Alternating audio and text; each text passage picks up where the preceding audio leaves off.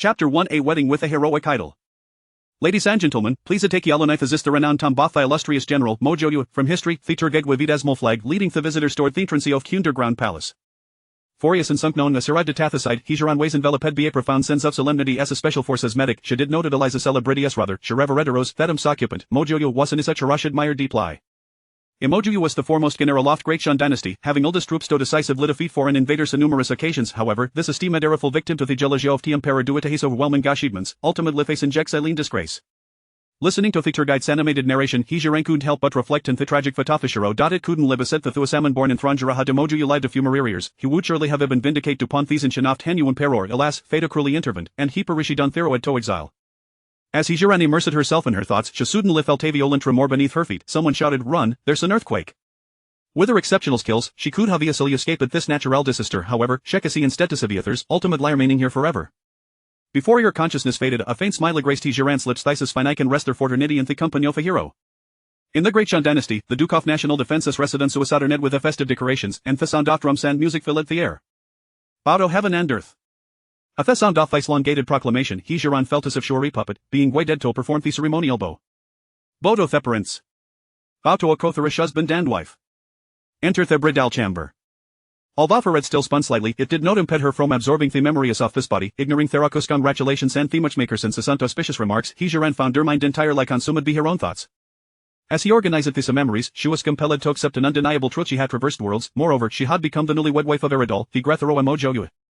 The original owner of this body's had her name, also called He Zhi Ran, and was the legitimate daughter of He Yuanming, the current minister of revenue from Meongage. She had been betrothed to Mo Jiuye.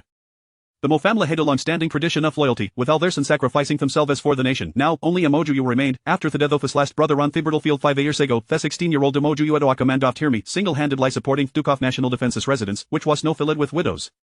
Now, having returned victorious, and under the auspices of the elderly matriarch of Ma family, he was stowed in an auspicious state. Yet, the original owner was determined to annul the marriage. She did not wish to live her life as a widow like a other women of Duke's household.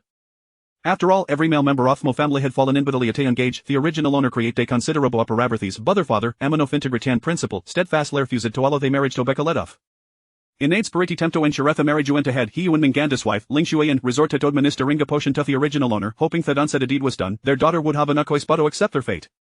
Unbeknownst to them, their miscalculation led to the original owner's demise. Saint Hebridal Sedan, paving the way for He Zhi Ran's arrival.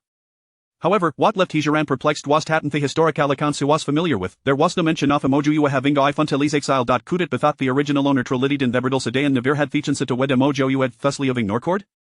As upon read these thoughts, the commotion outside the bridal chamber grew louder. He handmaiden, Xiaoyu, gently nudged her arm. Miss Thegromas arrived. He Zhi Ran replied softly, A throng of people surrounded Mo Jiuye, how Ladina bright-red wedding robe, as she to read the bridal chamber. Duke, lift the vial, don't miss the auspicious moment. The matchmaker beamed, handing Mo Jiuye a rod tied with her ribbon. Ninth brother, hurry, everyone is waiting to see your bride. Yes, ninth brother, don't beshi. Holding the rod, Mo Jiuye was escorted by his virile sister-in-law to He Zhi Ran's side. He halted, and under the gaze of Decrode, gently lifted her veil to obscured her view. He Zhi Ran instinctively looked up at the man before her. He appeared to be around 6 feet tall, with a tall and robust physique. His features were sharply defined, resembling a sculpted visage, strikingly handsome, bearing a resemblance to the portrait in the tome. His expression was stern, and this penetrating gaze exuded an unintentional sense of pressure. In He Zhi Ran's chart, her grey the should embody this very image. As he momentarily lost herself in thought, Mo Jiuye's cold voice broke through. Have you seen enough? It was only then that He Zhi Ran realized that she had been somewhat dazed. Meeting his deep setties, she inadvertently replied, Yes, I've seen enough, it's just so. It was that she disrespect the grey the roarether. In front of so many people, this man showed her no courtesy, and she felt no need to offend flattery. As the newlyweds exchanged a carged atmosphere, the sixth sister-in-law, Deng Shui, quickly stepped forward to mediate. Ninth brother, ninth sister, Dwara newlyweds do not let these auspicious moment pass. Drink the cup winey and rest dearly. The third sister-in-law, Feng Suelian, added, Indeed, you must Putin Mori Forten bring miracle green in Tofma family. Hearing the sister-in-law's comments, even with her modern sensibilities, He Zhi Ran felt her cheeks flush. In her previous life, having been single for 24 years, she had done never devote herself to serving her country, never imagining she would find herself in such an awkward situation. To avoid revealing her embarrassment, she quickly lowered her head. This action, however, was misinterpreted. The first sister-in-law, Xiao Qing'er, grasped He Zhi Ran's ninth sister. Don't be she elegant said to his sisters-in-law, they just enjoyed joking around. He Zhi Ran insisted, Nachi. Just as the other sisters-in-law were about to say more, of what is from outside they interrupted. Duke, the emperor hasn't summoned you with a decree, summon and Jaudathi Palasi immediately. At these words, He Zhi Ran sank. Seeing Mo Jiuye turn to leave, she grasped the handmaiden's arm and asked, Xiaoyu, what is it no? Xiaoyu posed ferament, her face filled with confusion as hair plied, Miss, have you forgotten your own wedding date? Today is the day of the event month 19th Shunyuan. Oh no. Watching Mo Jiuye's retreating figure, He Zhi Ran's first instinct was clear enough that she was share would do everything in her power to ensure her heroic all survived. He Zhi Ran suddenly stood up, disregarding her lingering weakness on the puzzles of her sister-in-law, and lifted her skirts to case after him. If her memory served her correctly, Mo Jiuye was summoned to the palace at night, where he would be falsely accused of trespassing into the inner palace, receiving 100 lashes as punishment the following day, who would be condemned for treason and disfamila would face confiscation and exile. Chapter 2 A Warning. He Zhi Ran ran breathlessly, calling out, fearful that would low space with Mo Jiuye. Mo Jiuye, wait form. After just infork at a distance, she finally caught sight of his crimson figure. Mo Jiuye turned around, his expression still impassive. She regarded her. What is it? He Zhi Ran, panting, reached to Mo Jiuye and grasped his arm, pulling him to turn back. What are you doing? Mo Jiuye furrowed his brow, questioning her. Unsure how to articulate her intentions, He Zhi Ran couldn't limmer more vaguely heavy a premonition thought he might be schemed against in the palace this time. As he uttered these words, Shebra set herself around Mo Jiuye's skepticism. However, he did not respond with doubt. Instead, he countered, what have you heard? In Ruth, sincere turning to the capita from the frontier, Mo Jiuye had sensed an undercurrent of hostility directed at him, particularly from the emperor, whose conversations often felt laced with insincerity. He Zhi Ran could not reveal her knowledge of a story, and faced with this probing, she steeled herself torply. I'll reticate, it's just an unsettling premonition. To Mo Jiuye, her explanation seemed rather feeble, yet in his urgency to enter the palace, he refrained from further questioning. He allowed He Zhi Ran to lead him, relinquishing control of his situation to her. He Zhi Ran wandered around the courtyard outside the Bradalcumber, eventually fixing her gaze in the flower palanquin she had arrived in. Releasing Mo Jiuye's arm, she dashed inside the palanquin and retrieved his cushion. These was an attempt the original owner had often taken with her when leaving her family home to riding in a palanquin or a carriage. She found the jolting uncomfortable, prompting the attentive Madame to have a cushion made for her. He Zhi Ran squeezed the cushion to assess its thickness. It was satisfactory and then turned to handi to Mo Jiuye. Trust me, place this behind wheat may offer you some assistance. Pausing briefly, shed, also, if some own claims the emperor wishes to summon you to the inner palace, do not gounder in the circumstances. These ways all she could do for know what her Mo Jiuye could have a physical punishment would depend on his own fortune. Mo Jiuye hesitated for a moment but ultimately accepted the cushion. Asha turned to leave, here marked, it's getting bloody and in toy form, rest early. Watching Mo Jiuye's retreating figure, He Zhi Ran couldn't help but remind him, don't forget to place the cushion behind you.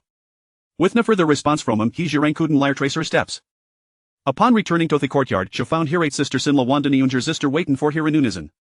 Thinlot sisters-in-law, Alex Berencid and Louis of Life, approached He Zhi Ran to for comfort. Don't worry, 9th sister-in-law the Emperor Saman 9th brother of this late whore for urgent matters, surely it want a keteling. Indeed, 9th brother will return prompt light to consummate our marriage. Thought his sisters-in-law meanwhile, He Zhi Ran found it difficult to absorb their words at this moment. Glancing gather youthful sisters-in-law, a flating pang of sorrow struck her. These kind-hearted women were unfortunate, having become without at such a tender age ultimate Lidstein for exile. After my contemplation, He Zhi Ran decided 'twas a warning. Dear sisters-in-law, I had been having a troubling dream lately foretelling Thader Ducas residence in face confiscation and exile. The usually composed oldest sister-in-law, tray biting, stepped forward to grasp her arm, speaking gently, 9th sister-in-law, such words should not be spoken lightly. Our Ducas residence has been loyal for generations, show could way possibly face confiscation? Pod passage a stock must not buttered, let us pretend we did not day. The second sister-in-law, Siafang, interjected, spitting on the ground for good measure. He Zhi Ran anticipated his reaction, yet she was determined not to concede so easily. Sisters, I hope fervid light hath Isis not true, but he dreamful to it, repeating the same zinus daily, therefore I believe it is wiser to prepare, even if it may be unfounded. The sisters looked at He Zhi Ran, her words striking her, and the began to waver. The unjust sister, Mo Jiuye, who had been coddled by her brothers and sisters-in-law, was the most timid. Hearing He Zhi Ran's words, she was already frightened. With a quivering voice, the young girl said, sisters, I'm scared, this certain lie cannot be true.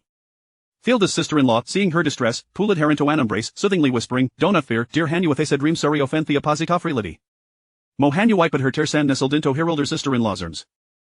Thilda's sister-in-law glanced at Theother's sister-in-law Wan declared, it's getting late, 9th sister-in-law has shade a long day let the rest early.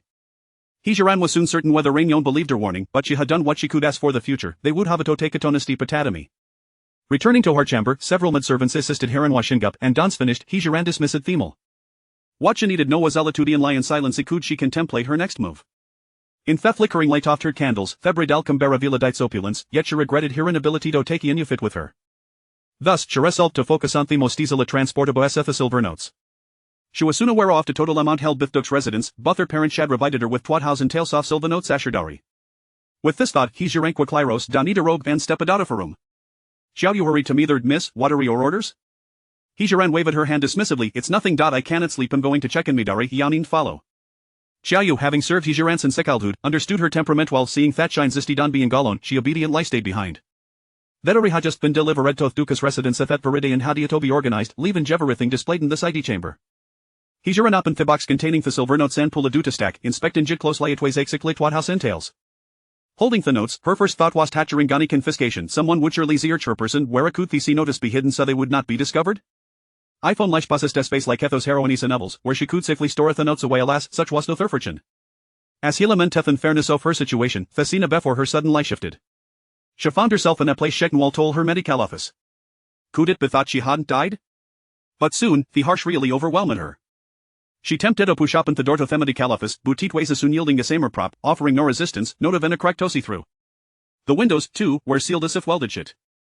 Chapter 3 The emergence of space. He Zhi Ran quickly sorted through her thoughts. She had indeed traversed realms, and this infirmary was the so-called golden finger of her journey. In her pursuit to master the operations of this space, He Zhi Ran softly uttered, exit. As anticipated, her form reappeared in the chamber where the dowries were stored. She first grasped a trunk, and with a mere thought, both she and the trunk materialized within the space, indicating that this realm permitted external objects to enter. After placing the trunk down, He Zhi Ran exited the space once more, attempting to use her will to transport the remaining dowry trunks into the realm. The experiment proved successful. As long as she envisioned an item being drawn into the space, it would promptly vanish from its location, only to reappear within the confines of the realm. The infirmary was not particularly spacious, and after He Zhi Ran had placed all the dowry trunks inside, nearly half of the available area had been occupied. Observing the somewhat cramped confines, she endeavored to utilize her will to stack the trunks against the wall. This operation reaffirmed a significant fact: the space was quite user-friendly, requiring none of her physical exertion to move items. Everything was accomplished through the power of her mind. Having grasped the mechanics of the space, He Zhi Ran chose not to linger in the chamber any longer and returned to the bridal chamber. Despite the newfound realm at her disposal, she needed to formulate a sensible plan before the decree of exile was issued, in order to facilitate the transport of additional supplies. He Zhi Ran sat pensively upon the bridal bed. If historical records were accurate, Mo Jiuye had been summoned to the palace and was brought back in the early morning hours. It was said that he had been rendered unconscious, barely clinging to life. Less than an hour after Mo Jiuye returned to his residence, the emperor dispatched troops to besiege the duke's manor, simultaneously issuing an edict for confiscation and exile. He Zhi Ran glanced at the clock within the space, which indicated it was already 10 o'clock in the evening. This meant she had no more than 10 hours before the decree would be enacted. Determined to make the most of the remaining time, she formulated a plan and swiftly entered the space, rummaging through her possessions until she discovered a camouflage outfit she frequently wore during missions in her previous life. Once clad in the camouflage attire and with her hair neatly styled into a simple bun, she equipped herself with iron claws and steel wires for climbing, stealthily evading the gaze of the maids as she exited the courtyard. To survey the terrain of the Duke's manor, He Zhi Ran adeptly climbed a sturdy tree. From her elevated vantage point, she could ascertain that her current courtyard was situated slightly to the west, and to reach the more densely populated courtyards, she would need to venture eastward. However, she refrained from doing so. Analyzing the environment, it was clear that the eastern courtyards were likely occupied by various aunts and mothers-in-law, where any possessions would consist primarily of personal effects. Given the pressing circumstances, she deemed it more prudent to locate a storeroom rather than scavenging through each courtyard like a thief. Resolving this in her mind, He Zhi Ran proceeded cautiously towards the west. True to its reputation, the Duke's manor was heavily guarded. Along her path, He Zhi Ran frequently encountered several servants patrolling with weapons in hand. Moreover, she noticed that the further west she ventured, the more guards were present. Utilizing her skills from her previous life, she employed counter-surveillance techniques to arrive at a certain courtyard. Though it was referred to as a courtyard, it was essentially a relatively larger building. Observing from a distance, He Zhi Ran noted that there were indeed 2 guards stationed there. Without a doubt, she surmised that something of great importance must be housed within, most likely the storeroom of the Duke's manor. To divert the guard's attention, she picked up a small stone from the ground and hurled it towards a nearby pond. The stone plopped into the water with a resounding plunk, a jarring sound in the stillness of the night. Who goes there? The guards quickly sensed something amiss and rushed towards the pond. Seizing the moment, He Zhi Ran hastened to the front of the building, where there were dedicated guards. There would naturally be a sturdy lock. Without hesitation, He Zhi Ran swiftly accessed the space, retrieving the thinnest pair of tweezers, and deftly maneuvered the tweezers within the keyhole. After a few turns, the lock clicked open. Taking advantage of the guard's absence, He Zhi Ran entered the building with remarkable speed. Inside was enveloped in darkness, but the faint glow of moonlight revealed rows of storage shelves surrounding her. Without the luxury of time to inspect meticulously, she reached out to touch the nearest item, which felt smooth and akin to fabric. It was evident that this was undoubtedly the storeroom of the Duke's manor. To save time, He Zhi Ran employed her will to gather all the items within the storeroom into the space, leaving only the shelves behind. Just as she completed this task, the guards who had gone to investigate the disturbance returned. I believe your nerves have gotten the better of you. There is no one here, and we've wasted our efforts. I distinctly heard something by the pond. At this time of year, the frogs are abundant. A single leap into the pond could produce that sound. All right, consider me overly cautious. Let us just focus on our duty. With the guards having returned, He Zhi Ran now faced the dilemma of how to leave without drawing attention. After a moment of contemplation, she suddenly recalled that there was a newly purchased miniature drone within the space. With a plan in mind, He Zhi Ran nimbly leaped onto the roof beams, carefully prying up a tile, and released the drone. Holding the remote control, she skillfully maneuvered the drone to a more distant location. When she felt it was adequately far enough, she activated the drone's laser and soundwave features once more. The guards, who had just settled into position, were instantly drawn to the sound, followed by the sight of a white light beaming towards a nearby courtyard. What is that? An assassin. Let us go investigate. Listening to the retreating footsteps of the guards, He Zhi Ran quickly exited the storeroom, ensuring to lock the door behind her. Once she reached a safe distance, she leapt onto a large tree, using the remote to deactivate the drone's laser and sound waves, confident that the guards would lose their target and subsequently return. Indeed, the guards searched for a while, and only when the light vanished did they reluctantly return to the storeroom entrance. This evening is quite peculiar. Could something be amiss? I too find it strange. Should we report this to the Duke? On the day of the Duke's wedding, do you have the audacity to disturb his nuptials? True enough, let us not concern ourselves with it and discuss it in the morning. As long as the storeroom remains secure, that is all that matters. Seeing that the guards had thoroughly relaxed their vigilance, He Zhi Ran gracefully descended from the tree, retrieved the drone, and stowed it back into the space.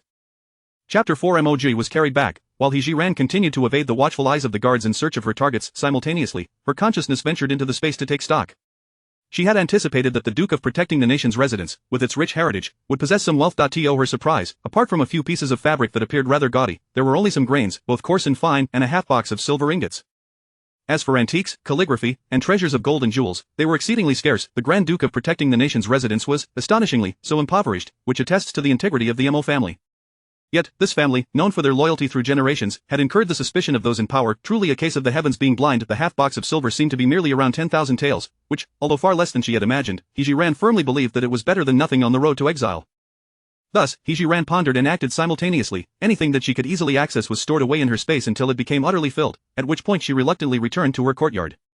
By now, over an hour had passed since her departure. Xiaoyu remained dutifully stationed outside the door, and He Zhi Ran leapt through the window into her bedroom. Just as she changed out of her camouflage clothing, she heard hurried footsteps outside. What has happened to the Duke? Upon hearing Xiaoyu's anxious inquiry, He Zhi Ran hurriedly stepped out. She beheld Mo Jiuye being carried by two guards on a door plank, making their way inside. Madam, the Duke has been injured. We first brought him back and will immediately summon the imperial physician, one of the guards explained as they gently transferred Mo Jiuye from the door plank to the bed. After the guards departed, Xiaoyu, with reddened eyes, approached He Zhi Ran. Miss, the Duke was perfectly fine when he left just a short while ago. How could he have lost consciousness so quickly? He Zhi Ran was also observing Mo Jiuye's condition, noting that his eyes were tightly shut, appearing to be in a faint. You go guard the entrance. Bring the physician the moment he arrives. Her first priority was to send Xiaoyu away, then attend to Mo Jiuye's injuries. Understood. Xiaoyu replied and turned to leave. He Zhi Ran adjusted two large red wedding candles to their brightest setting and placed them at the bedside, preparing to assess Mo Jiuye's condition. Yet, just as she reached out, Mo Jiuye opened his eyes.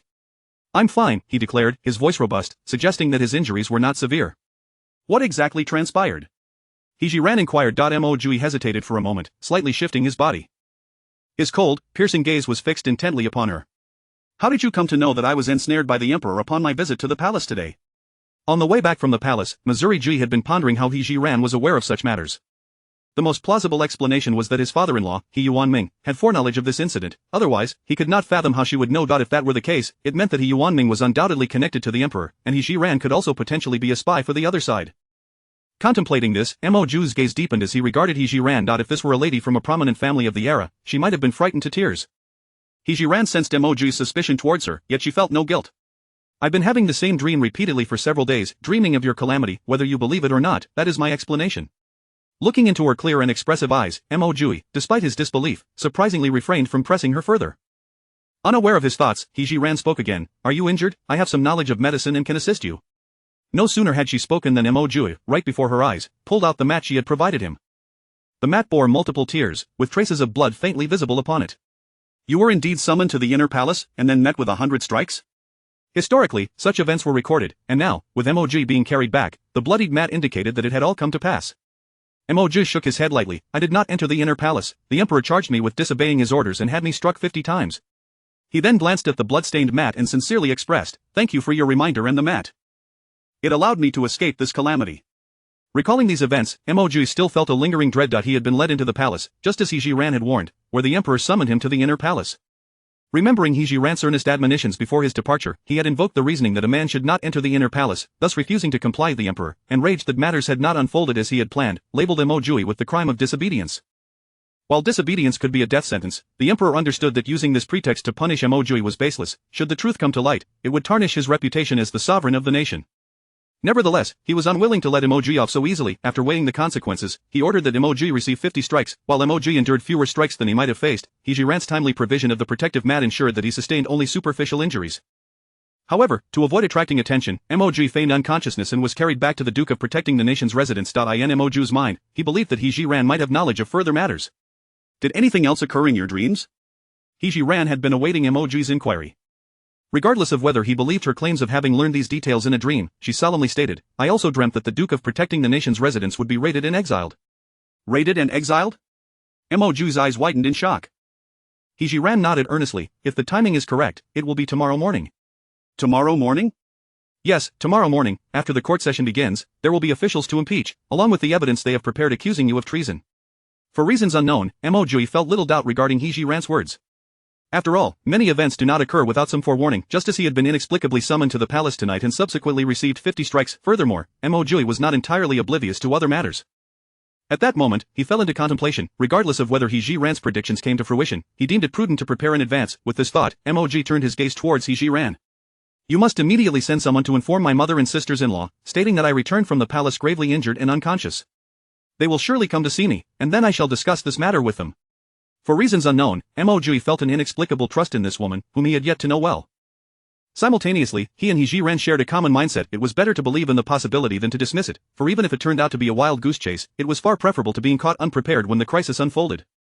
Chapter 5 Living as a member of the Mo family, even in death, one must remain a ghost of the Mo family. He Zhi Ran deemed it necessary to inform them in advance, especially since Mo Jiuye had personally reminded her, which carried more weight than her words as a newcomer. Very well, I shall summon them at once, she declared. After instructing several servants outside the door to fetch the others from various courtyards, she returned to the room. She inquired of Mo Jiuye, do you have any plans in mind? At that moment, Mo Jiuye could only think of the possibility of minimizing the number of people affected. You and the sisters-in-law may take your divorce papers and leave. He Zhi Ran did not argue with this notion. Although her interactions with the 8 sisters-in-law had been limited, she could discern their kind-hearted nature. It was already lamentable for them to be widowed at such a young age. To suffer banishment alongside him was indeed heart-wrenching. As for herself, she had not contemplated it too deeply. She sympathized with the Mo family's plight and hoped to change Mo Jiuye's fate of early demise through her own efforts. Before long, the old matriarch of the Mo family and the sisters-in-law arrived one after another. He Zhi Ran could perceive the genuine concern etched on their faces for Mo Jiuye. The old matriarch was the first to approach her son's bedside, her eyes glistening with tears, yet her demeanor remained resolute. Jiuye, how are your injuries? Mother, I am fine. It is merely some superficial wounds. Why were you hurt, ninth brother? Inquired the fourth sister-in-law with genuine concern. Mo Jiuye surveyed the room. Once all the sisters-in-law are present, I shall explain everything. Seeing Mo Jiuye's demeanor, no one pressed further but instead expressed their heartfelt concern for his injuries.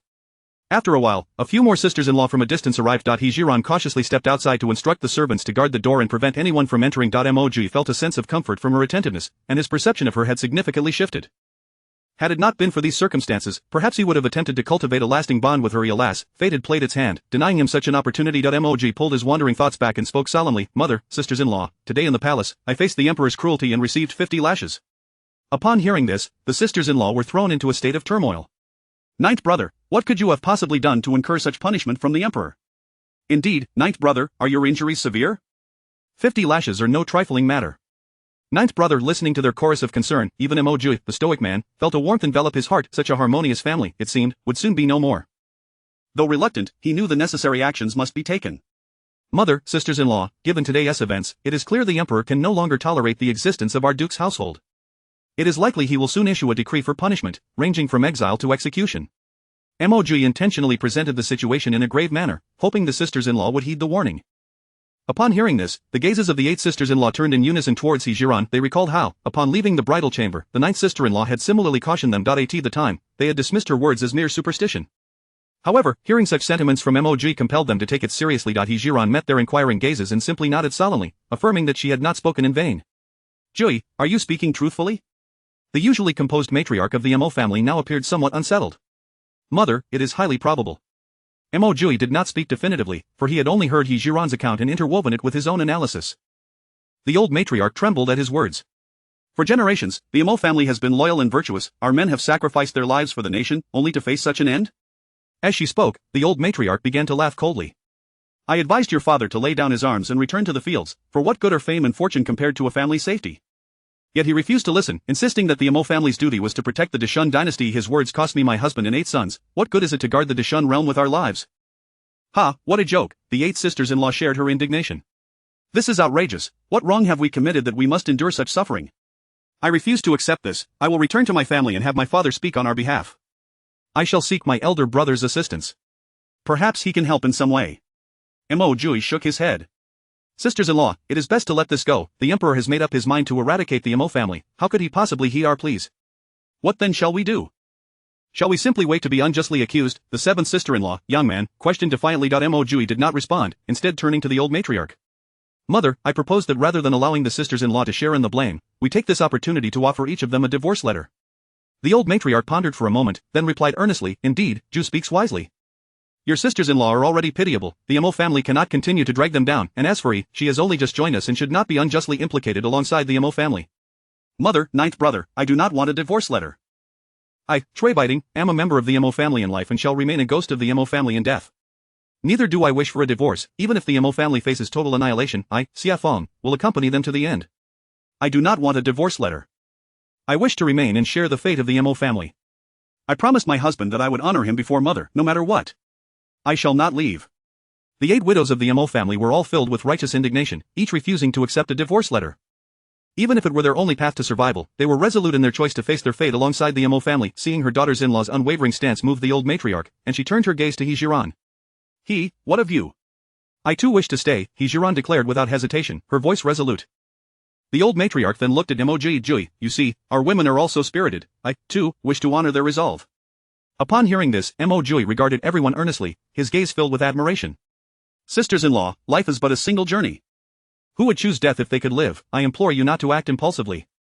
9th brother, my mind is set, there is no need for further discussion. With the eldest sister-in-law leading the charge, the others reaffirmed their steadfast choice. The old matriarch understood her daughters-in-law well, though they might have minor disagreements in daily life, when it mattered most, none would shy away from their responsibilities. This was the essence of being a woman of the Mo family. Chapter 6, Do these matters concern you? In that case, I shall refrain from discussing this further with Jiuye. The most pressing issue at hand is that we must prepare ourselves in advance. If it truly comes to a complete extermination, we can only resign ourselves to fate. However, if it is exile, we must ensure we have enough silver to avoid starving along the way. Mother, I have 300 taels saved up. If I manage my expenses wisely on the journey, it should suffice. The 6th sister-in-law spoke up first. When it came to personal savings, the 8th sister-in-law felt somewhat lacking in confidence. Mother, you know me well. I have a penchant for indulgence, and thus, I have spent my monthly allowance on snacks. However, I do possess a few valuable pieces of jewelry that should fetch some silver. I too have some valuable items. I will convert them all into silver notes to bring along. As the sisters-in-law exchanged their financial assets one after another, Mo Jiuye and He Zhi Ran exchanged a knowing glance. Both understood that while the sisters possessed some savings, these items were not equivalent to silver notes. Surely, the emperor would not permit them to carry such valuables openly. If that were the case, would the confiscation not be in vain? Sisters-in-law, I realize you harbor no selfish intentions, but at this juncture, it is far too late to exchange those items for silver notes. Mo Jiuye's words fell like a bucket of cold water upon the 8 sisters-in-law, leaving them momentarily at a loss for what to do. 9th brother, what do you propose we do? Although our possessions are of little worth, we cannot allow those wretched scoundrels to benefit from our loss, the 6th sister-in-law exclaimed, her frustration causing her to utter a curse. Mo Jiuye had indeed contemplated this, yet he too found himself at a loss for a solution. Just as uncertainty enveloped the room, He Zhi Ran spoke up. Mother, esteemed sisters-in-law, I suggest we each sew a pocket close to our bodies and wrap the silver notes in cotton to conceal them within. The cotton is soft and may evade detection during a search. As for other items, we can ponder solutions in the time remaining. Old Madame Mu nodded in agreement. Indeed, He's suggestion is sound. Let us proceed as she advises. Everyone return now to prepare. Ordinarily, with the matriarch's directive, they would have hurried to act. However, the physician had yet to arrive to tend to Mo Jiuye's injuries, leaving them anxious about his condition and reluctant to depart. Old Madame Mu, typically sympathetic to her daughters-in-law's plight of being without husbands, seldom imposed her authority upon them, yet, given the urgency of the situation, it was not a time for indulgence. Thus, she spoke sharply, do not dawdle, hasten back to prepare. The 8 sisters-in-law, seeing the matter was serious, departed one after another. Once they had left, old Madame Mu's gaze returned to Mo Jiuye. How long has it been since we sent for the physician? Your sisters and I have been here for nearly an hour, yet he has still not arrived. No sooner had she spoken than a few attendants returned from seeking the physician, reporting that he could not attend to Mo Jiuye's injuries due to various excuses. He Zhi Ran could easily deduce the underlying reason. The emperor likely wished to see Mo Jiuye suffer, if not perish before leaving the capital, and had deliberately instructed the physician to act thus. Remarkably, Mo Jiuye appeared unperturbed, as if he had foreseen this turn of events, yet, to ease his mother's worries, he reassured her, Mother, my injuries are not severe, there is no need for concern. Old Madame Mu was not one to be without her own plans. Faced with the present circumstances, even her maternal worry could not alter the situation. Moreover, observing Mo Jiuye's current state suggested he would be fine. In that case, I shall return to prepare as well. Regardless, Mo Jiuye had indeed received a severe beating, and walking would still pose some difficulty. He Zhi Ran took the initiative to escort old Madame Mu out of the courtyard. Once back indoors, under the guise of her sleeve, she retrieved 2 deeds of sale from her spatial pocket, one belonging to Qiao Yu and the other to another maid of honor. With the Emperor's decree to exile the Duke's household, we certainly cannot bring the servants along. I plan to return the deed of sale for the maid of honor and grant her freedom. Mo Jiuye did not oppose this notion, as he had entertained similar thoughts. Well, if you believe it to be appropriate. Just as Mo Jiuye was about to express further thoughts, a guard rushed in, breathless with news. Your Grace, the storeroom has been robbed, and it has been left utterly bare, save for empty shelves. As the guard finished speaking, the eldest and second sisters-in-law hurried in, equally flustered. Ninth brother, the 2 of us went to the kitchen to prepare some provisions, only to find everything missing. Ninth brother, our Duke's residence must have been burglarized. Upon hearing the eldest sister-in-law's claim of thievery within the Duke's residence, He Zhi Ran felt a twinge of guilt, for she was indeed the so-called thief they spoke of. However, she quickly dismissed her unease, as her intentions were not truly to steal but rather to benefit everyone. Mo Jiuye, bewildered, pondered the situation. Although the Duke's residence was on the brink of confiscation and exile, it had not yet transpired. The guards were still patrolling normally. It was implausible that an extensive theft could occur without any disturbance. His instincts told him that this incident was undoubtedly connected to He Zhi Ran, given her exceedingly bizarre actions. He waved his hand to the guard. You may leave, I shall investigate this matter personally. Ninth brother, what about the theft in the kitchen? The eldest sister-in-law inquired. Mo Jiuye replied with resignation. Eldest sister-in-law, it's perhaps for the best that the items are gone. After all, we cannot take them with us. Rather than enriching our enemies' coffers, it is better that the little thief benefits. The eldest sister-in-law seemed to concur with Mo Jiuye's reasoning, nodding gravely. Ninth brother makes a valid point. In that case, my sister-in-law and I shall return to our tasks. As he watched the 2 sisters-in-law depart, only Mo Jiuye and He Zhi Ran remained in the room. His penetrating gaze remained fixed upon her. He Zhi Ran, confronted with his intense scrutiny, displayed no sign of trepidation. After a prolonged silence, Mo Jiuye finally inquired, do these matters concern you? Although phrased as a question, it carried an unmistakable undertone of certainty. Despite her previous composure, He Zhi Ran found herself momentarily at a loss, for Mo Jiuye's tone had left no doubt that he had fully attributed the actions to her. How was she to address such an accusation? For a brief moment, she was unsure how to articulate her defense. While historical accounts portrayed Mo Jiuye as a man of integrity, they were hardly familiar enough for her to disclose her secret spatial abilities. Chapter 7, taking you to a wealthier place. Just as He Zhi Ran hesitated on how to deflect the matter, Mo Jiuye spoke again. Everyone has their secrets. If you choose not to share, I shall not press you. Our family's situation is already dire enough. My mother and sisters-in-law are pitiable souls. I merely hope you harbor no ill intentions. Faced with such an enigmatic individual, Mo Jiuye was reluctant to take risks, for he could manage on his own, but he could not wager the lives of his entire family. He only hoped that his heartfelt words would resonate with He Zhi Ran, and if she truly harbored any malicious designs, he wished she might spare his sisters-in-law out of pity for their plight. He Zhi Ran fully understood Mo Jiuye's suspicions. After all, her behavior had been utterly perplexing. If he did not doubt her, it would be even more unsettling. I bear no malice towards the Mo family. Please rest assured. After glancing at Mo Jiuye, she felt it was only fair to cautiously reveal a little of her own background, especially since he had already been forthright with her. The road to exile would be long, and the supplies she had secured would surely be of use one day. She could not continuously rack her brain for excuses. While she wished to help Mo Jiuye escape this calamity, she did not want to expend all her energy on how to concoct justifications. Moreover, given Mo Jiuye's astuteness, it would not be easy to deceive him. After some contemplation, He Zhi Ran tentatively said, everyone possesses secrets. I have mine, and I believe you have yours as well. I have already stated that I harbor no ill will towards the Mo family, so I hope you can respect my wishes and refrain from probing into my secrets. I can honestly tell you that the theft from the Duke's residence is indeed connected to me. I could not allow those items to fall into the hands of enemies, and having some resources would make the journey of exile somewhat easier. Having said this, He Zhi Ran felt she had revealed enough. If Mo Jiuye continued to press her, she would have no choice but to leave. She believed that with her abilities, she could thrive anywhere. There was no need to show compassion here, only to be met with skepticism. As for the lives of the Mo family, she felt powerless to intervene. After a long pause, Mo Jiuye spoke gravely, I promise not to pry into your secrets. His intuition told him that this woman was not lying. Moreover, her actions seemed to assist the Duke's residence rather than undermine it. Although he was curious about how she managed to transport so many supplies, he restrained himself from asking further. The two reached a temporary understanding, and the room fell into silence. Eventually, Mo Jiuye cautiously inquired, since you possess the skill to quietly empty a storeroom, if I were to take you to a wealthier place, could you do the same? Upon hearing the mention of a wealthier location, He Zhi Ran's eyes brightened. Although her space was already filled with various items, many of them were merely useless accumulations. After her exile, who knew what unforeseen events might occur, having more silver would be of utmost importance. She also trusted Mo Jiuye's character, since he had promised not to inquire further into her secrets, he would surely keep his word. As long as he did not ask, even if she had to use her space in a somewhat deceptive manner, it would be better than having to hide everything meticulously. Where do you intend to take me? His tone indicated that she had agreed. I plan to steal from the National Treasury. As long as you can carry the items away, I will handle the entry. The treasury? He Zhi Ran was somewhat taken aback. She never anticipated that Mo Jiuye's ambitions exceeded her own, as he contemplated emptying the National Treasury. However, considering her limited space, it was likely insufficient to accommodate such a vast amount of wealth. Noticing He Zhi Ran's hesitation, Mo Jiuye asked, "What's wrong, are you afraid?" Fear is not the issue. I am merely contemplating how to store so many items from the treasury. Store? Mo Jiuye could not help but inquire. He Zhi Ran quickly recalled, "You said you wouldn't ask." Apologies, I overstepped, Mo Jiuye admitted candidly, immediately apologizing to He Zhi Ran. He Zhi Ran focused her consciousness into her space, checking the time. It was already 2 in the morning, the time until the decree for confiscation and exile was drawing near. Please wait a moment. With that, she turned and exited the room, heading straight for the storage room. Entering her space, He Zhi Ran reluctantly extracted several inconsequential items, cluttering the floor of the storage room. Although it pained her to part with them, the thought of exchanging these for treasures from the treasury eased her discomfort. Returning to the main room, she looked at Mo Jiuye, who was still seated on the bed. Are you able to walk? Mo Jiuye quickly got up and donned his shoes, his inadvertent frown revealing his current discomfort.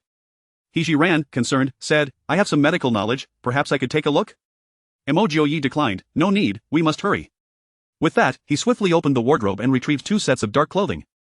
Tossing one to He Zhi Ran for her to change into, he donned the other himself. Although the clothing was a bit large for her, it did not hinder her movement. Mo Jiuye casually grabbed the soft sword hanging on the wall and, pulling He Zhi Ran along, jumped out of the window. The moment He Zhi Ran's feet touched the ground, she felt herself lifted into the air again. The renowned hero of later generations indeed lived up to his reputation. His lightness of foot was remarkable. Within a few nimble movements, he had leaped beyond the confines of the Duke's residence. He Zhi Ran considered herself quite skilled in her previous life, but her training had primarily focused on close combat techniques. Compared to Mo Jiuye's true prowess, her abilities seemed lacking by a considerable margin. While He Zhi Ran admired Mo Jiuye's skills, he had already landed them in a somewhat dilapidated courtyard. He Zhi Ran, eyes wide with disbelief, quietly asked, Is this the treasury you mentioned? Mo Jiuye did not respond but instead guided her into a corner room. He skillfully approached a fire pit that appeared on the verge of collapse, removed several bricks, and revealed a deep, dark hole before them. Mo Jiuye explained softly, this is a secret passage to the treasury. He Zhi Ran truly wished to inquire how he knew of this place, but recalling her earlier request for him not to probe into her secrets, she realized it would be best for her to adhere to that principle as well. Thus, a question that nearly slipped out was swiftly swallowed back. Following Mo Jiuye's lead, she entered the passageway. Though it was pitch dark and visibility was nil, Mo Jiuye navigated effortlessly, seemingly familiar with the route. Chapter 8: The Burning of the Treasury. After walking for approximately 10 minutes, Mo Jiuye raised his hand to open a concealed panel above him. Suddenly, the surroundings were illuminated, and the two of them found themselves inside the treasury. The treasury was indeed grand, not only expansive in its dimensions but also filled with a dazzling array of items, each seemingly worth a fortune. Particularly striking were the 2 luminous pearls that lit up the entire vault as brightly as day, almost blinding to behold. Time is of the essence. We must act swiftly, Mo Jiuye remarked, noticing He Zhi Ran's awestruck expression as she gazed at the treasures. At that moment, He Zhi Ran felt like a rustic bumpkin, overwhelmed by the splendor surrounding her. She was acutely aware that this was not the time for leisurely sightseeing.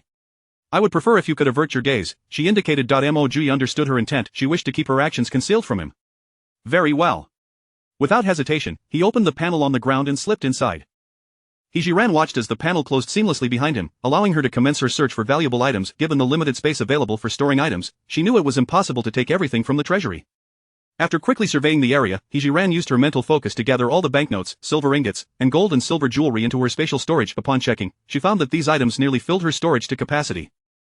Yet, she was not satisfied. Determined, He Zhi Ran rearranged the items to maximize space, placing smaller items in the kitchen and bathroom to free up additional room. Calculating her available space, she also collected a few scrolls and paintings, along with several large boxes of coins, all of which she stowed away.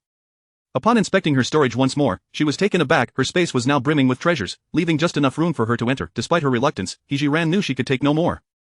However, she resolutely refused to leave behind the 2 gleaming luminous pearls. Once they were secured in her storage, the treasury was plunged into darkness. I am ready, we can leave now, she announced, and as her words fell, the panel opened from within. He Zhi Ran supported Mo Jiuye as they descended into the secret chamber. She glanced back at the somewhat disarrayed treasury she had left behind, an idea forming in her mind. There is too much here for me to carry away. I still see many silks and satins remaining. What do you mean? Mo Jiuye seemed to have guessed her thoughts. Taking advantage of the cover of night, He Zhi Ran summoned a bottle of alcohol from her storage and scattered it throughout the treasury.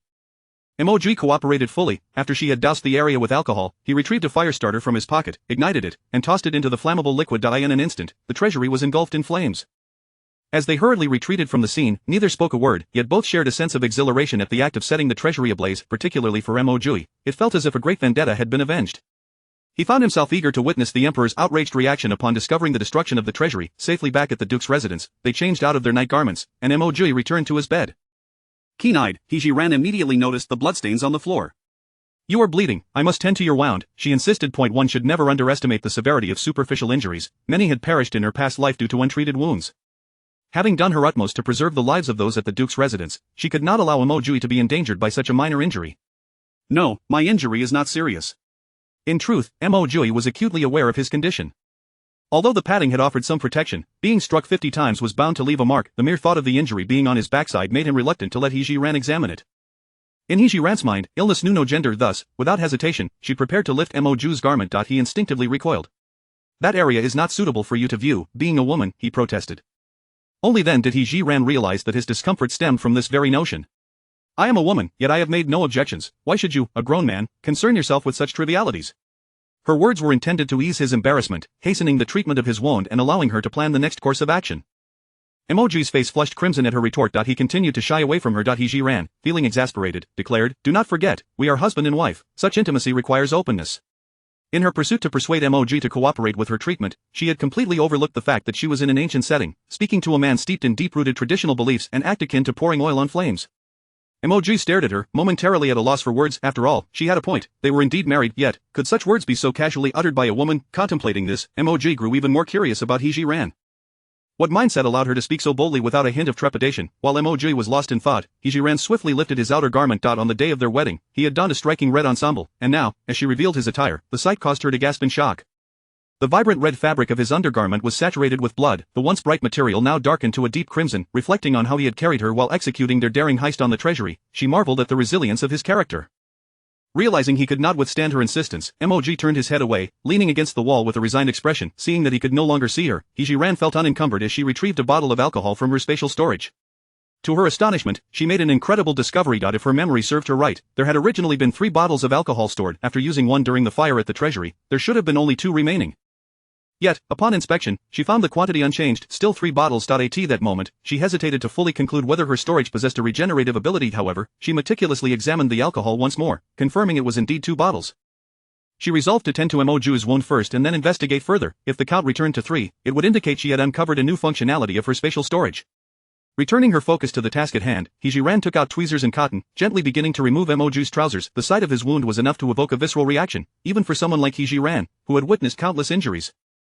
Chapter 9. If I survive, I will certainly take responsibility for you. It is evident just how resilient this man's spirit is. Such wounds, if inflicted upon another, would not only deter them from emptying the national treasury alongside her, but would likely render them incapable of moving at all. His flesh had already turned a deep shade of purple, with several gaping wounds oozing fresh crimson blood.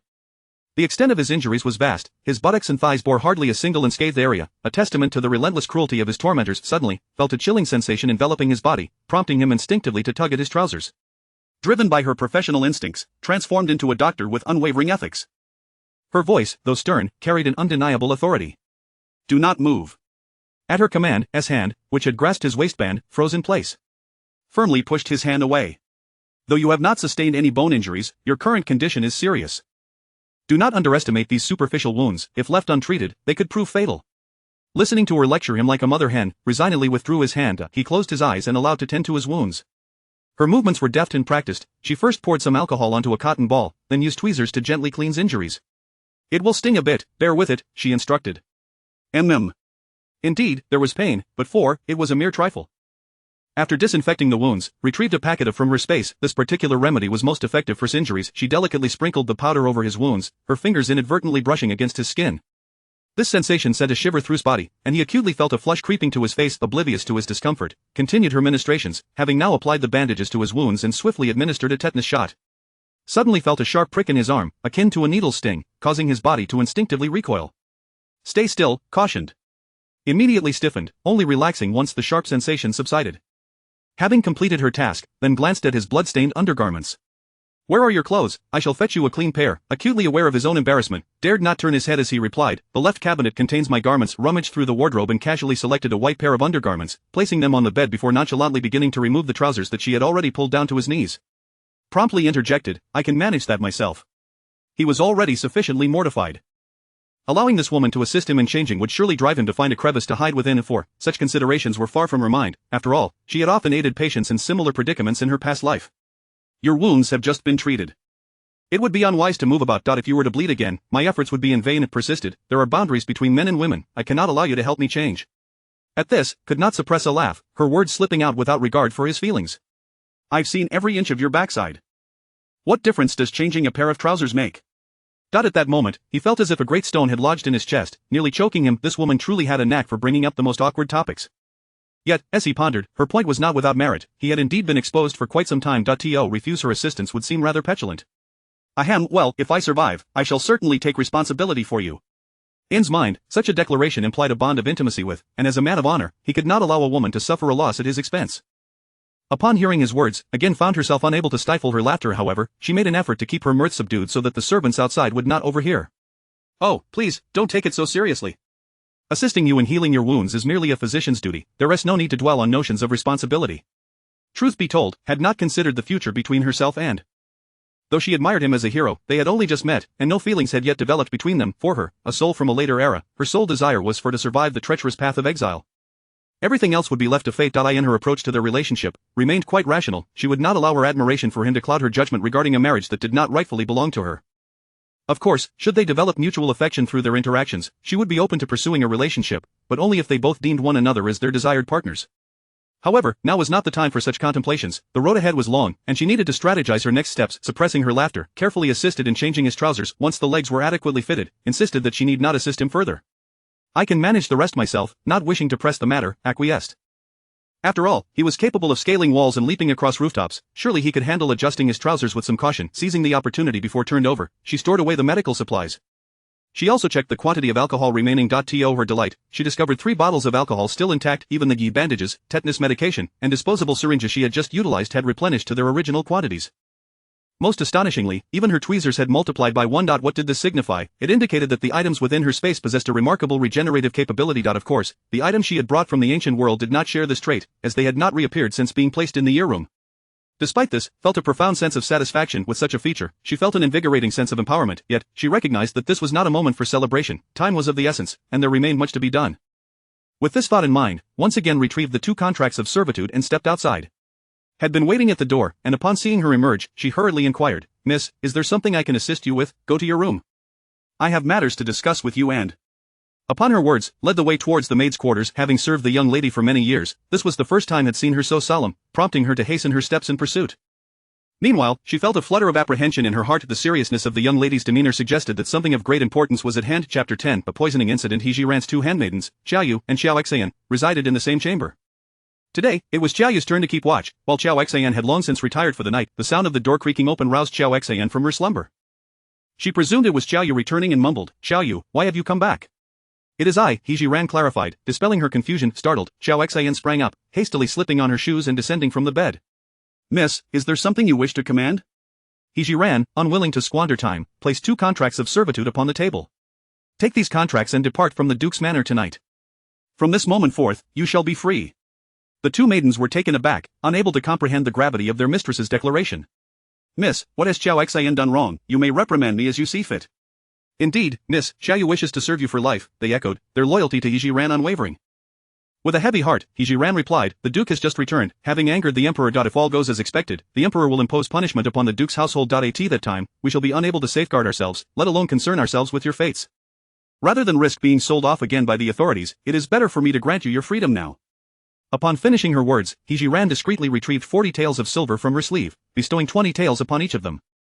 The 2 young maidens were astonished. The reason for their liberation was beyond their comprehension, and they found it difficult to accept this new reality. After all, the notion of serving their mistress for a lifetime had been deeply ingrained in their minds. Miss, I will not leave. Neither will Xiaoyu. In times past, He Zhi Ran would have taken the time to explain matters thoroughly, yet at this moment, she lacked both the energy and the luxury of time for such endeavors. This matter brooks no dissent.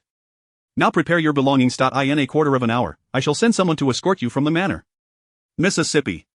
As Jiayu seemed poised to protest, He Zhi Ran raised a hand to silence her. Enough, no further words are necessary. While she liberated the two maidens, Mo Jiuye was not idle on his end. After He Zhi Ran departed, he summoned a few trusted servants who frequently attended to him, granting them their freedom in the same manner. As for the other servants within the duke's manor, their fates rested upon the decisions of his mother and sisters-in-law. By the time all the freed servants had been dispatched, dawn had already broken. He Zhi Ran glanced at the clock in the room. It was past 5 in the morning. The kitchen of the duke's manor had been emptied by He Zhi Ran, and having intended to procure supplies from the treasury, she had piled the cumbersome kitchen utensils in the outer chamber. Fortunately, there was a small kitchen in the courtyard of the old matriarch. Even if exile were to ensue, one must be well fed before departing. Thus, ordered the preparation of porridge in her small kitchen. At this juncture, the porridge was ready, and an elderly maidservant arrived at the joyous chamber to summon people for breakfast. The matter of He Zhi Ran and Mo Jiuye paying their respects to their mother-in-law on their first day of marriage was completely overlooked. He Zhi Ran observed Mo Jiuye, who remained sprawled on the bed. "Will you not join our mother for breakfast?" Mo Jiuye shook his head. "I shall not go, I will continue to feign unconsciousness." He Zhi Ran understood that this course of action was prudent. Since the emperor had chosen to summon him to the palace last night for the sake of torment, it was undoubtedly to ensure he suffered grievous injuries on the road to exile. If he were to emerge unscathed, it was likely the emperor would devise other means to deal with the Mo family. Better to feign unconsciousness and evade calamity if possible. "I shall go check in first and bring back some food for you," He Zhi Ran declared before following the elderly maidservant to the courtyard where the old matriarch resided. The Mo family was well versed in propriety. Several sisters-in-law and younger sisters had already arrived at the old matriarch's courtyard. A group of women sat obediently at the dining table in the parlor, waiting for the old matriarch to speak before anyone dared to lift their chopsticks. The old matriarch intended to wait for Mo Jiuye and He Zhi Ran to arrive before beginning the meal. After all, this day marked the first day of her son's marriage, and it ought to be somewhat formal. Seeing that only He Zhi Ran had come, the oblivious Mo Hanyu warmly welcomed her. Beaming, she linked her arm with He Zhi Ran's and exclaimed, "Sister-in-law, why hasn't he, my brother, come with you?" Mo Hanyu's demeanor revealed her ignorance of the turmoil brewing within the household. He Zhi Ran chose to maintain the facade. "Your brother returned late from the palace last night and has only just fallen asleep." This explanation elicited no suspicion from Mo Hanyu. "Poor brother, let him sleep a little longer." "Sister-in-law, come, let us eat breakfast." The old matriarch and the other sisters-in-law were acutely aware of the situation and refrained from pressing for details, though their expressions were grave. As the old matriarch saw He Zhi Ran approach the table, she personally beckoned her to take a seat. "My dear, you are aware of the state of our family. On your first day of marriage, we have made no special preparations. Let us make do with this simple fare." "Mother, this is already more than sufficient," He Zhi Ran replied as she settled beside Mo Hanyu. Casting a glance at the bowl of rice porridge before her, she immediately furrowed her brow. "Mother, esteemed sisters-in-law, who prepared this porridge?" The old matriarch lifted the bowl, poised to take a sip, but upon hearing He Zhi Ran's inquiry, she set it down. "It was prepared by a maid from my courtyard." "What of it?" "Mother, sisters-in-law, this porridge is poisoned." At her words, the sisters-in-law and Mo Hanyu hastily set their bowls down, their gazes converging on He Zhi Ran in alarm. Are you claiming the porridge is poisoned?" The old matriarch's eyes widened in disbelief. He Zhi Ran affirmed, "Mother, if I am not mistaken, this is a highly toxic substance known as ascend to heaven. Once ingested, there is no possibility of survival." No sooner had she spoken than an anxious maid burst into the room, exclaiming, "It's terrible, old matriarch. Granny Chen and Shuya, we don't know what happened, but after taking a sip of water, they suddenly collapsed, frothing at the mouth. What did you say?" The old matriarch sprang to her feet, taking small, hurried steps towards the door. Replying to the old matriarch, "They are in the outer chamber." The sisters-in-law and He Zhi Ran followed the old matriarch to the outer chamber. Indeed, as Granny Chen had described, the two women lay on the ground, frothing at the mouth, their bodies convulsing, eyes rolling back, appearing as though they were on the brink of death. After inspecting them, the old matriarch exited and fixed her gaze upon He Zhi Ran. "It appears someone has indeed poisoned them."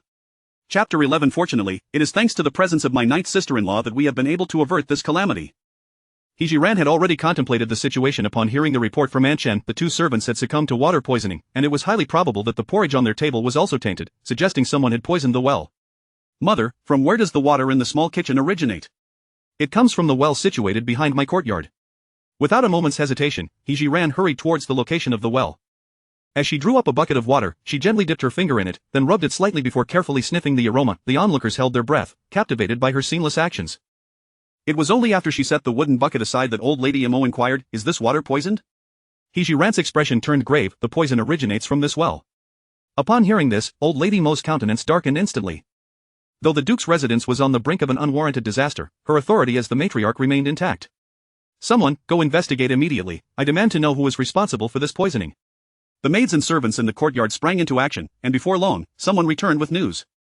"Old Madam, Lu Posey has hanged herself in her room." The masters, led by old Lady Mo, swiftly made their way to the servants' quarters.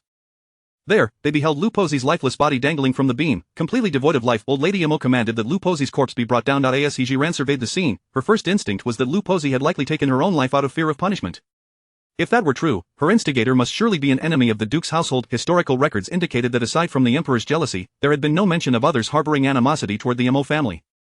However, with the Emperor already planning to exile the entire Mo clan, it seemed unlikely he would send someone to poison them. Who, then, could this orchestrator be? Just as her mind raced with questions, old Lady Mo had already resumed her commanding presence, instructing others to search Lu Pozi's person and her quarters. Aside from a few coins, nothing was found on Lu Pozi. However, in the corner of her bed, a small paper package was discovered. The servant presented the found package to old Lady Mo. She carefully opened it before everyone, only to find it empty, yet, the trace of white powder remaining on the paper suggested it had once contained medicinal powder. Had this been another time, old Lady Mo would have summoned a physician for examination. However, circumstances had drastically changed. Given that Mo Jiuye had been so severely beaten the previous night, summoning a physician now would likely be futile. As she contemplated how to proceed, He Zhi Ran stepped forward. "Mother, I have some knowledge of medicine. Let me take a look."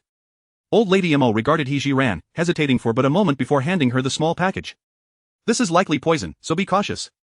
He Zhi Ran took the package, first bringing it to her nose to smell, then rubbing a bit between her fingertips. Soon after, she looked up at old Lady Mo and declared, "Mother, this is the very poison that was thrown into the well."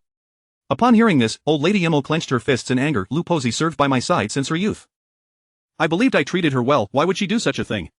"Mother, there must be someone behind Lu Pozi's actions," He Zhi Ran remarked, unable to contain her thoughts as she noticed old Lady Mo's ire. "Who could possibly harbor such hatred toward our Mo family?" For a moment, old Lady Mo was equally perplexed about the identity of this hidden instigator. However, she was acutely aware of one fact: the Duke's residence was currently embroiled in its own troubles and had no energy to pursue this investigation. With a sigh, old Lady Mo stated, "Let us set this matter aside for now. We shall decide after discussing it with Jiuye." At that moment, everyone cast grateful glances at He Zhi Ran. "Ninth sister-in-law, it is thanks to your timely discovery of the poison in the porridge today that our entire family has been spared," the eldest sister-in-law expressed first. "Indeed, we owe our lives to you, ninth sister-in-law," echoed another. "Ninth sister-in-law, thank you," came another voice. "Ninth sister-in-law, you are truly remarkable," yet another added. He Zhi Ran had acted out of genuine concern, without any expectation of gratitude. Observing her sister's-in-law's heartfelt thanks, she smiled and replied, "We are all family, there is no need for such formality." Old Lady Mo looked upon the group of daughters-in-law, who were still unaware of the gravity of the situation, and spoke sternly, "What your ninth sister-in-law says is true. We are family. If you feel grateful, let your actions speak for you in the future." Seeing their mother-in-law's serious tone, the sisters-in-law promptly fell silent. Old Lady Mo surveyed the room, commanding, "First, dispose of Lu Pozi's body, then fetch water from the other courtyard's wells to prepare breakfast anew." She thought that if they were to be exiled today, it would be difficult to secure a proper meal in the future. Thus, everyone must eat well now. The servants hurried to follow her orders. Old Lady Mo led the group of women back to the reception room. "How have your preparations from last night progressed?" she inquired while the servants readied the breakfast. "Mother, as per ninth sister-in-law's suggestion, I have sewn a pocket into my inner garments to conceal the silver notes wrapped in cotton," one daughter-in-law replied. "Mother, I have also made my preparations," another chimed in. "I too am ready," echoed yet another. The 8 sisters-in-law affirmed that they were all set. Old Lady Mo nodded approvingly, "That is well, should anything happen, each of you must remain astute." Meng Hanyue, unable to grasp what her mother and sisters-in-law were discussing, interjected, "Mother, sisters-in-law, what are you preparing for?" Old Lady Mo glanced at her naive daughter, unable to bring herself to divulge the truth. "Hanyue, as a young lady, there is no need for you to inquire about everything." Meng Hanyue felt somewhat dissatisfied but recognized her mother's current mood was not favorable.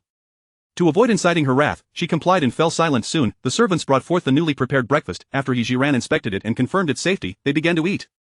However, the atmosphere at the meal was rather peculiar. Everyone appeared sullen, as though they were partaking in their final supper. He Zhi Ran refrained from commenting, quickly consuming a bowl of porridge before rising.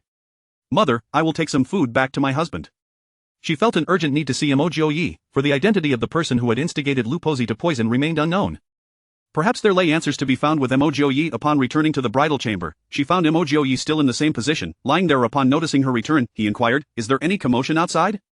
He Zhi Ran placed the food on a table not far from the bedside. "There has been no disturbance outside.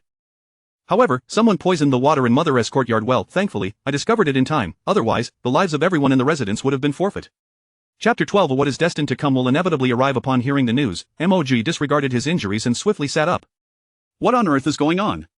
He Zhi Ran, cognizant of Mo Jiuye's urgency, recounted the events and her speculations in their entirety. "Can you fathom who might have instigated Lu Pozi to poison?" Mo Jiuye furrowed his brow, his gaze intermittently revealing a fierce intensity. Although he remained silent, He Zhi Ran could discern that he certainly had a suspect in mind. He Zhi Ran was never one to meddle unnecessarily, and she also understood that Mo Jiuye was not entirely trusting of her at this moment. Given this, she had no intention of making herself a nuisance. As long as he was aware, he would undoubtedly take precautionary measures. The room was enveloped in silence for a prolonged period, until He Zhi Ran pointed to the breakfast on the table, reminding him, the food has grown cold. While the Emperor's men have yet to arrive, you should eat something quickly. Mentioning the Emperor's men, Mo Jiuye glanced outside. It is nearly the hour of Chen. He Zhi Ran found it peculiar. If history served her correctly, the Emperor typically dispatched his men to surround the Duke of Guo's residence at dawn. Could it be that the incident of the treasury theft has caused a delay? She voiced her speculation directly.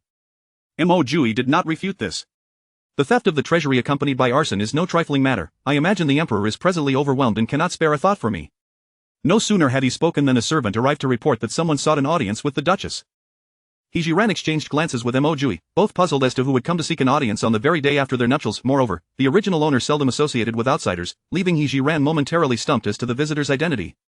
Whether to meet the visitor or not, Mo Jiuye did not offer his counsel but continued to eat, evidently handing the decision over to He Zhi Ran. She stood up, declaring, I shall go and see. The visitor did not enter through the main gate of the Duke's residence but rather through a small door used by the servants in the back courtyard. He Zhi Ran was led to the backyard, where she recognized the visitor's attire as that of a steward. He appeared familiar, though she could not immediately recall his name. Upon seeing He Zhi Ran, the steward hastily bowed respectfully, addressing her, Miss, the master has sent me to find you. He Zhi Ran scrutinized his appearance, searching her memory and confirming that he was indeed a retainer of her stepfather. What brings you here? Miss, I have important news to convey, he said, glancing at the person who had escorted He Zhi Ran. She promptly dismissed the guide. What is it, exactly? In truth, she had already formulated an inkling of the matter but sought confirmation from him. The steward whispered, Miss, the master has instructed me to inform you that the Emperor is about to send men to raid the Duke's residence. You should prepare yourself in advance. Just as she suspected. Did my father mention when the Emperor's men would arrive? I do not know. Mississippi. The master also instructed me to remind you, as a daughter of the He family, not to act treacherously. Regardless of what happens to the Duke's residence, you must not leave. He Zhi Ran paid little heed to such admonitions. She had no intention of departing from the Mo family. Since she could extract no further useful information from him, she waved her hand, dismissing him. Hearing this news directly felt far more real than learning it from historical records. He Zhi Ran dared not tarry for even a moment, hastening back to the bridal chamber. Before Mo Jiuye could inquire, she relayed the steward's message in full. Mo Jiuye's expression revealed no trace of joy or anger. After a long silence, he coldly remarked, what is destined to come will inevitably arrive. Though Mo Jiuye showed no outward emotion, He Zhi Ran could still discern the depth of his despondency from his tone. Take heart. As long as we strive to survive, I believe there will come a day when we can rise above our circumstances. Hest, I, a dignified man of 8 feet, must have a household of women embroiled in my troubles. What hope is there for rising above? Mo Jiuye scoffed bitterly. He Zhi Ran understood that Mo Jiuye was in a low mood, and her attempts to impart wisdom would be futile. The future would require gradual encouragement. At that moment, a sharp scream from Sister 8 pierced the air. How did the water tank and large pot from the kitchen, along with items from the storeroom, end up in Jiuye's courtyard? He Zhi Ran had not anticipated that her moment of carelessness would lead to the discovery of anomalies in the courtyard. She was acutely aware of how dire the situation inside was. Nearly all the sizable items she had stored in her space were now in the courtyard, including various vases and ornaments from the storeroom. Now, even a plunge into the Yellow River would not cleanse her of this predicament. Mo Jiuye merely raised his gaze slightly, catching a fleeting glimpse of He Zhi Ran's anxious expression. If they inquire about the reason, place the blame squarely on me. He Zhi Ran momentarily lost her composure but quickly regained her calm, especially with Mo Jiuye willing to shoulder the blame.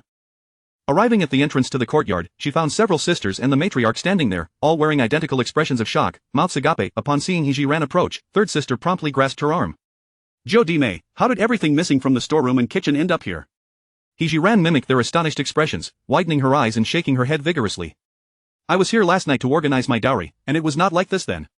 Why are these items here? This thief is truly lacking in morals. Stealing from the storeroom is one thing, but to abscond with such a large iron pot as well. Sister 6 exclaimed, indignant.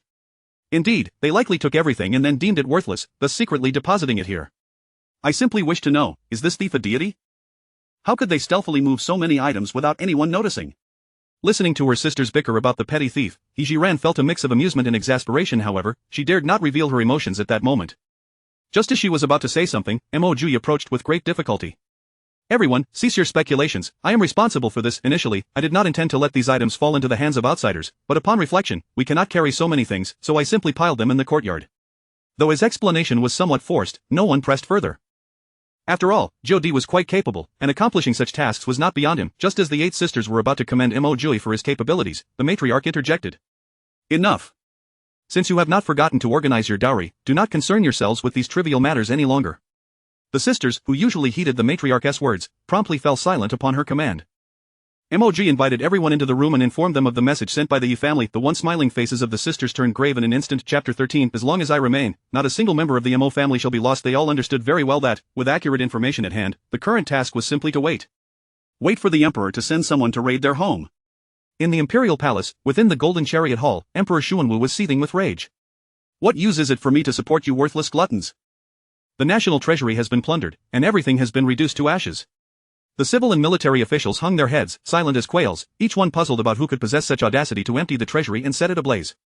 However, they were well aware of Emperor Xuanwu's temperament. At such a moment, anyone who dared to speak would become a target for his wrath. Ultimately, it was the eldest prince, King Heng, who cautiously interjected, "Father, please take care of your health. Moreover, there are more pressing matters to attend to. The investigation into the theft of the treasury can be conducted gradually." With this reminder, Emperor Xuanwu managed to regain his composure from his fury. King Heng was correct. There was indeed a significant matter he had yet to address that day. Suppressing his anger, Emperor Xuanwu commanded a trusted eunuch to proclaim the imperial edict accusing Mo Jiuye of treason and collusion with the enemy. Many ministers were already aware of this news beforehand and did not display much shock. In the realm of governance, a ruler who wishes to bring someone down will ensure that they await their fate with bated breath. However, only a select few of the emperor's most trusted ministers had prior knowledge. He Yuanming had heard this information inadvertently while others whispered, prompting him to discreetly inform the Duke of the nation. He understood that even if he sent the news early, it would not change the outcome. He merely hoped the Mo family could prepare themselves in advance to avoid being destitute during their exile. It can be said that Emperor Xuanwu spared no effort in dealing with the Duke of the nation. To reduce suspicion among the ministers, he even targeted a few insignificant officials, dragging them down alongside the Duke of the nation. He even linked their crimes to Mo Jiuye. This strategy offered three advantages to Emperor Xuanwu. First, it would add to the Duke's transgressions. Second, it would leave those wishing to plead for Mo Jiuye's sake speechless. Third, it would further complicate Mo Jiuye's plight on the road to exile. Indeed, his plan was flawless. Once the edict was issued, the entire court fell into a profound silence, with only a few ministers casting sympathetic glances at Mo Jiuye. Emperor Xuanwu paid no heed to this. As long as he could dispose of Mo Jiuye smoothly, everything else was inconsequential. He specifically sent a military officer, Zhi Ran, who had been reprimanded by Mo Jiuye, to carry out the raid and deliver the edict, aiming to deepen the Duke of the nation's misfortune. Madame Mo, accompanied by the ladies of the household, awaited in the joyful chamber. As the hour passed without a sound, she anxiously glanced at Mo Jiuye, who still lay prostrate on the bed. "Jiuye, could it be that your judgment and information are flawed?" No sooner had she spoken than a servant rushed in, breathless, to report, "Lord Duke, Madam, it's bad. The Duke's residence is surrounded. General Chao has led a team and barged in." Upon hearing this, the old matriarch closed her eyes in resignation and murmured, "Alas, I should not have harbored any false hopes." Unaware of the situation, Mo Jiuye grasped Madame Mo's arm in alarm. "Mother, what has happened?" The 8 sisters-in-law also turned to Madame Mo, their earlier composure evaporated. "Since they have arrived, we must face this with calmness. Let us go and see together," she declared. As they moved out, He Zhi Ran turned her gaze to the still motionless Mo Jiuye. "Do not worry, I will assist Mother in handling this." After all, Mo Jiuye was currently pretending to be unconscious and could not join them. A hint of melancholy and self-mockery flickered in Mo Jiuye's dark eyes. Nonetheless, he replied earnestly to He Zhi Ran, "Tell them not to resist futilely, but to protect themselves." As for anything else, at this point, he harbored no illusions about any turn of events. He merely hoped that everyone could embark on the path of exile with their lives intact. "Very well, I promise you that as long as I am here, not a single member of the Mo family shall be lost." Witnessing the hero and his family wrongly accused by a tyrant, He Zhi Ran felt a heavy heart. Nevertheless, she endeavored to ease her mind and address the events of the day with seriousness. She quickened her pace to catch up with Madame Mo and the others. Not far from their exit, the sound of chaotic footsteps echoed, accompanied by the pleas of servants. Nearly a dozen individuals clad in uniformed official garb surrounded the grinning Zhi Ran. Advancing towards them, before they drew near, someone shouted, "Do not move, we come bearing an edict for a raid." Madame Mo was the first to halt, feigning calm as she regarded the newcomers. Mo Jiuye clutched her mother's hand tightly, afraid to breathe. Although the 8 sisters-in-law had boasted the previous night that they were Mo family members in life and would be Mo family ghosts in death, the sight before them filled them with terror. Only He Zhi Ran, standing at the back of the crowd, kept her gaze fixed on the officials, remaining composed. At the same time, she discreetly retrieved a sharp dagger from her sleeve, firmly grasping it in her palm, ever ready to protect the Mo family. Zhi Ran approached, brandishing the edict with a sinister grin. "Prepare to receive the edict, Mo family." As he spoke, his eyes darted around, surveying the surroundings. "The Emperor's edict, and yet the Duke of the nation does not come to welcome it personally. Do you not realize this is a grave disrespect?" With that, he gestured to the officials behind him. "You, go fetch the Duke to receive the edict." Seeing the arrogant official about to head towards the rear courtyard, Madame Mo quickly interjected, "The Duke was summoned to the palace last night and received 50 lashes. He is currently unconscious and cannot come to receive the edict." Zhi Ran, fully aware that Mo Jiuye's absence was due to this, was merely looking to embarrass the Mo family.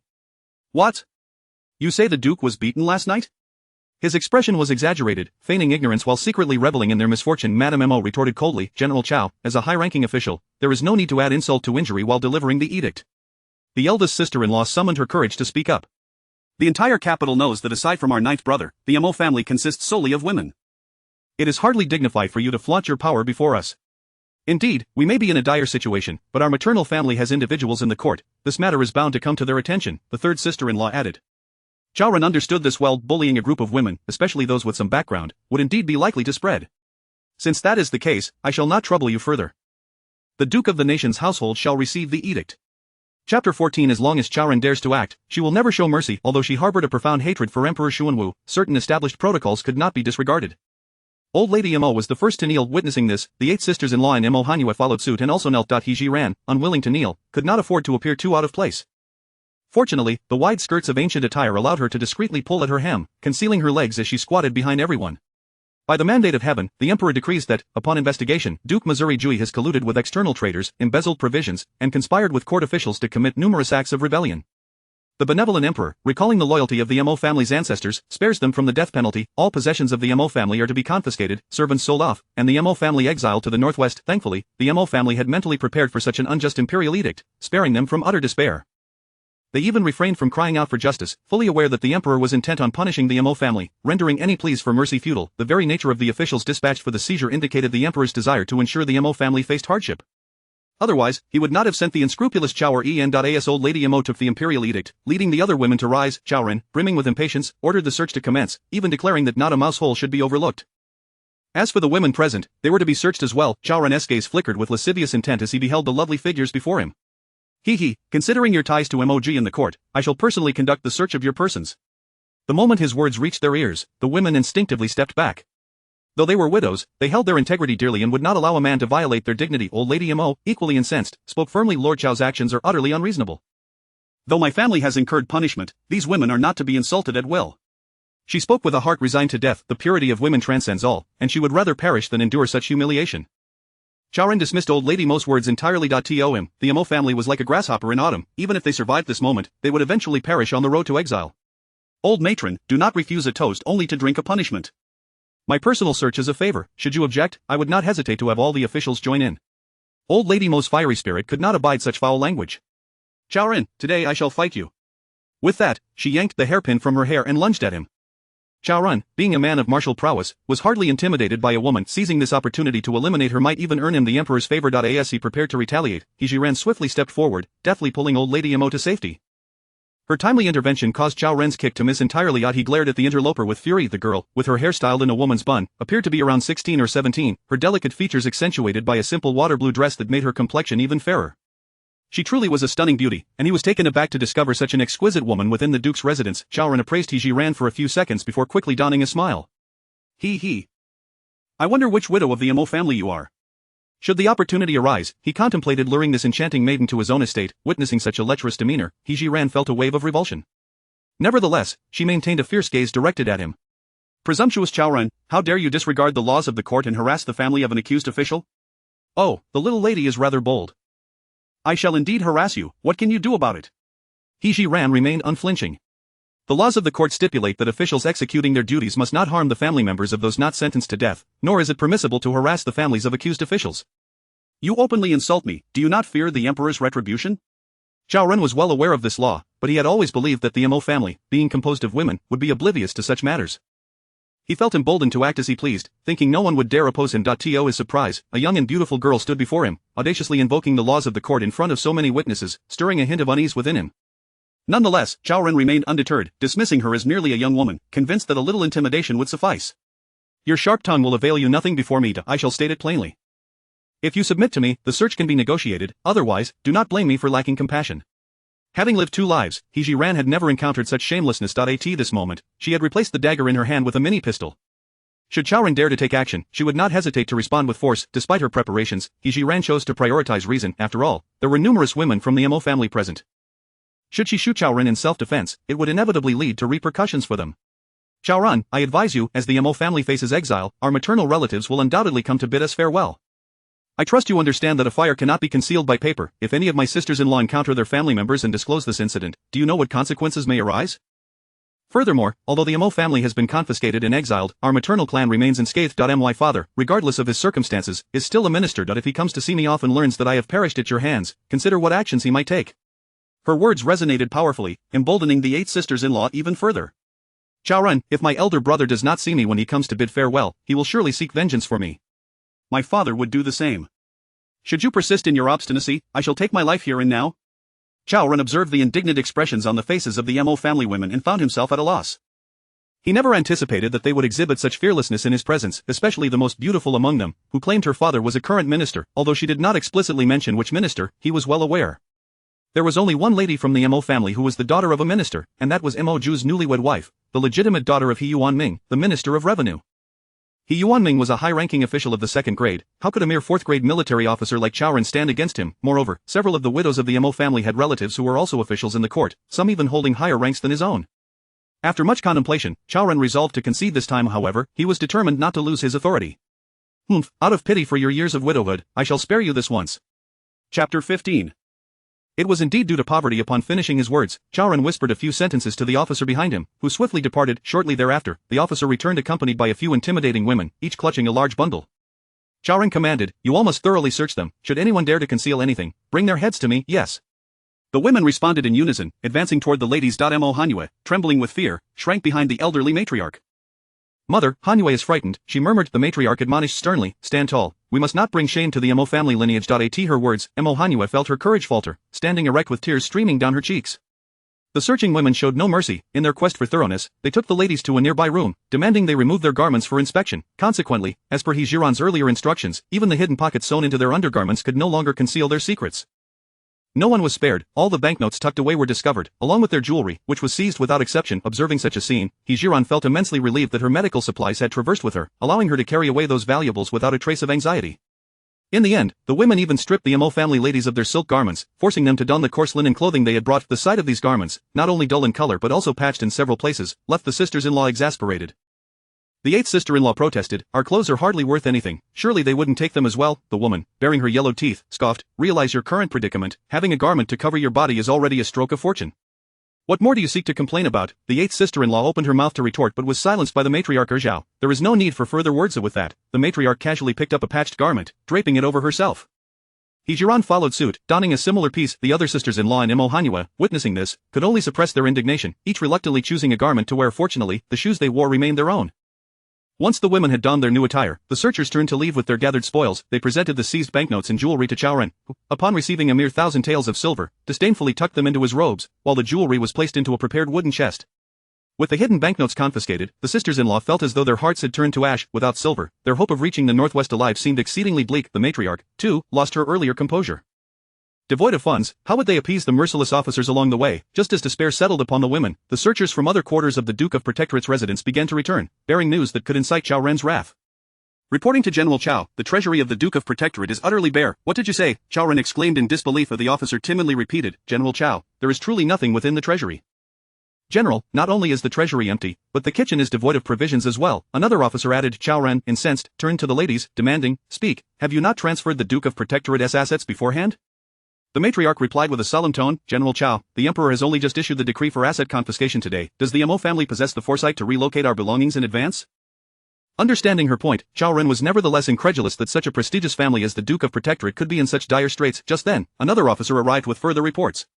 Reporting to General Zhao, I found several large water jars in Mo Jiuye's courtyard, along with some worthless trinkets. General, we discovered some jewelry belonging to the women in various courtyards. I found several dozens of taels of silver, another officer reported. Listening to these accounts, Zhi Ran arrived at a definitive conclusion. The Mo family had not preemptively transferred their wealth, rather, they were genuinely impoverished.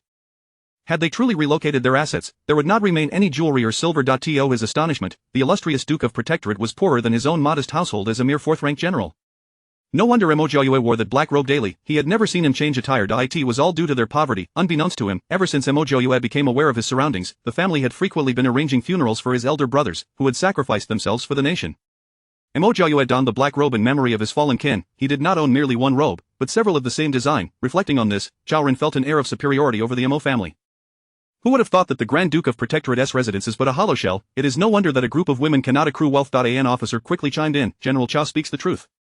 Zhao Ran relished this adulation, surveying the group to confirm all searchers had returned. He commanded, "You few will guard the seized assets and the household servants, awaiting the Emperor's orders for disposition. The rest shall escort the prisoners to the city outskirts." With that, Zhao Ran cast a lingering glance at He Zhi Ran before departing, reluctant to leave. He Zhi Ran found his gaze repulsive. Seizing the opportunity while the officers were distracted, she swiftly extricated herself from the crowd. Once out of sight, He Zhi Ran deftly gathered her skirt and climbed a sturdy tree. Entering her spatial realm, she retrieved a sniper rifle she had stored there. Loading a bullet, she took aim. The scope remained focused on the back of Zhao Ran's head. Finally, as Zhao Ran emerged from the Duke of Protectorate's residence and mounted his steed, she pressed the trigger.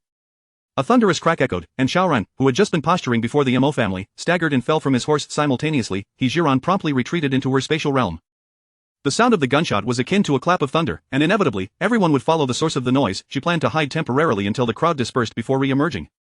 Had it not been for Zhao Ran's repeated transgressions against her limits, she would have preferred to avoid causing trouble at this moment. Such a person was a waste of air, living even an extra minute. Unbeknownst to her, every action she took was closely observed by Mo Jiuye, who remained hidden in the shadows. Who was this woman, and how could she wield such formidable weaponry? Furthermore, how could she vanish into thin air? Was she a deity? Mo Jiuye shook his head vigorously, realizing that He Zhi Ran's recent behavior had far exceeded his understanding. Chapter 16, The prosperity of the capital and their severance from it. Nevertheless, based on He Zhi Ran's recent display of protection towards the Mo family and her merciless attack on Zhao Ran, one could ascertain with a degree of certainty that she harbored no ill will towards the Mo family. As the sound of a thud reverberated through the air, the officials hurriedly rushed towards the direction of the large tree, while the female members of the Mo family remained unharmed at that moment. Mo Jiuye swiftly leaped away from his original position. Despite the chaos unfolding outside, He Zhi Ran, upon entering the space, was met with an unexpected delight. The dagger she had just retrieved, the miniature pistol, and the sniper rifle she held each had doubled in quantity. For He Zhi Ran, these were invaluable items, essential for survival on the perilous journey ahead. After waiting in the space for approximately 10 minutes, she finally emerged, only to find that the officials had vanished, and the women of the Mo family had also disappeared from sight. She promptly descended from the tree and returned to the joyous room. Upon her arrival, she observed that several sisters-in-law, under the watchful eye of the officials, were lifting Mo Jiuye onto a wooden plank. The four sisters-in-law struggled with the weight as they moved the plank forward, while the officials incessantly urged them onward. "Hurry up, don't dawdle." Mo Jiuye felt an overwhelming sense of shame as he was carried by his sisters-in-law, realizing that his helplessness forced them to bear the burden of his care during such a trying time. Noticing their laborious progress, He Zhi Ran suddenly remembered a wooden cart that the officials had found earlier. "Wait a moment." The leading official turned back, irritation evident on his face. "What is it? Are you not in a hurry to send us to the outskirts of the city?" He Zhi Ran replied in an unhurried tone. "And what of it?" The official's first instinct was to suspect that this woman was attempting some trickery, recalling her fierce confrontation with General Chao they had witnessed moments prior. He Zhi Ran pointed at the four sisters-in-law carrying the plank. "You must have noticed that the exiled members of the Mo family, aside from their husbands, are all women, thus, it is impossible for us to move swiftly." "What do you propose?" the official inquired. "When you conducted your search, you found a wooden cart. It is not of great value, and it would be more efficient to use it to transport my husband, allowing us to travel at a quicker pace." The official pondered for a moment. "Very well, that wooden cart will be yours." After procuring the cart, they placed Mo Jiuye upon it, and He Zhi Ran took it upon herself to push him forward.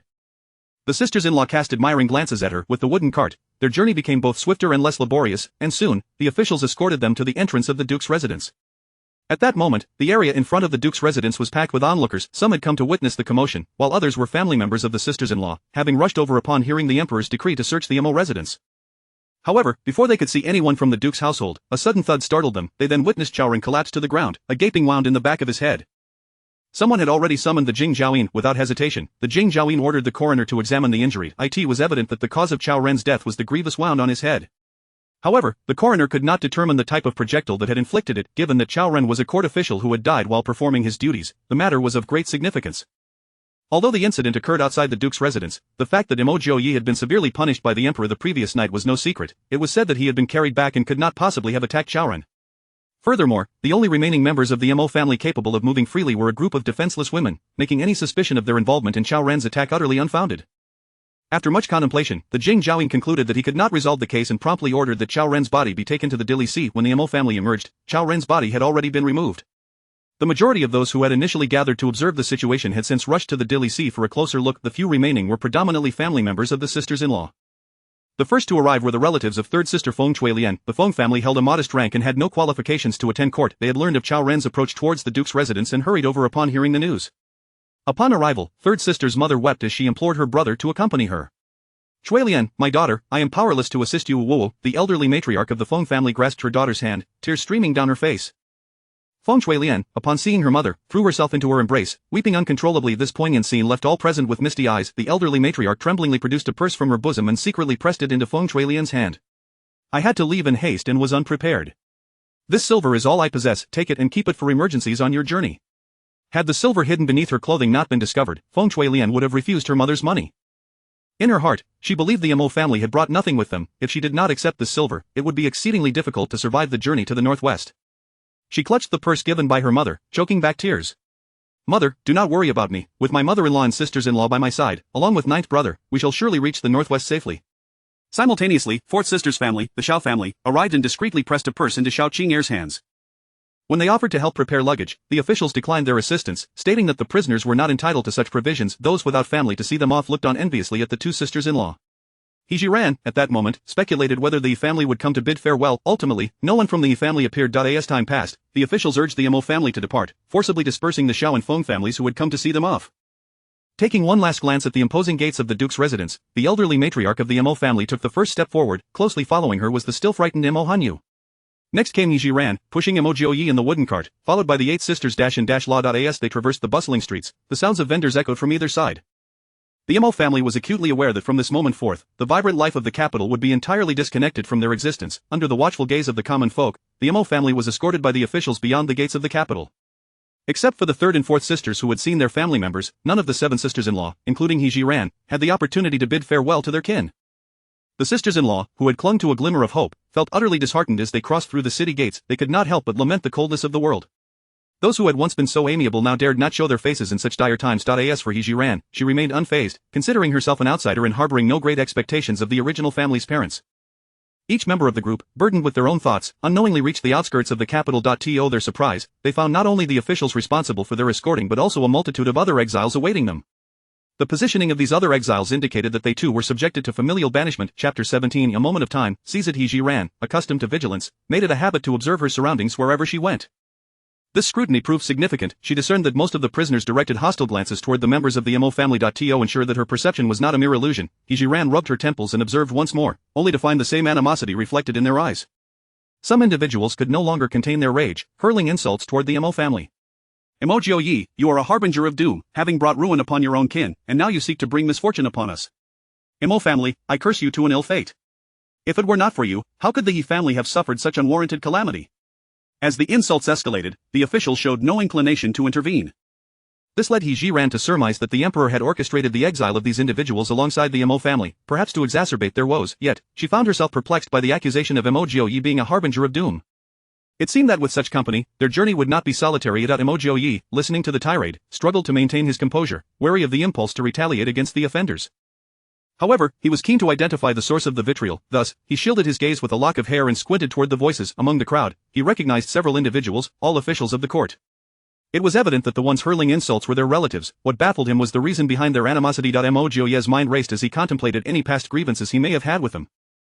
Soon, he pinpointed the cause. One official, He Zhi Yuan, had previously served as deputy minister of revenue. During the conflicts along the border, it was this He Zhi Yuan who was responsible for the distribution of provisions. Regrettably, He Zhi Yuan had embezzled supplies for his own benefit, prompting Mo Jiuye to petition Emperor Xuanwu for a thorough investigation. Then there was Li Liang, a compiler at the Hanlin Academy, who had recently returned to the capital. Li Liang had approached him, proposing to marry his illegitimate daughter to him as a concubine, a suggestion Mo Jiuye had outright rejected. Aside from this encounter, they had had no further interactions. As for the family that was most vociferous in their condemnation, they belonged to Feng Xuanzhou, the deputy minister of war. Feng Xuanzhou had never had any quarrel with Mo Jiuye. Like He Zhi Ran, he too pondered why these individuals would label him a harbinger of doom. Could it be that the emperor's judgment had ensnared him alongside them? Just as Mo Jiuye grappled with these perplexities, his sister-in-law, Xia Feng, rushed toward the source of the insults, her voice tinged with sorrow. Father, mother, elder brother, little brother, how could you also have been condemned? It became evident why her most cherished family had not come to see her off. Xia father, his face etched with worry, managed to force a smile that was more painful than tears in the presence of his daughter. It is father who has erred, incurring the emperor's wrath. Father, you speak falsely. The Xia family has clearly been implicated by the duke's residence. Why do you conceal this from my sister? Xia Ming said, his face a mask of resentment, his gaze burning into Mo Jiuye, who lay prostrate on the wooden cart. Just as Xia Feng was about to seek clarity, Xia father interrupted, his tone sharp. Xia Ming, hold your tongue, this is not the place for such discourse. Xia Ming cast a reluctant glance at his father before surrendering to silence. Xie Fang, though understanding the intricacies of the situation, recognized that with so many eyes upon the Xie family, she could not rush to uncover the truth. Both Mo Jiuye and He Zhi Ran perked up their ears in anticipation of the conversation between Xie Fang and her family, but Xie father proved to be cautious, leaving them in suspense. Like Xie Fang, they too were left to seek another opportunity to learn what had transpired. Lady Mo, however, displayed composure upon encountering the Xie family. She offered a polite nod, irrespective of their reception. After the officials completed their handover, they made a token effort to quell the insults directed at the Mo family. The crowd, still not fully resigned to their roles as prisoners, responded defiantly to the officials' reprimands, exchanging heated retorts. To the officials, these individuals resembled mere phantoms. There was no room for leniency. A guard swiftly unsheathed his whip, targeting the most vociferous offenders. I see you lot are eager to meet your end. If you wish to perish before reaching the northwest, just say so. The sting of the whip jolted them back to reality. Glancing down at their coarse, tattered garments, they were forced to accept the grim truth of their exile. Looking at the whip in the guard's hand, they dared not show defiance any longer. However, they continued to glare at the Mo family leading the Mo women. Lady Mo paid no heed to the scornful glances from the crowd. This indifference left the onlookers feeling as though they had struck a pillow. Ineffective and disheartened, the guard called out, "Since the day is still young, we shall set off at once." No sooner had he spoken than a carriage approached from the direction of the capital. "Wait, please hold," the coachman shouted. All eyes, including those of the guards, squinted toward the commotion. The carriage came to a halt before the procession. The coachman let down and lifted the curtain, revealing two individuals, their faces obscured. Judging by their stature, they were an elderly man and woman. Upon disembarking, their eyes scanned the crowd until they rested upon He Zhi Ran. He Yuanming took a few quick steps forward, producing a hefty silver ingot to hand to the leading official. He seemed intent on concealing his identity, speaking with utmost courtesy. "May I trouble you for a favor?" The official weighed the silver in his hand. "You have but a moment's time, make haste." "Very well." He Yuanming replied, urging Ling Shuiyan to stride swiftly toward He Zhi Ran. As they passed by Lady Mo, He Yuanming deliberately tugged at his face-covering cloth. Recognizing him, Lady Mo discreetly led the others away, leaving only He Zhi Ran behind. Seeing her daughter clad in coarse, tattered garments, Ling Shuiyan's tears fell like pearls from a broken string. She embraced He Zhi Ran's slender form tightly, choking back sobs. Ran, it is I who have wronged you. I should never have pressured you into marrying into the Mo family. It was my fault. Having endured her parents' divorce from a young age, He Zhi Ran had always felt like an unwelcome burden in their eyes, never experiencing a semblance of familial affection. Now, as her biological mother held her tightly, the sensation was bewildering yet not unwelcome. After several hesitant gestures of raising and lowering her hands, she ultimately placed her hand gently on Ling Shuiyan's back, offering a few soothing pats. Chapter 18. A definite band of beggars. She emulated the scenes from the dramas of her former life, softly offering words of comfort. "Mother, I am merely being exiled, not facing death. Please do not be distressed." To her surprise, He Zhi Ran's words only intensified Ling Shuiyan's tears, for she could see her daughter had matured beyond her years. Though Yuanming did not weep as openly as Ling Shuiyan, his eyes were nonetheless tinged with red. He understood that time was of the essence and reached out to pull Ling Shuiyan close to his side. He turned to He Zhi Ran with a solemn expression and said, "Indeed, it is we, your parents, who have wronged you, forcing you to endure such an unjust calamity on the very second day of your marriage." As he spoke, He Yuanming discreetly placed a bulging pouch into He Zhi Ran's palm, followed by another parcel of modest size.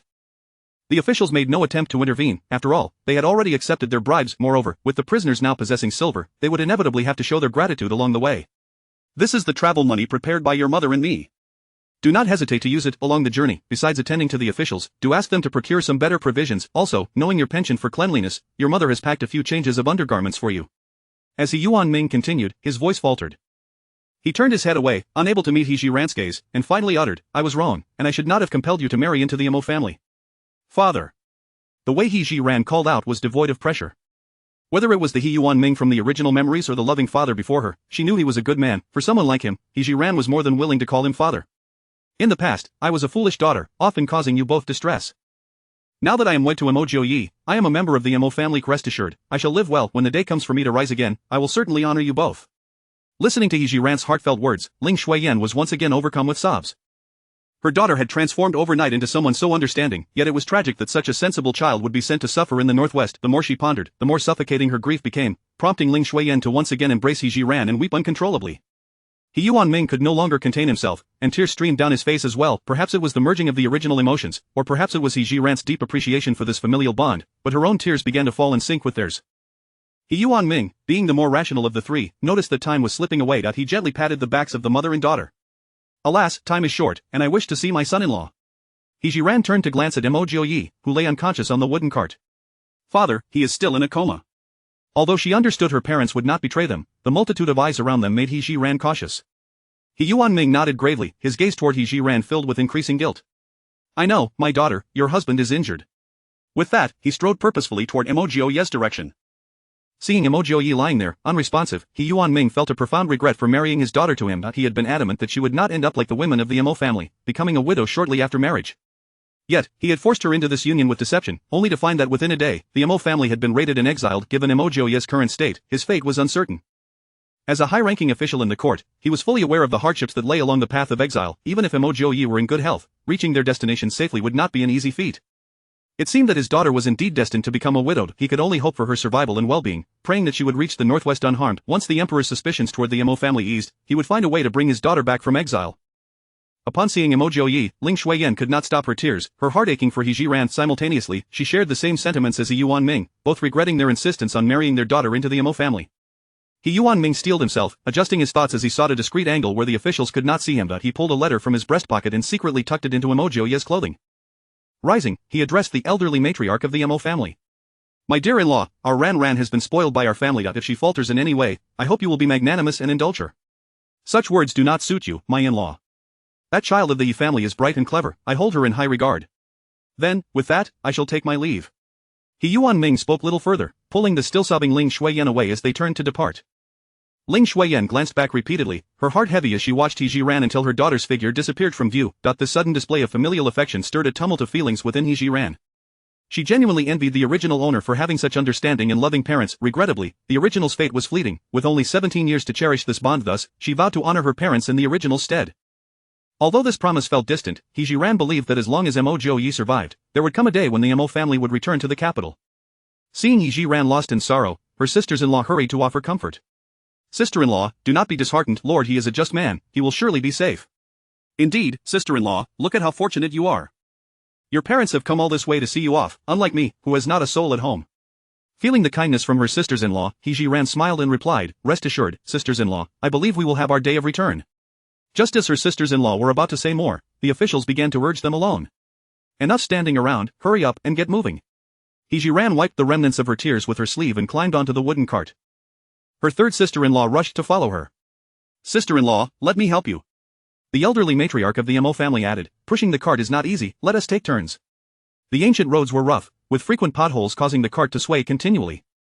Furthermore, having not seen rain for over half a month, the oppressive heat enveloped them, leaving everyone drenched in sweat. Occasionally, a breeze would stir, covering their exposed skin with dust. By evening, as they prepared to rest, everyone, including the officials, looked disheveled and grimy. The Mo family exchanged glances, their patched coarse garments and shoes, the original colors of which were now indiscernible, making them appear undeniably like a band of beggars. Although He Zhi Ran had only pushed the cart for less than half an hour, she was utterly exhausted. This body, having been coddled all her life, lacked any stamina. After just one afternoon of travel, she found herself slumped on the ground, unwilling to rise. Others fared no better, each one too weary to straighten their backs, groaning and fatigued. Moreover, with the day's meals long gone, they were now ravenously hungry, their stomachs pressed against their backs. On her first day of exile, He Zhi Ran had no knowledge of what their rations would entail. In any case, she had not harbored much hope. While lost in thought, the leading official called out loudly, dinner is ready. Coarse buns are free, one for each, a white buns or two for a tael of silver. If you have no silver, do not even think about it. Upon hearing this proclamation, He Zhi Ran nearly burst into laughter. The officials were audacious indeed, putting a price on their rations, and the cost was nothing short of extortionate. At this, Mo Hanyu tugged at her mother's sleeve, pouting, Mother, I do not wish to eat coarse buns. Though she had never tasted them, she had heard the servants say that coarse buns could scrape one's throat, and the thought terrified her. Seeing her daughter now destitute and still being picky, the elderly matriarch's face hardened. Hanyu, if you wish for white buns, then take silver to trade for them. Chapter 19. This is the essence of an Mo family woman. Mo Hanyu gazed wide-eyed at the matriarch of the Mo family, her face a canvas of disbelief. Mother, where would I find any silver? If there is no silver, then make do with what you have, replied the old matriarch. It was not that she did not feel for her daughter, rather, when she left the Mo residence, all the hidden banknotes had been confiscated, leaving her equally destitute. Although some of her daughters-in-law possessed silver, it would be unbecoming for her, as a senior, to beg her juniors for assistance. Mother, I have a little silver. Perhaps I could purchase some white steamed buns from the guards? Observing her usually lively and adorable sister-in-law in tears over a mere morsel, the third sister-in-law felt a pang of sympathy. Do not fret, third sister-in-law. Let us see how others are faring. This was the intention of He Zhi Ran, for the entirety of the national treasury lay within her possession, and she felt no regret in procuring white buns for her family. However, as it was only the first day of their exile, she was still unfamiliar with the guards and other prisoners, and did not wish to draw undue attention to herself. He Zhi Ran speaks wisely. Let us observe before taking action. The old matriarch concurred. The Mo family remained obediently silent, adopting a watchful stance. It must be said that the other four families facing exile were indeed unfortunate. They had received the decree for confiscation and exile almost simultaneously with the Mo family, without any preparation, a spontaneous decision by Emperor Xuanwu. Consequently, these four families found themselves utterly impoverished. Typically, escorting exiled prisoners was a lucrative undertaking. The guards usually turned a blind eye to the relatives who came to bid farewell, and they did so with genuine delight. Only in this way could the prisoners possess any silver, which in turn would benefit the guards. Yet, despite calling out for white steamed buns at 2 taels of silver each, not a single individual made a purchase. In a fit of anger, the guards reduced the free allocation from 1 bun per person to merely half a bun. The Mo family fared better. Aside from Mo Jiuye, all were women, and their appetites were not particularly large. The sisters-in-law thought to themselves that although they only received half a bun, as long as they did not starve, it would suffice. However, upon receiving the buns, they were left in shock. The dark buns were as hard as stone, and one bite could easily shatter a tooth. "Mother, this bun is so hard I cannot bite into it," Mo Jiuye wept anew. "Indeed, mother, if we must survive on such buns throughout our journey, we may not die of hunger, but we shall surely choke to death. Mother, both the third sister-in-law and I have a little silver. Why not go buy some white buns?" Hearing the words of her daughters-in-law and daughter, the old matriarch instinctively turned her gaze towards He Zhi Ran. Although she did not know much about this newlywed daughter-in-law, she could discern that He Zhi Ran was a woman of conviction. He Zhi Ran shook her head gently at the old matriarch. "Mother, please remain calm, let us observe a while longer." No sooner had she spoken than a wailing cry from a child erupted from the direction of the Xie family. The second sister-in-law hurriedly rose to investigate. "Elder brother, what is wrong with Liner?" Xia Chao's eyes were filled with anguish as he extended his palm to Xie Feng. Liner's loose front tooth was knocked out by the bun. Looking at the 5-year-old Xia Lin, blood was trickling from her lips. As the only grandson of the Xie family, Xia Lin had been raised with utmost care and was known for her obedience and understanding. Just 3 months into her marriage, Xie Feng received the devastating news of her husband, Mo Erlang, dying in battle. Unfortunately, she had not conceived a child. Accepting that she would not bear children in her lifetime, she devoted all her affection towards her well-behaved nephew, even hoping he would care for her in her old age. Thus, her bond with Xia Lin was far deeper than that of a typical aunt and niece. Seeing Xia Lin weeping and the blood seeping from her lips caused Xie Feng unbearable pain. She snatched the coarse bun from Xia Lin's hands and threw it to the ground, turning to confront the guards. "Although we are exiled, we have not been sentenced to death. We still possess the right to live. How can we survive the journey to the northwest if you provide us with these hard, stale black buns?" He Zhi Ran sensed the situation was escalating and rushed towards the second sister-in-law, having noticed a guard drawing out a whip as she began to speak up. She arrived just in time. As the whip was about to strike Xie Feng, He Zhi Ran swiftly stepped forward and firmly caught the end of the whip, sparing Xie Feng from a painful ordeal. It was the first time in his years of service that a guard had encountered such resistance from a prisoner, especially a young woman. The guard's face darkened immediately, and he angrily redirected his ire towards He Zhi Ran. Mo Jiuye lay on the cart, listening to the unfolding drama, feeling utterly anxious, even grappling with the impulse to intervene. His tense body was noticed by the attentive old matriarch, who promptly patted his back, signaling him to refrain from acting rashly. Having soothed Mo Jiuye, the old matriarch rose and approached her 2 daughters. In her view, the men of the Mo family were valiant, and the women should not be cowards. They must bear their burdens together. Xie Feng, realizing her impulsiveness had caused trouble and seeing the guard preparing to whip her sister-in-law, quickly stepped in front of He Zhi Ran. "The words were mine. Let any grievances be directed at me alone, do not vent your anger on my sister-in-law." He Zhi Ran had steeled herself for a confrontation with the guard, but to her surprise, Xie Feng had shielded her. In her desperation, she grasped Xie Feng's collar and pulled her back, using her other hand to catch the whip being swung her way once more. With a deft maneuver, she seized the whip and turned it against the guard. The other guards, who had been feigning enjoyment in their white buns, intending to provoke the prisoners, found their amusement cut short when they witnessed their comrade's whip being taken. They set down their buns and unsheathed their swords, advancing towards the trio of women. He Zhi Ran's aura surged forth. "You cowards, my Mo family men shed blood and sacrificed their lives to secure your comfortable lives. Now, as we face adversity, you choose to act like petty villains, bullying us, the weaker women. Look at your cowed expressions. It seems this is all you were capable of. If sent to the battlefield to face the enemy, I dare say you would have long lost your heads." Her words rang with conviction, igniting a fervor within the old matriarch. "Well said. This is precisely the spirit a Mo family woman should embody." As the old matriarch spoke, she surveyed the expressions of the guards. It was evident that not all of them were malevolent. Some had discreetly sheathed their weapons, adopting a watchful stance. Chapter 20 of the Silver Ring Snake. Thus, a stalemate ensued between the two parties, neither daring to make the first move. He Zhi Ran refrained from acting, not out of fear of the officials, but rather to avoid escalating the situation. After all, the road ahead was still long, and engaging in a violent confrontation over such a trivial matter would be of no benefit to the Mo family. The officials, who had yet to lower their weapons, were genuinely intimidated by the imposing presence of both the old lady Mo and He Zhi Ran. Meanwhile, other female members of the Mo family, including the timid Mo Jiuye, gathered around. Though they trembled with fear, they stood resolutely to support their grandmother and younger sister. In the midst of this standoff, individuals from 3 families, excluding the Xie family, spoke up. "Officials, do not be deceived by the women of the Mo family. They merely seek to bewilder you in order to avoid punishment. He speaks the truth. The Mo family has sacrificed the old duke and his 8 sons for the nation. Even if they did not perish on the battlefield, they would have surely been driven to despair by that traitor Mo Jiuye. Even we have suffered because of him, what courtesy is left to extend to such a person? Indeed, the Mo women have been enchanted by Mo Jiuye, united with him in spirit. None can be trusted. Officials, do not hesitate to strike them. The Xie family found themselves in a quandary. They harbored a deep-seated hatred for the Mo family, yet they were acutely aware that this predicament was instigated by Xie Feng. The Mo family's aid to Xie Feng was, in essence, a form of assistance to themselves. After much deliberation, Xie Fu decided to speak a word of justice. I do not concern myself with the misdeeds of Mo Jiuye. I only know that most of these women are widows of heroes. Their husbands perished on the battlefield for the sake of the great Shun dynasty, and that is beyond dispute. The He, Li, and Feng families, having presumed that the Xie family would stand united with them, were taken aback by their apparent folly in defending their adversary who had caused their own family to be exiled. In an instant, the three families turned their ire upon the Xie family. Xia Tianhai, do not forget why your family was exiled. Xia Chao, Xia Ming, your father seems to have lost his senses. Quickly take him home and do not meddle here. As the scene descended into chaos, an official hastily shouted, "Silence, do you wish to be struck?" Upon hearing this, the crowd fell into an immediate hush. The officials wielded their whips, and no one wished to endure such punishment. Just then, the leading official, Pang Wang, suddenly let out a cry, crouching down to clutch his right calf. Ah, there's a snake. Seeing this, the other officials quickly raised their weapons, becoming alert. He Zhi Ran had initially intended to foster goodwill with these officials, as having their protection would greatly enhance the Mo family's chances of survival. However, the unexpected incident compelled her to act to save her sister-in-law. Now that Pang Wang had been bitten, she thought to herself, her opportunity had arrived. As the officials searched for the snake with their weapons drawn, He Zhi Ran seized the whip and struck, landing a precise blow to the snake's vital spot. Though her body was somewhat frail and her strength was not comparable to her past life, the strike did hit the snake, causing it to slow but not cease its movements. Due to her actions, the officials soon located the snake, and one agile individual swiftly brought down his blade upon it. Although He Zhi Ran did not personally slay the snake, her contribution was the most significant. Had she not promptly identified the snake's location, it was likely that other officials would have also suffered bites, yet, years of ingrained habits prevented them from showing leniency to a criminal. Moreover, who could ascertain whether her intentions were genuine? What if her actions were merely a fortunate accident? He Zhi Ran did not regard the officials' expressions but instead focused intently on the snake.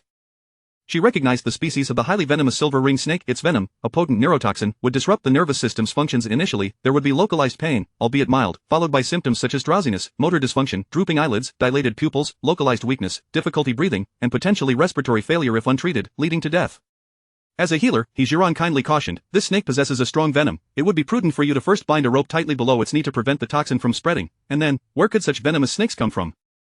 If this were truly a venomous snake, would I still be able to move about so freely? I merely experienced a fright, the wound no longer pains me, and there is nothing to worry about. To prove his point, Pang Wang stood up with agility. Come here, collect this snake. It will make for a fine supper tonight. Seeing Pang Wang's nonchalant demeanor, He Zhi Ran chose to remain silent. She had said all that needed to be said, and if they did not believe her, there was nothing more she could do. She would simply await their request for assistance. A proactive approach was not a transaction worth pursuing. He Zhi Ran turned to her mother. Mother, let us return. Very well, everyone, back to your places, commanded the old lady Mo, and all the women of the Mo family returned to their respective positions.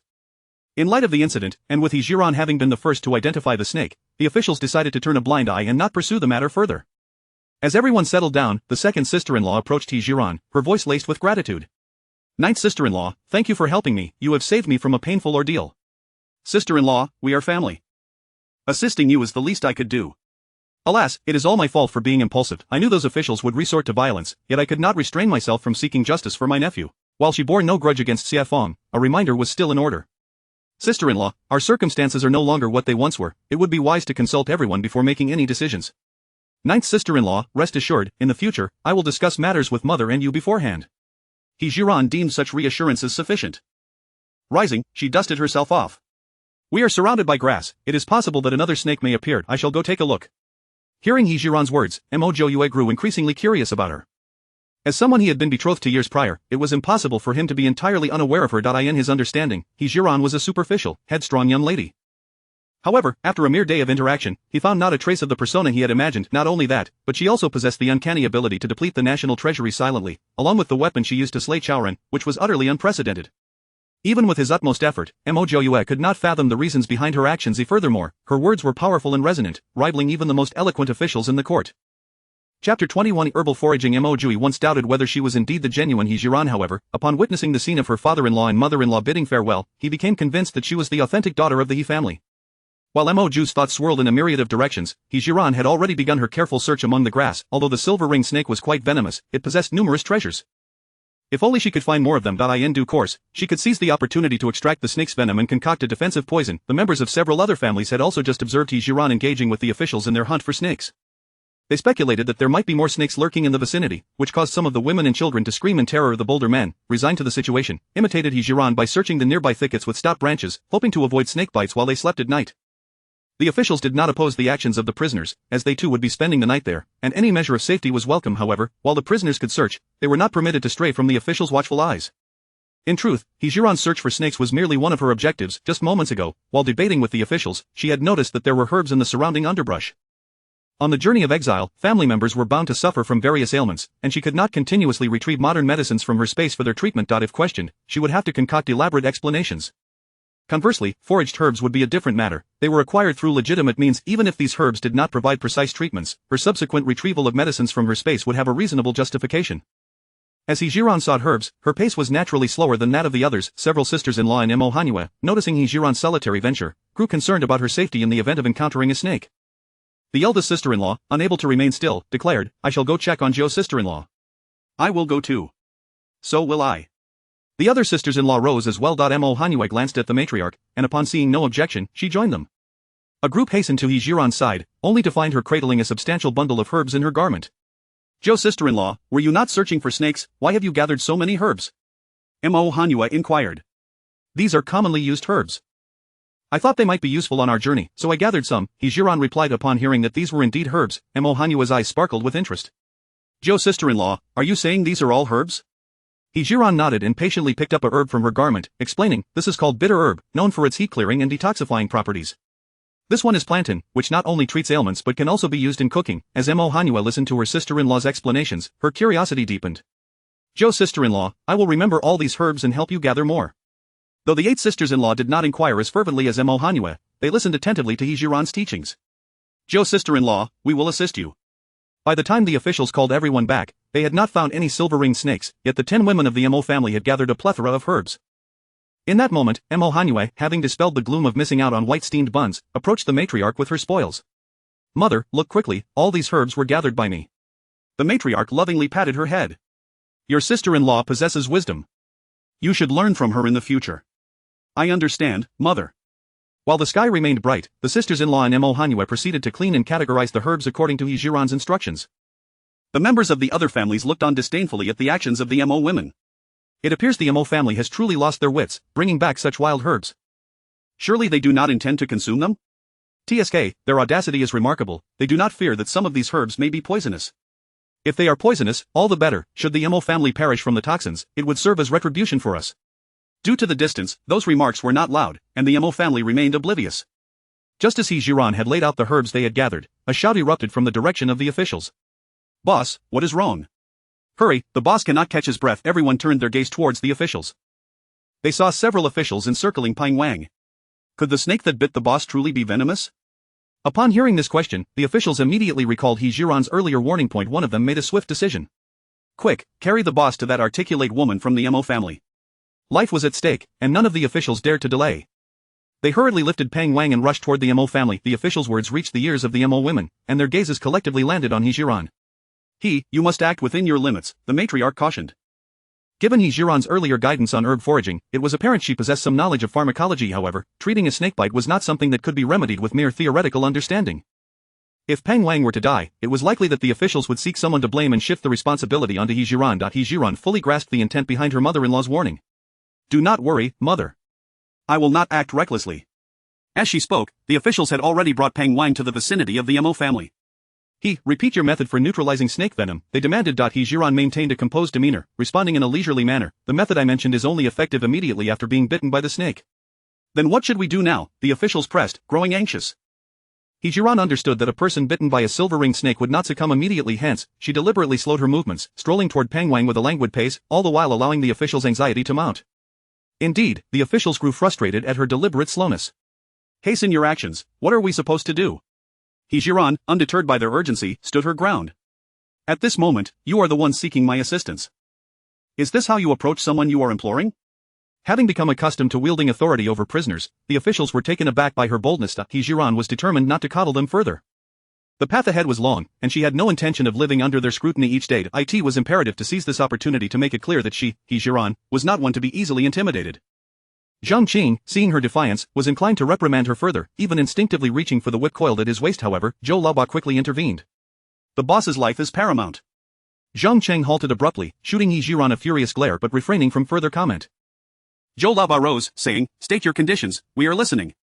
He Zhi Ran did not rush to present her demands. As a professional physician, her first priority was to ascertain the patient's condition. Chapter 22 Li Ruo. Although she was aware that the poison in Peng Wangzhong's body was from a silver-ringed snake, she refrained from acting recklessly until she was fully certain of a remedy. Crouching down before Peng Wang, He Zhi Ran first lifted his eyelids to examine his eyes, then checked his pulse, and finally inspected the wound on his leg. Given Peng Wang's current condition, it was estimated that had he sought her help half an hour later, it would have been too late. Fortunately, her medical room contained several vials of appropriate antivenom. One could say that encountering her was a stroke of fate for Peng Wang. After her examination, He Zhi Ran slowly rose to her feet and returned to the pile of herbs she had organized, all under the gaze of the onlookers. She selected the most bitter gentian root and handed it to Zhang Qing, who had just been shouting at her. "You need to chew this and use it to dress the wound shortly." Zhang Cheng was reluctant. "Why not just smash it with 2 stones? Why must I chew it? Using stones would cause the medicinal juice to be wasted," He Zhi Ran replied, clearly a bit impatient. Zhang Cheng understood that for the sake of his leader's life, he had no choice but to chew the herb. However, he harbored doubts about He Zhi Ran's intentions. "You're not trying to get back at me for scolding you by making me consume toxic herbs, are you?" He Zhi Ran rolled her eyes, surprised at the officer's vigilance. "If you're afraid, you need not proceed. Your leader's fate has nothing to do with me." Seeing this, Zhou Laoba urged, "Zhang Cheng, for the sake of your leader's life, just listen to He." Zhang Qing's face was contorted in displeasure, preparing himself for a heroic sacrifice. Just as he was about to bring the gentian root to his mouth, a young woman came running swiftly from the direction of the Li family. "Officer, do not heed He Zhi Ran. She knows nothing of medicine, do not be deceived by her." He Zhi Ran narrowed her eyes at the newcomer, searching the original owner's memories and recognizing her as a familiar face. Li Ruo, the illegitimate daughter of the Li family. She was the only one the original owner considered a close sister, and He Zhi Ran immediately identified her. Moreover, the original owner's staunch refusal to marry into the Mo family was largely due to Li Ruo.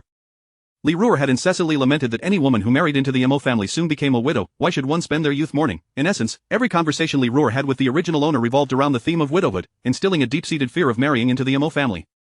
Thus, one could say that the original owner's demise was directly linked to Li Ruo. Contemplating this, He Zhi Ran's gaze towards Li Ruo sharpened, especially since she had come to undermine her. This was hardly the behavior of a true friend. "Li Ruo, since you claim I am ignorant of medicine, perhaps you should take it upon yourself to cure Officer Peng's poison." With that, He Zhi Ran turned on her heel to leave. Li Ruo was momentarily taken aback by He Zhi Ran's attitude. In the past, He Zhi Ran had always been compliant with her, never displaying such firmness. The current He Zhi Ran seemed like a completely different person. Had she finally come to terms with marrying into the Mo family? As Li Ruo pondered this, Zhou Laoba shot her an irritated look. "Who are you to come here and create chaos?" Li Ruo, chastised, quickly retracted her thoughts. "Officer, I speak the truth. I often associate with He Zhi Ran and have never heard of her having any medical knowledge. Do not be fooled by her." Seeing Li Ruo speak so earnestly, the officers hesitated. However, upon witnessing the nearly lifeless Peng Wang, they truly felt at a loss. Especially in this remote area, summoning a physician was utterly impossible. The officers huddled together to discuss and ultimately decided to let He Zhi Ran continue her efforts to detoxify their leader, treating this desperate situation as a last resort. Zhang Qing called out to He Zhi Ran's retreating figure, "Return and continue the detoxification." He Zhi Ran paused, turning back, her gaze landing on Li Ruo with a half-smile. "Does the officer not fear I might inadvertently cause harm?" Upon hearing this, Zhang Qing's expression darkened, his eye are now directed at Li Ruo. "What place do you, the family of an offender, have to speak? You must be tired of living." In a fit of rage, Zhang Cheng unsheathed his whip and struck Li Ruo before she could react. Li Ruo let out a sharp cry. Simultaneously, a woman in her 30s hurried over from the Li family, trembling as she shielded Li Ruo and implored, "Officer, my daughter is simply naive, please, do not hold it against her." The stinging pain from the blow reminded Li Ruo that this entire incident stemmed from He Zhi Ran's provocations. Had it not been for He Zhi Ran's veiled insinuations, the officers would not have struck her. He Zhi Ran caught a glimpse of Li Ruo glaring at her with fury. She slyly suggested to Zhang Qing, "Officer, were you not worried that this herb might be toxic?" Zhang Qing, somewhat puzzled, nodded slowly. He Zhi Ran glanced at the still fuming Li Ruo. "In truth, it matters not who chews the herb." Zhang Qing understood instantly and felt a flicker of admiration for He Zhi Ran. This woman was quite clever. Why had he not thought of this approach? Without hesitation, he handed the gentian root back to Li Ruo. "If you wish to avoid further pain, chew this." Li Ruo felt a surge of resistance within, yet she dared not oppose him. With a pitiful look, she complied and placed the gentian root in her mouth, her already unattractive features twisted in disgust. The bitterness was overwhelming. Zhang Qing instinctively swallowed a few mouthfuls of bile that threatened to rise. After chewing, Li Ruer spat the crushed gentian root into her palm, her face contorted as she asked, "Officer, is this sufficient?" Zhang Qing, equally uncertain, gestured for He Zhi Ran to assess the situation. He Zhi Ran feigned an inspection of the green, unpleasant mess in Li Ruer's hand, reluctantly nodding. "That will suffice." With that, she disregarded the expressions of the onlookers and approached Peng Wang once more. He Zhi Ran instructed the officers to help roll up his pant leg, fully exposing the wound. Ignoring the gazes of the crowd, she tore a piece from Peng Wang's clothing, turning to Zhang Qing and requesting, "I need clean water." Zhang Qing promptly retrieved his water pouch and handed it to her. He Zhi Ran soaked the fabric in water, then gently cleaned Peng Wang's wound. Although this was not hygienic, with so many people watching, she could not retrieve alcohol wipes from her storage space and had to make do for the moment. Chapter 23 The final step of detoxification. He Zhi Ran meticulously wiped away the toxic blood, squeezing it from the wound until the majority had been expelled, before cleaning the injury thoroughly. Once she had completed these tasks, she turned her gaze towards Li Ruer. "Apply the crushed medicine to the wound," she instructed. However, Li Ruer stood there, lost in thought, seemingly oblivious to He Zhi Ran's words. This only served to further enrage Zhang Qing. "Why are you standing there like an idiot? I told you to apply the medicine." Li Ruer was jolted back to reality by the reprimand, glancing at He Zhi Ran and then at Peng Wang's injury. "Sir, I dare not," she stammered. Zhang Qing, impatient as ever, would have taken matters into his own hands if not for the revolting contents of Li Ruer's palms. Reluctantly, he continued to urge her. "Do not forget your place. Just do as you are told." At that moment, the woman who had rushed to protect Li Ruer stepped forward, trembling. "Sir, my young lady is faint-hearted, let me handle this." She hoped that by expressing her fear, the officials would compel He Zhi Ran into action. To her dismay, her ad was so proactive, the thought of not being able to make He Zhi Ran suffer ignited her anger. However, with so many officials present, she dared not act out, forcing herself to suppress her ire and await the opportune moment to continue troubling He Zhi Ran. Zhou Laoba, already anxious about Peng Wang's condition, turned to find himself locking eyes with Li Ruer's icy glare. Such an expression was enough to evoke disdain in anyone. "You two, stop loitering around and return to your positions," he commanded. Zhu Shi, frightened by the official's stern demeanor, felt her legs weaken. Without a moment's hesitation, she hurriedly pulled Li Ruer back. He Zhi Ran continued tending to Peng Wang's wounds, though her efforts were merely superficial. To eradicate the snake venom coursing through his veins, the key lay within the serum stored in her space. However, with the officials milling about, she struggled to find an appropriate moment to retrieve it. As He Zhi Ran contemplated her next move, Zhang Qing's impatience flared once more. "Do you even know how to cure snake venom? The medicine has been on for quite some time, and yet there are no signs of improvement." Upon hearing Zhang Qing's words, the other officials began to doubt He Zhi Ran's competence. Was it true that the He family lacked any medical knowledge, as Li Ruer had claimed? With this thought, unease spread among them. "He family, our chief has taken the medicine, yet there is no reaction. How do you explain this? If you dare to deceive us here, beware of the whip." He Zhi Ran felt a surge of urgency. Peng Wang's breathing had grown increasingly labored, and if this continued, not even a deity could save him. After much deliberation, He Zhi Ran resorted to the most straightforward approach. "The detoxification is but one step away, however what?" Zhang Qing interjected impatiently before He Zhi Ran could finish. "I must employ my master's unique medical techniques." "Then what are you waiting for? Hurry up and treat him." Zhang Qing pressed on. "Sir, as I have mentioned, it requires a unique technique." He Zhi Ran cursed Zhang Qing's stupidity inwardly, lamenting his inability to comprehend. Fortunately, a younger, more astute official tugged at Zhang Qing's sleeve. "Zhang Go, what she means is that no outsiders should observe while she treats the chief." Understanding dawned on Zhang Qing, yet he found himself conflicted. He glanced at the other officials, who were similarly unsure. They were reluctant to allow their unconscious chief to slip from their sight. Should He Zhi Ran harbor any ill intentions, the responsibility would weigh heavily upon them. Observing the indecisive group of men, He Zhi Ran felt her impatience mounting. "I give you the time it takes to burn a stick of incense to deliberate. Should you exceed this time, I too shall be at my wit's end." With that, she turned to leave. Just as He Zhi Ran was about to depart, Zhou Laoba called out to her. "Return and treat the chief, I will bear any consequences."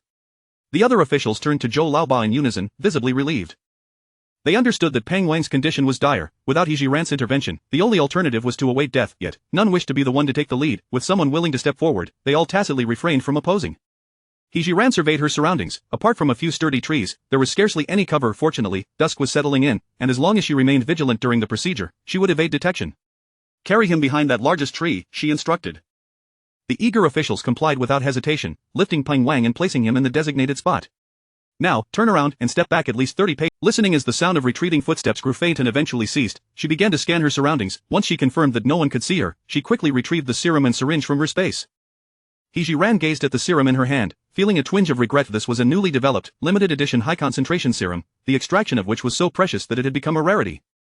He Zhi Ran had acquired these vials through fortuitous circumstances and had kept them stored in the medical room's refrigerator, refraining from selling them. It could be said that Peng Wang was fortunate. Had he not encountered her, his life would surely have been forfeit. If not for the regenerative properties of her space, He Zhi Ran would have hesitated to use it on him.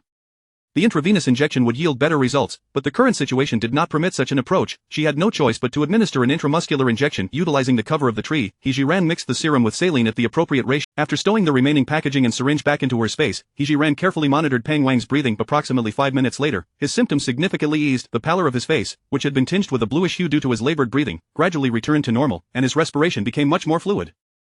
She estimated that within an hour or two, he would awaken. Having administered the serum, He Zhi Ran chose not to leave immediately, opting to observe for a while longer until the situation stabilized completely.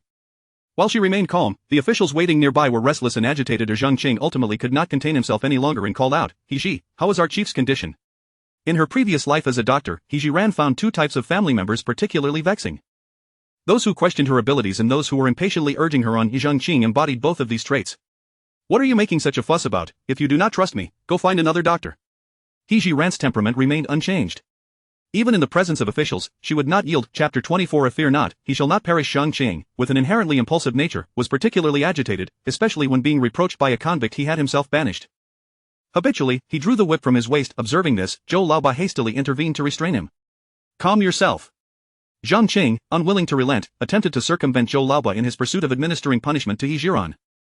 Meanwhile, Mo Jiuye lay upon the wooden cart, observing the unfolding scene from a distance. Noticing Zhang Qing's inclination to resort to violence, he braced himself to rise and intervene. After all, He Zhi Ran was his wife, and he could not abide by her being bullied. The women of the Mo family felt similarly anxious. Ever since He Zhi Ran had gone to treat Peng Wang for snake venom, they had been unable to ease their worries, even neglecting their own hunger. The perceptive matriarch, Mo Jiuye, took note of her son's labored breaths and surmised his troubled thoughts. To avoid disrupting the larger scheme of things, she quietly advised him by the cart, "Do not rush." How could Mo Jiuye possibly, regardless of his feelings for He Zhi Ran, as the sole man of the Mo household, he felt it was his duty to protect the women of his family. To survive in a state where he could not fulfill this role seemed worse than death. However, in order to spare his mother further anguish, he suppressed his impulsive urge to at that moment. He Zhi Ran had already risen from behind the tree, walking towards the officials with a demeanor that exuded calm, seemingly unafraid of Zhang Qing's whip.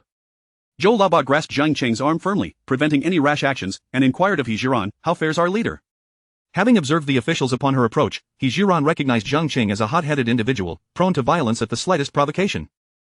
He was, in essence, a man of simple mind and robust physique. In contrast, Zhou Laoba exhibited a steadiness and discernment that marked him as a calculating individual. Thus, she disregarded Zhang Qing's hostile glare and spoke directly to Zhou Laoba. "Rest assured, he shall not perish." Before Zhou Laoba could respond, Zhang Qing forcefully freed himself from Zhou's grip and dashed towards the tree. "He Zhi Ran, if you dare to deceive us, I swear I shall end your life." He Zhi Ran did not deign to offer him even a glance, standing resolutely with her arms crossed. Zhou Laoba, exhibiting far greater rationality than Zhang Qing, did not immediately seek to check on Peng Wang, but instead turned his attention back to He Zhi Ran. "Are you certain the leader's poison has been I am parched, fatigued, and in need of rest." With that, she turned towards the direction of the Mo family. Zhou Laoba remained silent, yet his mind was already calculating. Just a few steps away from her departure, the women of the Mo family approached her in unison. "Ninth sister-in-law, do rest and recuperate." Elder sister-in-law Zhao Jieja promptly supported her.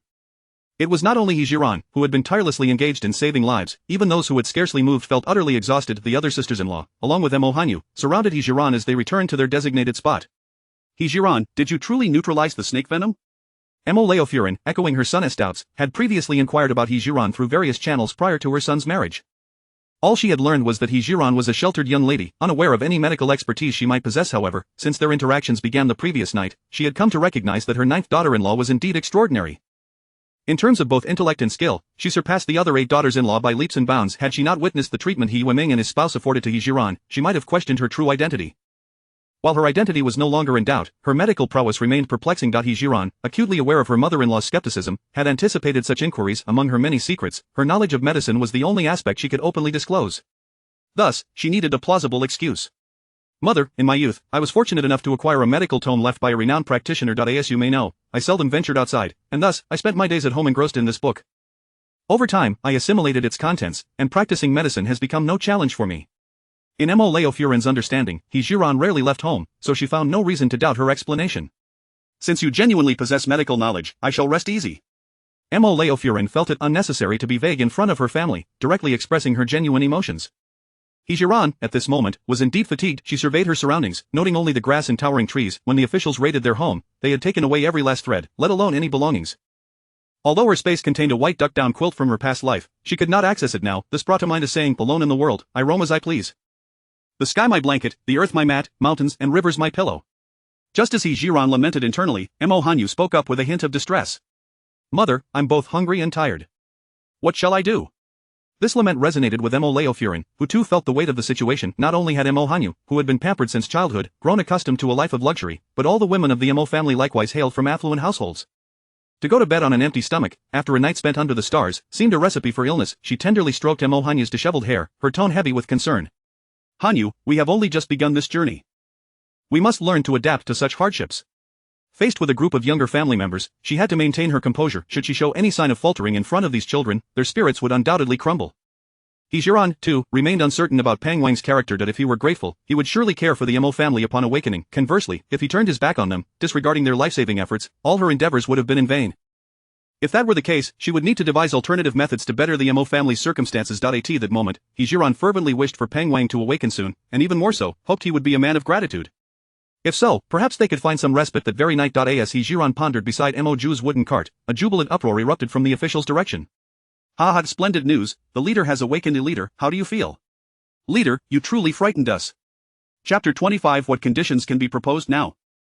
All eyes turned towards the sound, revealing a group of officers surrounding Pang Wang, offering him their warm regards. At this moment, Pang Wang felt somewhat weak, yet he did not hesitate to speak. The first sensation he noticed was a tingling in the area on his calf where the snake had bitten him, and gradually, that numbness began to spread. Soon after, he found it difficult to breathe, and then everything went black. I was poisoned by a snake and did not perish? To confirm the reality of it all, Pang Wang pinched his own face. Only after feeling pain did he accept the truth of his circumstances. Zhang Qing stepped forward, saying, Boss, you truly are alive. Who helped me with the antidote? Pang Wang scanned his surroundings, realizing he was still in this desolate wilderness. Where could these people possibly find a doctor? Zhou Laoba pointed towards the direction of the Mo family. It was He Zhi Ran, the new bride of Mo Jiuye. The mention of He Zhi Ran conjured images in Pang Wang's mind of her warning him. Reminded of this, he felt a twinge of shame. She had kindly cautioned him, yet he had responded with harsh words. He glanced around and finally focused on the large bundles brought from the capital. Laoba, please take 2 steamed buns each to the members of the Mo family, and also inquire if they have any further requests. As long as they are not excessive, do your best to fulfill them. Zhou Laoba understood that Pang Wang was a man of gratitude. He was aware that this gesture was intended to avoid owing a debt of favor to the Mo family, especially since their journey ahead was long, and their duties did not allow for excessive compassion towards criminals.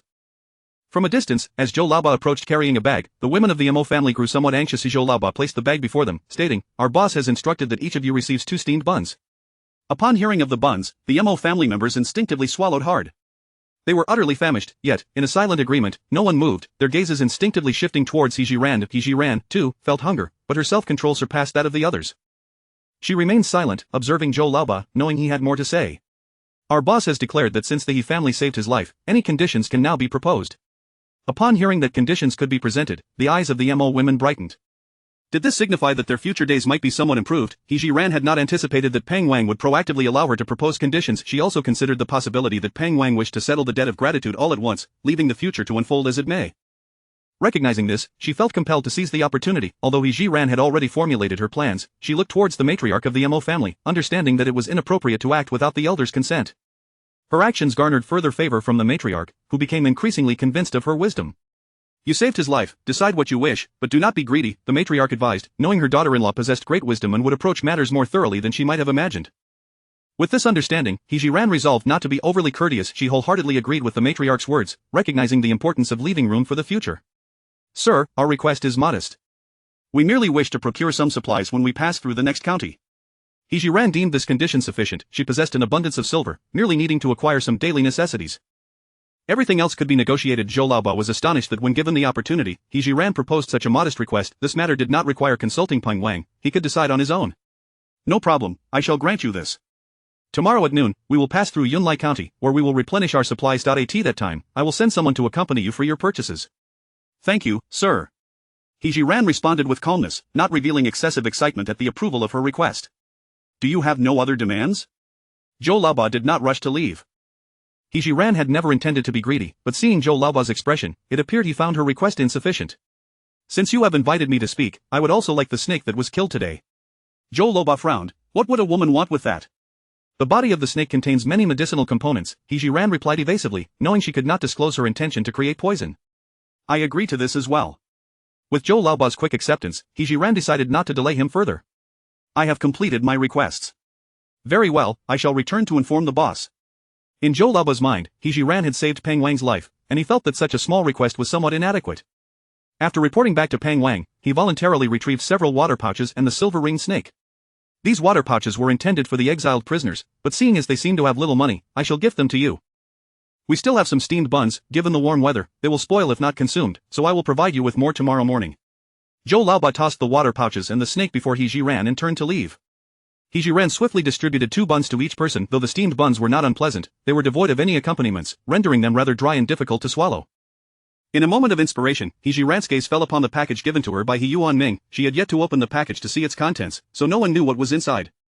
With one hand reaching into the package, her consciousness entered her private space. There lay the savory braised beef she had recently purchased, already sliced and stored in the refrigerator. The beef was wrapped in plastic, which could not be revealed, and she momentarily could not find any common oil paper from this era.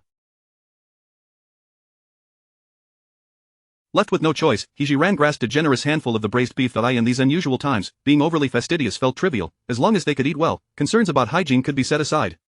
Mother, sisters, little sister, this is the braised beef my parents sent me today. Please enjoy it with the buns. Upon seeing the large handful of braised beef in He Zhi Ran's grasp, everyone's eyes sparkled. However, the upbringing they had received instilled in them the notion that women should not eat in such a crude manner, especially not with their hands. As they hesitated, the matriarch of the Mo family spoke up. At this point, we might as well set aside our customs. The matriarch, a woman of clear insight, was the first to recognize the reality of their situation. By saying this, she aimed to adjust to their new circumstances, acknowledging that they were no longer ladies of a wealthy household. Chapter 26. Sleeping on the ground. The 8 sisters-in-law in Mo Jiuye were already salivating at the sight of the braised beef, and with the encouragement from their mother-in-law, they set aside any reservations. Mother is right. We are no longer the esteemed ladies of a wealthy household. Being able to fill our stomachs is already a blessing. Who cares about propriety? I, Yang Manxin, have cast aside all such concerns. It is well known that those who are ravenous perceive even the simplest fare as delectable. Moreover, the braised beef presented by He Zhi Ran was not only appetizing in appearance but also more fragrant than anything they had previously tasted. As they witnessed the once dignified women devouring their meal with abandon, He Zhi Ran interjected, "Everyone, do not rush. There is still plenty in the bundle. If we find ourselves short, we can fetch more." After all, the supplies in her space possessed regenerative properties, allowing for an abundance of braised beef. Madame Mo took a bite of the braised beef and felt it was the most delicious meat she had ever tasted. However, she disagreed with He Zhi Ran's words. You should save some of what your parents have given you. There is no need to distribute it all. Mother, I still have plenty. He Zhi Ran replied, pulling out a generous handful of braised beef for everyone. Seeing this, Madame Mo ceased her admonitions, as she too relished the food. As the Mo family indulged in their steamed buns and braised beef, members from the other 4 families watched with envy that bordered on madness. Why did the Mo family deserve to enjoy fluffy buns and even receive water pouches from the officials? Meanwhile, they, too, were hungry and had to petition the officials for a sip of water, which was only granted if the officials were in a generous mood. Having learned from the harsh lesson of being whipped during the day, those individuals, despite their fury, dared not voice their grievances. Their eyes burned with resentment as they fixated on the Mo family feasting. The Mo family, acutely aware of the hostile stares, chose to heed Madame Mo's advice and focused on their meal, not daring to look around. Once they had satisfied their hunger and thirst, Madame Mo leaned closer to He Zhi Ran and whispered, "We must find a way for Jiuye to eat something as well." Even without her prompting, He Zhi Ran had already considered this. Mother, wait a little longer. Once everyone has fallen asleep, I will bring food to my husband. Mo Jiuye, lying on the wooden cart, caught a whiff of the braised beef. Though he was not someone who typically indulged in culinary pleasures, he found himself swallowing hard several times. Yet, he was aware that he appeared unconscious to others, and he could not risk jeopardizing their plan for a mere morsel. As the Mo women finally filled their bellies, Madame Mo instructed everyone to find a place to rest. The mention of resting caused the female relatives, except for He Zhi Ran, to frown in discontent. Mother, are we truly to sleep like this? Mo Jiuye knew the answer but could not suppress her complaints. Madame Mo felt helpless. Jiuye, our Mo family is not what it once was. Surviving is already a luxury, we must not dwell on our misfortunes. Upon hearing this, tears streamed down Mo Jiuye's cheeks involuntarily. However, she was understanding enough not to dwell on the topic further. Being the sole daughter among 10 children, Mo Jiuye had been cherished since childhood. Seeing her daughter in such distress pained Madame Mo deeply.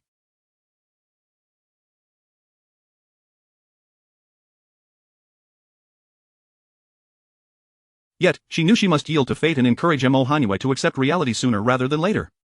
If you cannot endure this little hardship, you are unworthy to be a child of the Mo family. Being a part of the Mo family was the greatest pride for Mo Jiuye. Her father and brothers were valiant heroes defending the Deshun dynasty. When she heard her mother say she was unworthy, she immediately stifled her sobs and hastily wiped her tears with her sleeve. Mother, the Mo family fears no hardship, and neither does Madame Mo could not bear to gaze at her daughter, for the more she looked, the more her heart ached, and she turned her head away. To facilitate feeding Mo Jiuye later, He Zhi Ran leaned against the wooden cart to rest. Having often camped in the wilderness during past missions, she found no discomfort in this situation. Once Madame Mo and the others settled down, the sisters-in-law, despite harboring the same thoughts as Mo Jiuye, did not express them and huddled together to sleep on the ground. Perhaps due to the exhaustion from their journey, they fell asleep shortly after lying down. He Zhi Ran, however, remained awake, feigning slumber. Just as she was about to open her eyes to check if everyone was asleep, she noticed her second sister-in-law sitting up. The second sister-in-law stealthily approached He Zhi Ran's side and whispered, "Ninth sister-in-law, are you asleep?" He Zhi Ran replied in a low voice, "Not yet. Do you need something, second sister-in-law?" In the moonlight, it was evident that the ninth sister-in-law, "I would like to ask for a steamed bun." The second sister-in-law spoke with evident nervousness, stammering as she nervously tugged at her clothing. He Zhi Ran quickly surmised her intention. She wanted to send food to her family. However, she was reluctant to play the role of a naive benefactor, especially since those families held animosity towards the Mo family. Even though the second sister-in-law's family did not openly criticize the Mo family like the others, their contempt was unmistakable. "Did you not eat enough, second sister-in-law?" He Zhi Ran feigned ignorance. The second sister-in-law shook her head vigorously. "No, I want to give it to my nephew." Upon realizing that He Zhi Ran had not offered her a bun, the second sister-in-law understood the reluctance. "During the day, there were too many people around, and we did not discuss this matter. I thought that since it is quiet now, I could take a bun to my nephew and inquire about what actually happened." Seeing that the second sister-in-law had gone this far, He Zhi Ran could not remain indifferent. Moreover, since she was asking for the bun for a child, the grievances between adults should not affect the innocent. This also provided a perfect opportunity to understand why those families harbored such hostility towards the Mo family. He Zhi Ran retrieved a steamed bun from her bag and, reaching into her pack, pulled out 2 slices of braised beef. "Here, second sister-in-law, take these." Seeing the braised beef as well, the second sister-in-law was deeply moved and repeatedly expressed her gratitude. "Thank you, ninth sister-in-law. I will definitely clarify the situation before returning. Go quickly, second sister-in-law." He Zhi Ran offered a benign smile. Once the second sister-in-law had moved away, He Zhi Ran surveyed her surroundings. The officials had dispersed around each family, with one stationed at every location. The one watching over the Mo family was Zhou Laoba, who seemed to intentionally look the other way as he observed the second sister-in-law heading towards the Xie family. Chapter 27. It truly is a hardship for her. Although He Zhi Ran suspected that Zhou Laoba had intentionally allowed her sister-in-law to have an advantage, she did not dare to openly offer food to Mo Jiuye. After all, the pretense of his unconsciousness needed to be kept from all outsiders. However, Mo Jiuye had not eaten for an entire day and, with such circumstances, it was impossible for him to relieve himself. If this continued, even the strongest individual would not endure. Moreover, his injuries required examination and dressing. After contemplating various options, He Zhi Ran could not devise a suitable plan. In desperation, she resolved to make a personal sacrifice. Concealing herself with a package, she retrieved an army green blanket from her space, feigning discomfort from the dampness of the ground as she climbed onto the wooden cart. To ensure Zhou Laoba was aware that the commotion came from her, she whispered deliberately, "The ground is simply too cold. The cart is much more comfortable." With that, she nestled close to Mo Jiuye, draping the blanket over both of them. Upon sensing the warmth beside him, Mo Jiuye stiffened. If there were a mirror, he would see how flushed his face had become. Uncertain of He Zhi Ran's intentions, he could only close his eyes, striving to calm his racing thoughts. The disturbance created by He Zhi Ran not only caught Zhou Laoba's attention but also that of the still-awake old Madame Mo. She glanced at the wooden cart, observing the 2 figures snugly wrapped in the blanket. Under normal circumstances, old Madame Mo would not entertain any other thoughts at such a time, yet witnessing their intimate posture compelled her to speculate further. Her daughter-in-law truly adored her son. Even now, she did not forget to keep him company in slumber. This was indeed advantageous. If they could safely reach the northwest, she would hasten their union, blessing her with numerous grandsons and granddaughters to carry on the Mo family lineage. Zhou Laoba, however, harbored a different perspective. His favorable opinions of He Zhi Ran began to wane. This woman, aside from her medical skills, was no different from the other women of noble households vying for favor. With her husband in a state of unconsciousness, she still thought of climbing into bed. Nevertheless, he had no habit of prying into the private matters of couples. Merely casting a glance to ensure they were not up to anything untoward, he turned away. He Zhi Ran cautiously surveyed her surroundings once more, and upon confirming that no one was watching, she carefully extracted 2 white buns and a generous portion of marinated beef, placing them into Mo Jiuye's hands. Additionally, she provided him with several alcohol swabs and a small vial of Yunnan Beiyao. In a hushed tone, audible only to him, she whispered, "Be swift, find a place where no one can see you to eat and tend to your wounds. I shall place some other items where you were lying, so the officials will not notice." Mo Jiuye then understood that this woman aimed to execute a clever ruse to distract attention. It was indeed a trial for her. Without hesitation, he recognized the rarity of this opportunity. With a swift motion, he rolled off the cart, landing soundlessly, demonstrating his remarkable agility. The instant Mo Jiuye vacated the wooden cart, He Zhi Ran retrieved a cotton quilt from her space, placing it in his former spot. Given the dark night and the cover of the blanket, it was nearly impossible for anyone to discern that it was not Mo Jiuye. Taking advantage of Mo Jiuye's absence, she began to examine the pouch that he used. Inside, she found a stack of silver notes, totaling 3,000 taels, along with a handful of loose coins, estimated to be around 20 taels. In this era, such a sum could easily sustain an ordinary family for generations. It was evident that the elders of the He family genuinely cherished their daughter. Mo Jiuye was remarkably nimble, swiftly disappearing from He Zhi Ran's sight. Approximately 15 minutes later, he returned the moment He Zhi Ran heard the noise. She swiftly concealed the quilt, releasing a deep sigh only after he had resumed his original position. "How is the wound?" He Zhi Ran inquired softly. "It has stopped bleeding," Mo Jiuye replied just as quietly. He pondered for a moment before adding, "Thank you for all you have done for me and the Mo family." At that moment, He Zhi Ran felt it was not the time for pleasantries. Hearing Mo Jiuye's gratitude, she remained silent. Just as she was contemplating whether to continue lying there, her sister-in-law returned. Assuming everyone was asleep, her sister-in-law approached the wooden cart stealthily, only to find He Zhi Ran's absence. Just as she was about to search around, He Zhi Ran sat up from the cart. "Sister-in-law, I am here." Following the sound, her sister-in-law turned to see the two of them nestled together under the blanket. She felt an overwhelming urge to slap herself. While the newlywed couple enjoyed a tender moment, she had intrusively interrupted. "Sister-in-law, please continue resting, we can talk tomorrow." Observing her sister-in-law's demeanor, He Zhi Ran realized she had misunderstood her intentions. Furthermore, she was eager to uncover the reasons behind the family's hostility toward the Mo family, having no patience to wait until the morrow. "Sister-in-law, I merely wanted to give my husband something to eat." Knowing that the Mo family was aware of Mo Jiuye's pretense of unconsciousness, He Zhi Ran decided to speak the truth. Upon hearing her explanation, her sister-in-law felt a bit awkward, realizing her misinterpretation. "Sister-in-law, I just learned the reason behind it." Her sister-in-law believed that this was the appropriate moment to share, ostensibly to inform He Zhi Ran, but also to keep Mo Jiuye apprised of the situation. Indeed, Mo Jiuye perked up, eager to listen attentively. He Zhi Ran urged, "Sister-in-law, please do tell." With a heavy sigh, her sister-in-law began, "I suspect this matter was orchestrated by someone deliberately." He Zhi Ran grew increasingly intrigued. "What exactly transpired?" "My elder brother mentioned that prior to the exile of the Xie family, there were no signs whatsoever. Today, officials arrived to announce an edict, stating that the Duke of Guarding the Nation, Mo Jiuye, has openly confessed to colluding with the enemy and betraying the country. Moreover, they claim that Ji voluntarily implicated the Xie family in this treachery, alongside presenting evidence of my father accepting bribes from several years ago. My maternal family believes that the bribe amounts were not significant, and there were only 2 instances, which should not warrant a confiscation of property or exile. The main reason for this seems to be Jiuye's testimony against the Xie family regarding their collusion with the enemy." He Zhi Ran fell into contemplation. Mo Jiuye could not have committed such an act. Furthermore, had she not informed him, he would have remained unaware of the impending confiscation and exile of the Mo family, let alone confessing anything. If her sister-in-law's words held any truth, there was only one possibility: if the Xie family had offended the emperor, who, with a mindset to eliminate dissent, seized the opportunity to eradicate the Xie family while concurrently obstructing Mo Jiuye during his exile. Besides this, she could not conceive of any other explanation. As for the other 3 families, though she had not directly heard them insult the Mo family, she did not rule out that possibility. Mo Jiuye was similarly absorbed in thought. His reasoning mirrored He Zhi Ran's, and he was more familiar with the officials from these families, possessing knowledge of their underhanded dealings, particularly concerning Feng Chuanzhou, with whom he had no prior grievances. From what Mo Jiuye understood, this individual had indeed offended the Xuanwu emperor in the past. Chapter 28 Late-night conversations between husband and wife, Part 1. If his memory served him correctly, it was during last year's grand banquet.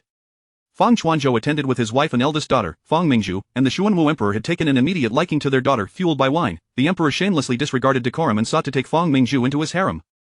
However, to his surprise, Feng Mingzhu declined, publicly citing her existing engagement as a reason to reject the emperor's kindness. Feng Chuanzhou, unwilling to see his daughter embroiled in a contest for favor among so many women, knelt down to support Feng Mingzhu's stance. With so many ministers present, the Xuanwu emperor could not forcibly detain her in the harem and, albeit reluctantly, allowed her to leave the following day. Feng Mingzhu hastily married. Given Mo Jiuye's understanding of this emperor, it was only natural that he would harbor resentment and seize this opportunity to annihilate the Feng family and exile them, thus adding to his own grievances. As for the Li and He families, their long-standing discord with Mo Jiuye was evident. The emperor's decision to send them into exile alongside him was a matter that could be easily surmised. Observing He Zhi Ran deep in contemplation, he gently tapped her finger. When she turned to him, he softly said, "I will share the matters concerning these families with you when the opportunity arises." His words indicated that he had unraveled the situation. Since someone was aware of it, the Mo family need not feign ignorance, and He Zhi Ran chose to refrain from meddling further. "All right," she responded casually, indifferent to whether Mo Jiuye chose to divulge the details. After all, she had already clarified her intentions. Her foremost task was to alter Mo Jiuye's fate of dying on the path of exile. Seeing that her matters were settled, the second sister-in-law did not wish to intrude on the couple's rest any longer. "Sister-in-law Jiuye, I shall return to rest now." He Zhi Ran had boarded the cart to assist Mo Jiuye in leaving. Now that her purpose had been fulfilled, it was best for them to part ways to avoid any awkwardness. However, if she were to leave after merely lying down for a while, it would undoubtedly raise suspicions in old Zhou. Reluctantly, she steeled herself to lie back in her original position. To ensure her comfort, Mo Jiuye purposefully shifted his body aside. Although weary from their journey, He Zhi Ran found herself unable to sleep. Mo Jiuye seemed to sense her wakefulness and gently inquired, "Can't sleep?" He Zhi Ran replied nonchalantly. "Is it because of what the second sister-in-law mentioned?" Mo Jiuye asked. I suppose so. He Zhi Ran was unsure of the reasons behind her insomnia. Perhaps it was the sudden arrival in an unfamiliar environment that left her feeling unsettled, and nonetheless, she did not wish to discuss these matters with Mo Jiuye. Unperturbed by her evasiveness, Mo Jiuye continued, the He and Li families have some grievances with me. Hearing him speak, He Zhi Ran, unable to sleep, decided to listen attentively. What grievances? She inquired. He Zhi Ran was once the Minister of War. During my military campaigns, he deliberately embezzled provisions for personal gain. I had reported this matter to the emperor, who dispatched officials to investigate. Strangely, despite the gravity of the issue, the emperor merely It had taken him nearly an entire day of meticulous consideration to arrive at that conclusion. He found himself increasingly impressed by He Zhi Ran. Now that the conversation had reached this point, her interest was piqued. After careful deliberation, he chose to speak candidly. My issues with the Li family stem from Li Ruer. He Zhi Ran discerned from his words that he seemed to have some entanglement with Li Ruer. Intrigued, she pressed further, what is your relationship with her? Concurrently, she scoured the original owner's memories to ascertain whether Li Ruer had ever mentioned Mo Jiuye. After an exhaustive search, her head began to ache, yet she found nothing. This indicated that Li Ruer had never spoken of Mo Jiuye in front of the original owner. We have no relationship, Mo Jiuye replied succinctly. Then why do you say your grievances with the Li family arose because of her? Upon hearing He Zhi Ran's probing question, Mo Jiuye instinctively thought she might be feeling jealous. Thus, he hastily clarified, her carriage went out of control on the street, and I happened to intervene to regain control of the horses out of goodwill. At the time, I thought little of it, believing the matter had concluded, only to find Li Liang at my door the next day, bearing gifts to express gratitude for saving his daughter.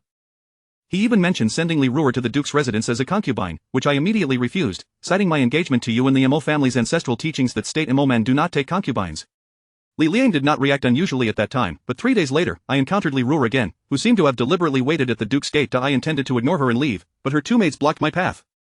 Li Ruer claimed we had shared intimate contact and insisted that I take responsibility. I had not touched her while controlling the horses. It was clearly a ruse, therefore, I did not afford her any courtesy or explanation and simply rode away. Since then, I have noticed Li Liang opposing me at every turn. Whatever I say, he will twist and refute. Aside from the matter of Li Ruer, I cannot fathom where I might have offended him. Having listened to Mo Jiuye's extensive narrative, He Zhi Ran grasped a crucial fact. Li Ruer had deliberately approached her, constantly disparaging the Mo family, with the intent of persuading her to call off the engagement so that she could marry Mo Jiuye herself. Is this what transpired at the beginning of the year? How do you know? Mo Jiuye countered. Now that the subject had been broached, He Zhi Ran felt no need to conceal the truth. She recounted in detail how Li Ruer had advised her against marrying into the Mo family, coincidentally after Mo Jiuye had rejected Li Ruer. Upon hearing her words, Mo Jiuye's dark eyes deepened with contemplation. I did not expect such scheming from a young lady. It truly is despicable. Indeed, it is quite contemptible. She once pretended to show concern for me, and now, during this exile, she has eagerly revealed her true colors. When speaking of Li Ruer, He Zhi Ran expressed her disdain. Such duplicitous individuals were the very type she held in the utmost contempt. Seeing He Zhi Ran's displeasure, Mo Jiuye mistakenly assumed it was due to the unfounded rumors surrounding him and Li Ruer. To lighten the mood, he added, I have already read your father's letter. Chapter 29 of the Couple's Night Talk, Part 2. It was only at this moment that He Zhi Ran recalled that her father had slipped a letter into Mo Jiuye's embrace earlier that day. Since the letter was intended for Mo Jiuye, she did not possess the habit of prying into others' privacy. Despite her curiosity about its contents, she refrained from inquiring. The fact that Mo Jiuye mentioned the letter indicated he had no intention of concealing its contents. The letter is rather brief. My father-in-law stated that he would discreetly gather evidence of my innocence to aid in my vindication, and he hopes that I may treat you kindly, Mo Jiuye explained. Is it truly that simple? He Zhi Ran seemed somewhat skeptical. Mo Jiuye affirmed, indeed, that is all. Once again, He Zhi Ran fell into deep contemplation. After her parents' departure earlier, her thoughts had immediately turned to her father's precarious position in court. He Yuanming was Mo Jiuye's father-in-law. Would the emperor not take out his wrath on him as well? If that were the case, He Yuanming's future would be akin to an ant upon a chopping board, with the ever-present threat of being crushed by Emperor Shenwu. Noticing He Zhi Ran's pensive demeanor, Mo Jiuye spoke again. My father-in-law is a man of integrity, diligent and methodical in his duties. The emperor would not wish to lose such a capable minister, so you need not worry excessively. We should retire early, as we must continue our journey tomorrow. Mo Jiuye was concerned that He Zhi Ran's health might not withstand the strain. After their extensive conversation, compounded by the mental exertion of contemplation, He Zhi Ran found herself increasingly drowsy. Even as fatigue washed over her, sleep eluded her. The space on the wooden cart was limited, and she and Mo Jiuye were nearly pressed against one another, sensing each other's warmth. It was not only He Zhi Ran who found sleep to be an elusive pursuit. Mo Jiuye too was wide awake. Noticing her breathing was not as steady, Mo Jiuye gently spoke again. Feigning unconsciousness is not a sustainable solution. I plan to awaken once we are beyond the borders of the capital. You may manage that as you see fit, He Zhi Ran replied ambiguously. In truth, Mo Jiuye had ulterior motives when he made that statement. The fact that this woman could foresee the impending confiscation and exile of the Guigua Duke's residence did not entirely rule out the possibility that she was privy to other matters as well. His intention in saying this was to elicit her thoughts. To his surprise, she merely suggested he make his own decisions without divulging any information he did not already know. Are you not curious as to why I intend to awaken only after we have left the capital? He inquired. I suspect you are concerned that the Emperor's spies are watching, He Zhi Ran surmised. This was indeed her line of thinking. Emperor Shanwu had been relentless in his pursuit of Mo Jiuye, even attempting to take his life the night before the confiscation in exile. How could he possibly forego an opportunity during their journey? If Mo Jiuye remained unconscious, the situation would be different. Should Emperor Shanwu dispatch spies to observe and find him still in a state of unconsciousness, it would indicate that his injuries were grave. Under such circumstances, the likelihood of surviving the journey into exile would be virtually non-existent. The emperor might very well allow them to proceed with less obstruction. However, if he were to act unpredictably, it was not beyond the realm of possibility that he would seize the opportunity to ambush them while Mo Jiuye was incapacitated. Perhaps Mo Jiuye's objective was simply to evade disaster whenever possible. It must be said that He Zhi Ran's conjecture aligned perfectly with Mo Jiuye's own thoughts. If I were alone, escaping from here would not pose much difficulty, and I could vanish without a trace. However, there are too many women in the Mo family, and I cannot guarantee I would be able to care for them all. Moreover, your sisters-in-law and your maternal family are still in the capital.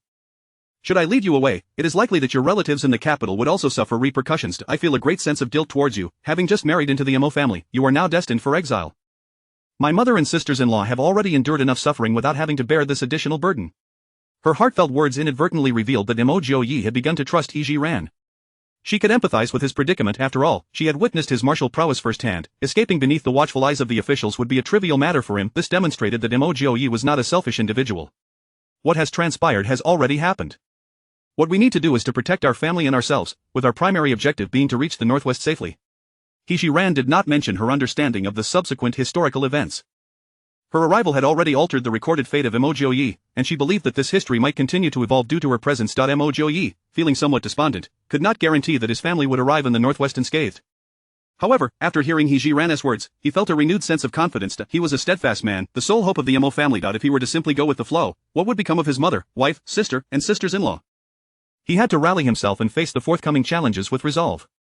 I will do everything within my power to ensure our survival, he vowed. Perhaps the weighty nature of their conversation had successfully diverted He Zhi Ran's attention, for at that moment, she had forgotten the fact that she was sleeping beside a man.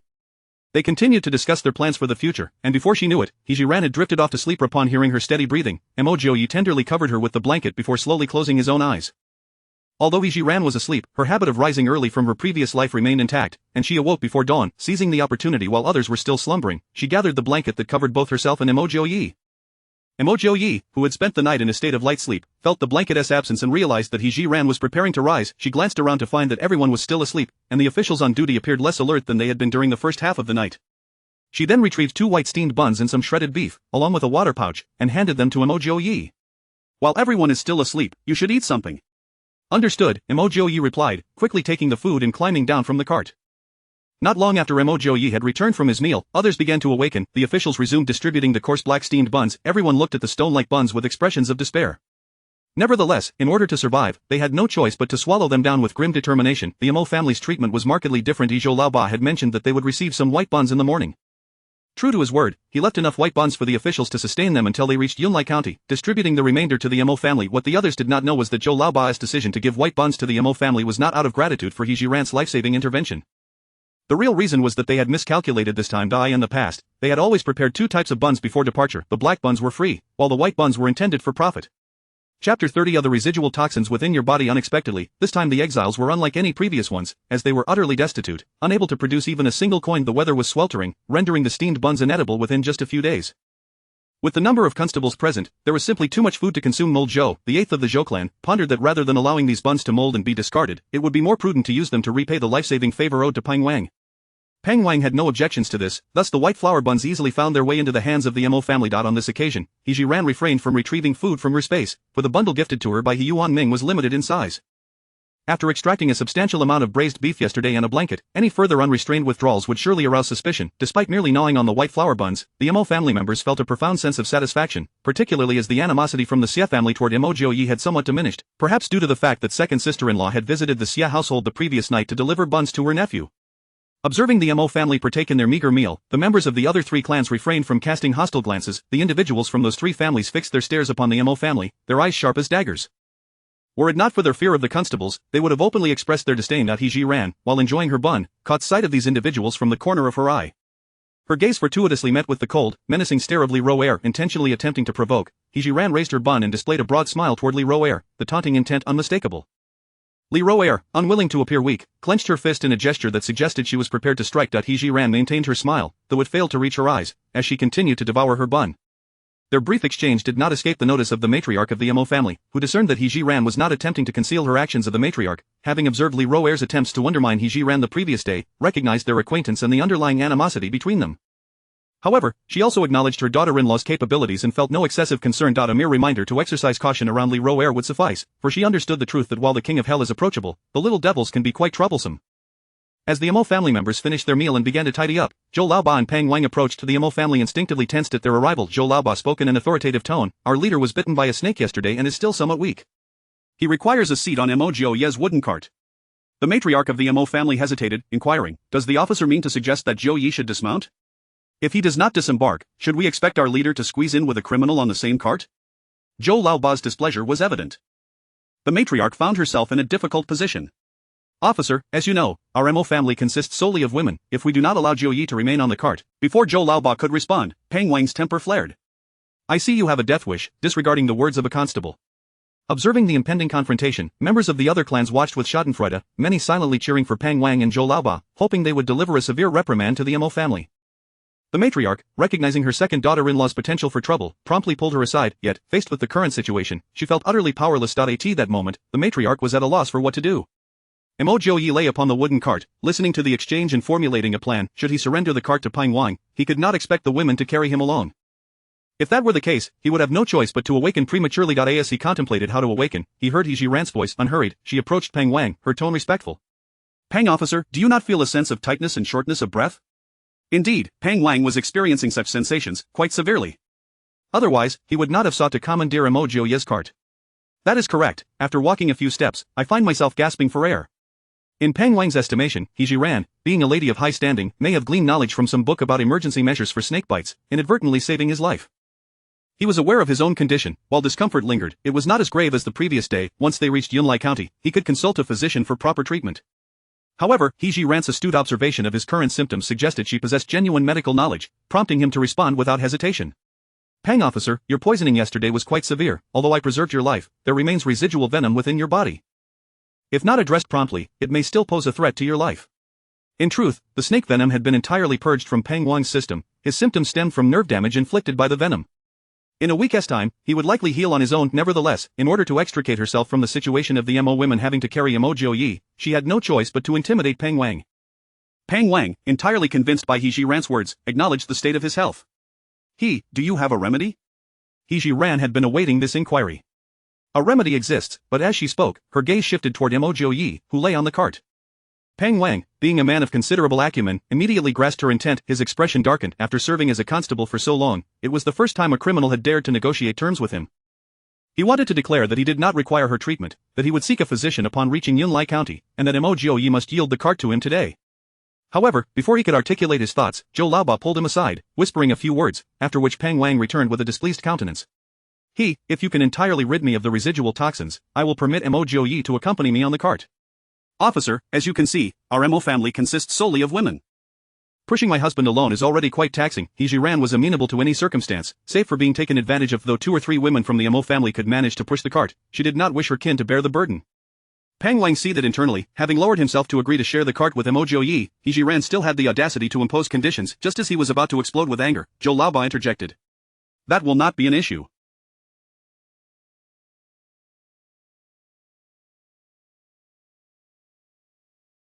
I can find a few male prisoners to assist with the cart." Peng Wang regarded Zhou Laoba, recognizing his good intentions, and thus acquiesced to the proposed solution. "I accept your terms, but should you fail to cleanse me of the residual toxins, beware of the constable's whip." Chapter 31. Awakening with her objective achieved, He Zhi Ran no longer hesitated. "Very well, I shall assist the official in detoxification immediately."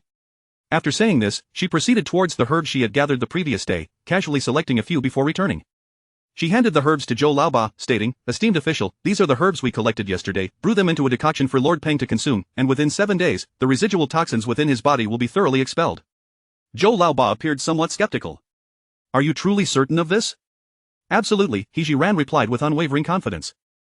The selected herbs, when combined, serve to clear heat, promote diuresis, cool the blood, and detoxify. Although they would not dramatically improve Pang Wang's condition, they would still provide some relief from his current symptoms. After all, there was hardly any residual toxin within Pang Wang. His recovery was merely a matter of time. Observing the resolute determination in He Zhi Ran's gaze, Zhou Laoba's doubt significantly. I will prepare the medicine right away. Glancing at the limited space beside the cart, Pang Wang resignedly squeezed in with Mo Jiuye, recognizing his dependence on others. Due to the time taken to prepare the medicine, their departure was delayed by nearly half an hour. Before setting off, Zhou Laoba surveyed the prisoners and noted two robust men from the He family, who inevitably became the primary bearers of the wooden cart. Upon seeing Mo Jiuye lying on the cart, they were filled with frustration. Were it not for the presence of the officials, they would have relished the opportunity to exact revenge on the one who had brought disgrace and exile upon the He family. However, upon meeting Pang Wang's warning gaze, the brothers from the He family immediately lost their bravado and begrudgingly pushed the cart onward. He Zhi Ran's actions once again garnered admiration from the women of the Mo family, particularly from Mo Hanyu, who chattered incessantly to her. Sister Jiu, you are truly remarkable. Not only does ninth brother not have to dismount from the cart, but we also have free labor at our disposal. This makes our journey considerably easier. He Zhi Ran, modestly accepting her sister-in-law's praise, merely smiled in response. She did not think her actions particularly extraordinary, they were simply a result of the experiences she had cultivated in her previous life and her inherent disposition. As Mo Hanyu grew increasingly animated, she linked her arm with He Zhi Ran's. Sister Jiu, my ninth brother is truly fortunate to have married such a capable wife. While speaking, Mo Hanyu spotted some herbs they had gathered the previous day in the bushes by the roadside. Excitedly, she pointed them out. Sister Jiu, there are herbs over there, I shall go and collect them. Before she could dash towards the roadside, He Zhi Ran swiftly pulled her back. Little sister, there will be other opportunities to gather herbs. Delaying our journey may result in punishment from the officials. Mo Hanyu, being a simple-hearted girl, had not considered the implications of her actions. At He Zhi Ran's reminder, she finally realized they were on a path of exile. Her small face scrunched up in displeasure. I understand now, Sister Jiu, I will be more careful in the future. The Mo family members, well-fed, managed to keep pace with the officials. However, others from different families were not as fortunate, having subsisted on coarse buns for 2 consecutive meals that were both unpalatable and insufficient. Additionally, having been accustomed to a life of ease, several individuals began to fall behind. Less than half an hour after the convoy set off, the officials showed no mercy, administering lashes to anyone who lagged behind, resulting in a cacophony of wails from the rear of the procession. The two robust men from the He family, tasked with pushing the cart, began to struggle, pleading with Pang Wang for sustenance. Although Pang Wang was not devoid of humanity, understanding that they required nourishment for their exertion, he was about to instruct someone to bring over a couple of white buns when, by unfortunate coincidence, the cart struck a large stone, nearly toppling over. Seated atop the cart, Pang Wang was unbalanced by the sudden jolt, causing him to fall onto Mo Jiuye. Ironically, the point of impact coincided with the most severely injured area on Mo Jiuye's body. Involuntarily, he emitted a muffled groan. Without a moment to scold the men pushing the cart, Pang Wang's first thought was that Mo Jiuye had awakened. He quickly called out to He Zhi Ran, come quickly, see if your husband has regained consciousness. Although he was accustomed to witnessing the deaths of prisoners on the road, he held a certain respect for Mo Jiuye. Especially after He Zhi Ran's poignant words during the altercation between the officials and Xiefeng, he found himself affected. Regardless of Mo Jiuye's transgressions, the valor of the Mo family men who sacrificed their lives for their country could not be overlooked. Not long ago, tales of his triumphant return had spread throughout the capital. For someone of such stature, Pang Wang sincerely hoped for his survival. Of course, this was merely a subconscious desire. Had the Mo family dared to provoke him on the road, he would not hesitate to deliver a lesson. He Zhi Ran remained oblivious to Pang Wang's thoughts. Upon hearing him call her name, she rushed over. Pang Wanjia, did you say my husband has awakened? She feigned an expression of shock while mentally preparing for any eventuality. Pang Wang shifted slightly to the side. I may have inadvertently pressed on his wound, I am unsure if it was due to pain or something else, but he let out a groan. He Zhi Ran instructed the He brothers to halt, symbolically taking one of Mo Jiuye's arms to feign checking his pulse.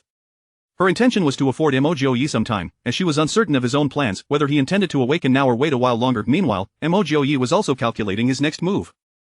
Although he appeared to be unconscious, lying on the cart, he remained vigilant. From dawn until now, he had been attuned to the surrounding movements, even taking the opportunity to discreetly observe his surroundings when others were distracted. In his observations, he had detected no immediate threats. After contemplating, Mo Jiuye resolved to awaken. Just as He Zhi Ran was earnestly pretending to check his pulse, he emitted a faint groan. Pang Wang pointed at Mo Jiuye once more, exclaiming, "Look, is he not truly awake?" He Zhi Ran withdrew her hand, feigning delight as she declared, "Indeed, my husband has awakened." The elder matriarch of the Mo family and the other women quickly gathered around, their expressions of concern genuine. One could say their acting skills were commendable. He Zhi Ran retrieved a water pouch from her waist. "Darling, how do you feel? Please drink some water to soothe your throat." Mo Jiuye complied willingly, straining to lift his head slightly, sipping the water He Zhi Ran offered with her assistance. Pang Wang, displaying a semblance of concern, added, "He is weak at the moment, it would be best for him to avoid dry buns and instead drink more water to moisten his throat." Though presented as a suggestion, his tone remained consistently impatient. Chapter 32 Heatstroke. The members of the Mo family did not take offense at Peng Wang's demeanor, nodding in agreement that they would refrain from giving Mo Jiuye any food for the time being. Although Mo Jiuye had regained consciousness, he remained in his original position, sprawled across the carriage. Seeing that matters were nearly settled, Peng Wang commanded the group to continue their journey. In the sweltering heat of August, the unrelenting sun scorched the earth, leaving travelers gasping for breath. Among the procession, the prisoners lamented in despair. Some, unable to endure any longer, knelt before the officers, pleading for a brief respite in a cooler shade. The Mo family was equally affected, their faces flushed with heat. Observing the distress of those around her, He Zhi Ran felt a pang of concern. If this continued, she feared that someone might succumb to heatstroke. As she pondered preventive measures, a sudden cry erupted from the rear of the line. "Sir, please help find a doctor for my child. The child is innocent." He Zhi Ran followed the source of the voice and discerned that it came from the Xie family's contingent.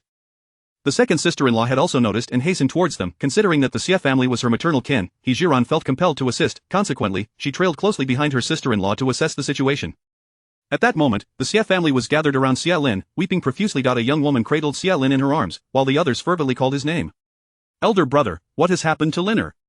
The second sister-in-law pushed through the throng, her voice filled with urgency. Xia Chao's eyes were red-rimmed. "Liner was fine this morning, but after walking for a while, he became unwell." After a moment of panic, the second sister-in-law quickly replied, "My sister-in-law Jiu understands medicine. I shall fetch her at once." "Sister-in-law, I am here, let me examine the child first," He Zhi Ran interjected as she approached Xie Lin. Although the Xie family had heard Xie Fang's explanation, they still harbored resentment towards the Mo family.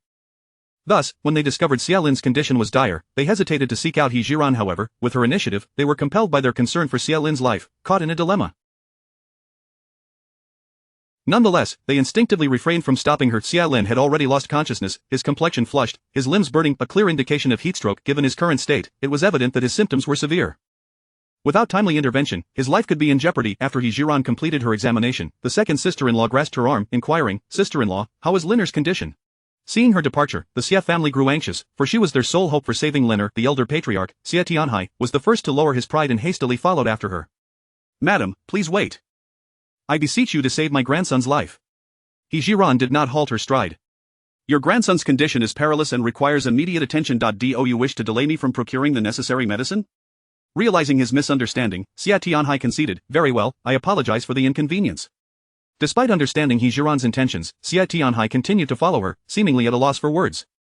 He Zhi Ran acknowledged his presence. "We are all exiled prisoners. By virtue of your relationship with my sister-in-law, you are my elder. Henceforth, you may address me as he or by my given name, He Zhi Ran." The formalities of madam were unnecessary. A simpler address felt more congenial. "Understood, I shall henceforth refer to you as he." As they conversed, He Zhi Ran approached the vicinity of the Mo family's group. Among the herbs collected the previous day, several were suitable for treating heatstroke, managed by a few of the sisters-in-law. Without wasting a moment, He Zhi Ran gathered the required herbs from them and turned to Xie Tianhai. "Uncle Xie, to brew the medicine, we must first consult with the officers." They lacked any vessels, and whether the officials would permit them to pause for brewing the medicine needed to be discussed. At that moment, he too was suffering from the heat and, due to the effects of snake venom, had a poor tolerance for high temperatures. Spotting Xie Tianhai preparing to approach his subordinates, Peng Wang interjected quickly, "There is a small river ahead, with trees providing shade nearby. We can take a brief respite there." Upon hearing Peng Wang's suggestion, Xie Tianhai expressed his profound gratitude. After approximately a stick of incense's worth of time, they indeed discovered a small river ahead. The officers organized the exiled prisoners to rest in the shade while they sought refuge from the oppressive heat themselves. He Zhi Ran borrowed a pot from Zhou Laoba and the second sister-in-law volunteered to help brew the medicine for her nephew. To prevent her family from suffering heatstroke, He Zhi Ran instructed her to prepare a large pot of herbal concoction, not only for Xie Lin but also for her family to ensure they benefited from its preventive properties. Having ascertained that Xie Lin was in the acute phase of heatstroke and already unconscious, He Zhi Ran realized that relying solely on the herbs might not yield satisfactory results. Seizing an opportunity when the second sister-in-law was momentarily distracted, she discreetly retrieved some Huoxiang Jingqi liquid from her spatial pouch and added it to the mixture. With the preparation of the medicine underway, He Zhi Ran finally felt a sense of relief. Gazing at the clear river beside her, where fish swam gracefully, she casually picked up a sturdy branch from the ground and approached Zhou Laoba. "Zhou, may I borrow your dagger?" Although her spatial pouch contained various knives and daggers, she could not openly produce them in front of so many. Zhou Laoba, upon learning that she wished to borrow his dagger, immediately became wary. "What do you need a knife for?" He Zhi Ran shrugged and held the branch forward. "I intend to sharpen this stick. If all goes well, we might have a meat dish for lunch." Zhou Laoba, not wanting to speculate on what she meant by a meat dish, thought to himself that a young woman like her would hardly dare to lie. Reluctantly, he removed his dagger and handed it to He Zhi Ran. In his presence, she promptly sharpened the stick. After returning the dagger, she turned back towards the riverbank. Under the watchful eyes of everyone, she removed her embroidered shoes and rolled up her trousers as she waded into the river. Observing He Zhi Ran's actions, the women of the Mo family gathered around her. What are you doing? The matron of the Mo family inquired anxiously, as if she might leap into the water to rescue her. Indeed, Jiu. The water was not deep. She walked several meters out before the water barely reached her knees. Stopping in her tracks, she focused on her target and plunged the pointed end of the branch forcefully into the water. Chapter 33. Catching fish swiftly, she flipped the branch and cast it towards the riverbank, causing a lively crushing carp to land before the women of the Mo family. Sisters-in-law, please take care of the fish, said He Zhi Ran, who felt no particular pride in her actions. To her, this method of catching fish was child's play. In her previous life, while on missions, she often found herself camping in the wilderness, mastering various survival skills that were deemed essential. However, others did not share her sentiments. Everyone stood in awe of her seamless execution. Even the officers were left feeling inferior each year. As they escorted prisoners, they passed by this very spot, aware of the fish that inhabited the river. They had attempted to catch fish themselves, yet had never succeeded even once, merely promising to bring a net on their next outing, only to forget entirely. As they watched He Zhi Ran secure her second catch, the officers silently admired her prowess. The women of the Mo family, who initially intended to dissuade He Zhi Ran from exposing her feat, now found themselves captivated by the sight of two fresh crushing carp before them, their original purpose forgotten. Particularly, old Madame Mo reassured herself of the rules of propriety for women were merely a means to avoid censure or disdain from their husbands. After all, he was their daughter-in-law. As long as the Mo family did not object, Mo Jiuye, having opted to awaken early, chose not to feign sleep any longer. He had, in a way, benefited from Peng Wang's foresight, as their wooden cart had been stationed in the shadiest spot, perfectly positioned for He Zhi Ran's fishing exploits. Peng Wang was equally astonished by He Zhi Ran's skill, inadvertently commenting to Mo Jiuye, "You truly are fortunate to have married such a remarkable wife just a day before your exile." Mo Jiuye's heart was awash with mixed emotions. He could not fathom how the prim and proper He family young lady could possess abilities that dwarfed those of many men. Simultaneously, he shared Peng Wang's thoughts. Although the method she used to catch fish might seem simple to the average person, he recognized that such seemingly effortless actions required a level of skill that was far from ordinary.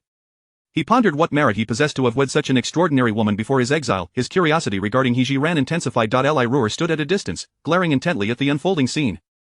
She had never known that the seemingly foolish He Zhi Ran had such formidable skills. In the past, he had indeed concealed her talents before her. The more she thought about it, the more resentment brewed within her, prompting Li Ruer to approach the riverbank, exclaiming, "He Zhi Ran, how shameless you are, wading barefoot into the river to catch fish in front of everyone.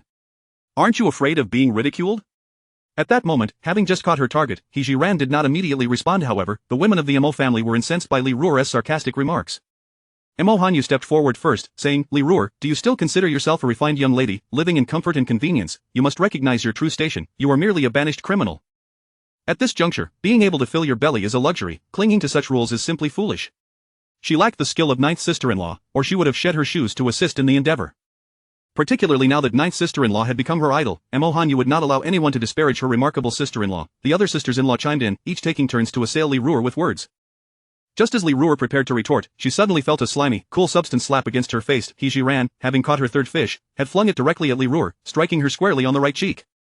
The Mo family members rushed to retrieve the fish with great care, bursting into laughter at Li Ruer's expense. Even the officers watching could not contain their amusement. Li Ruer felt utterly humiliated. Turning to the officers, she pleaded, "Gentlemen, He Zhi Ran has harmed me, will you not intervene?" The officer glanced at Li Ruer's dirty face and disdainfully replied, "You deserved it. Who told you to speak so carelessly?" Li Ruer. These officers must have been bewitched by He Zhi Ran's captivating looks. Realizing she would gain no favor here, Li Ruer stomped her foot in frustration and returned to her family's side, only to be met with ridicule from her two legitimate sisters. "I thought you might catch a few fish like He Zhi Ran. You've truly brought disgrace to our family. Not only did you fail to catch fish, but you also became the subject of mockery." Li Ruer had often endured bullying from her two younger sisters in their home. Back then, she had chosen to tolerate it, for she was a concubine's daughter. But now, with their entire family exiled, she felt no need to endure any longer. Thus, she raised her hand and struck one sister across the face. "Do not forget, I am your elder sister.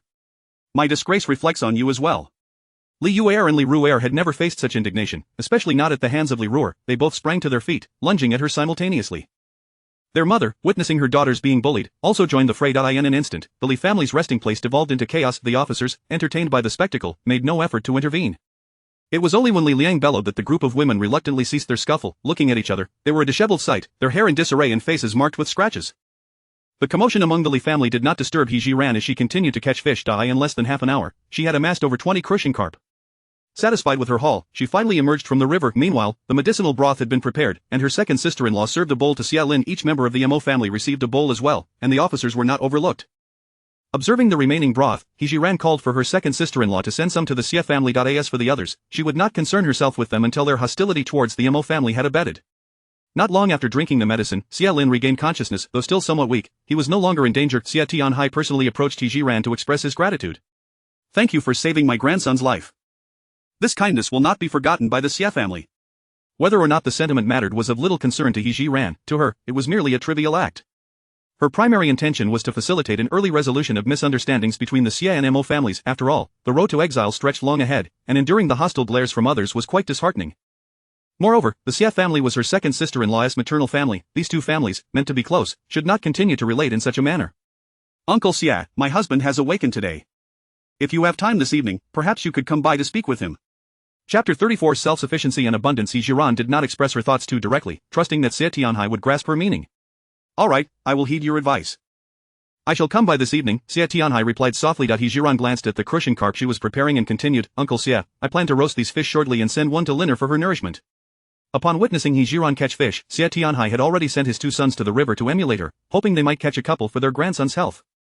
However, to his dismay, his sons proved utterly inept, returning empty-handed after a prolonged effort. Thus, He Zhi Ran's offer to send a fish to Xie Lin felt like a timely blessing to Xie Tianhai. He humbly expressed his profound gratitude to He Zhi Ran. Meanwhile, he resolved that regardless of whether the Xie family's exile was linked to Mo Jiuye, he would choose to overlook the matter. After all, the Xie family had already faced banishment, and with the Mo family still connected through kinship, it seemed prudent to foster amicable relations even if their future entailed a simple existence of meager meals. As long as they survived, it sufficed. The women of the Mo family were accustomed to being attended to at home, rendering them unacquainted with handling fish, yet, they had come to terms with their new reality. If they wished to avoid hunger in the future, the best course was to take matters into their own hands. Thus, they all gathered around He Zhi Ran, mimicking her actions to assist in preparing the crushing carp while their movements lacked her finesse. Having help was indeed a boon. Before long, they had collectively cleaned the fish. He Zhi Ran procured uniform branches to skewer the crushing carp and then gathered several large stones to construct a makeshift grilling rack. Sisters, could you please fetch some kindling? Although she felt sympathy for the Mo women, she also wished to prevent them from remaining as helpless as they had been, for the journey ahead was long, and acquiring survival skills was inevitable. As the women went to collect firewood, He Zhi Ran sought a fire starter from the officials. The officials, aware that the fish being roasted would undoubtedly include a portion for them, not only refrained from causing her trouble but also generously provided her with some salt. He Zhi Ran had intended to procure some salt, even preparing to spend silver coins to buy it from the officials. To her surprise, they were so accommodating, offering it to her freely.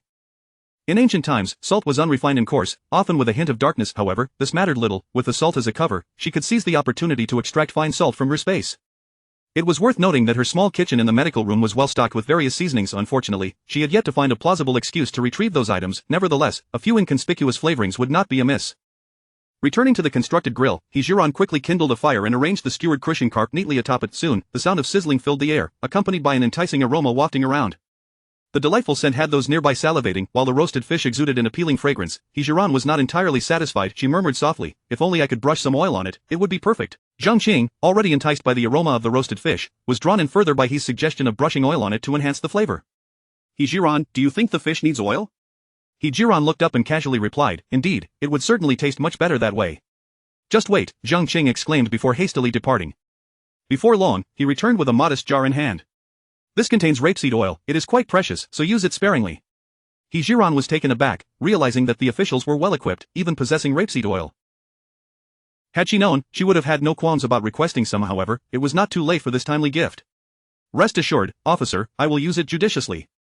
Opening the jar, He Zhi Ran broke off a leafy branch from a nearby tree, washed it in the river, and used it as an oil brush. Indeed, after brushing the crushing carp with rapeseed oil, the aroma intensified. She secretly retrieved some 13 spice blend and fine salt from her space to sprinkle atop the fish, completing her first outdoor roasting in ancient times.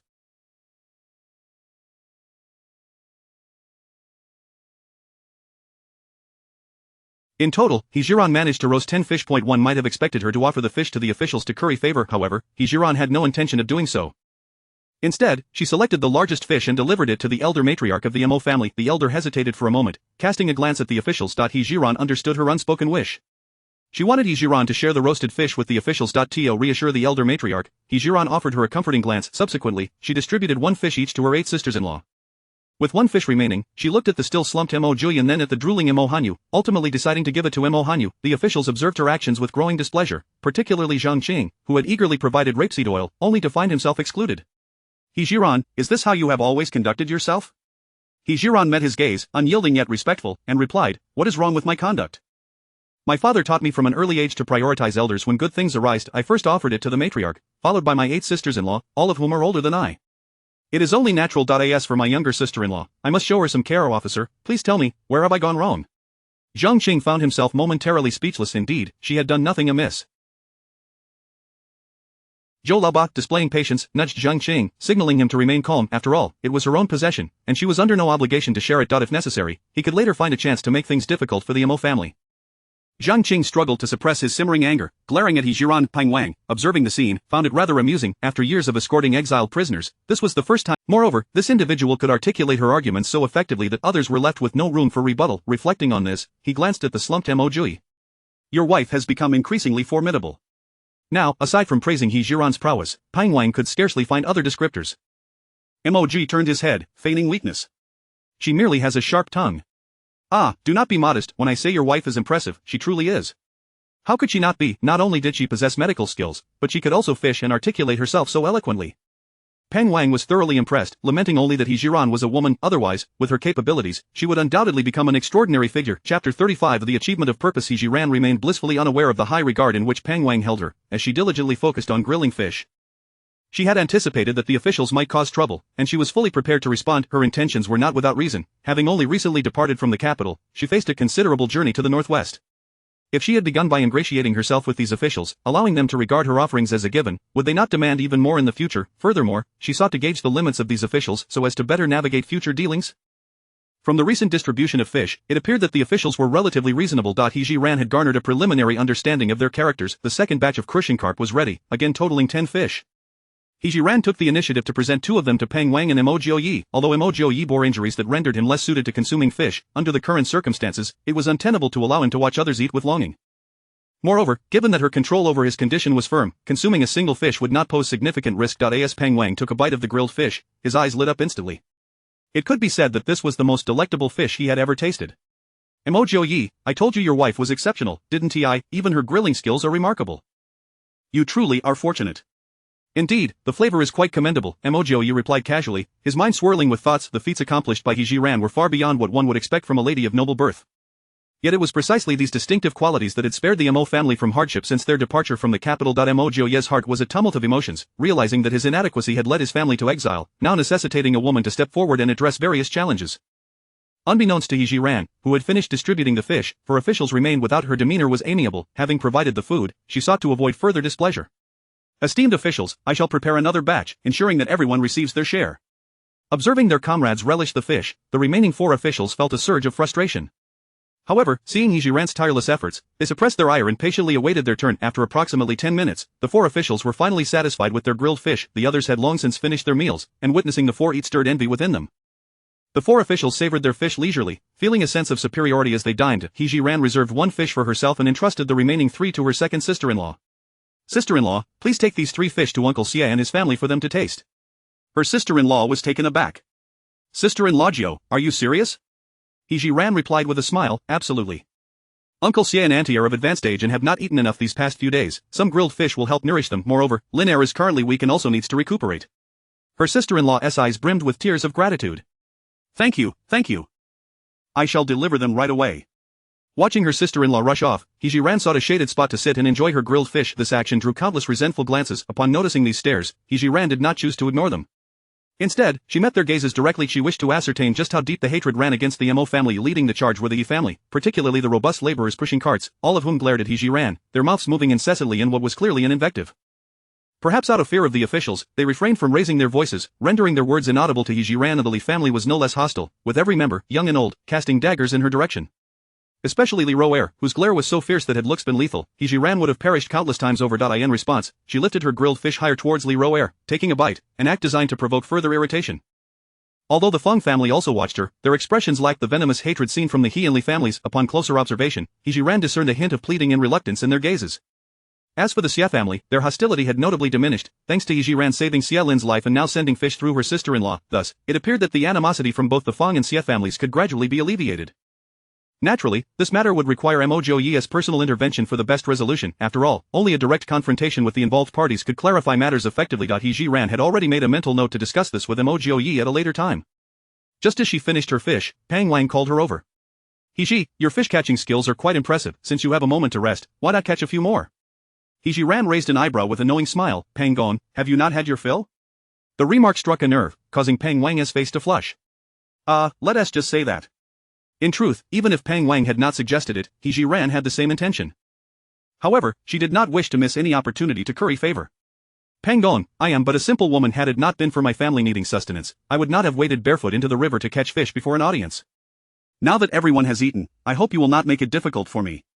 Pang Wang's request was met with refusal, and his expression darkened, yet, recalling the delicious fish, he managed to temper his frustration. This time, you need not catch too many, just 10 will suffice. He Zhi Ran pretended to ponder, feigning indecision. Pang Wang grew anxious. Here's the deal, if you catch 10 more fish, I will grant you a request within my capacity. Since you have gone to such lengths, it would be ungracious of me not to oblige. Very well, I shall see to it. With her objectives achieved, she ceased her prattling and once more removed her shoes and socks, stepping into the river, the water teemed with fish. For He Zhi Ran, capturing 10 was as effortless as play. Before long, she had landed 10 fish upon the shore. The other women quickly took the fish to the riverbank to clean and string them with branches. He Zhi Ran thought to herself that now that she was in the river, she might as well catch a few extra fish for later. Thus, after securing the requisite 10, she did not rush to the bank but continued her efforts. At that moment, Madame Zhao, wife of Feng Chuanzhou, approached the matriarch of the Mo family. She adopted a very humble demeanor. Madame Mo, our insults towards the Duke yesterday were inexcusable. Please do not hold it against us. Madame Mo regarded her, uncertain of her true intentions. Madame Feng, Mo Jiuye is no longer a duke, you may simply address him by name to avoid giving others fodder for gossip. Chapter 36. There must be a misunderstanding between us. Upon hearing this, Zhao felt a sudden awareness that her previous remarks were rather inappropriate. It is I who have not considered matters sufficiently prudently. Please do not blame me, old Madame Mo. Aware that Zhao's visit was not merely an act of contrition, yet unable to discern her true intentions, old Madame Mo contemplated issuing an order for Zhao to leave. Madame Feng, I can comprehend the sentiments of the Feng family. I appreciate your apology. If there are no further matters at hand, you may return, lest you draw the ire of the officials. As Zhao observed old Madame Mo beginning to usher her away, she discarded her previous reservations. From her elegantly coiffed hair, she carefully extracted a gem-encrusted ring. Old Madame Mo, would it be possible to exchange this ring for a few fish? Zhao inquired, gesturing toward her family's resting area. My youngest son was so tempted by the sight of your grilled fish that he cried incessantly. I have no other recourse but to implore your kindness in this matter. Old Madame Mo glanced at the ring in Zhao's hand, then shifted her gaze to the direction Zhao indicated. Indeed, there was a young boy, appearing to be around 8 or 9 years old, wiping his tears. The fish were caught by my daughter-in-law. If you wish to barter, you must speak with her. Old Madame Mo felt it improper to intervene on behalf of her daughter-in-law in such matters. After exchanging pleasantries, Zhao made her way to the riverbank, just as He Zhi Ran returned with a sufficient catch of fish. Making her way toward the shore, having witnessed Zhao's conversation with her mother-in-law, He Zhi Ran surmised the purpose of Zhao's visit. Without initiating conversation, she slowly donned her shoes and stockings at the water's edge. Zhao approached, striving to maintain a decorous smile. He Zhi, may I consult you regarding the exchange of this ring for a few fish? He Zhi Ran inspected the ring. The ruby was resplendent and exquisite, indicating that Zhao was indeed making a considerable sacrifice for just a few fish. It became evident to her that the Feng family was genuinely devoid of silver, otherwise they would not resort to parting with such a valuable item for mere fish. He Zhi Ran, eschewing formality, directly accepted the ring and pointed to the fish she had just caught. The fish are here, you may take your pick. Seeing that her request was granted, Zhao expressed her heartfelt gratitude and bent down to retrieve the fish. He Zhi Ran observed her, curious to see how many fish Zhao would choose. After a moment's hesitation, Zhao picked up 5 fish. Will these suffice? Given the value of Zhao's ring, one could argue that even 500 fish would be a modest exchange. Yet, Zhao displayed no greed, taking only 5, which left a favorable impression on He Zhi Ran. That is perfectly acceptable. Should you find it insufficient, feel free to take more. Zhao shook her head. No, this is more than enough for me. With that, she cast a reluctant glance at the ring in He Zhi Ran's hand before departing. Just from that fleeting look, He Zhi Ran could ascertain that the ring held significant importance for Zhao. Thus, she hastened after Zhao, gently stating, there must be a misunderstanding between us.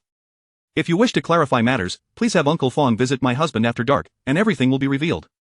Zhao nodded solemnly. Very well, I shall relay this to my husband. He Zhi Ran turned, discreetly storing the ring in her space. She pondered that should the Mo and Feng families reconcile in the future, she could certainly return the ring to Zhao, but not at this moment. Meanwhile, the other women continued to clean the crucian carp they had caught. He Zhi Ran, at Peng Wang's behest, grilled 10 fish and handed them all to him, leaving the distribution of the meal to his discretion. After enjoying the grilled fish, and noting that the time was ripe, Peng Wang commanded the group to resume their journey. The 2 beleaguered laborers from the Yi family grimaced as they pushed the wooden cart forward. The afternoon remained stiflingly hot, yet He Zhi Ran had brewed herbal remedies for some of the individuals, thereby alleviating the risk of heatstroke among them. The Mo family, the Xia family, and the officials were faring well. However, the other 3 families were not so fortunate. As they continued their trek, individuals began exhibiting varying degrees of heat exhaustion. Initially, their families managed to either carry or support them, keeping pace with the main group. Yet, as time wore on, the number of those afflicted increased, and the few remaining healthy individuals found it impossible to tend to so many. Soon, the entire exiled caravan was filled with lamentations. Simultaneously, the Xie family and the officials expressed sincere gratitude toward He Zhi Ran. Had it not been for her foresight in preparing the herbal remedies, they too would likely have succumbed to heatstroke. Observing the situation, Pang Wang realized that continuing the journey was untenable and ordered a halt. Faced with this predicament, his first thought was of He Zhi Ran. He Zhi, this matter must be addressed by you. However, He Zhi Ran was unyielding. Pang Guanshi, you have witnessed the past few days. They have incessantly berated the Mo family. Why should I be compelled to assist them? He Zhi Ran did not consider herself a saint who would save anyone merely because she possessed medical knowledge. Particularly with the He and Li families, who harbored a deep-seated animosity toward Mo Jiuye, were he to expose himself, they would undoubtedly seize the opportunity to strike. She resolutely refused to aid those who bore ill intentions. Of course, the Feng family was a different matter, and she might consider offering assistance. Pang Wang understood the rationale behind her stance. As the leader responsible for the escort, he acknowledged that some casualties were inevitable during the journey. However, should the numbers escalate, he would find it difficult to account for them upon his return. Consequently, he persisted in persuading He Zhi Ran. Though they may have committed grave errors, they are still lives at stake. Surely, you cannot stand idly by while they perish? He Zhi Ran remained steadfast, crossing her arms defiantly, offering no concession to Pang Wang. Pang Guanshi, I must insist that I will not intervene.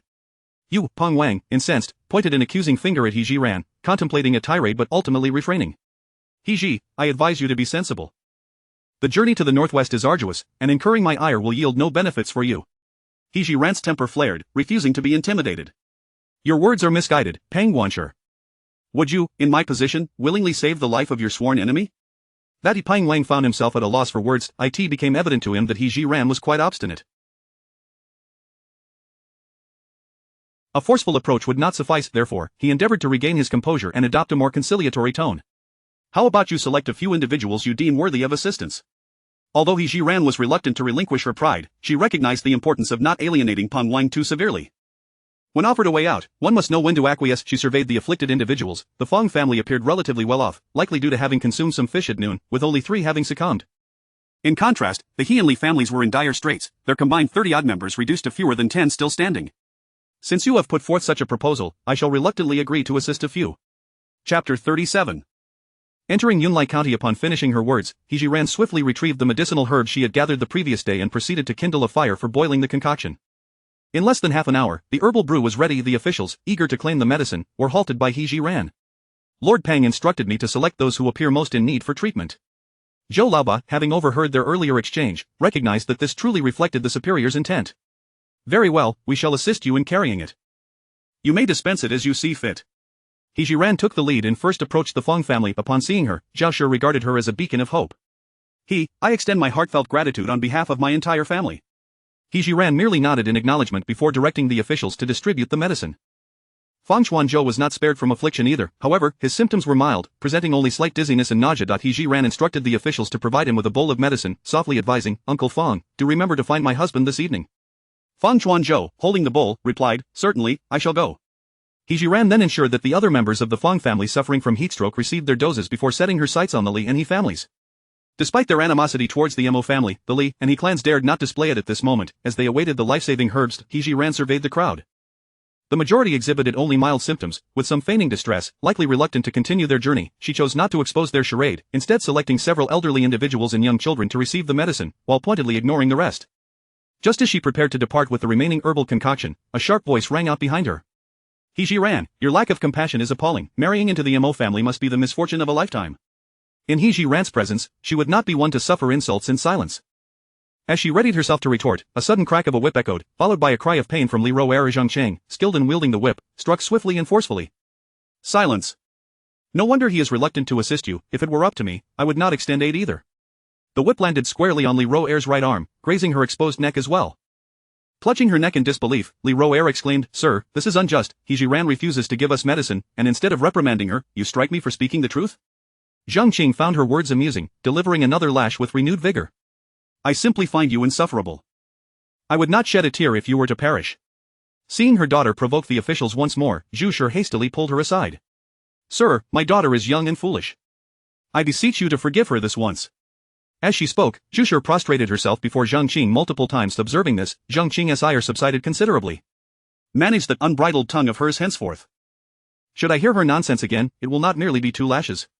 Li Rouer, in a fit of rage, had spoken recklessly in front of the officials, and now, with her rationality restored, she felt genuine fear. However, her hatred towards He Zhi Ran only intensified. She knelt behind Zhu Shi, stifling her sobs, while contemplating how to navigate the journey ahead with greater ease. Li Liang, witnessing his typically sensible daughter in such a state, felt a wave of frustration. Thankfully, Zhu Shi acted wisely and intervened. Otherwise, given the temperament of these officials, it was likely they would make life difficult for the Li family during their travels. As the officials and He Zhi Ran moved further away, Li Liang cast a stern glare at Li Roer. When there are outsiders present, you shall remain silent. Father, Li Roer looked at him with a sense of injustice, hoping to explain, but was cut off by him. Hush now. Immediately, she fell silent, burying her face in Zhu Shi's arms and continuing to weep. He Zhi Ran glanced at the remaining herbal liquid in the iron pot and decided to distribute it among those in the Feng family who had not succumbed to heatstroke, as a preventative measure. She intended to demonstrate that offending the Mo family would yield no favorable outcomes. She would rather provide the remaining medicine to those who had not fallen ill than to her adversaries. Upon returning to the cart, He Zhi Ran recounted her observations to Pang Wang. Lord Pang, I conducted a brief assessment. Indeed, 3 members of the Feng family suffer from heatstroke, while the He and Li families appear to have far fewer afflicted. She conveyed her message succinctly, certain that Pang Wang's experience would allow him to grasp the underlying implications. Pang Wang, well aware that many were feigning illness, issued a directive to press on, warning that any who dared to lag behind would feel the consequences of his whip. Consequently, the members of the He and Li families ceased their pretense. While not quite vibrant, aside from a few individuals genuinely affected by heatstroke, they had no trouble continuing their journey. After traversing for over 2 hours, the main group finally entered Yunlai County before nightfall. The officials seemed well acquainted with the area, leading them directly to an inn on the west side of the town. Upon sighting the establishment, everyone breathed a collective sigh of relief. One could only imagine the hardships they had endured while sleeping in the wild the previous night. The cold and dampness were burdens enough, compounded by the incessant threat of mosquito bites. In the early hours, their faces and clothes had been bespeckled with dew. Today, however, they had the comfort of an inn for the night, allowing them to rest adequately, especially for those who had suffered from heatstroke. Despite having improved significantly thanks to He Zhi Ran's medicine, a good night's rest would undoubtedly aid their recovery. Zhou Laoba addressed the crowd. For those wishing to share a 10-person dormitory, it will cost 1 tael of silver. For a 2-person room, it will be 5 taels. Those without silver may sleep in the shed outside. At this announcement, He Zhi Ran felt a surge of indignation. Such prices were clearly an attempt to exploit them, yet, reflecting upon the situation, she came to terms with it. These officials were all too eager to profit from any opportunity that presented itself. The other families voiced their discontent. Sir, we truly have no silver. Indeed, sir, please have mercy on us. Do not cast us out into the open. Sir, please, even a 20-person room would suffice. Zhou Laoba waved his hand impatiently. No more whining. Those with silver, pay up now. Those without will find shelter in the grass shed. Third sister-in-law quickly produced a few pieces of silver from her pocket and approached the Mo matriarch and He Zhi Ran. Mother, ninth sister-in-law, we are a total of 12. I propose we share a 10-person room and a 2-person room. What do you think? The Mo matriarch approved of third sister-in-law's arrangement. Yes, that sounds splendid. Let Jiuye and he share the 2-person room while I, along with the other sisters-in-law, will stay in the 10-person room with Hanyu. Chapter 38. Renting the inn's kitchen. After a discussion, Sansa handed over the silver to Zhou Laoba. According to He Zhi Ran's intention, she planned for everyone to squeeze into a room meant for 10, allowing them to look out for one another. In case of any danger, both she and Mo Jiuye would be able to protect the others in a timely manner. However, to her surprise, Sansa took the initiative. Since both the mother-in-law and Sansa had made arrangements, Mo Jiuye did not oppose and she had no intention of causing any fuss. After all, sharing a room with Mo Jiuye was no great issue. If necessary, she could simply sleep on the floor. Pang Wang accepted the silver handed over by Sansa and turned to the other families. Is there anyone else wishing to book a room? They certainly wanted to secure accommodations. Who would prefer to stay in a tent outside, which was no different from sleeping under the stars? Unfortunately, their pockets were as empty as their faces, leaving them unable to produce silver for the room fees. Seizing the opportunity, He Zhi Ran quietly approached Ersaw and discreetly slipped her a tael of silver. Ersaw, please help the Xie family book a room. Ersaw, holding the seemingly insignificant tael of silver, felt as if it weighed 1,000. Although the Xie family consisted of over 10 members, squeezing together was still preferable to staying outside. This was not an act of stinginess on He Zhi Ran's part. After all, the ties between the Xie family and the Mo family had yet to be fully severed, and she felt no obligation to support others unnecessarily. Should the Xie family genuinely seek to foster a good relationship with the Mo family in the future, she would teach them some skills for earning silver, ensuring they would lead somewhat better lives ahead. With the Xie family secured a room for 10, the Feng family was filled with envy. They were well aware that the Xie family had a daughter married into the Mo family, and thus were aided by the Mo family's silver to secure their lodgings.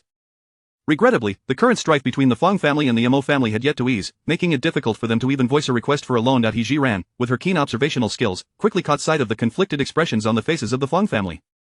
Remembering the ring Zhao had exchanged for fish that day, which could easily fetch several hundred taels, she did not wish to take advantage of their misfortune. After a moment's contemplation, she quietly slipped Zhao a tael of silver.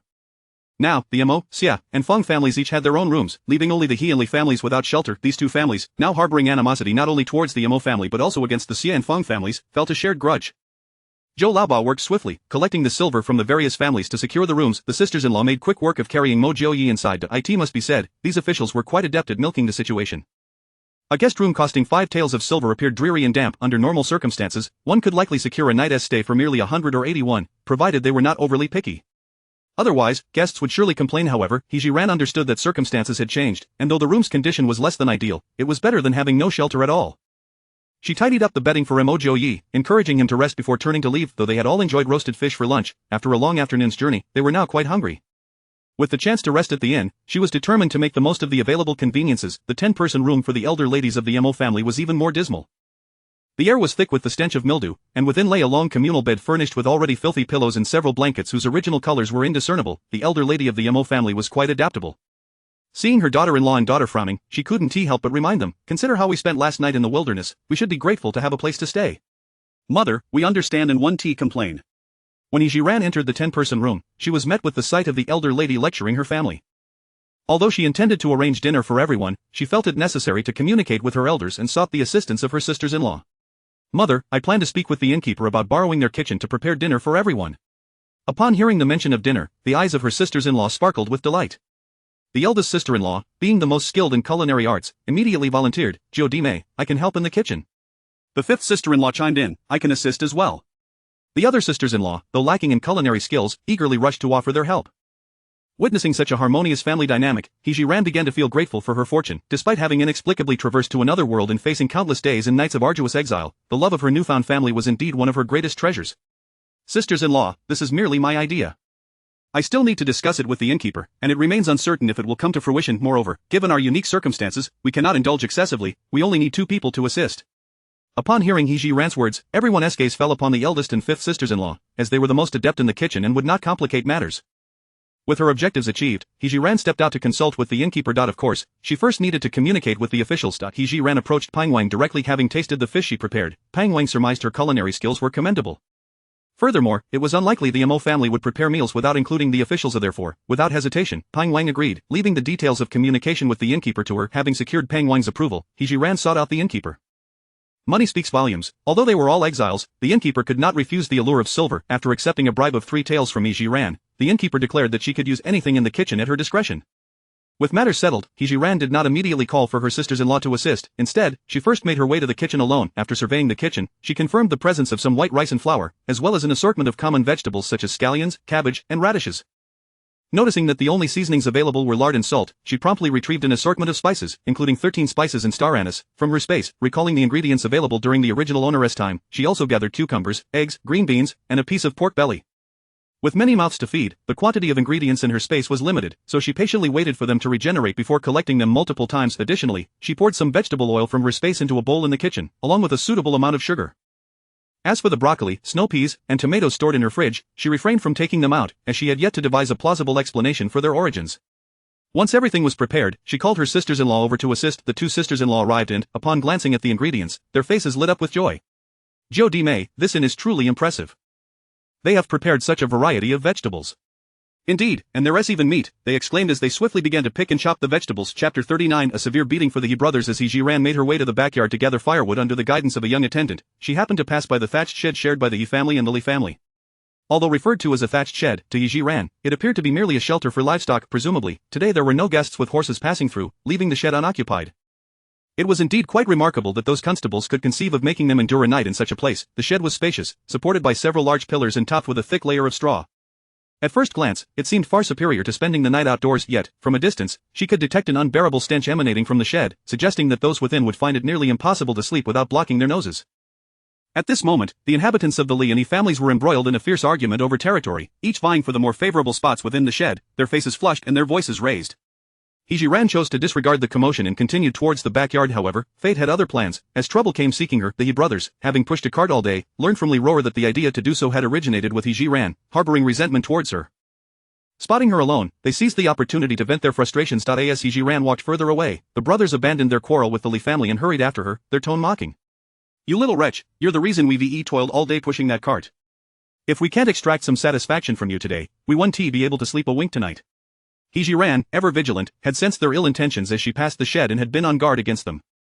Hearing their crude taunts from behind, she halted and turned to face them calmly. He Ming and He Liang were no strangers to intimidation and bullying in the capital, and now they approached her with a sense of familiarity in their malevolent intentions. Seeing her stop, He Ming stepped forward with a wicked grin, extending his repugnant hand. "Let me have a feel first." He Zhi Ran deftly evaded He Ming's lecherous advance and quickly crouched down, delivering a solid punch to his abdomen. Seizing the moment of his discomfort, she sprang up and executed a sweeping kick, sending He Ming stumbling forward. Taking advantage of the opportunity, she struck him again, her movements fluid and decisive, leaving him no chance to retaliate. Upon realizing the dire situation, He Liang rushed over to assist, but by that time, He Ming was incapacitated. When He Liang launched his attack, He Zhi Ran showed no mercy, employing a few straightforward combat maneuvers to subdue him as well. Although she had rendered the two brothers incapable of rising, she had been careful not to inflict any grievous injuries, for they still needed to push the cart the following day. "This serves as a warning to you both. Should you dare to provoke me again, I assure you, the consequences will be far more severe than today's little lesson." With that, He Zhi Ran disregarded the brothers' glares of animosity, casually dusting off her clothes as she strode away. As for whether they would report her to the constables, she paid it little mind. After all, no one had witnessed her actions. Who would believe that a frail woman could take down two robust men? Gathering a bundle of firewood, He Zhi Ran returned to the kitchen, where her sisters-in-law had prepared the ingredients and awaited her return to take charge of the cooking. She simply made 4 dishes and a soup, along with a large pot of steamed rice. Braised pork with green beans, cucumber salad, stir-fried cabbage, scallion scrambled eggs, and a pot of creamy Christian carp soup. Her culinary skills were of average proficiency, but fortunately, her repertoire was diverse, complemented by the assistance of various seasonings. The dishes she prepared tantalized the taste buds of everyone present. Several constables occasionally peeked through the kitchen door, and upon seeing the completed dishes, one hurried off to inform Peng Wang. This time, He Zhi Ran chose not to divide the roasted fish as she had previously, opting instead to have her sisters-in-law help deliver the food to the constables first. The remainder was taken to Madame Mo's quarters, where everyone gathered to enjoy their meal. As for the Xie and Feng families, she deemed it prudent not to provide them with excessive generosity, lest it foster ingratitude and complacency. Even when offering assistance, it must be done gradually. Therefore, the portions allotted to the Feng and Xie families were relatively modest, ostensibly to care for the elderly and children. Even so, they were immensely grateful to the Mo family. In these trying times, receiving such a generous meal was a tremendous favor. Any lingering resentment towards Mo Jiuye seemed to have been cast aside. Though Mo Jiuye no longer pretended to be unconscious, he still had to maintain an appearance of weakness and immobility in front of outsiders. Thus, his meals were delivered separately to their shared room. Upon seeing the appetizing spread, the women of the Mo family were overwhelmed with emotion. Mo Han Yu tightly clutched He Zhi Ran's arm. "Sister Jiu, did you prepare all these dishes?" Before He Zhi Ran could respond, the eldest sister proudly declared, "All these dishes are the handiwork of your sister Jiu. They are simply mouth-watering, aren't they?" Mo Han Yu nodded vigorously, her sparkling eyes filled with admiration for He Zhi Ran. "Sister Jiu is truly remarkable. Not only does she possess His first impression was that these dishes must have been prepared by He Zhi Ran, as none of the sisters-in-law possessed such culinary prowess. Perhaps feeling fortunate, the corners of Mo Jiuye's lips curved into a subtle smile, unbeknownst to him. With a command from Madame Mo, the women began to use their chopsticks. Perhaps it was due to the lack of decent food in recent days, but they found today's dishes particularly delightful. The 4 dishes and soup were nearly devoured to the last morsel. The constables felt the same, believing He Zhi Ran's cooking to be even more delectable than the fare served in the capital's restaurants. The braised pork, in particular, was rich without being greasy, leaving them craving more. Just as the constables eagerly scooped food into their bowls, He Ming and He Liang were helped over by someone. The newcomer knelt before the constables. "Sir, please help us brothers." Seeing the newcomers, Peng Wang's expression darkened.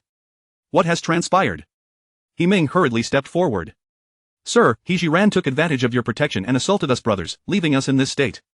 He then lifted his garment, revealing the bruises on his abdomen.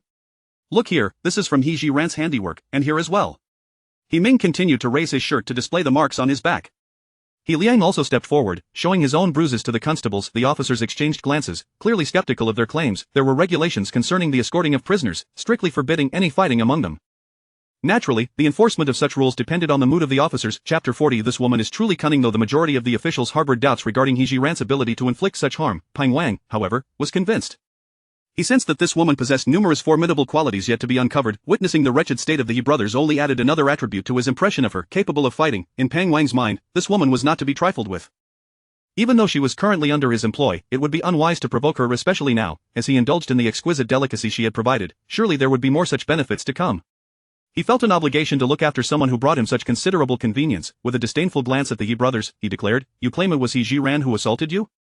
"Absolutely, esteemed official, it was indeed He Zhi Ran who struck us," the He brothers protested, feeling utterly wronged.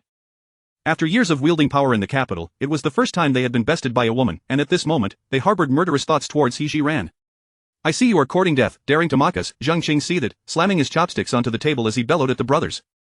The He brothers trembled in fear. However, they were indeed speaking the truth. They had come to seek justice and would have to press on with their claims. Esteemed official, we are not lying, they insisted. Noticing Zhang Qing's rising fury, and to prevent him from ruining the dining atmosphere, Pang Wang interjected, since you assert that He Zhi Ran assaulted you, do you have any witnesses? The He brothers pointed to several family members who had helped them. Esteemed official, my family can testify. Pang Wang surveyed the gathered He family members. That will not suffice. If a member of the He family were to testify against you, would you concede? The He brothers fell silent, unsure of how to respond. Pang Wang waved his hand dismissively. Today, I am in a good mood and shall overlook your slander. Now, be gone. Just as the He brothers, dejected and supported by their kin, prepared to leave, a female voice rang out from outside. Esteemed official, I can testify, I witnessed He Zhi Ran attacking someone. Pang Wang turned to the door to find Li Ro'er standing there. He inwardly cursed, perplexed as to how the He family had offended her, for she seemed to emerge at every turn to complicate matters. As she spoke, she feigned an air of decorum while entering. Esteemed official, I personally saw He Zhi Ran assault someone. This is a veritable fact. Before such an audience, even if Pang Wang wished to shield He Zhi Ran, he could not do so overtly. If that is the case, summon He Zhi Ran for confrontation. While someone went to fetch He Zhi Ran, Pang Wang ordered the He family members to be taken out for private questioning with Li Ro'er. You claim to have seen He Zhi Ran attack. Now recount the events. It must be noted that Pang Wang, in his role as the head of the escorting officials, was quite adept. His interrogation techniques rivaled those of seasoned officials. Li Ro'er had not actually witnessed He Zhi Ran strike anyone. Her sole intention was to ensure the latter's discomfort. Unable to thwart her adversary directly, she resorted to leveraging the officials. To enhance her credibility, Li Ro'er delivered her account with great emotion. Esteemed official, I saw He Zhi Ran wielding a thick, long stick, first bringing down Yiming, then using the same method to strike He Liang, only stopping when both were unable to retaliate. Pang Wang nodded nonchalantly. Very well, you may step aside for now. At that moment, He Zhi Ran was summoned. She had been contemplating that she might not finish her meal before being called away, and to her surprise, the He brothers were taking their time to lodge their complaint. It was only after she had satiated her hunger that the officials approached her. The He brothers were also brought back, standing alongside He Zhi Ran before Pang Wang. He Zhi Ran, the He brothers accuse you of assault. Is this true? He Zhi Ran's expression was one of incredulity. She exaggeratedly leaned towards the He brothers, deliberately showcasing her diminutive stature before them. Esteemed official, do you truly believe such an accusation? Pang Wang chuckled at her words. This woman was indeed cunning. Ahem, this is not a matter of belief. The He family has a witness. Only then did He Zhi Ran's gaze fall upon Li Ro'er. Esteemed official, your witness cannot possibly be her, can it? And if it is? He Zhi Ran, I saw you strike the He brothers. This is the truth, so you might as well cease your denial, Li Ro'er declared, her face brimming with triumph. She was eager to see how He Zhi Ran would turn the tide in her favor. He Zhi Ran smirked. Li Ro'er, let us not forget that we were once the best of friends, confiding in one another. Even if there has been some misunderstanding, your hostility towards me is unwarranted. She gestured towards the He brothers. Look at their physiques. Am I truly capable of overpowering them?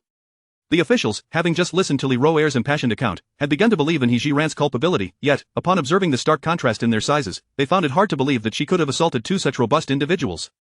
Consequently, their gazes collectively turned towards Li Ro'er, except for one, who appeared different from the rest. He shot furtive glances at Li Ro'er, seemingly cautioning her to remain silent. All of this did not escape He Zhi Ran's notice. She discreetly assessed the official signaling to Li Ro'er, and a suspicion began to form in her mind. As the situation threatened to escalate, Pang Wang wished to resolve the matter swiftly so he could return to his meal. Enough, let the He brothers explain how He Zhi Ran attacked you. At this, Li Ro'er became anxious, repeatedly signaling to the He brothers. However, the brothers were too consumed with rage, their focus solely on He Zhi Ran, rendering Li Ro'er's gestures unnoticed. He Liang stepped forward, declaring, esteemed official, He Zhi Ran first struck me in the abdomen with her fist, then tripped me, and proceeded to strike my back. At this revelation, Li Ro'er was left dumbfounded. Her plan had been meticulously crafted. As long as she supported the He brothers' claims, even if they were not assaulted by He Zhi Ran, she believed they could ensure her downfall. Little did she anticipate that Pang Wang would be so cunning. Swiftly reversing the outcome, Pang Wang slammed his hand on the table, causing the chopsticks before him to clatter to the ground. Take Li Ro'er outside and give her 10 lashes. Esteemed official, I truly saw He Zhi Ran attack the He brothers. Everything I said is the truth. At this point, Li Ro'er could only persist in her stubbornness, hoping to salvage her position. However, the officials showed no inclination to let her continue her defense, advancing to escort her away. They were well aware that Li Ro'er was perjuring herself and that the He brothers had not been assaulted by the He family. The official who had looked at Li Ro'er differently hastily followed after her. Zhang Qing, allow me to handle this minor matter. You return to your meal with the chief. Chapter 41 Mobile phone. Zhang Qing, eager to indulge in culinary delights, readily entrusted Li Ro'er to his companion. Li Hu, you mustn't revert to your old habits. Someone like her needs to experience a taste of hardship. Li Hu grinned and waved his hand dismissively. Rest assured, I guarantee there will be no leniency. Zhang Qing turned back and delivered a fierce kick to each of the He brothers. Get lost, all of you. If you dare to stir up trouble again, beware of the whip. The He brothers were still in a daze, despite Li Roer testifying on their behalf. It seemed the plan to see He Zhi Ran suffer had evaporated into thin air. Not only was He Zhi Ran unharmed, but the well-meaning Li Roer ended up getting beaten instead. The brothers, bewildered, were ushered out, and upon witnessing the scene, He Zhi Ran took her leave as well. As she exited Peng Wang's room, she spotted Li Hu dragging Li Roer into a secluded corner. What transpired between them was of no concern to her. Just a few steps away, she heard Li Roer's exaggerated cries of pain. It was evident that this was all a charade. Detached from the affair, He Zhi Ran couldn't be bothered to expose the ruse. Moreover, it was hardly worth incurring the wrath of an officer over such a trivial matter. There were plenty of ways to make Li Roer face adversity without this incident. Upon returning to the room shared by the women of the Mo family, the sisters-in-law had already tidied up the dishes. A few of them had gone to the kitchen to fetch hot water, preparing for a brief wash-up. Speaking of washing up, He Zhi Ran busied herself by bringing a basin of warm water to Mo Jiuye, urging him to clean himself first. When in private, Mo Jiuye appeared almost as agile as before his injury. He took the basin from her and set it down on the ground before inquiring, "What just happened?" Despite being confined indoors, he was far from oblivious to the commotion outside. He Zhi Ran, with no intention of withholding the truth, recounted how she had dealt with the He brothers and how Peng Wang had adjudicated the matter. Mo Jiuye clenched his fists tightly. They truly are insufferable. Having already dealt with the He brothers and recognizing that Li Roer, who had perjured herself, had also met with an unfortunate fate, He Zhi Ran felt no lingering resentment toward the incident. Noticing Mo Jiuye's agitation, she gently reassured him, "I haven't suffered any loss, there's no need to get worked up over those people." Mo Jiuye fell silent, his gaze darkened as he prepared to wash up. He Zhi Ran, sensing that her presence was inconvenient, took the initiative to close the door behind her. Relishing the rare moment of tranquility, He Zhi Ran settled onto a small stool in the courtyard of the inn to rest. On the surface, she appeared to be resting, yet her consciousness had already entered her space. Since acquiring this space, apart from utilizing it for storing and retrieving items, she had yet to conduct a thorough exploration. Seizing the opportunity, He Zhi Ran resolved to investigate it meticulously. Upon examination, she discovered an issue. Although the space possessed regenerative capabilities, it only applied to items originally contained within it. The silver she had just given the innkeeper had elapsed an hour without any signs of recovery. Thus, it was evident that the items she had collected from the ancient world lacked the ability to regenerate. Additionally, He Zhi Ran inspected the medical supplies and equipment already present in the space. After organizing them, she unexpectedly stumbled upon a mobile phone in an inconspicuous corner. This phone was no stranger to her. It was the very one she had recently replaced. Having acquired a new device, she had set the old one aside as an idle possession. Without hesitation, He Zhi Ran focused her thoughts to power on the phone. Unfortunately, it was devoid of battery. Fortunately, her charger was still available. Upon connecting the phone to the charger, she was delighted to find that the space had power, igniting her excitement once more. With electricity at her disposal, she could accomplish numerous tasks, especially those involving advanced medical equipment, which were rendered useless without power. However, at that moment, her attention was entirely captivated by the phone. If it could be turned on, perhaps she could reconnect with former acquaintances and relay some important messages. After a few minutes, He Zhi Ran finally pressed the power button. The screen illuminated, but to her dismay, it did not display the familiar interface she remembered. The wallpaper, once a photo of herself in military attire, had transformed into an abstract landscape. Moreover, all the familiar apps had vanished, leaving only a solitary shopping application. This shopping app was quite familiar to He Zhi Ran, as she had frequently used it during her previous life for online purchases. Rather than hastily opening the app, she browsed through the phone's pages, convinced that the prolonged inactivity had caused it to lag, and that the app should still be present. To her dismay, after several attempts to scroll through the pages, she confirmed that indeed, no other applications resided within the phone. Even the built-in phone and messaging functions had disappeared without a trace. Perplexed, she attempted to connect to the original Wi-Fi of the space. The connection was established swiftly, reigniting her hopes. She had anticipated that after connecting to Wi-Fi, she could download other applications from the App Store. However, to her frustration, the App Store was entirely non-existent. He Zhi Ran resigned herself to the situation, realizing that the phone's limitations were deliberate. Disheartened, she reluctantly opened the shopping app. The interface was as familiar as ever, devoid of any peculiarities. She casually selected a low-priced item for purchase, and the payment interface promptly appeared on the screen simultaneously. He Zhi Ran noticed that the shipping address was, in fact, to the Great Shun dynasty. This revelation suggested that her crossing into this world might not have been a mere accident. She pondered who among the divine beings could be so capricious as to send her here to endure hardship. Perhaps the heavens, in recognition of Mo Jiuye's merits, were reluctant to see him perish on the road of exile, wishing instead to offer him a chance to survive. Beyond this, He Zhi Ran could not fathom a more fitting explanation. Regardless, she decided to tentatively proceed with the payment. The prompt indicated the available payment methods. Noticing a balance of 1,300 yuan in her Alipay account, she opted for that payment method. Upon successfully completing the transaction, the item she had purchased appeared before her in a flash. He Zhi Ran was overwhelmed with joy. Though the phone could not connect with the outside world, possessing such a convenient shopping function was undoubtedly a tremendous advantage for her. Having successfully acquired the item, she cautiously selected a packet of snacks for purchase, intending to test whether she could use her bank card for payment. To her disappointment, the interface displayed that she had not linked any bank card. This was illogical. Although she had not amassed great savings in her past life, how could a regular shopper fail to link a bank card to her shopping app? Moreover, recharging her Alipay account would also necessitate a bank card. This could only imply that, following her untimely demise, her bank card had either been frozen or cancelled. Realizing that she could not use her bank card for payment, He Zhi Ran immediately recognized the preciousness of the 1,300 yuan in her Alipay account. Chapter 42 I have just gone to seek justice for you. While she was somewhat disheartened, flipping through the Taobao app, she suddenly stumbled upon a feature. Becoming a seller. However, what could she possibly sell? In her hesitation, He Zhi Ran's gaze inadvertently fell upon the items acquired from the Duke of Guayas' residence and the National Treasury. Instantly, her eyes sparkled with inspiration. It seemed she could establish an antique specialty shop, dedicated to selling these exquisite ancient treasures. Coincidentally, she had been troubled by the future visibility of the items from the treasury, and now, it appeared that all her concerns were resolved. With a newfound idea, He Zhi Ran resolved to systematically study the process of opening a store. Just as she opened the guide on how to set up a shop, she heard someone calling for her. Is Jiuye asleep? I wish to have a word with him. He Zhi Ran withdrew her consciousness from the space, realizing it was Xie Tianhai who had arrived, and promptly rose to invite him into the room she shared with Mo Jiuye. Mo Jiuye had already completed his ablutions and, seizing a moment of privacy, had discarded the water. Upon hearing voices from outside, he quickly lay back down on the bed. As Xie Tianhai settled on the edge of the bed, Feng Chuanzhou arrived as well. This arrangement was fortuitous, as Mo Jiuye only needed to receive them once and could explain everything in one go. He Zhi Ran brought over a chair and placed it beside Xie Tianhai, inviting Feng Chuanzhou to sit. She then turned to close the door securely. He Zhi Ran chose to step aside for two reasons. First, she considered the ancient customs, which typically disapproved of women listening in while men spoke. Second, and more importantly, she wished to take the opportunity to further her research on opening a store on Taobao. Returning to her previous seat, He Zhi Ran re-entered the space with her consciousness and meticulously read through the store setup guidelines. It turned out that establishing a shop on Taobao required a deposit of 1,000 yuan, but fortunately, she still had some funds in her Alipay account. Without hesitation, she paid the deposit and awaited successful certification. Next, He Zhi Ran needed to find a team within Taobao to help design an appropriate storefront interface. After much deliberation, she ultimately selected an antique-style design, which perfectly suited her shop's aesthetic. However, the price was somewhat painful, 288 yuan. Gritting her teeth, He Zhi Ran felt as though she had suddenly become impoverished. Nevertheless, she remained confident that she would earn more in the future. Certification would be completed within 24 hours, and He Zhi Ran felt there was no need to wait, deciding instead to check back periodically. After a brief moment, she realized that half an hour had passed. Presumably, the conversation between Mo Jiuye and the two visitors had come to an end. He Zhi Ran returned to the room, feeling somewhat fatigued. Indeed, Xie Tianhai and Feng Chuanzhou had already departed. Taking advantage of the dim candlelight, she observed Mo Jiuye's complexion and noted he appeared considerably more relaxed than before, indicating that he had clarified any misunderstandings. Mo Jiuye spoke slowly. The matter has been resolved. Did they believe your words? He Zhi Ran inquired. Indeed, such an obvious flaw could not be disregarded. As for how Mo Jiuye had addressed the two, He Zhi Ran did not press for details. She was merely interested in the outcome. Should we continue to include the Xie and Feng families in our meals and other matters? He Zhi Ran pondered, considering that the items from the treasury, which Mo Jiuye had helped her procure, naturally belonged to both of them. As long as Mo Jiuye had no objections, she was indifferent to utilizing his share to support the Xie and Feng families. Mo Jiuye contemplated for a moment. We shall act according to the circumstances.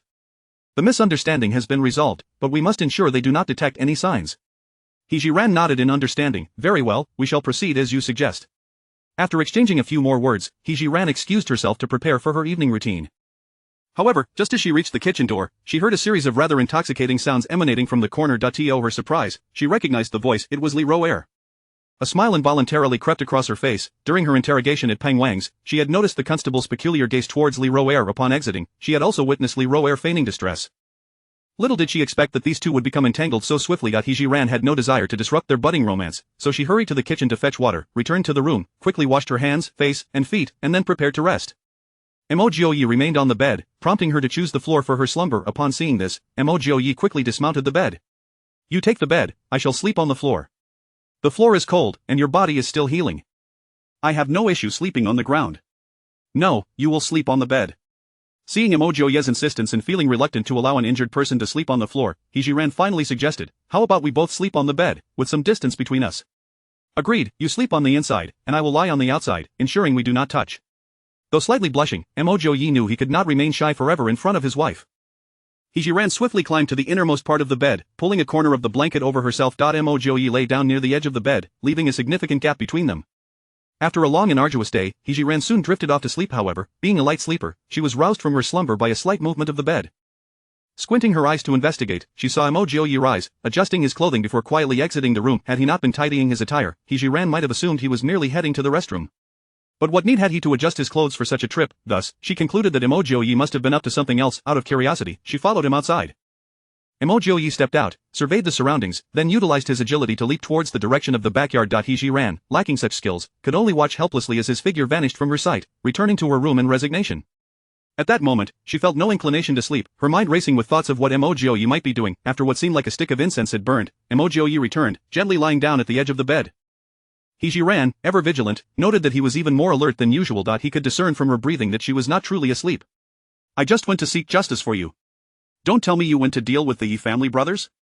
He Zhi Ran exclaimed in shock. This man was indeed a bit protective. She had already dealt with the He brothers, and he still sought revenge. Anyone who dares to bully you shall not go unpunished. He Zhi Ran felt a surge of curiosity about how Mo Jiuye had avenged her. "What did you do to them?" Mo Jiuye teased. "You will find out by morning, though regrettably, I did not see Li Ro'er among the Li family members. Today, she has escaped unscathed." "Do you still hit women?" Upon hearing Li Ro'er's name, He Zhi Ran's interest was piqued. "This is my first time having the thought of striking a woman." Chapter 43.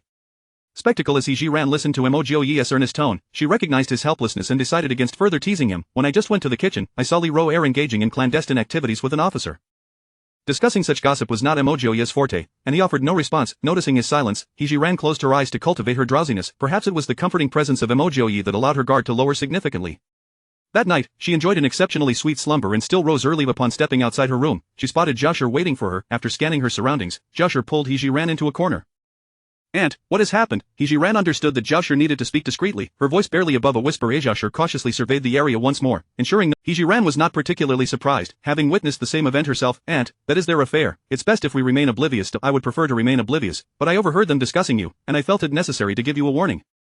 From Jiashi's tone, it was clear that while Li Ro'er and Li Hu were engaged in their antics, they had indeed mentioned her. Otherwise, Jiashi would not have sought her out so early. "And, did they speak of me?" "I was somewhat distant, but I distinctly heard that the officer seemed to agree to find trouble for you at Li Ro'er's behest." Upon hearing this, He Zhi Ran's expression soured. Li Ro'er was truly reckless. She had seen her behaving like a fool all day and had chosen to ignore her, and yet the matter was far from over.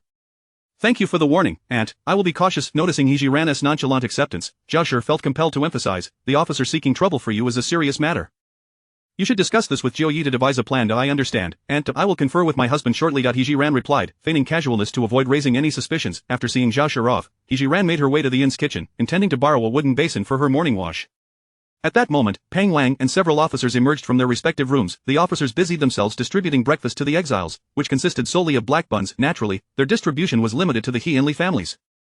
As for the Fang and Xie families, Peng Wang had observed yesterday that Mo Jiuye sought to cultivate a favorable rapport with them, thus he refrained from allowing them to continue consuming the black buns. The Mo family, needless to say, had no need to eat such fare with a capable woman among them. Moreover, they had the means to procure better provisions from the inn. He Zhi Ran indeed intended to purchase additional ingredients from the innkeeper. However, this time she only handed over a couple of silver coins. There was no need for extravagance at breakfast.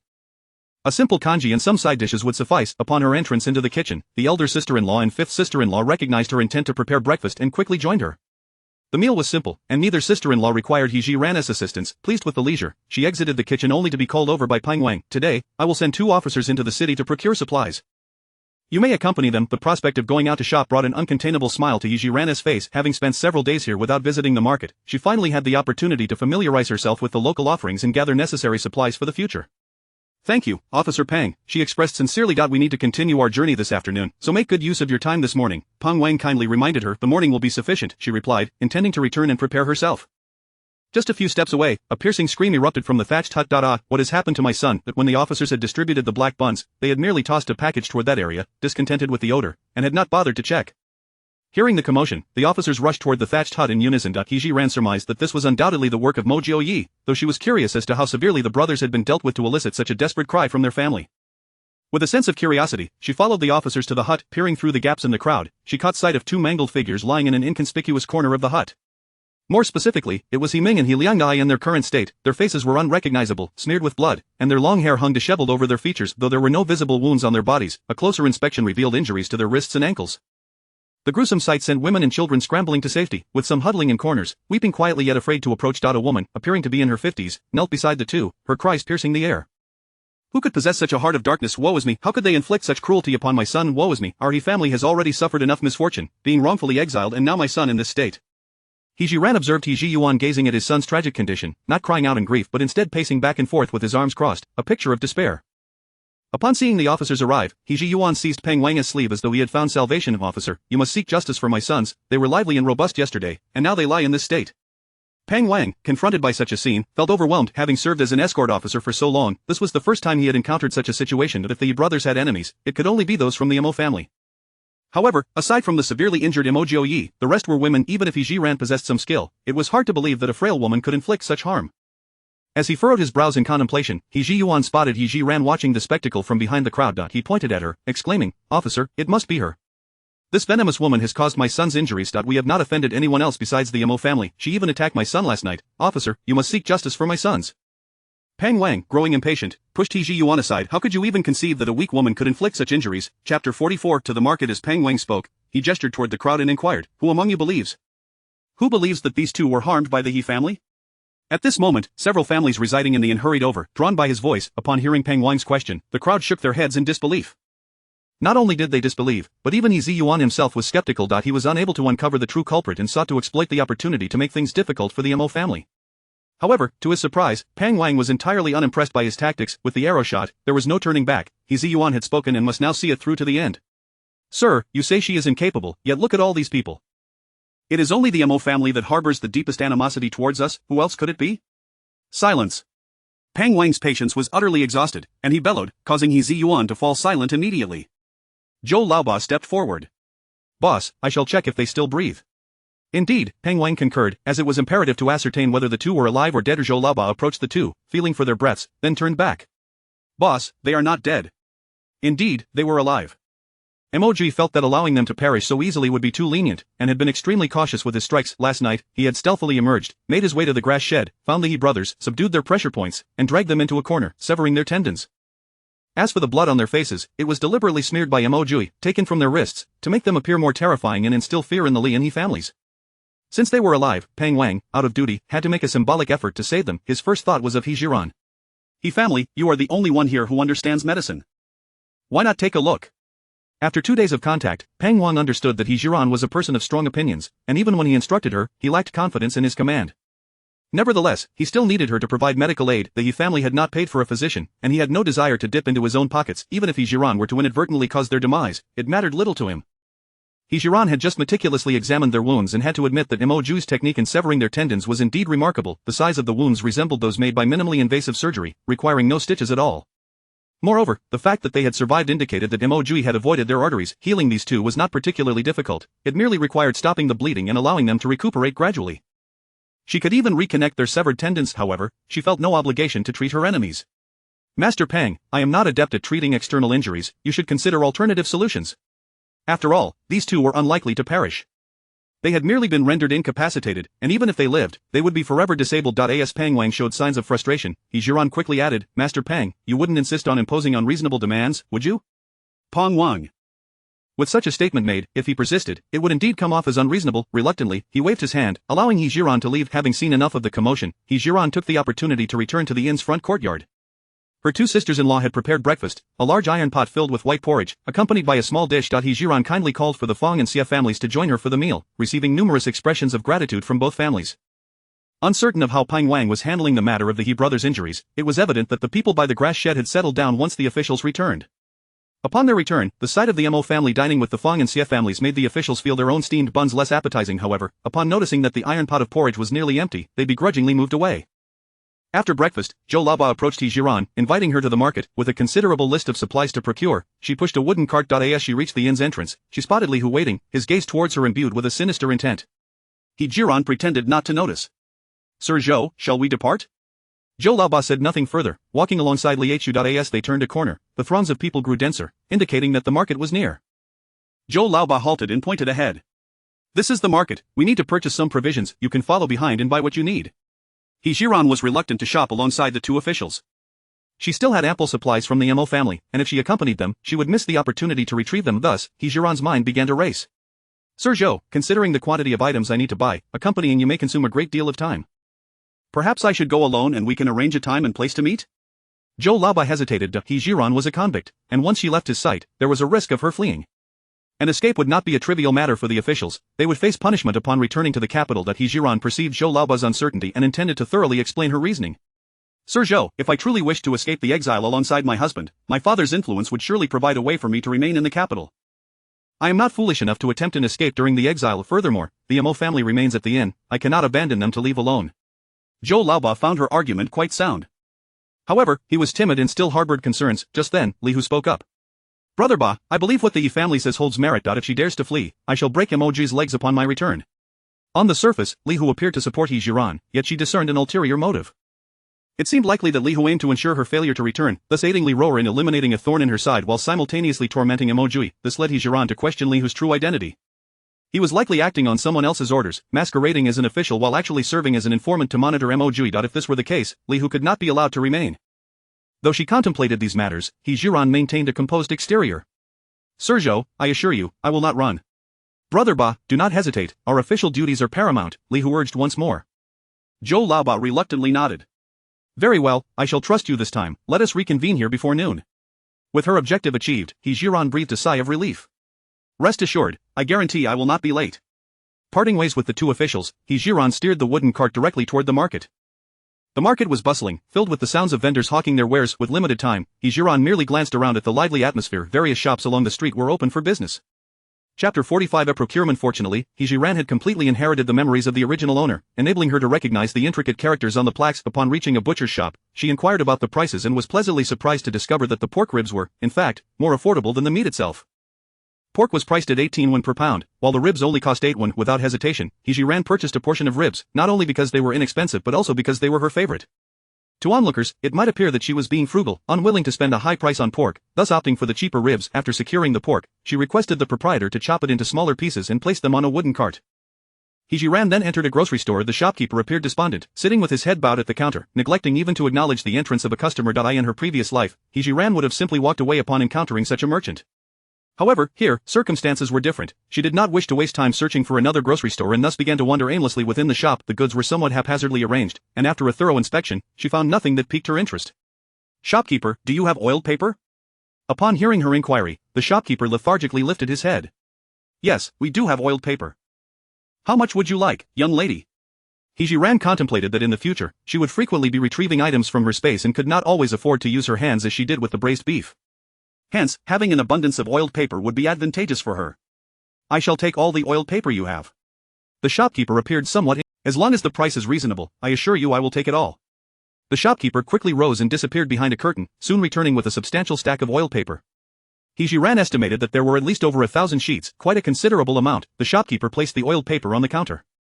Young lady, there are a total of 100 sheets, priced at 1 won for 10 sheets. I guarantee you will not find a better price elsewhere. Although He Zhi Ran was not well versed in the prices of this era, she sensed that the shopkeeper was being sincere. Very well, I shall take all of this oiled paper. Concealing her actions beneath her sleeve, she retrieved 2 strings of copper coins from her space. These coins had been procured from the treasury, and with several chests of them at her disposal, she felt no remorse in spending them. After counting out 110 won for the shopkeeper, just as she was about to carry the oiled paper out, a young man hurriedly rushed in. Father, I just inquired at the inn. The merchant who ordered the oiled cloth from us has truly fled. The shopkeeper sat in despair, his hands covering his face, unsure if he was on the verge of tears. The young man brushed past He Zhi Ran and entered the counter. Father, what shall we do now? The shopkeeper shook his head, his tone laden with resignation. Alas, we invested all our savings into that batch of oiled cloth, and now that the merchant has absconded, we can only find a way to sell these oiled cloths at a loss. Upon hearing this, He Zhi Ran immediately turned back. She was keenly interested in the oiled cloth they spoke of. Shopkeeper, may I see the oiled cloth you mentioned? The shopkeeper looked at He Zhi Ran, still wearing a face of exasperation. Young lady, do not complicate matters further. That oiled cloth is intended for making umbrellas, and you would have no use for it. He Zhi Ran had suspected that the oiled cloth might serve a waterproof purpose, and hearing the shopkeeper's words, she became fully convinced that it was precisely what she desired. Shopkeeper, since you need to sell the oiled cloth anyway, why not let me take a look? If it suits my needs, I shall purchase some. Please wait a moment, young lady, I will fetch some samples for you. The young man, displaying more initiative than the shopkeeper, quickly rose to retrieve the oiled cloth. Before long, he returned with one roll in blue and another in black. Young lady, take a look, our oiled cloth is thin, making it light and durable for umbrella making. He Zhi Ran raised her hand to feel the texture of the oiled cloth, which indeed felt as thin as the young man had described. However, it was tightly woven, indicating a high quality. Good sir, what is the price of this oiled cloth? The young man, seemingly without authority, turned to consult with the shopkeeper. Father, I think we should sell this oiled cloth at cost, just to recoup some of our expenses. The shopkeeper nodded reluctantly. If you wish to purchase an entire roll, we can offer it at our cost price of 500 won per roll. He Zhi Ran, though not entirely familiar with the pricing, felt that any quote in won sounded affordable to her. After inquiring about the dimensions of each roll, she calculated that if she used the oiled cloth to create simple tents, one roll could suffice for 2 tents. Shopkeeper, how many rolls of oiled cloth do you have? The shopkeeper widened his eyes. How many do you require? He Zhi Ran contemplated, considering that the simple tents she wished to make would accommodate 2 people each. The He family consisted of 12 members, while the Xie and Feng families added another 20 individuals. Additionally, the officials who constantly sought to exploit the prisoners could not be disregarded. With so many people, at least 25 tents would be necessary. Shopkeeper, I will take 13 rolls of oiled cloth. The shopkeeper, upon hearing this number, felt certain that he must have misheard, and without a hint of decorum, vigorously rubbed his ears. The young man, quick to respond, said, Young lady, please wait, I will fetch the oiled cloth for you right away. He Zhi Ran raised her hand to halt him. No need to rush. Having purchased so many items, I wonder if your shop offers delivery service? Indeed, we do, as long as it is within the boundaries of Yunlai County, we can deliver. The young man readily affirmed. Once she confirmed the delivery service, He Zhi Ran proceeded to purchase a sufficient quantity of bamboo poles and hemp ropes. While paying, she made sure to remind him, Good sir, I want 8 rolls in black and 5 rolls in blue, along with those bamboo poles, delivered to the inn on the west side of the city. Understood, no problem, the young man replied, hurriedly heading to the backyard to gather the goods. As there was nothing further that she required from the grocery store, He Zhi Ran pushed her cart away. Along the way, she deliberately sought out several deserted alleys, gradually retrieving grains from her space and placing them on the wooden cart. She also purchased a variety of vegetables from farmers to use as cover for the supply she intended to gather from her space. He Zhi Ran continued her shopping journey, discreetly extracting some spices and other items from her space. When passing by a grain store, she bought a jar of rapeseed oil and, on a whim, also purchased 2 empty jars of the same kind from the owner, filling them with peanut oil from her space. Finally, she visited the blacksmith's shop, where she acquired 3 large iron pots, 3 iron shovels, and 3 water kettles, along with other essential items. As the wooden cart grew increasingly heavy, He Zhi Ran found herself straining under the weight. Unfortunately, these items needed to be visible, and she dared not conceal them within her space for the return journey, thus she continued to laboriously push the cart forward. He Zhi Ran was acutely aware that, given the physical stamina of her current body, she likely could not venture much farther. Consequently, she reluctantly chose to retrace her steps. Chapter 46, A Fierce Confrontation with Li Hu. Fortunately, there was a fabric shop at the entrance of the market. He Zhi Ran purchased over 30 cotton quilts and a considerable amount of thread, and once again requested the shopkeeper to deliver them to the inn. Glancing at the wall clock in the room, she noted that there was still half an hour remaining until her agreed meeting time with Zhou Laoba. Struggling to push the wooden cart, He Zhi Ran intended to find a shady spot to rest for a while. She halted the cart outside a high wall and casually settled upon a large stone. Seizing the opportunity, she focused her mind to check whether her shop had passed the review. The result was somewhat disappointing. Her phone screen displayed the words, Please be patient. Bored, He Zhi Ran retracted her awareness and glanced around. For some inexplicable reason, an ominous premonition settled in her heart. She felt as though something was about to transpire, likely instigated by Li Hu. Despite her intuition, He Zhi Ran could not quite discern how Li Hu intended to trouble her. As time trickled by, and with noon having passed, her unease intensified. Given Zhou Laoba's character, he was not one to breach an agreement. Furthermore, they were merely procuring provisions, which hardly warranted such a lengthy delay. He Zhi Ran promptly resolved to return to the inn alone, regardless of Li Hu's ulterior motives. Returning on time would surely be prudent. Thus, without hesitation, she steered her wooden cart towards the inn in the west of the city. Yunlai County was relatively small, and after about a quarter of an hour, she arrived at the inn's entrance. Just as she was about to push the cart through the door, a whip lashed toward her. Fortunately, her quick reflexes allowed her to evade it just in time. However, her assailant offered her no respite, as a second strike aimed directly at her face followed swiftly. He Zhi, how dare you attempt to flee? I shall see to it that you are thoroughly punished, Li Hu growled, brandishing his leather whip with a ferocious expression, as if he harbored a deep-seated grudge against her. He Zhi Ran, already seething from the sudden attack, felt her anger surge upon witnessing Li Hu's grotesque visage. She lifted her hand and mercilessly seized the whip aimed at her. With a deft maneuver, she yanked Li Hu, along with the whip, outside the door. Taking advantage of his momentary instability, she delivered a swift kick directly to his waist. Li Hu winced in pain, relinquishing the whip, and clutched his sore midsection, hurling curses at her. You vile woman, how dare you lay hands on an officer? You must have a death wish to venture to the northwest. The commotion at the entrance drew the attention of other officers and prisoners, who hurried over to investigate. He Zhi Ran stood there with her hands on her hips, glaring fiercely at Li Hu, who, like a shrew, could only hurl insults without daring to retaliate. Upon seeing his comrades approach, Li Hu regained his composure. Captain, you have arrived just in time.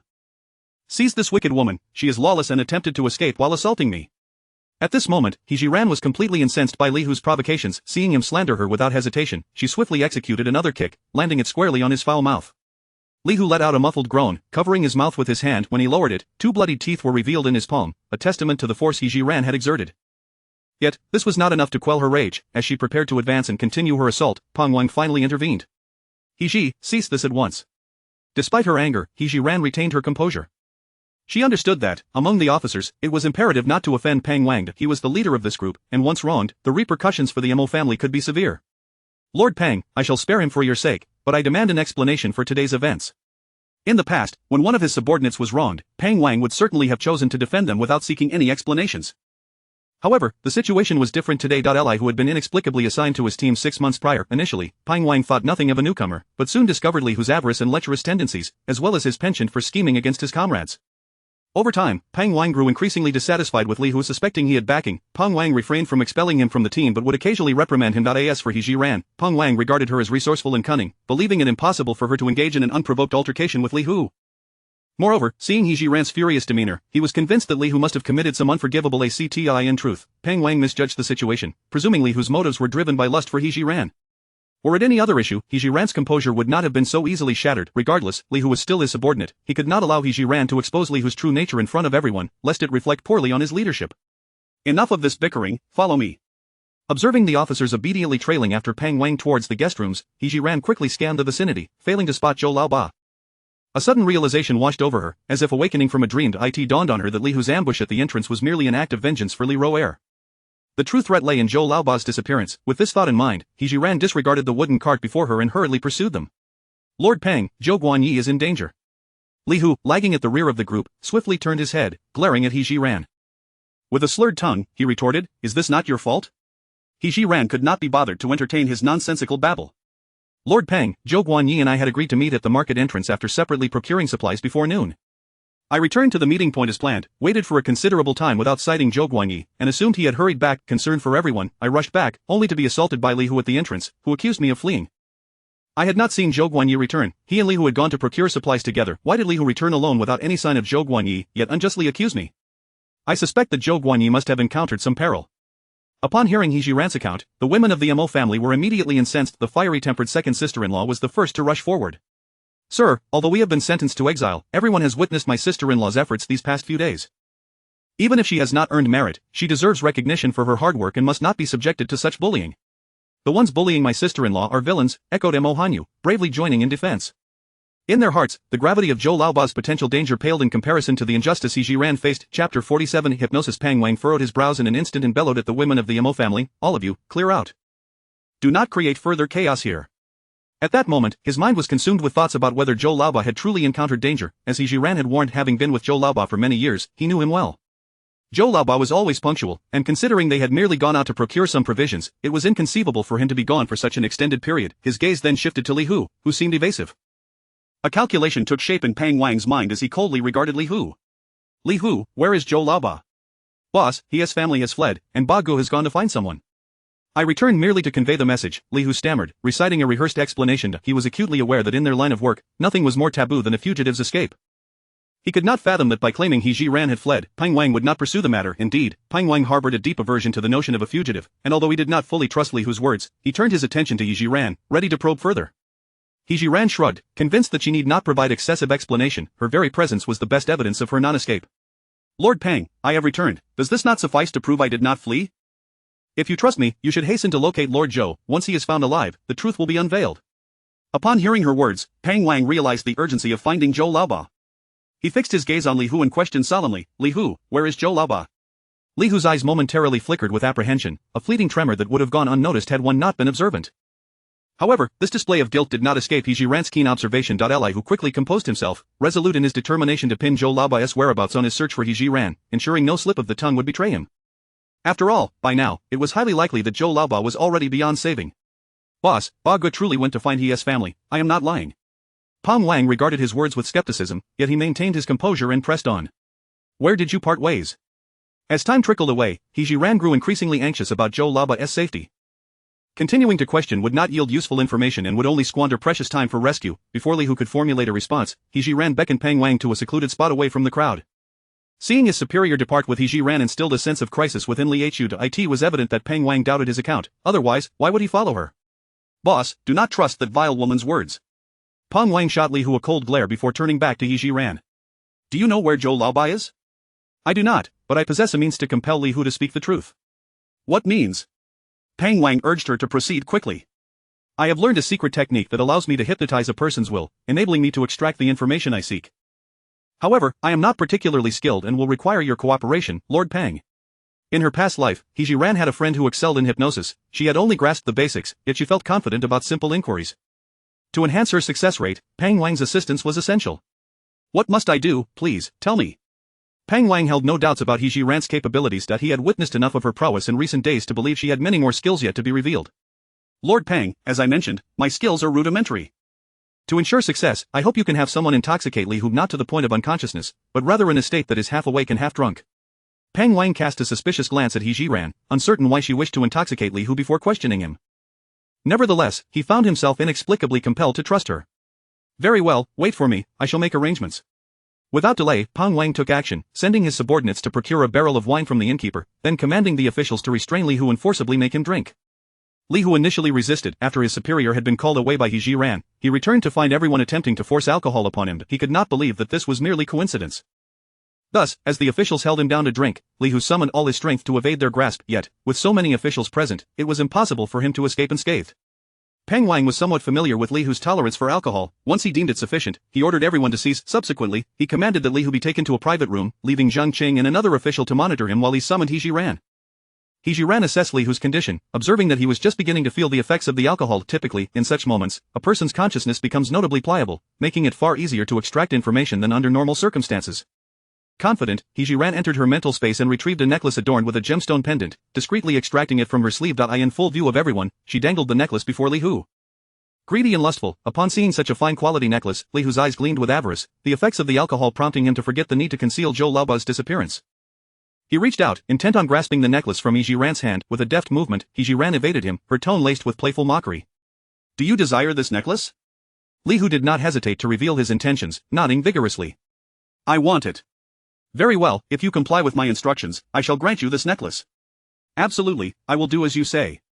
He Zhi Ran unfurled the necklace, the pendant swaying rhythmically before Li Hu's eyes. Before long, his gaze became glazed, devoid of its usual spark. Sensing the moment was ripe, she began her inquiry. Where is Zhou Laoba?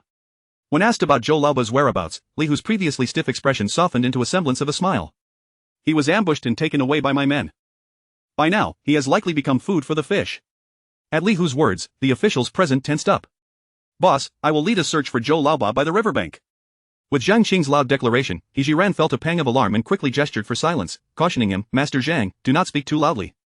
You may awaken him, and there are still many details to clarify. Pang Wang shot a fierce glare at Zhang Qing, concerned he would disregard He Zhi Ran's warning. Zhang Qing promptly sealed his lips, anxiously watching Li Hu. Relieved to see that Li Hu remained undisturbed by Zhang Qing's outburst, He Zhi Ran exhaled deeply. She continued to sway the pendant, pressing on with her inquiry. Where can we find Zhou Laoba now? Chapter 48. A woman of skill and wisdom. Li Hu, still in a daze, responded, walk west from the dock for about a mile, there lies a reef where they often throw people into the river. Armed with this precise information, Pang Wang immediately instructed Zhang Qing to take all the officers to search for the missing person. At the same time, he understood that He Zhi Ran would certainly have more questions, so he refrained from leaving hastily. He Zhi Ran continued her inquiries in front of Pang Wang. Why did you wish to harm Zhou Laoba? Only by ensuring his return is impossible can the charge of the He family fleeing be substantiated. Why would you act in such a manner? Because Li Ruer disdains the He family, and I wish to seize this opportunity to discipline the Mo family. At this point, He Zhi Ran had confirmed her suspicions. Li Hu was undoubtedly an informant placed here by a certain dignitary in the capital. No wonder Mo Jiuye had failed to notice someone tailing him. Pang Wang was aware that He Zhi Ran would soon inquire about the person who instructed Li Hu to undertake these actions. Such matters were the sordid affairs of the upper echelons, and as a mere officer, he had no desire to become entangled in them. The more one knows, the sooner one meets their demise. Thus, before He Zhi Ran could pose her subsequent question to Li Hu, Pang Wang turned and exited the room. He Zhi Ran secretly admired Pang Wang's clarity of thought, while also eagerly preparing to ask her next question. Who directed you to discipline the Mo family? I do not know. You do not know? He Zhi Ran understood that Li Hu would not lie at this moment. If he claimed ignorance, then he was indeed unaware. However, having finally gleaned a sliver of a clue, she was reluctant to abandon the pursuit. Do you not know who your contact is? The person who instructed me, I have only met once, in the dark, so I could not discern his features, but his voice was somewhat high-pitched, likely a eunuch. A eunuch? Only those of royal blood could command a eunuch. Beyond the emperor, princes, princesses, and the ladies of the harem were all potential suspects. This thought broadened the scope of her investigation. Nonetheless, He Zhi Ran was aware that no further useful information could be extracted from Li Hu. She stowed the necklace in her space and then turned to seek out Pang Wang. Master Pang, I have finished my inquiries.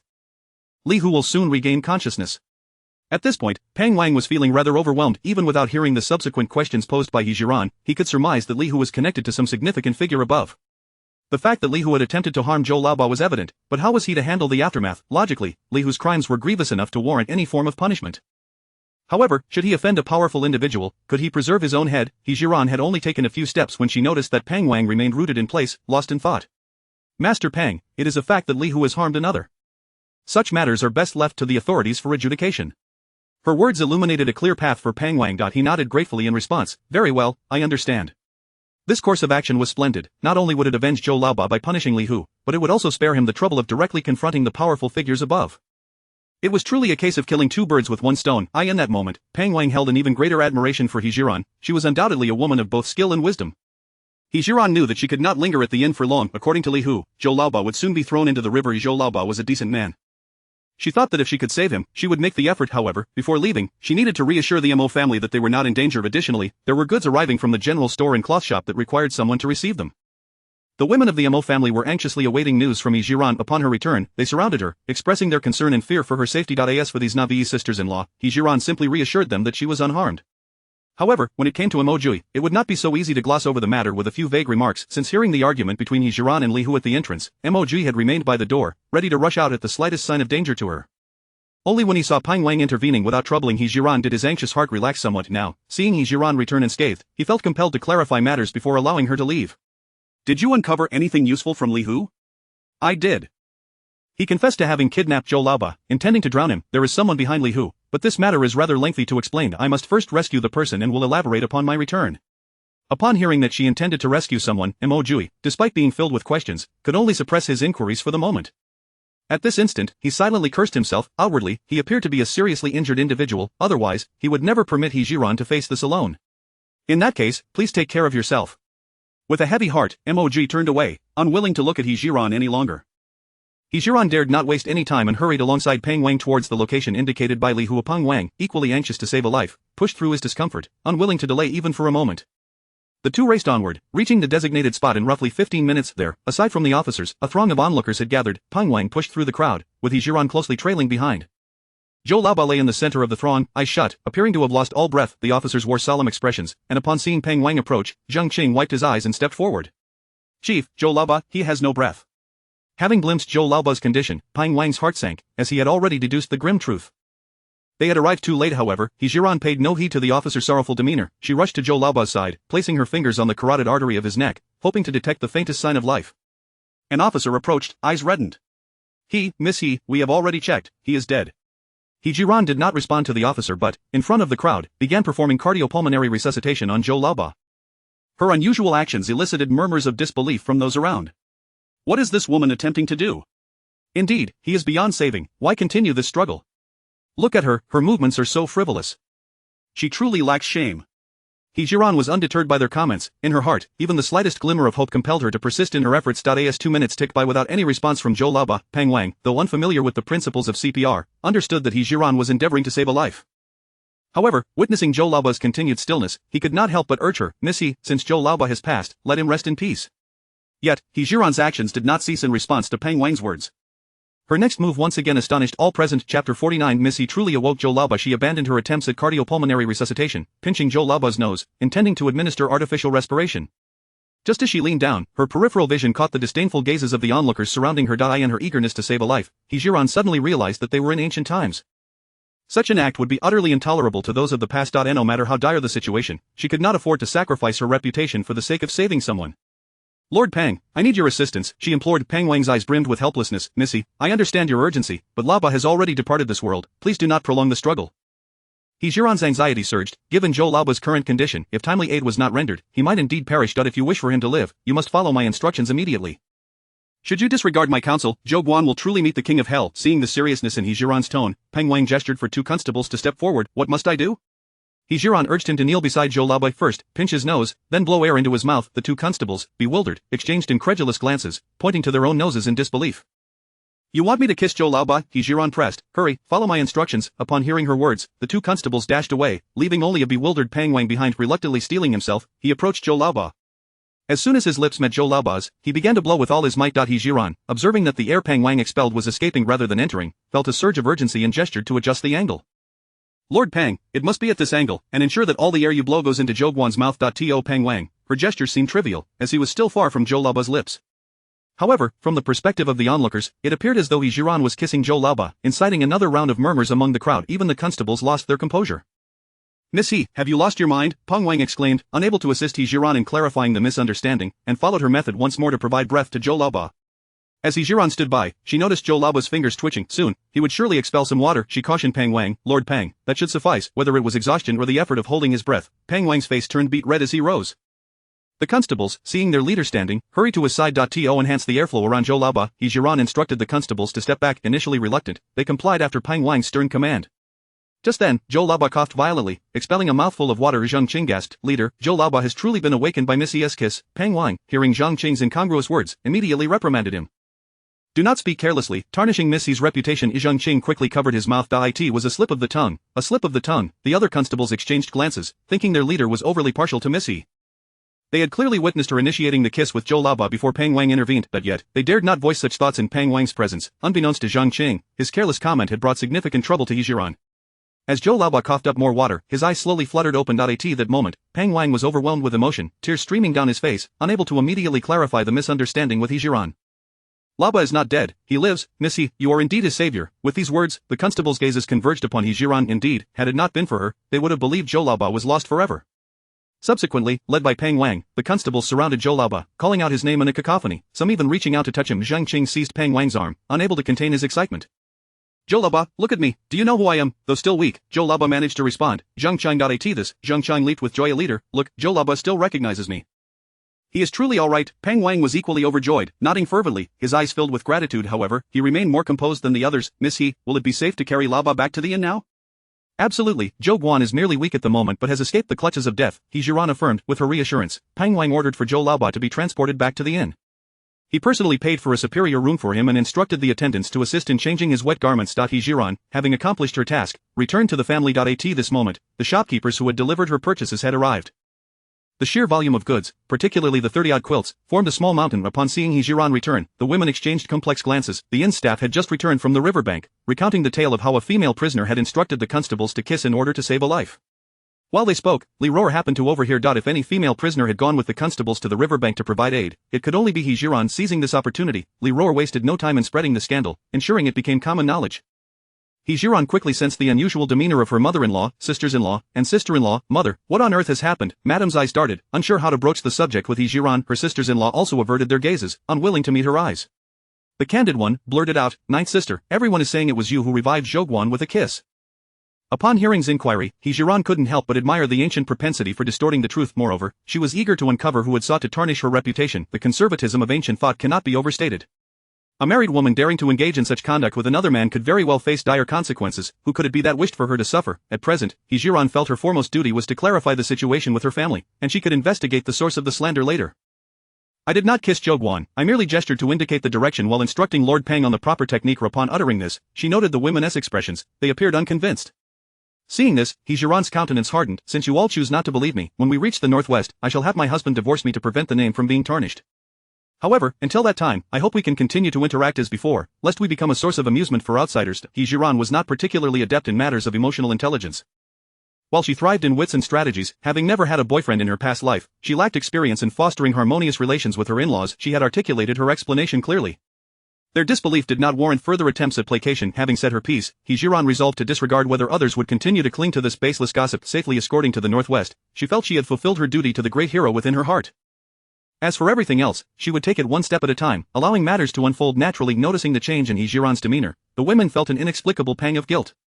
They cherished the warm, accommodating He Zhi Ran, the one who consistently considered their feelings, yet, it seemed this version of her had slipped away from them. He Zhi Ran turned to leave the room, undeterred by their disdain, for life must go on. With the incident involving Zhou Laoba, it was apparent that their journey could not continue today. Seizing the opportunity, she planned to assemble the tents. On a journey of exile, staying at an inn every day was impractical, and should they encounter another night of hardship, these tents would prove invaluable. Seeing her ninth sister depart, S heart tightened, and she hurried after her ninth sister. "I care not for what they think, I believe in you." He Zhi Ran was taken aback to find that the only person among the women who believed in her was a mere 13 or 14-year-old girl. She forced a smile and ruffled hair. "Thank you, Han Yue, for your trust." Chapter 50. Just believing in you is enough. Observing the oilcloth being manipulated by He Zhi Ran, Mo Han Yu inquired with curiosity, "Sister-in-law Jiu, are these oilcloths you purchased?" Indeed, I intend to use the oilcloth to create some tents, He Zhi Ran replied. Tents? Mo Jiuye's eyes sparkled with intrigue. He Zhi Ran patiently elaborated on the uses of tents, and with each detail, Mo Jiuye's delight grew.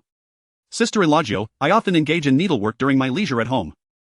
I would be glad to assist, she offered. Excellent, once I have cut the fabric, we shall let Hanyu take the lead in crafting, He Zhi Ran agreed. The two women busied themselves with the oilcloth in the inn's courtyard. Meanwhile, the women of the Mo family found themselves at a loss within their chambers. Mother, although our acquaintance with sister-in-law Jiu has been brief, she is certainly not the frivolous type. I believe she has been ensnared by someone with ulterior motives, spoke Lu Sa Deng Shuat. Though often reticent, her insights were well regarded. The eldest sister-in-law concurred, saying, Mother, I share the same sentiment as sixth sister-in-law. We have all witnessed sister-in-law Jiu's character. Had she truly been of that ilk, she would not have cared for us so diligently along our journey, and would have surely sought an escape. Indeed, Mother, I too trust that sister-in-law Jiu is not such a person, added the eighth sister-in-law, aligning herself with He Zhi Ran.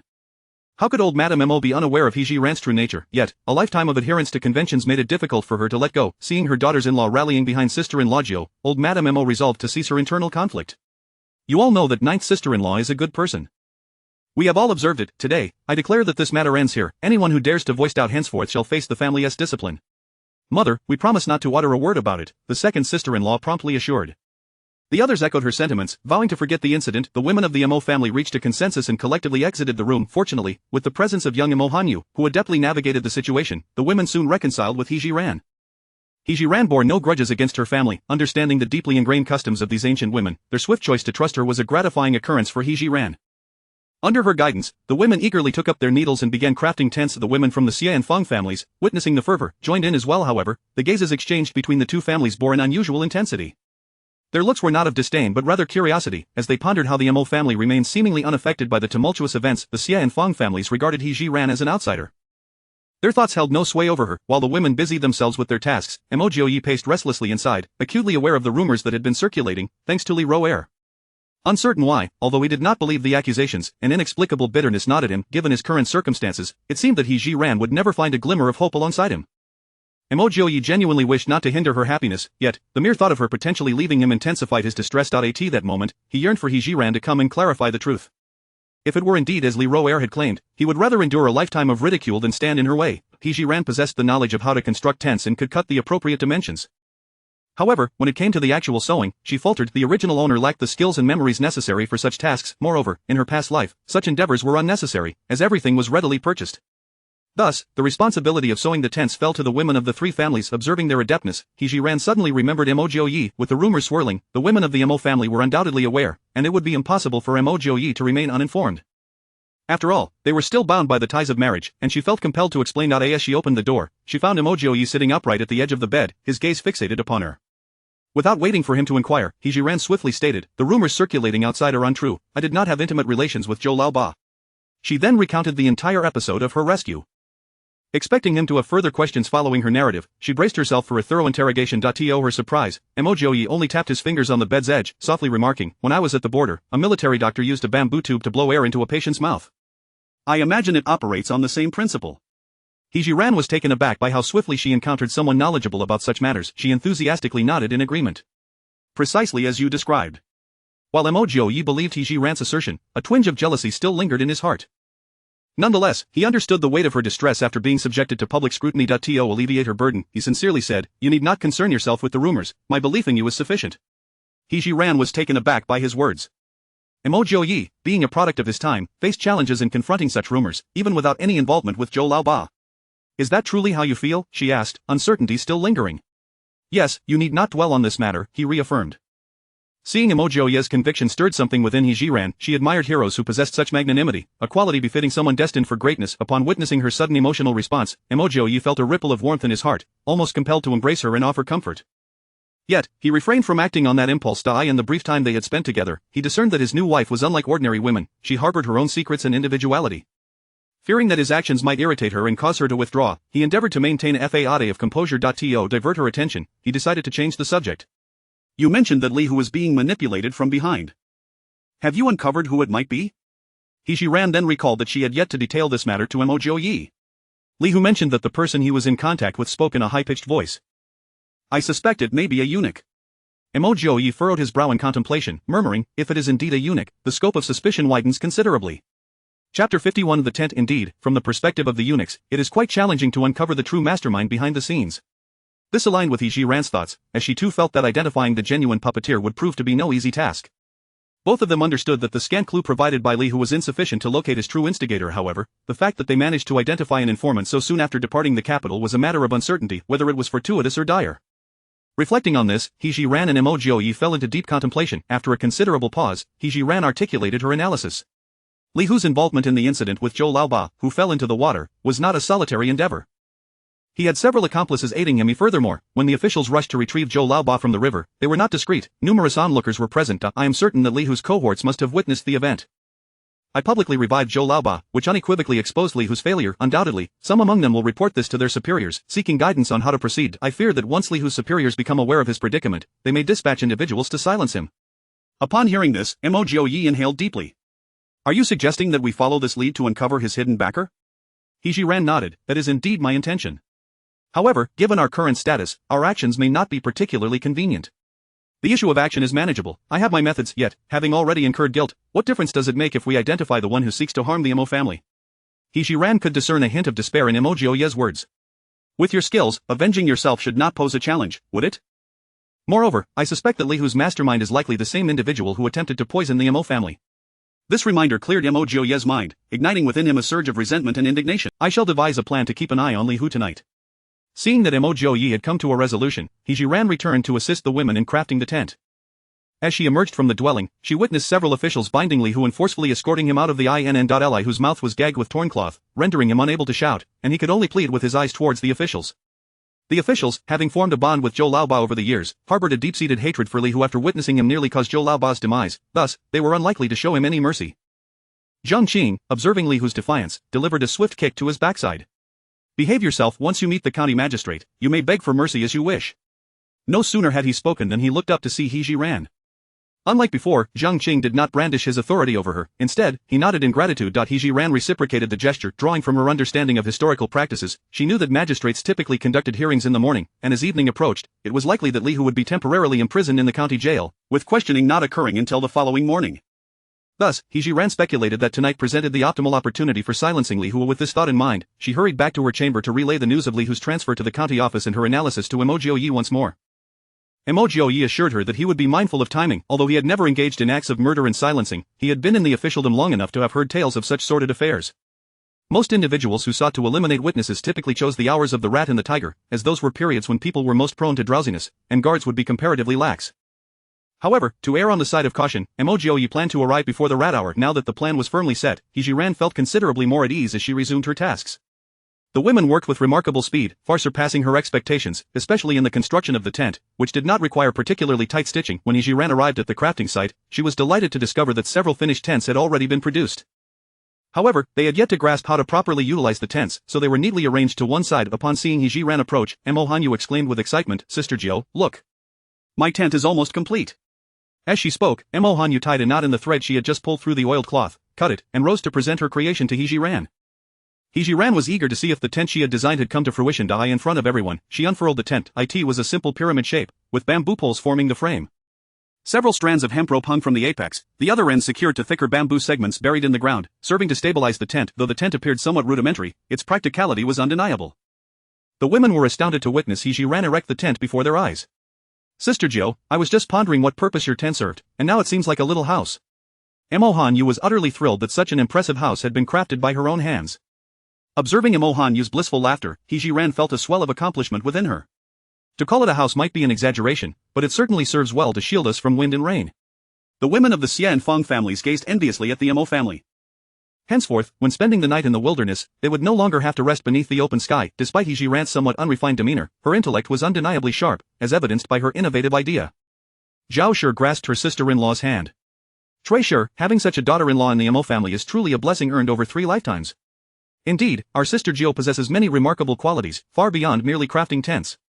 The second sister-in-law, hearing the praise of her sister-in-law, felt an immense sense of pride. In response to the compliments, He Zhi Ran humbly downplayed her contributions, all the while recognizing the eagerness of the Xie and Feng families for the tents. "Aunt Feng, Aunt Xie, we shall ensure that all 3 families share in this tent. 2 of you can certainly make use of one. Upon hearing that they too would partake, the members of the Xie and Feng families were at a loss for how to express their relation, showering He Zhi Ran with gratitude. Zhao Shi looked at He Zhi Ran with sincere appreciation, stating, "When our family was seized, we lost everything. Thankfully, with your and the Mo family's assistance, we have found hope. I have come to terms with our new reality. Since we can no longer live in the ease we once enjoyed, I shall accept the circumstances. From this day forth, the Feng family shall follow the Mo family's lead. I declare this today, and any who dare defy it will face our family's discipline." As her words fell, the other women of the Feng family expressed their willingness to comply. Chapter 52 of the thoughts of Zhou Laoba. Upon witnessing the situation, the members of the Xie family turned their gazes toward the second sister-in-law's mother, Madame Xiao, hoping she would exhibit the same commanding demeanor as the matriarch of the Feng family and articulate a similar sentiment.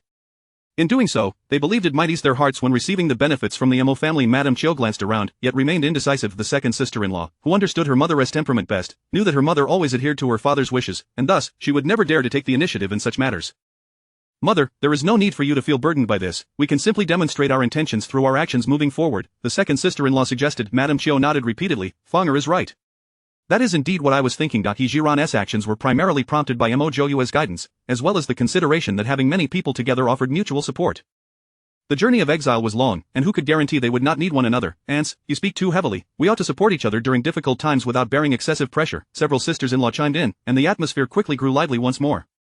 When He Zhi Ran had procured 13 pieces of oilcloth and 26 tents, it coincided perfectly with dinner time. Just then, the officer escorting Li Hu to the magistrate's office returned. Seizing the opportunity while everyone was present, He Zhi Ran intended to distribute the tents.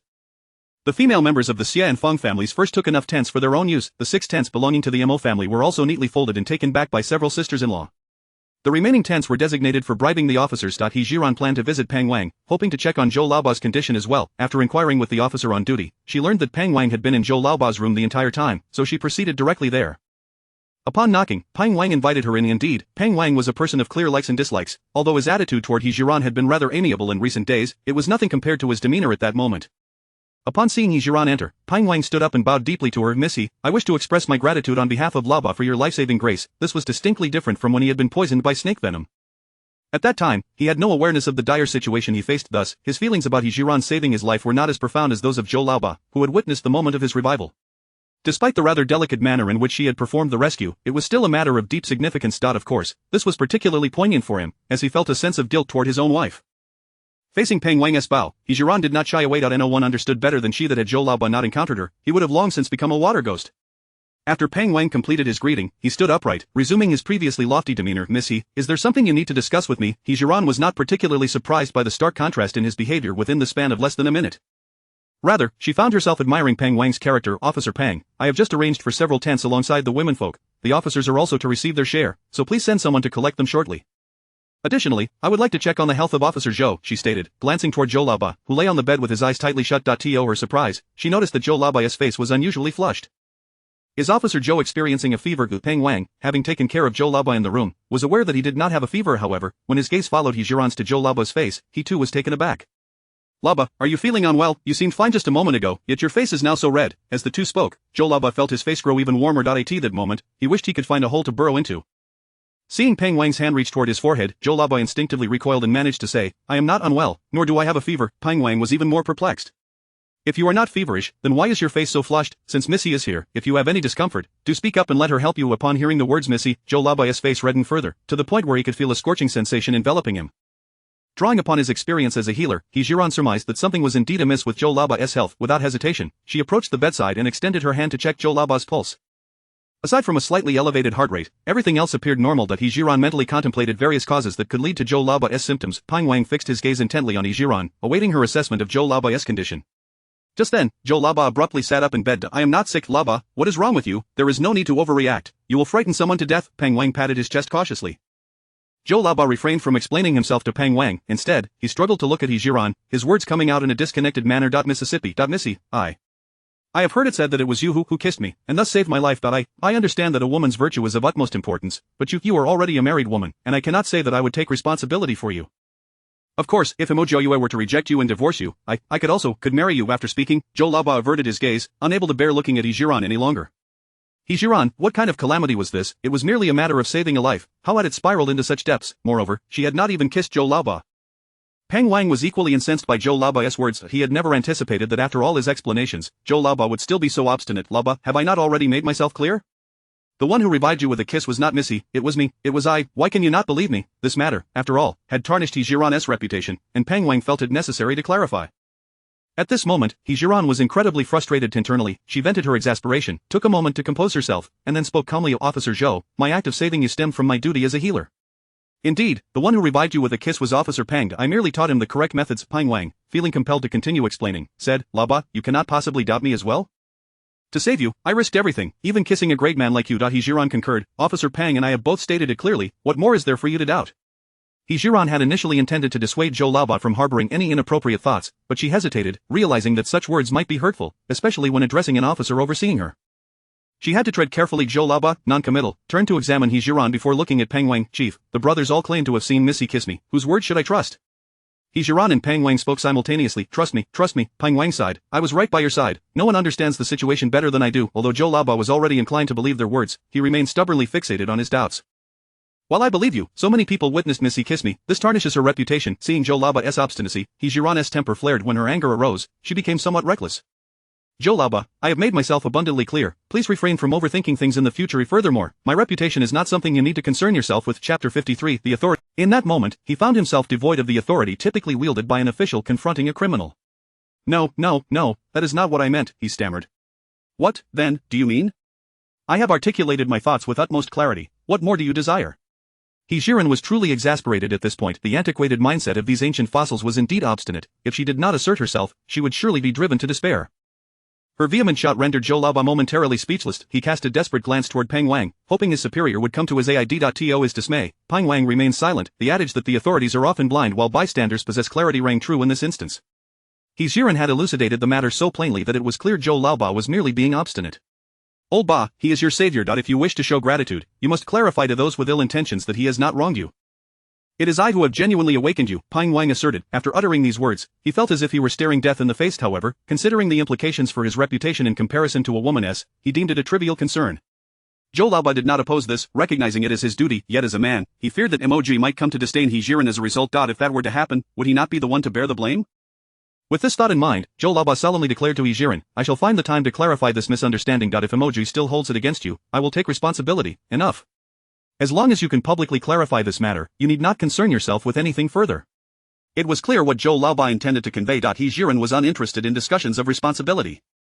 She was merely saving a life, and she had made it abundantly clear that there had been no inappropriate contact between them. Though Zhou Laoba meant well, He Zhi Ran found his insistence displeasing. Instinctively, he raised both hands in surrender. All right, I shall refrain from further comments. I promise to never mention it again. This woman was undoubtedly as fierce as a tigress, and he found himself reluctant to provoke her. Not only must you refrain from speaking of it, but you are also forbidden from thinking about it in the future, He Zhi Ran warned with an air of authority. At that moment, she had completely forgotten her status as an exiled criminal. Seeing that the time was ripe, Peng Wang hastily interjected to mediate. All right, let us treat this incident as though it never occurred. Furthermore, your method of saving lives is commendable. If possible, please take the time to teach us, so that we may be prepared should we encounter danger on our journey. That is certainly not an issue. Whenever you wish to learn this technique, Lord Peng, feel free to seek me out. With the matter resolved, He Zhi Ran felt no desire to linger any longer. After exchanging a brief farewell with Peng Wang, she turned to leave. However, just as she opened the door, a group of officials tumbled into the room. Had she not been in such a furious state, she would have surely noticed the eavesdroppers lurking outside. Seeing the furtive officials, He Zhi Ran stormed past them, stepping on their bodies as she exited. Peng Wang, witnessing the unfortunate predicament of his subordinates, waved his hand in resignation. You lot, quickly fetch some steam. Was it truly for the sake of learning that life-saving technique? This was indeed a historic moment. Officials were actively seeking to appease an exiled criminal, but noticing that his men were still dawdling, Peng Wang snapped, What are you all waiting for? Go! As the officials prepared to depart, Zhou Laoba called after them, Moreover, he is my savior. Her reputation must not be tarnished. You must clarify to everyone that there has been no inappropriate familiarity between us. Upon hearing this, Peng Wang added, I have heard that these rumors originated from Li Ruer. Do not forget to teach her a lesson. Yes, we shall attend to it immediately, the officials replied, brushing off the dust from their clothes before hastily departing. The room was left with only Peng Wang and Zhou Laoba. Zhou Laoba appeared perplexed. Boss, please tell me, was there anything inappropriate about what I just said? Peng Wang was at a loss for words of this. Zhou Laoba, typically sharp and astute, had become ensnared in a quagmire today. Did we not agree that this matter would not be mentioned again? Though Zhou Laoba felt a sense of indignation, seeing Peng Wang reprimanding him compelled him to reluctantly silence himself. He Zhi Ran, still fuming, made her way back when she encountered Li Ruer accompanied by several women from the Li and He families. The derision in Li Ruer's eyes was unmistakable as she crossed her arms defiantly, blocking He Zhi Ran's path. He Zhi Ran, how dare you show your face after committing such a disgraceful act? If you were a woman of any worth, you would have long since taken your own life in shame. At that moment, He Zhi Ran, feeling the heat of her indignation, had no desire to engage in a war of words with Li Ruer. She raised her hand and delivered several resounding slaps, then looked down at her condescendingly. Li Ruer, allow me to impart a lesson to you on the virtues of conduct. Should your tongue continue to spew filth, be wary of your own words. Caught off guard by the sudden assault, Li Ruer could only react when she noticed He Zhi Ran had already walked away. She shouted after her, He Zhi Ran, you are nothing but a shameless woman, devoid of value. For a mere advantage, you would not hesitate to harm even a dying official. Before she could finish her tirade, a shriek escaped her lips, and she quickly covered her mouth. Seeing her daughter in distress, Madame Zhu rushed over, concern etched on her face. Ruer, what has happened? Li Ruer slowly lowered her hand, revealing a bloody tooth nestled in her palm. Facing the officials, Madame Zhu was timid, but before He Zhi Ran, she transformed into a fierce adversary. You are utterly lawless, resorting to violence before so many witnesses? In truth, He Zhi Ran had been wronged. Having walked so far, how could she possibly have struck Li Ruer? At that moment, she was simply exasperated by the impudence of the Li family. With measured strides, He Zhi Ran returned to confront Li Ruer directly. Without hesitation, she lifted her foot and sent Li Ruer flying. What do you think you are? Do not think for a moment that I am unaware of the sordid dealings you have with Li Hu. However, I am left baffled. With Li Hu dispatched to the authorities, what audacity do you possess to flaunt your power here? Cease your insolence. Madame Zhu, incensed by her daughter's degradation, lunged at He Zhi Ran, clawing to inflict harm. He Zhi Ran, however, was not about to allow a defenseless woman to lay a finger on her. She did not flinch, instead delivering a powerful kick to Madame Zhu's abdomen. Madame Zhu cried out in pain, clutching her stomach as she collapsed to the ground, wailing, officials. Come quickly, he is utterly devoid of the law. Meanwhile, the women of the Mo, Fong, and Xie families were in the backyard preparing dinner with the supplies He Zhi Ran had procured earlier. Upon hearing direct insults hurled at He Zhi Ran, they quickly abandoned their tasks and rushed over. Zhou Daimai, who dares to insult you, watch how your second sister-in-law deals with them. As she spoke, the second sister-in-law brandished a spatula in front of He Zhi Ran protectively. The other sisters-in-law followed suit, their gazes fixed menacingly on the group of women facing He Zhi Ran. Mo Hanyu hurried to He Zhi Ran's side. Zhou Sa, let me help you deal with the villains. Although the matriarch of the Mo family said nothing, the kitchen knife in her hand spoke volumes. The women of the Xie and Feng families mirrored the sentiment, their eyes trained on Li Ruer and her entourage, ready to act at a moment's notice upon the command from the Mo family. In that instant, the anger that had previously consumed He Zhi Ran was replaced by a warm sense of camaraderie. I have not been wronged. To alleviate her family's concerns, she spoke the truth. At that moment, several officials, dispatched to deliver steamed buns to the Mo family, arrived as well. Undoubtedly, regardless of who was at fault, it was the Li and He families that were in the wrong. With the head urging them to teach Li Ruer a lesson, they seized the opportunity to address the situation. He Zhi Ran was under the protection of someone of authority, how dare they offend her? Without a moment's hesitation, the officials raised their whips and struck, eliciting screams of surrender from the women of the Li and He families. Chapter 54 The consequences of provoking me today. It was Li Ruer and her mother who incited the wrath of He Zhi Ran. As she observed the officials pursuing others, she resolutely approached Li Ruer once more. Li Ruer remained seated on the ground, instinctively recoiling as she noticed the furious approach of He Zhi Ran. He Zhi Ran, what do you intend to do? Do you dare to act in front of the officials? He Zhi Ran's gaze, devoid of warmth, fixated on Li Ruer. With every inch Li Ruer retreated, He Zhi Ran advanced. I had intended to refrain from engaging with you, yet you persistently provoke me. As she spoke, He Zhi Ran raised her foot and brutally stomped down on Li Ruer's ankle, twisting it with force. Li Ruer cried out in agony, observing her torment. He Zhi Ran showed no inclination to relent. She continued to kick at Li Ruer's most sensitive spots. We both know your petty schemes. I shall state this unequivocally. If you conduct yourself with propriety from this day forth, all will be well. However, should you dare to provoke me again, I will ensure your existence is a living hell. Tears and snot streaming down her face, Li Ruer finally comprehended the strength of He Zhi Ran. He Zhi Ran, considering we were once good sisters, please, cease this violence. When did you ever regard me as such? He Zhi Ran retorted with a cold laugh. Li Ruer had manipulated the original owner so thoroughly, yet had the audacity to declare their sisterhood. He Zhi Ran intensified her assault, raining down blows upon Li Ruer. Meanwhile, the women of the Mo family had not been idle, though they were still piecing together the situation. They could clearly see that it was Li Ruer and her mother who had provoked He Zhi Ran. Thus, as He Zhi Ran pummeled Li Ruer, they turned their ire toward Zhu Shi. Chaos erupted in the inn's courtyard, drawing the attention of numerous onlookers. The overwhelming tide of the confrontation soon culminated in the Li and He families begging for mercy. He Zhi Ran's assault on Li Ruer was unrelenting. Li Ruer's face swelled grotesquely, rendering her unrecognizable, while her right arm hung limply, dislocated. He Zhi Ran, panting, glared at her, her eyes brimming with warning. Li Ruer, remember this. This is the consequence of inciting my ire. If you wish to avoid a repeat of today's events, it would be wise to retreat into your shell and guard your tongue. At this moment, Li Ruer was utterly terrified, caught in a state of impotent rage.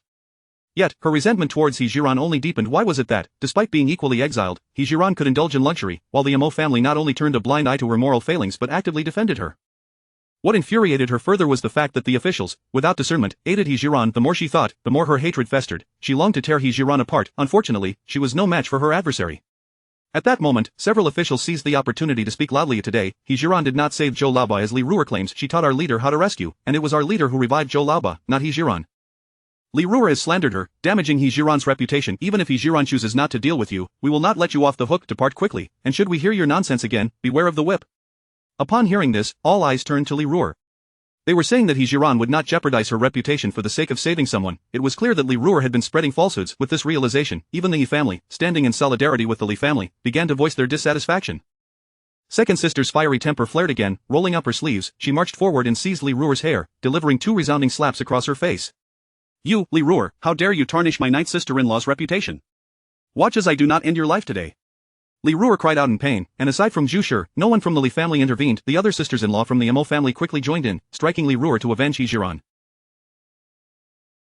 To prevent a fatal incident from unfolding in public, the officials intervened, allowing Li Ruer to escape a dire fate. After thoroughly thrashing Li Ruer, He Zhi Ran's anger subsided somewhat. She beckoned her sisters-in-law and the women from the 2 allied families to leave. The sisters-in-law walked alongside He Zhi Ran, their gazes filled with guilt. Eldest sister-in-law spoke first. Ninth sister-in-law, it is our lack of trust that led us to believe Li Ruer's words, thinking you had lost your virtue. Fifth sister-in-law added, indeed, it is our fault. We shall never again heed the slander of such petty individuals. He Zhi Ran smiled at them. Sisters-in-law, there is no need for self-reproach, what matters is that the misunderstanding has been cleared. Seeing that He Zhi Ran truly bore no ill will towards them, the sisters-in-law breathed a sigh of relief and surrounded her on their way back. Meanwhile, hidden away, Mo Jiuye quietly returned to his room. He had immediately heard the exchange between He Zhi Ran and Li Ruer outside, and had noticed the latter leading so many people. Fearing for He Zhi Ran's safety, he had stealthily emerged from his room when no one was paying attention. The incident of the stone knocking out Li Ruer's teeth was his doing, hoping it would instill some sense of caution in her. Yet, Li Ruer remained obstinate. Mo Jiuye was prepared to intervene again, yet He Zhi Ran's prowess was unexpectedly formidable. Though he could not comprehend her martial arts techniques, he could ascertain that her skills were undoubtedly honed under the guidance of a master. After days of observation, countless enigmas regarding He Zhi Ran had formed in Mo Jiuye's mind. Unbeknownst to He Zhi Ran, who was victorious alongside her group of women, they all felt a surge of exhilaration. Once, in the capital, no one dared to provoke them, yet that was due to their status. Now, however, they had united, wielding their collective strength to vanquish their adversaries. This sensation was entirely new for them and immensely gratifying.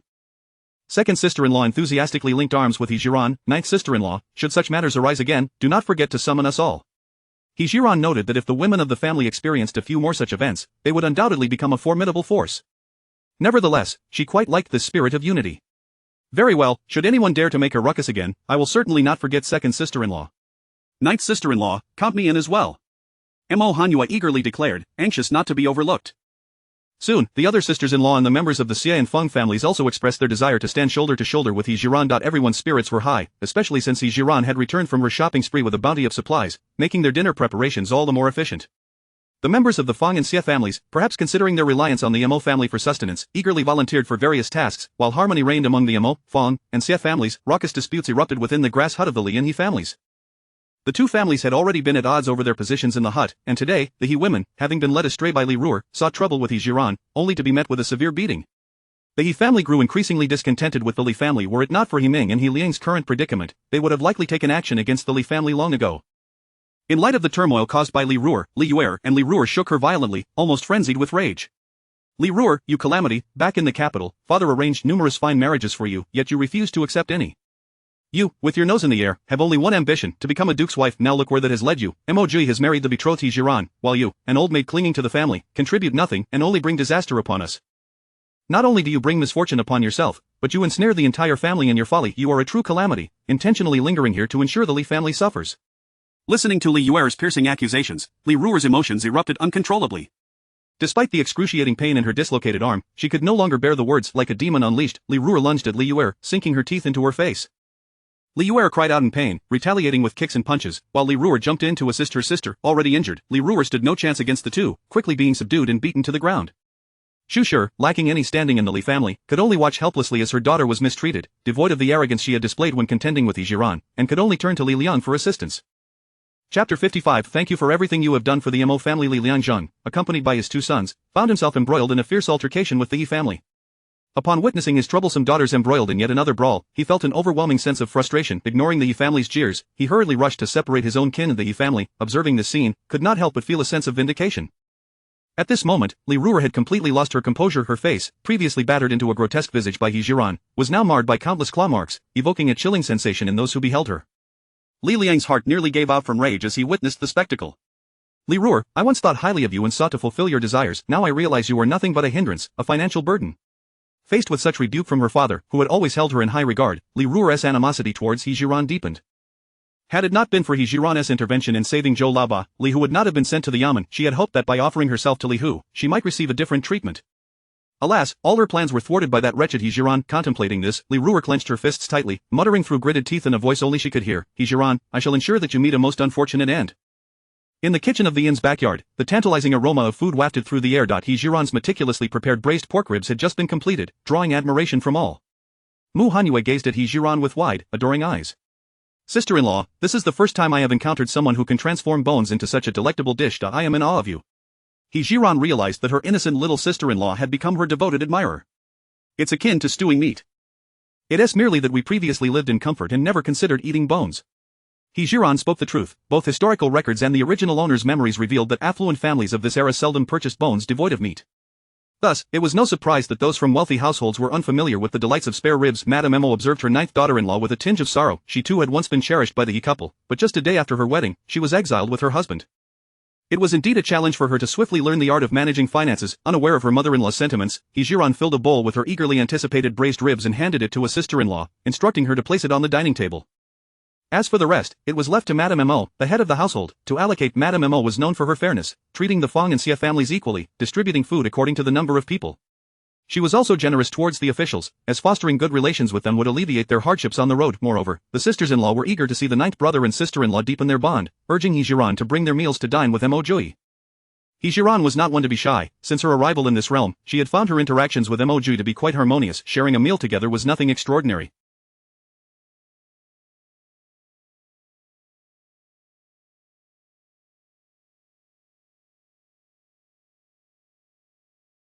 As the fragrant dishes were brought into the room, Mo Jiuye understood that enjoying such fine food during their exile was entirely thanks to He Zhi Ran. Before he began to eat, he earnestly expressed, "Thank you for everything you have done for the Mo family."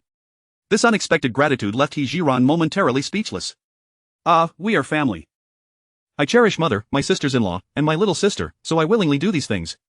But was it merely affection for them? Mo Jiuye, pondering He Zhi Ran's words, found himself questioning this. His years of warfare had honed his ability to conceal his innermost thoughts in her presence. Mo Jiuye was not one for excessive words. After expressing his gratitude, he found himself at a loss for further conversation. Thus, he picked up his chopsticks and began to eat. As he savored a piece of rib, his instincts told him that this dish could only have been crafted by He Zhi Ran.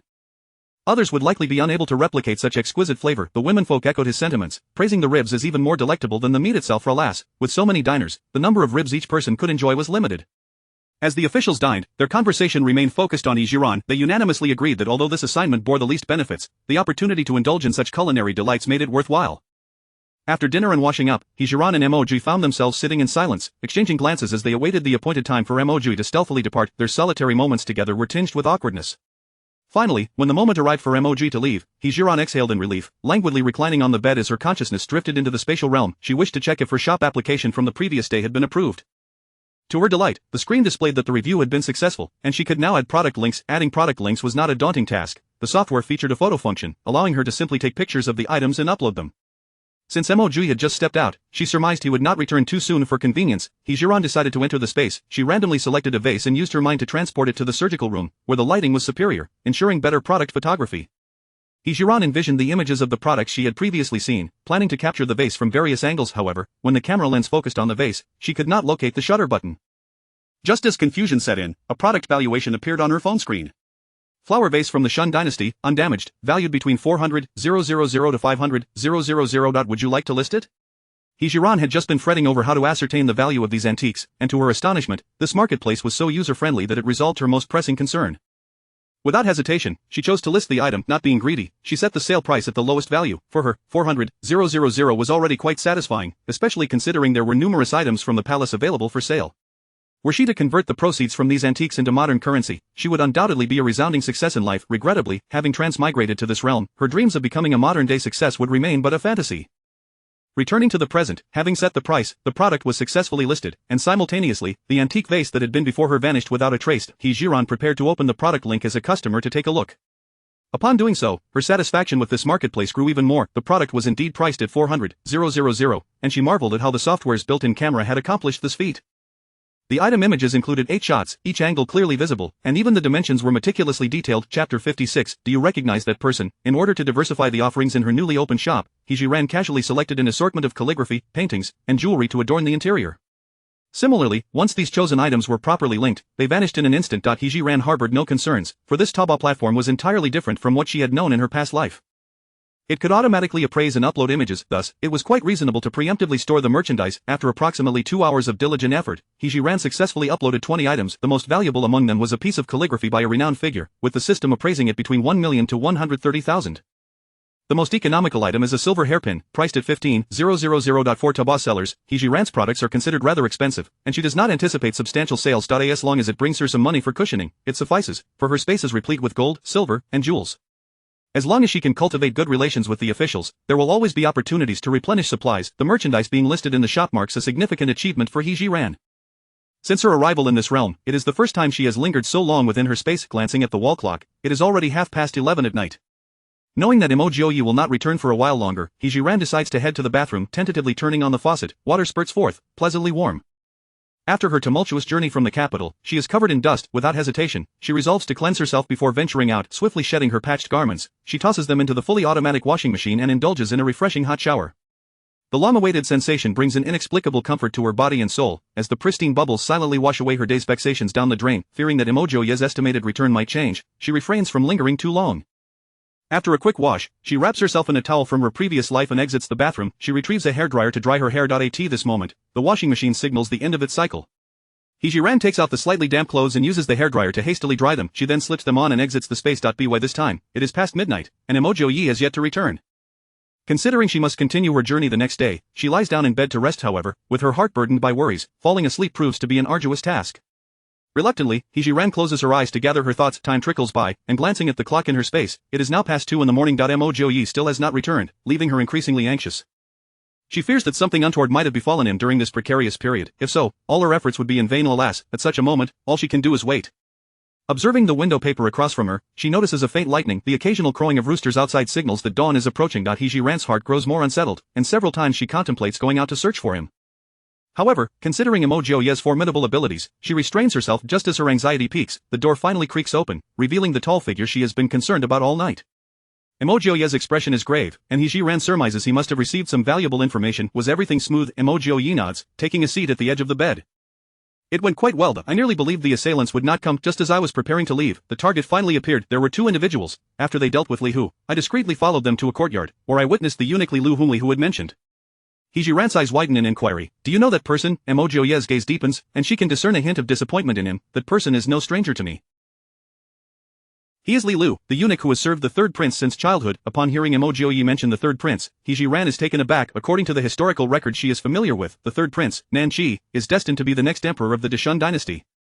It is he who clears Mo Jiuye's name and establishes a tomb of honor for future generations to remember him. If the historical accounts are to be believed, Nan Qi should hold Mo Jiuye in high regard.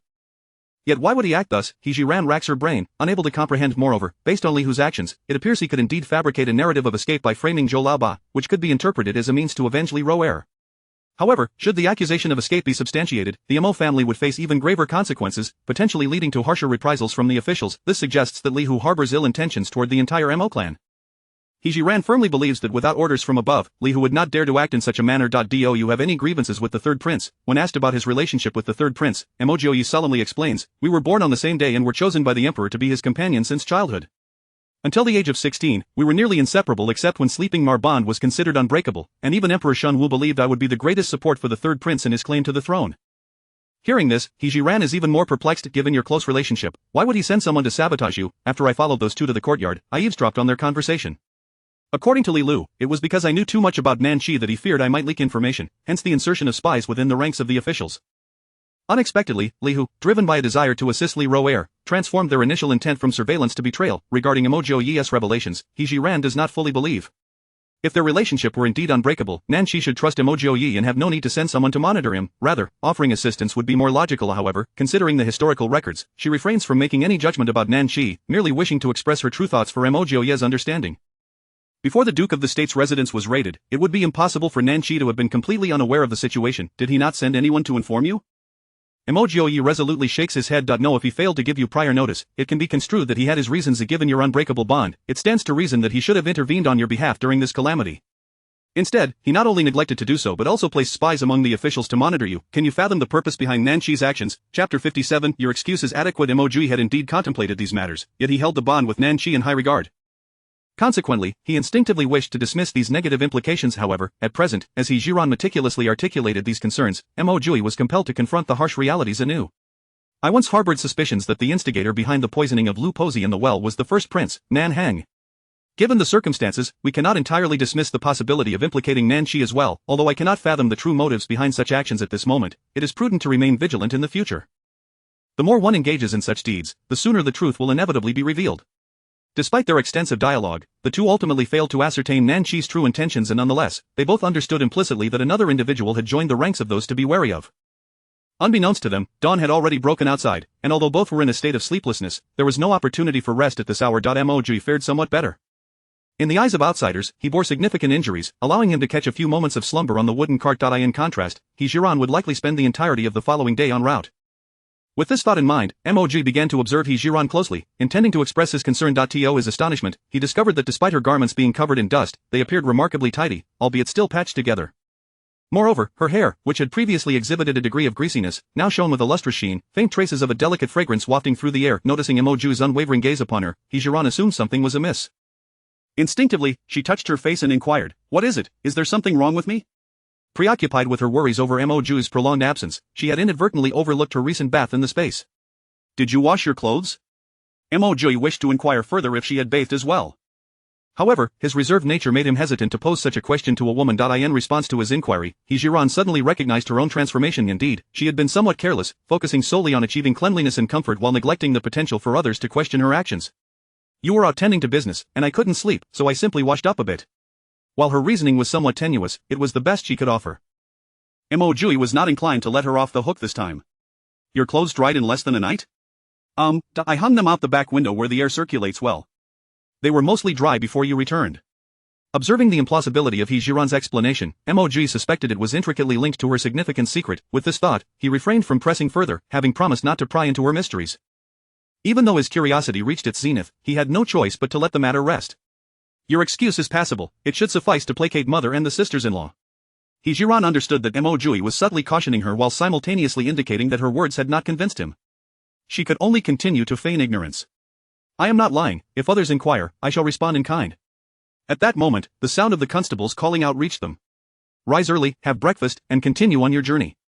The two exchanged a knowing glance, and Mo Jiuye arranged himself back on the bed, while He Zhi Ran stepped outside. Initially, it seemed that no unusual events would transpire that day, and after breakfast, everyone would resume their journey. However, to their dismay, the cries from the He family were deafening. It turned out that He Liang had succumbed, just as his family prepared to feed him some black steamed buns. Fortunately, He Ming had escaped the clutches of death, leaving the He family with one surviving son. Upon receiving this news, both He Zhi Ran and Mo Jiuye were perplexed. Mo Jiuye spoke gravely, "I was careful in my actions, He Liang could not possibly have died. I observed their wounds yesterday. They were by no means fatal," He Zhi Ran remarked, her tone contemplative, as troubling thoughts began to form in her mind. Mo Jiuye, too, bore a heavy heart. Both sensed that there was something amiss regarding He Liang's death. To validate their suspicions, He Zhi Ran resolved to visit the He family. At present, the constables held a favorable impression of her and would not restrict her movements. He Zhi Ran made her way to the makeshift shelter where the He family resided. At that moment, Pang Wang had arrived, accompanied by several constables, intending to handle the aftermath before continuing their journey. He Zhi Ran realized that if she approached to examine He Liang's body abruptly, she would undoubtedly face the family's resistance. After some deliberation, she resolved to subtly leverage Pang Wang's presence. Approaching Pang Wang, she feigned curiosity, asking, "Sir Pang, how did He Liang suddenly pass away?"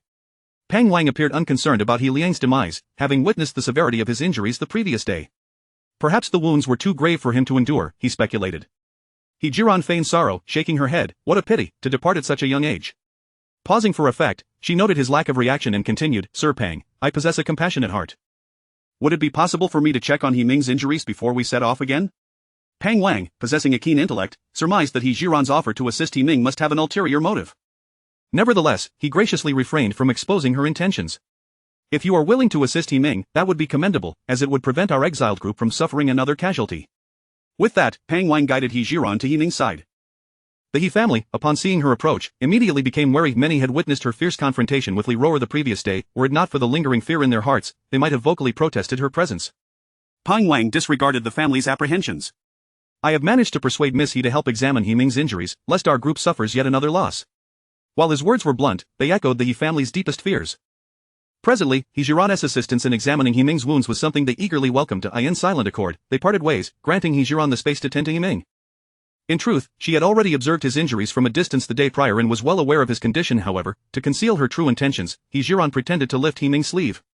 As the wound was exposed to the air, He Ming instinctively recoiled. The He family watched her intently, awaiting her assessment. He Zhi Ran did not immediately divulge her findings but instead inquired of the He family, "Are He Liang's wounds similar to his?" He Zhi Yuan, believing her question pertained to He Ming's treatment, responded without hesitation, "Their wounds were both treated with clean water by me yesterday. They appear virtually indistinguishable." Chapter 58. He Liang is the scapegoat. As He Zhi Yuan concluded his words, an unsettling notion began to dawn upon him. He could no longer afford to consider the animosity between He Ming and himself. He pressed on, "This cannot be right. He Ming and He Liang bear identical injuries, and their conditions were nearly indistinguishable yesterday. Is it possible that He Liang did not succumb to his wounds?" After assessing He Ming's injuries, He Zhi Ran had already come to a definitive conclusion. According to Mo Jiuye, his actions had been executed without any deviation, rendering their injuries virtually identical. During her examination of He Ming, she had ascertained that aside from some physical weakness, he was in no immediate danger of life. It was implausible for him to have simply perished in his sleep. He Zhi Ran turned her gaze toward the lifeless body laid before her and strode purposefully forward. In the presence of all, she lifted the tattered cloth that covered He Liang's head. His eyes were firmly shut, not the result of a forced closure postmortem, indicating that he had not suffered in his final moments. Moreover, she deduced that He Liang had died less than an hour ago, likely after Mo Jiuye's return from his clandestine visit to the county prison. Upon meticulous inspection, He Zhi Ran extracted a slender silver needle from He Liang's Baihui acupoint. Throughout her examination of the corpse, Pang Wang and He Zhi Yuan stood by, transfixed. When He Zhi Ran revealed the needle, both men were left in a state of shock. He Zhi Yuan broke down once more, crying out, "Who is responsible? Who could inflict such harm upon my son and now take his life?" Wo, having served in officialdom for many years, he was not entirely ignorant of such methods of assassination. Those capable of executing a kill with such stealth were undoubtedly masters in their craft, with the primary objective being to silence their target. He Zhi Yuan fell into deep contemplation, pondering whom He Liang might have offended during his time in the capital. Perhaps, through this line of thought, he could unearth the identity of the murderer. Yet, despite straining his mind, he could not recall any instance where He Liang had incurred the wrath of such formidable figures. He Liang's wife approached, tears streaming down her face as she draped the tattered cloth over his head once more, lamenting, "At dawn, my husband complained of thirst, and I provided him with some water. I was not in a deep slumber, yet I failed to detect the presence of his assailants. My dear husband, I have wronged you. Wo, it is all my fault for not caring for you properly." Witnessing her sorrow, He Ming's wife also succumbed to tears. Our He family has already been exiled.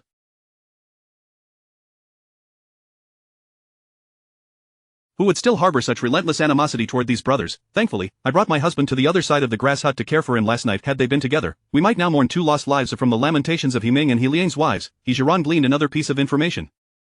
The brothers had not spent the night in close proximity. With this revelation, her thoughts began to crystallize further. Such occurrences within an exiled group meant that Pang Wang could not transport He Liang's body to the magistrate for an inquiry into the true culprit. He could only hasten to manage the aftermath, ensuring that their journey was not delayed. Just as the He family remained engulfed in their grief, local officials had summoned a specialist in the handling of corpses, who, for a few coins, promptly removed He Liang's remains. Having made her discoveries, He Zhi Ran decided not to linger any longer and bid farewell to Pang Wang before returning to Mo Jiuye's quarters. As she stepped through the door, Mo Jiuye eagerly inquired, "Did you find anything?"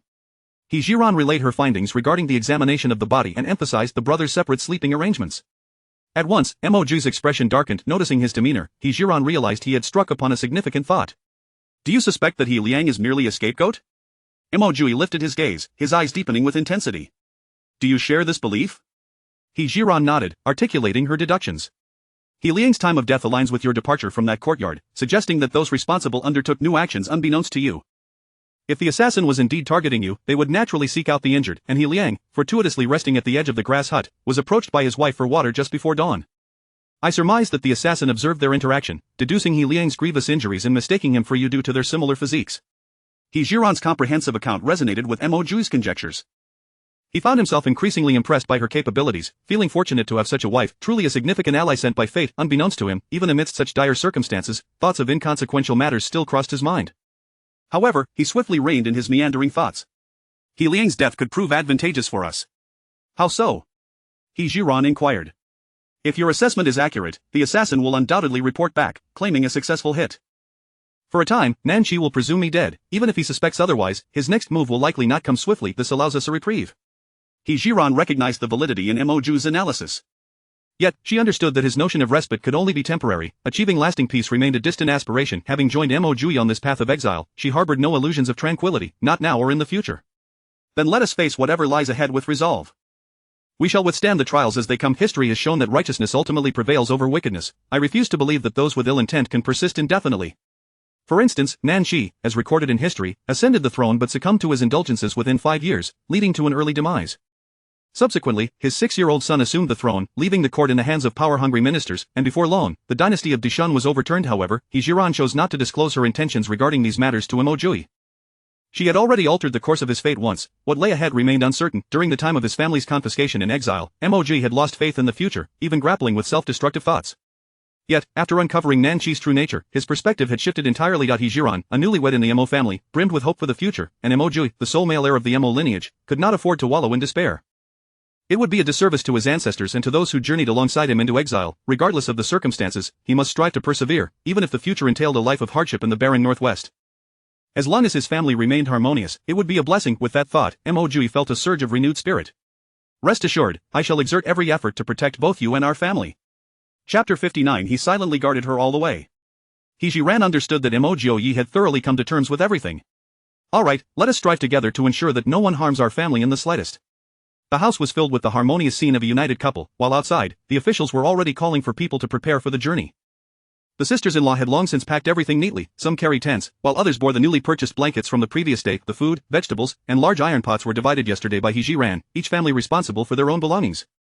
Peng Wang had mentioned earlier that his health was no longer an issue, so he would not crowd with Mo Jiuye on the wooden cart. Consequently, the Mo family placed all the food and kitchenware on one side of the cart, leaving the vacant space for Mo Jiuye. Thinking of He Liang's tragic death, for the sake of safety, Mo Jiuye decided against continuing to ride on the cart. He asked He Zhi Ran to assist him as he walked out of the room. The female members of the Mo family were aware that Mo Jiuye's serious injury was feigned, yet even so, they were astonished when they saw him emerge from the house. Being mindful of the presence of outsiders, they tacitly refrained from asking any questions. Instead, it was Peng Wang who, with a look of surprise, approached. Mo Jiuye, don't push yourself too hard. I haven't seen you for just a day, and you're already able to walk? Mo Jiuye endeavored to soften his expression. I am physically robust, and my wife has taken excellent care of me. I should be able to travel without issue. As he spoke, he cast a sympathetic glance towards his family. I have heard that He Ming's injuries are more severe. To avoid delaying our journey, my wife and I have discussed lending the cart to them for a few days. Upon hearing this, He Zhi Ran mentally berated Mo Jiuye. This man was indeed quite cunning. Not only did he wish to use others as scapegoats to draw attention away from himself, but he also eliminated the need for manpower from the Mo family to push the cart. His strategy truly served a dual purpose. Reflecting on the actions of the He family, He Zhi Ran felt no sympathy for them, but rather a sense of satisfaction. The He family's deep-seated animosity towards Mo Jiuye could not simply be resolved by his lending the cart to He Ming. However, given the current circumstances of the He family, they indeed required the cart. Seeing that Peng Wang did not object, He Zhi Yuan did not even express his gratitude before stepping forward to take the cart away. Mo Hanyu, bewildered and anxious, exclaimed, Brother Zhou, our things are still on the cart. What if someone steals them? Mo Jiuye replied calmly, it matters not, with so many officials present, who would dare to steal someone else's belongings. His words, however, nearly provoked He Zhi Yuan to abandon the items on the cart in anger. Yet he managed to suppress his fury. If he acted on impulse, it would indeed relieve his immediate frustration, but what would happen to He Ming? The household was filled with women and children, and he, an incapable man, could hardly carry the burly He Ming. Everyone chose to ignore He Zhi Yuan's dark expression, and when Peng Wang issued his command, the large group set off once more. As they left Yunlai County and traveled along the official road, Zhou Laoba appeared dejected, occasionally glancing at He Zhi Ran. He walked at the rear of the line with Peng Wang, thus He Zhi Ran and Mo Jiuye remained unaware of his unusual behavior. However, Zhou Laoba's actions did not escape Peng Wang's notice. Peng Wang disapproved of this, yet he could not openly address the issue and could only devise ways to dissuade Zhou Laoba from his troublesome thoughts. Do you remember how majestic Mo Jiuye once was? I still recall the day he returned in triumph, greeted by the emperor himself alongside all the officials. It was a scene I witnessed firsthand, a true spectacle for the entire city. Even though he is now exiled, that glory cannot be erased. Upon hearing Peng Wang suddenly mention Mo Jiuye, Zhou Laoba became sensitive. Boss, why bring that up for no reason? Peng Wang seriously suspected that Zhou Laoba was intentionally dodging his inquiries. Since the conversation had already begun, he was determined not to let the matter remain vague. What I mean to say is, Mo Jiuye is a man of exceptional caliber, and his wife is no ordinary woman. They are indeed a well-matched couple. Boss, no matter how glorious Mo Jiuye once was, that is now in the past. He is currently exiled, and even if he survives to reach the northwest, he will only live as an ordinary commoner, spending his life as a farmer toiling in the fields. Can he truly provide happiness for He Zhi Ran? Zhou Laoba's words struck at the essence of Peng Wang's argument, almost as if he were rebutting him from the heart. Moreover, He Zhi Ran has already shared a close bond with me. How could Mo Jiuye not resent her? Rather than allowing his savior to suffer his disdain for a lifetime, it would be better for her to stay with me, where at least I can treat her well. Listening to Zhou Laoba's obstinate remarks, Pang Wang felt an urge to slap him awake. Old Ba, I consider you a brother, which is why I speak to you like this. Pausing, he pointed towards the backs of He Zhi Ran and Mo Jiuye, who were supporting each other. Please do not deceive yourself. Look at Mo Jiuye, does he seem to disdain He Zhi Ran? This couple shares a deep bond, and I advise you to abandon those misplaced thoughts as soon as possible. In truth, Zhou Laoba's words also came from a place of sincerity. He was a man of deep sentiment and loyalty, especially after learning that He Zhi Ran had awakened him from his stupor. He felt compelled to take responsibility. This was a man's basic duty. However, upon closely observing the direction Pang Wang indicated, he happened to see Mo Jiuye gently wiping the sweat from He Zhi Ran's brow. He could not help but concede that, as the boss had said, Mo Jiuye did not seem to resent He Zhi Ran. Rather, he treated her with great care, an undeniable truth. Given this reality, he resolved to silently protect her along the way. Boss, if Mo Jiuye continues to treat He Zhi Ran this well, I will not interfere. Seeing Zhou Laoba express such sentiments, Pang Wang felt somewhat reassured. His brother was too loyal, and Pang Wang feared he might become too deeply entangled. Nevertheless, this reminder needed to be subtle. Excessive admonishment could become tiresome. Thus, Pang Wang shifted to another topic of conversation with Zhou Laoba to capture his attention and prevent him from constantly gazing at He Zhi Ran. If the Mo family were to discover this, He Zhi Ran's position would become quite awkward. Not after a day of travel, the large group, as was customary, arrived at a small river before nightfall, where Pang Wang ordered them to rest. The officials were the first to rush to the riverbank to fill their water bags before reclining against the large trees to recuperate. The prisoners followed suit, with all those possessing water bags hastening to the river to refill. He Zhi Ran observed the women of the Mo family preparing to do the same and quickly intervened. Sisters-in-law, there are too many people by the river, let us wait a while longer. The women of the Mo family now adhered to He Zhi Ran's words almost without question, requiring no further explanation, and obediently settled down to rest. Mo Jiuye then mimicked He Zhi Ran's previous actions, finding a thicker branch, and using an official's waste knife, sharpened it, intending to try catching some fish in the river to enrich their meal.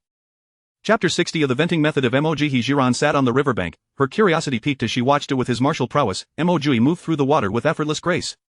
He halted only when the river reached his thighs, his gaze fixed intently on the surface. In a swift motion, he plunged a branch into the water. When he lifted it, two lively carp dangled from its end, eliciting cheers from those on the shore. Just as He Zhi Ran stood up, Mo Jiuye flung the two fish onto the grass before her. The sisters-in-law and Mo Hanyu rushed over, eager to claim the catch for cleaning. The officials, witnessing the scene, felt a surge of delight, knowing that they would feast on delicacies that night. Mo Jiuye's keen eyesight and nimble actions far surpassed those of He Zhi Ran. One by one, he flung the vibrant carp onto the bank. Observing the sisters-in-law clamoring to process the fish, He Zhi Ran decided to fetch their water bags, moving a little farther away to draw water from the river. She pretended to dip the water bag into the stream, yet her finger lingered at the opening. With focused intent, she drew clean water from the purifier in her space into the bag. Although the river water was relatively untainted in ancient times, it still harbored numerous bacteria. Given the opportunity, she aimed to provide her family with pure, hygienic water. As for Mo Jiuye, whether it was luck or fate, it seemed that the entire river's fish flocked to his vicinity.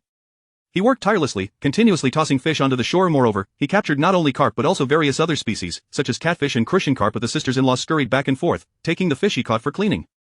Members of the Fang and Xie families also rushed over to assist. Despite the chaos, everyone remained busy, illustrating just how astonishing Mo Jiuye's speed was in catching fish. Noticing the towering pile of fish, He Zhi Ran could not help but interject, "Husband, we have more than enough fish." Unbeknownst to everyone else, while Mo Jiuye appeared to be fishing, he was, in truth, venting his frustrations. The gloom that had settled in his heart over recent days had made him feel suffocated. Only through this act could he sense that he still held some utility. Hearing He Zhi Ran's reminder, Mo Jiuye finally paused his efforts and waded back to the bank. His trousers were soaked, and he had no spare clothes to change into. Fortunately, it was summer, and the wind would soon dry him off. Mo old madam, fully aware of her son's disposition, approached with concern. She gently wiped the sweat from his forehead, her lips moving as if to speak, yet no words emerged. Having just released his pent-up emotions, Mo Jiuye felt considerably lighter. Observing his mother's conflicted expression, he softly reassured her, "Mother, do not worry. I will strive to live on, and if given the chance, I shall clear the Mo family's name, ensuring you and the sisters-in-law can lead fulfilling lives." Mo old madam nodded. "As long as you are aware, remember to look forward. I believe that heaven will not forever be unjust to the Mo family." While the mother and son conversed quietly, the riverbank was bustling with activity. The women of all three families were gathered, cleaning the fish that Mo Jiuye had caught, their faces alight with joy. Each of these women hailed from affluent families, having lived lives of comfort and luxury, surrounded by countless servants. Now, as they engaged in the labor of preparing their own sustenance, they found unexpected pleasure in the task, momentarily forgetting their grim circumstances. He Zhi Ran mused that if one were to disregard the notion of exile and their current plight, this existence resembled the impoverished travels of her past life. Though it required hands-on effort and was somewhat arduous, the profound connection to nature brought a sense of ease to the mind and body. Among the exiled, only a select few shared this liberating experience. The He and Li families, however, glared with envy at the industrious women by the riverbank, their eyes ablaze with resentment as they watched the fish being cleaned, longing to see some for themselves. Yet, with so many officials present, they could only harbor their thoughts in silence. The women continued their chatter by the river. Sister Jiuye, do you think we'll be able to finish all these fish before they spoil? Brother Jiuye is truly impressive, catching so many fish at once. I doubt he even considered if we could eat them all. Sister Jiuye, shall we indulge ourselves tonight? My dear, at my age, this is the first time I've ever cleaned fish myself, and I must say, it's rather simple.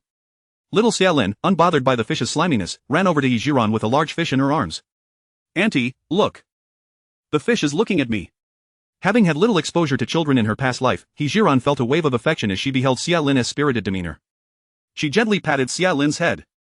Liner, be good, Auntie has some candy for you. With that, He Zhi Ran's consciousness entered her space, discreetly retrieving 2 pieces of rock candy from the spice cabinet using the concealment of her sleeve. Go on, Liner, eat it quietly. We wouldn't want those bad people to take it from you. Being a child, Xiaolin instinctively glanced towards the He and Li families upon hearing bad people. Seeing the fiery glares of those individuals, she instinctively recoiled. Fearing the candy might fall into the hands of the wicked, she hurriedly stuffed it into her mouth, abandoning the fish in her arms, and rushed to her father's side. Watching Xiaolin scamper away, He Zhi Ran selected some fish from the pile the women had cleaned. Mo Jiuye, perceptively, gathered a few large stones to construct a makeshift stove, then knelt beside it to help kindle the fire. The men from the Fang and Xie families, observing his actions, imitated him, setting up their own stoves of the Mo family, embodying righteousness, provided them with a large iron pot, as well as grains and vegetables. It would be rather unreasonable to accept ready-made meals from others. 3 sizable iron pots were set up, with He Zhi Ran taking charge of preparing dinner for the Mo family, and meanwhile, women from the Fang and Xie families returned one after another to begin their own meal preparations. Aware that the Mo family's dinner would certainly include their share, Pang Wang instructed the officials to gather firewood from the surroundings, thus contributing in his own way. The women from the Xie and Fang families, lacking culinary skills, followed He Zhi Ran's example, learning from her every move. Half an hour later, the Mo family's fragrant braised fish emerged from the pot. The lid was lifted, the aroma wafted far and wide. Without needing to consider sharing with the Fang and Xie families, they directly offered some to the officials, while each member of the Mo family clutched a bowl of rice, gathering around the iron pot to enjoy their meal. At that moment, the braised fish from the Xie and Fang families was also ready, though it paled in comparison to the Mo family's dish, lacking in flavor. Even so, it only served to incite further jealousy from the He and Li families in the distance. Chapter 61 of the Courier of Past and Present. Today, the official, in a rare display of benevolence, distributed a black steamed bun to each of them. Yet, despite this small kindness, their stomachs continued to grumble incessantly, having gone several days without a proper meal. Li Roer, with her uninjured hand, clenched her fist tightly, oblivious to how her fingertips dug into her flesh. Zhu quickly noticed her distress, and recalling the terrifying scene of their assault by the Mo family, she felt a lingering fear. She promptly whispered to Li Roer, we are no match for that venomous woman, it would be wise to avoid provoking them in the future. Li Roer shot a fierce glare at Zhu. For a mother who had spent her life submissively enduring hardships, she truly had no desire to engage in conversation. Turning her head away and feigning rest, her mind was flooded with the image of Mo Jiuye crouched by the stove, assisting He Zhi Ran in kindling the fire. Although the two exchanged no words, the harmonious scene of their companionship pierced her heart deeply. From the moment Mo Jiuye had calmed the frightened horse, she had been irresistibly drawn to his extraordinary demeanor, so unlike that of ordinary men.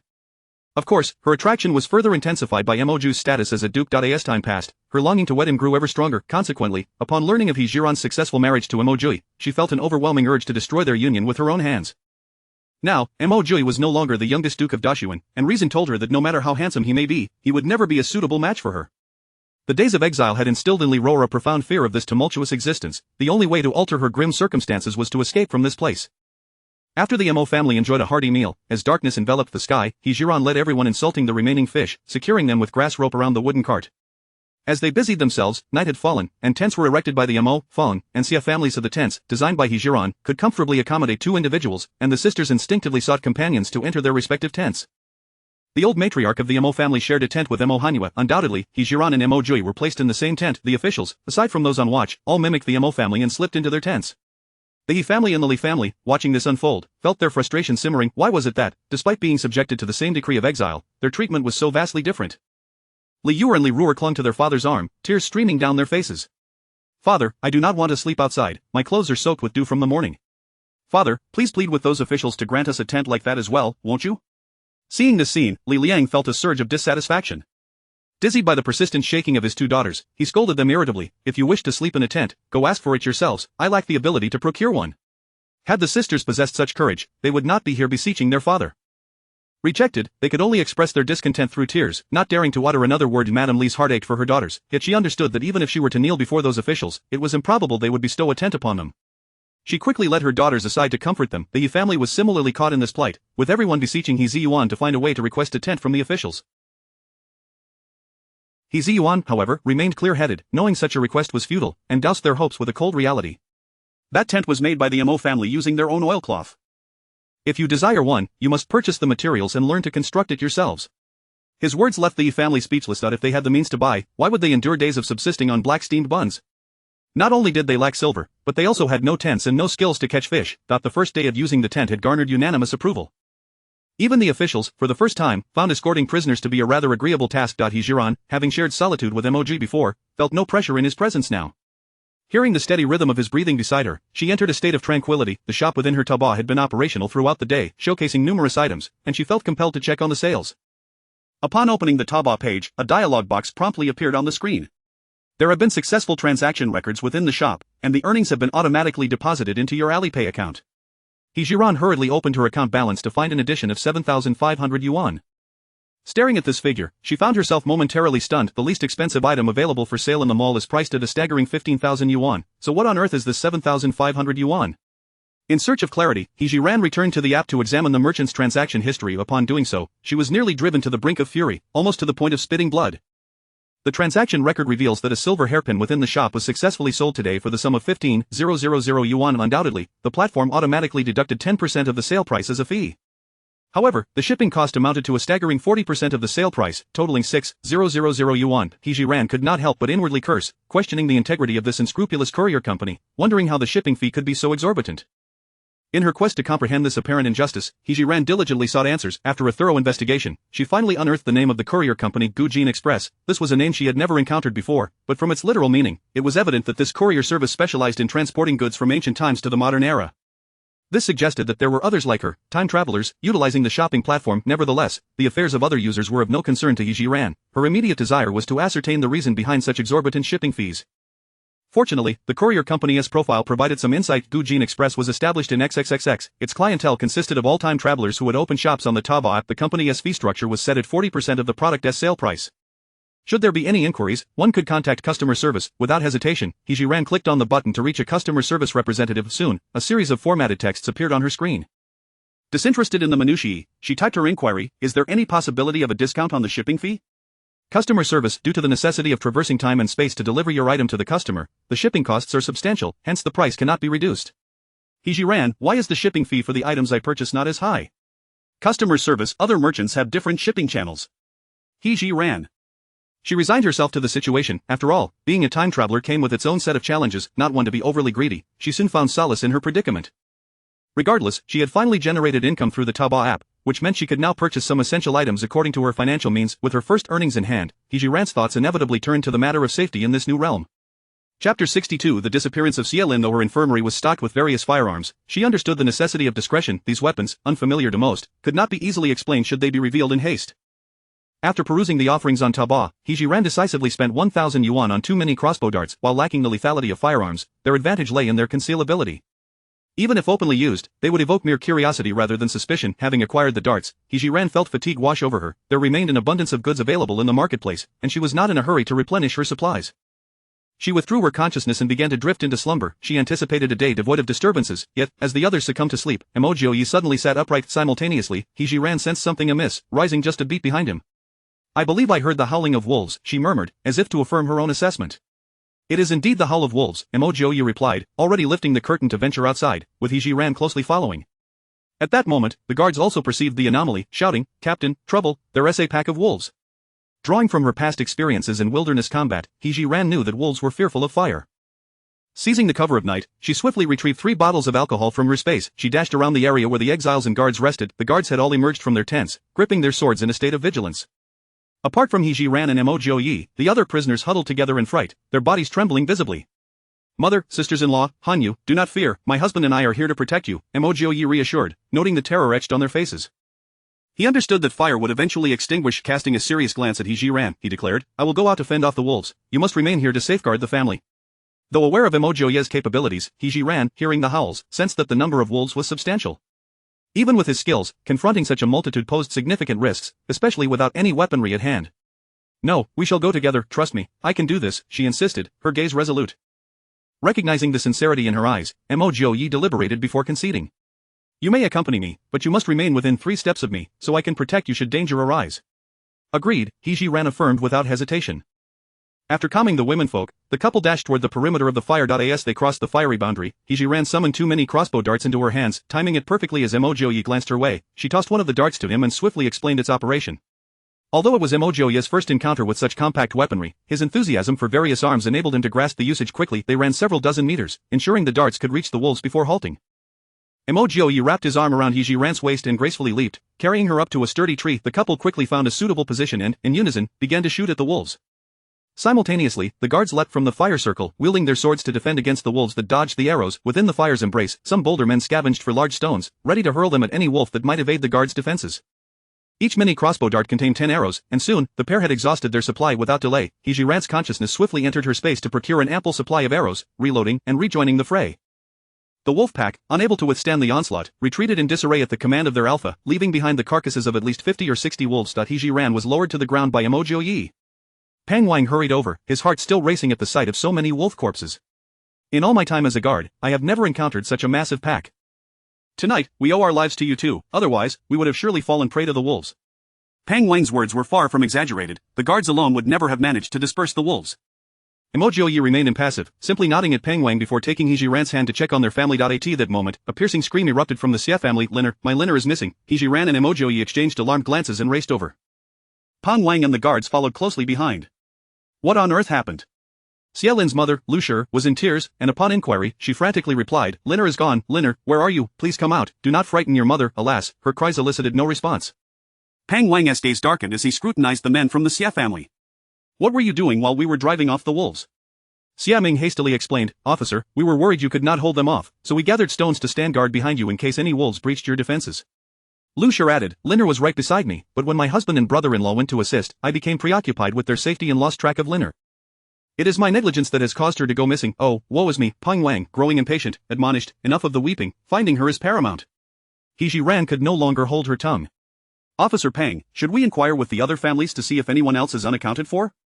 At her suggestion, Pang Wang bellowed, "Everyone, check on your loved ones for any who may be missing and report to me immediately." The disappearance of exiles was no trivial matter. It could raise suspicions of escape. Chapter 63 Li Ruer has disappeared. Once a fugitive emerges from any family, the entire household is invariably implicated. Those like Pang Wang, who serve as officials, would also face punishment for negligence in their duty.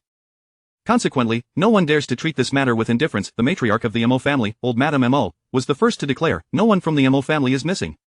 Fang Chuanzhou also reported, "No members of the Fang family have vanished." "Officer, Li Ruer is missing," Li Yuer shouted loudly, her tone betraying a hint of excitement. She was solely preoccupied with the absence of her bothersome half-sister, which instantly lifted her spirits, entirely oblivious to the impending consequences her family would face. Pang Wang's expression darkened immediately. He commanded the officers, "Light the torches. We must find her, even if it means digging 3 feet into the ground." Yes, the officers responded in unison, brandishing torches as they set out to search for Li Ruer. Emoji whispered to He Zhi Ran, "I suspect that Xie Lin has been taken hostage by Li Ruer." Indeed, I harbored similar suspicions upon hearing Li Yuer's outcry. The two reached a mutual understanding once more, descending into silence as they pondered Li Ruer's motives for abducting Xie Lin and the potential hiding places she might have chosen. Uncertain if it was a sudden thought, Emoji took He Zhi Ran by the hand and approached Pang Wang. "Officer, my wife and I would like to assist in the search." Pang Wang inexplicably trusted the couple, believing in their character and that they would not abandon their family to flee secretly. Without hesitation, he consented, "Very well, regardless of the outcome, you must return here before dawn." Before departing, He Zhi Ran reminded, "Officer Pang, I would appreciate your assistance in watching over my mother-in-law, sisters-in-law, and younger aunt." "Rest assured," Pang Wang replied, waving them off to hasten their search. Hand in hand, Mo Jiuye and He Zhi Ran first arrived at the location where the Lu family last saw Xie Lin. They began their investigation from that spot, meticulously observing their surroundings for any trace of evidence. Simultaneously, they calculated the most advantageous escape routes and directions from that position. If they remained undetected, the optimal direction would be towards where the officers were resting. As the officers were engaged in fending off a pack of wolves outside the fire circle, Li Ruer fled with Xie Lin, taking advantage of the unguarded area behind the tents, where there was ample cover. Navigating around the officers' tents, they discovered a narrow path. Pursuing down that path, they scrutinized every detail, leaving no shrub or tuft of grass unchecked. After traversing nearly 100 meters, they encountered a fork in the road. In perfect synchrony, they split left and right. Moments later, He Zhi Ran crouched down to pick up a scrap of fabric. Seeing this, Emoji hurried over. "What have you found?" He Zhi Ran held the palm-sized piece of cloth before him. "If I am not mistaken, this is Xie Lin's silk scarf." She vividly recalled brushing her hand against Xie Lin's head earlier that day.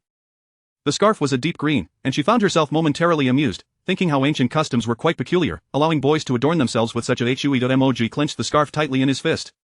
"Let us continue our pursuit." The pair pressed on along the narrow path, their examination growing increasingly meticulous.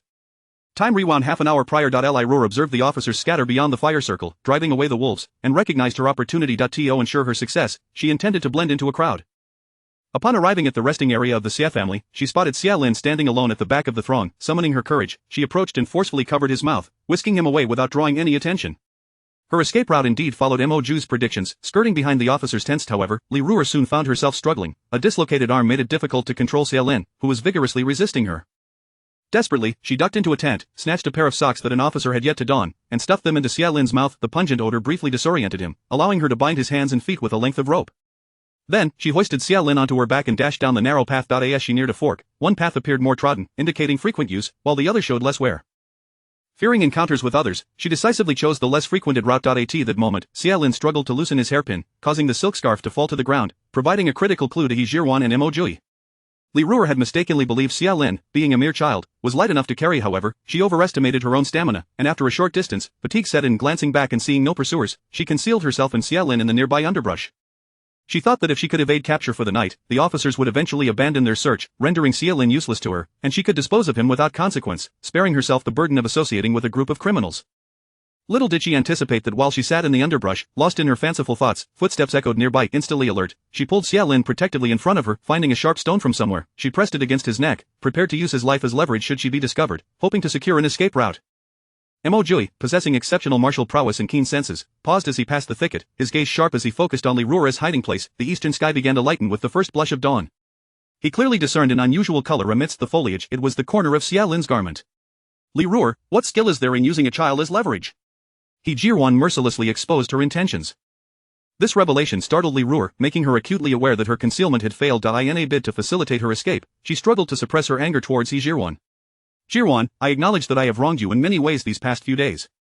My action stemmed from an inability to accept my exile. I have come to realize my mistakes. For the sake of our sisterly bond, would you grant me mercy?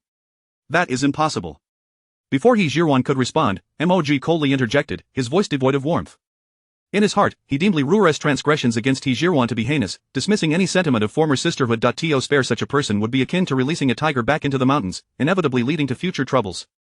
His premature reply was motivated by a desire to prevent He Zhi Ran from momentarily softening her stance. Had He Zhi Ran spoken those words, Li Ruer might have found them more palatable, for the two had reached an impasse that left no room for reconciliation. Chapter 64. To die like this is truly a bargain for her. However, when the words escaped from Mo Jiuye's lips, Li Ruer found it difficult to accept. After all, this was a man she had once cherished. How could he utter such sentiments? Mo Jiuye, do you have any idea how desperately this woman wished to avoid marrying you? She feared that entering the Mo family would condemn her to a fate akin to that of your 8 sisters-in-law, living as a widow. She sought my counsel, hoping to devise a strategy to annul the engagement with you. Moreover, she has been selfish and irresponsible since childhood. Such a woman is unworthy of your tender care. He Zhi Ran's true nature and her treatment of the Mo family were not lost on Mo Jiuye, despite their limited interactions. My woman, even if it requires my life to protect her, is my obligation alone. This is of no concern to you. Li Ruer was thoroughly provoked by Mo Jiuye's words. Rising slowly, she pressed the pointed end of the stone against Xia Lin's neck. Her already swollen face appeared increasingly menacing. Given this, I have no intention of engaging in further dialogue with you. You have 2 choices: either let me go, and I shall spare this boy's life once I reach safety, or there's no need to elaborate, we will never allow you to leave. He Zhi Ran coldly interrupted Li Ruer. At that moment, several officers arrived on the scene. Upon witnessing Li Ruer holding Xia Lin hostage, they shouted at her. Li Ruer, do you know the fate that befalls fugitives? At this instant, Li Ruer felt no fear. She was acutely aware that if she could not escape today, death would be her only outcome. I care not for the outcome. I have committed no crime, so why should I suffer? As she spoke, she forcefully dragged the pointed stone across Xia Lin's neck, causing blood to flow down his collar. Xia Lin, still just a child, instinctively struggled against the pain. However, the more he writhed, the harder it became for Li Ruer to control her grip, resulting in a widening of his wound. Meanwhile, Li Ruer began to retreat, dragging Xia Lin with her. Seeing this, He Zhi Ran and Mo Jiuye, disregarding the presence of the officers, simultaneously raised their arms and shot 2 arrows toward Li Ruer's forehead. In the blink of an eye, the arrows pierced her brow, and she collapsed backward. Xia Lin, whose feet were bound by hemp rope, lost his balance and fell forward. Mo Jiuye swiftly executed a light-footed maneuver, catching the little one in the nick of time, and hastily turned to carry him away. Upon returning to their original position, Zhang Qing approached to remove the object stuffed in Xia Lin's mouth. Upon retrieving it, he was taken aback. Where on earth did Li Ruer find this stinky sock? It nearly suffocated me. Zhou Laoba, sensing the familiar odor, looked down at his own bare foot. This appears to be my sock. Ugh, Zhang Qing could no longer contain his nausea. Cough, cough. Zhou Laoba, your sock is undoubtedly toxic. Zhang Qing coughed while expressing his discontent having been exposed regarding his foul sock, especially in front of He Zhi Ran. Zhou Laoba felt an overwhelming sense of shame. Fortunately, at that moment, everyone's attention was diverted from him. Observing Xiaolin's flushed face, He Zhi Ran found it difficult to discern whether his distress resulted from breathing difficulties or the noxious sock. In any case, the child was undoubtedly suffering. Furthermore, he bore a wound on his neck from the stone, though it did not appear severe. It required prompt attention. Thus, she hurriedly untied the hemp ropes binding his hands and feet and took out her water pouch to give him a drink. Gentlemen, the child has been found. Let us return post-haste. In front of so many onlookers, she could not retrieve medical supplies from her space to treat Xiaolin's wound. Moreover, they had promised Peng Wang to return before dawn, regardless of whether they had located the child. With this in mind, He Zhi Ran felt an urgent need to leave, cradling Xiaolin as she made her way back. Mo Jiuye and Zhou Laoba nearly pursued her simultaneously, intending to carry Xiaolin themselves. However, Zhou Laoba was a beat too slow. Xiaolin was already in Mo Jiuye's arms. Without looking back, he continued alongside He Zhi Ran. Observing the harmonious couple ahead, Zhou Laoba deliberately slowed his pace, choosing not to intrude. Yet, the inexplicable sense of loss within him was a burden only he could comprehend. Leaving 2 officers to handle Li Ruer's body, the rest hurried back to the camp. Throughout the journey, He Zhi Ran mused that a vile woman like Li Ruer dying in such a manner was truly a bargain for her. Nevertheless, it was for the best, sparing her the trouble of continually seeking to provoke her, thus avenging the original owner's grievances, albeit slightly. The group quickly returned to the camp upon seeing Xiaolin cradled in Mo Jiuye's arms. The Xia family rushed forward in a flurry. Xiaolin, spotting his relatives, was once again on the verge of tears, reaching out to Lu Shi for an embrace. Lu Shi hurriedly approached, taking Xiaolin in her arms. Just as she intended to inquire about the events that transpired, she turned her head and caught sight of the wound on Xiaolin's neck. Liner, how did you get hurt? Quickly tell mother who did this to you. Woe is me, my poor child. At Lu Shi's exclamation, the entire Xia family rushed to check on Xiaolin's condition. He Zhi Ran pushed through the crowd. Everyone, please remain calm. I have some ointment, let me take care of the child's wound.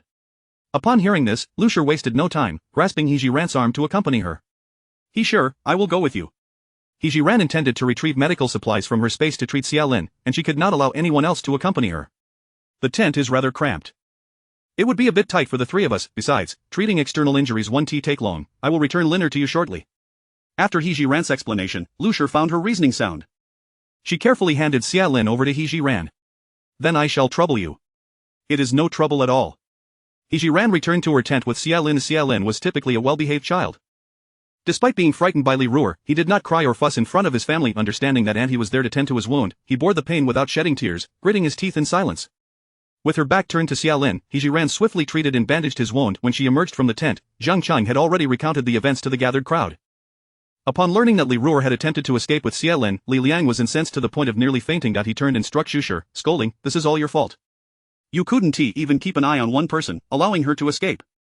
Zhu Shi had been weeping incessantly since hearing of Li Ruer's demise at the hands of Mo Jiuye and He Zhi Ran, even considering following her into the afterlife. Despite being slapped by Li Liang, she remained unmoved, continuing to shed tears. Chapter 65 An escalation of crimes. Li Liang's anger intensified upon seeing her in such a state. He raised his foot and kicked out. Stop crying. What face do you have to weep over having given birth to such a daughter? It was as if Zhu Shi had been jolted awake by the kick. She casually wiped her tears and unexpectedly lunged towards He Zhi Ran. Return my Roar's life. Seeing the imminent danger to He Zhi Ran, Mo Jiuye and Zhou Laoba acted in unison to thwart Zhu Shi.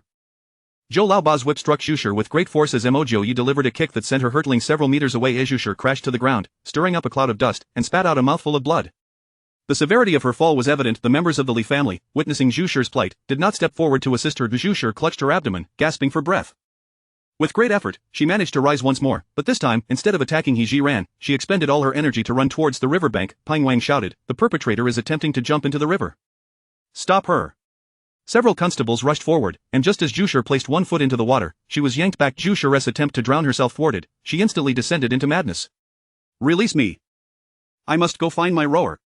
With that, she lunged at the constable, gripping her collar. The constable, caught off guard by the bite, instinctively loosened his hold. Upon regaining his composure, he kicked her fiercely, sending her sprawling to the ground once more. Having already sustained internal injuries from Mo Jiuye's earlier strike, Zhu Shi fell unconscious after the second tumble. The constables, displeased, called for the Li family members to carry Zhu Shi back.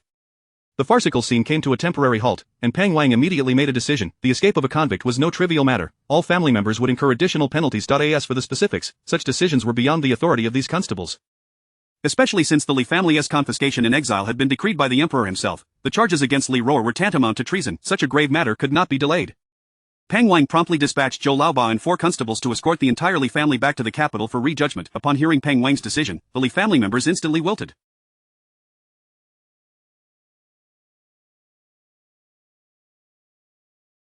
Particularly Li Liang, who, after years of navigating the bureaucratic landscape, surely understood that escape during transportation would result in even harsher penalties. This return to the capital would likely spell doom for the Li family. Even if they escaped execution, they would probably face lifelong imprisonment. Contemplating this, Li Liang felt his legs weaken. Stumbling before Peng Wang, he fell to his knees with a thud. "Sir, I implore you, show mercy and spare my family just this once. I beg you." In the face of such a monumental affair, how could Peng Wang be swayed by a few kowtows from Li Liang? "Bring him away, tidy up, and prepare to set off immediately." As his words fell, several constables roughly dragged Li Liang back to his original position. Peng Wang then loudly instructed the already dazed Li family members, "Get up, we are sending you back to the capital." Li Liang, forcibly taken back, felt as though his heart had turned to ash. He understood all too well that the Li family was utterly finished this time. Zhou Laoba and the constables were ready, but seeing the Li family remain motionless, they began to unsheath their whips, swinging them menacingly. The Li family, frightened of returning to the capital and even more terrified of the constables' whips, could do nothing but obediently follow them back. Fortunately, they hadn't ventured far on their journey, and as long as they did not delay, Zhou Laoba and the others could return within 4 to 5 days.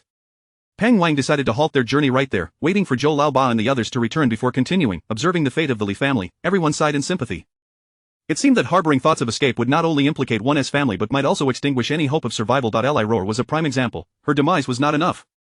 She had also dragged an entire family into despair. As the Li family vanished from sight, daybreak had arrived. Upon returning to their camp, He Zhi Ran and Mo Jiuye found the sisters-in-law already preparing breakfast. The original body had not been accustomed to physical exertion, leaving He Zhi Ran somewhat feeble. She was panting heavily and felt utterly drained. Even contemplating assisting the sisters-in-law seemed beyond her capabilities.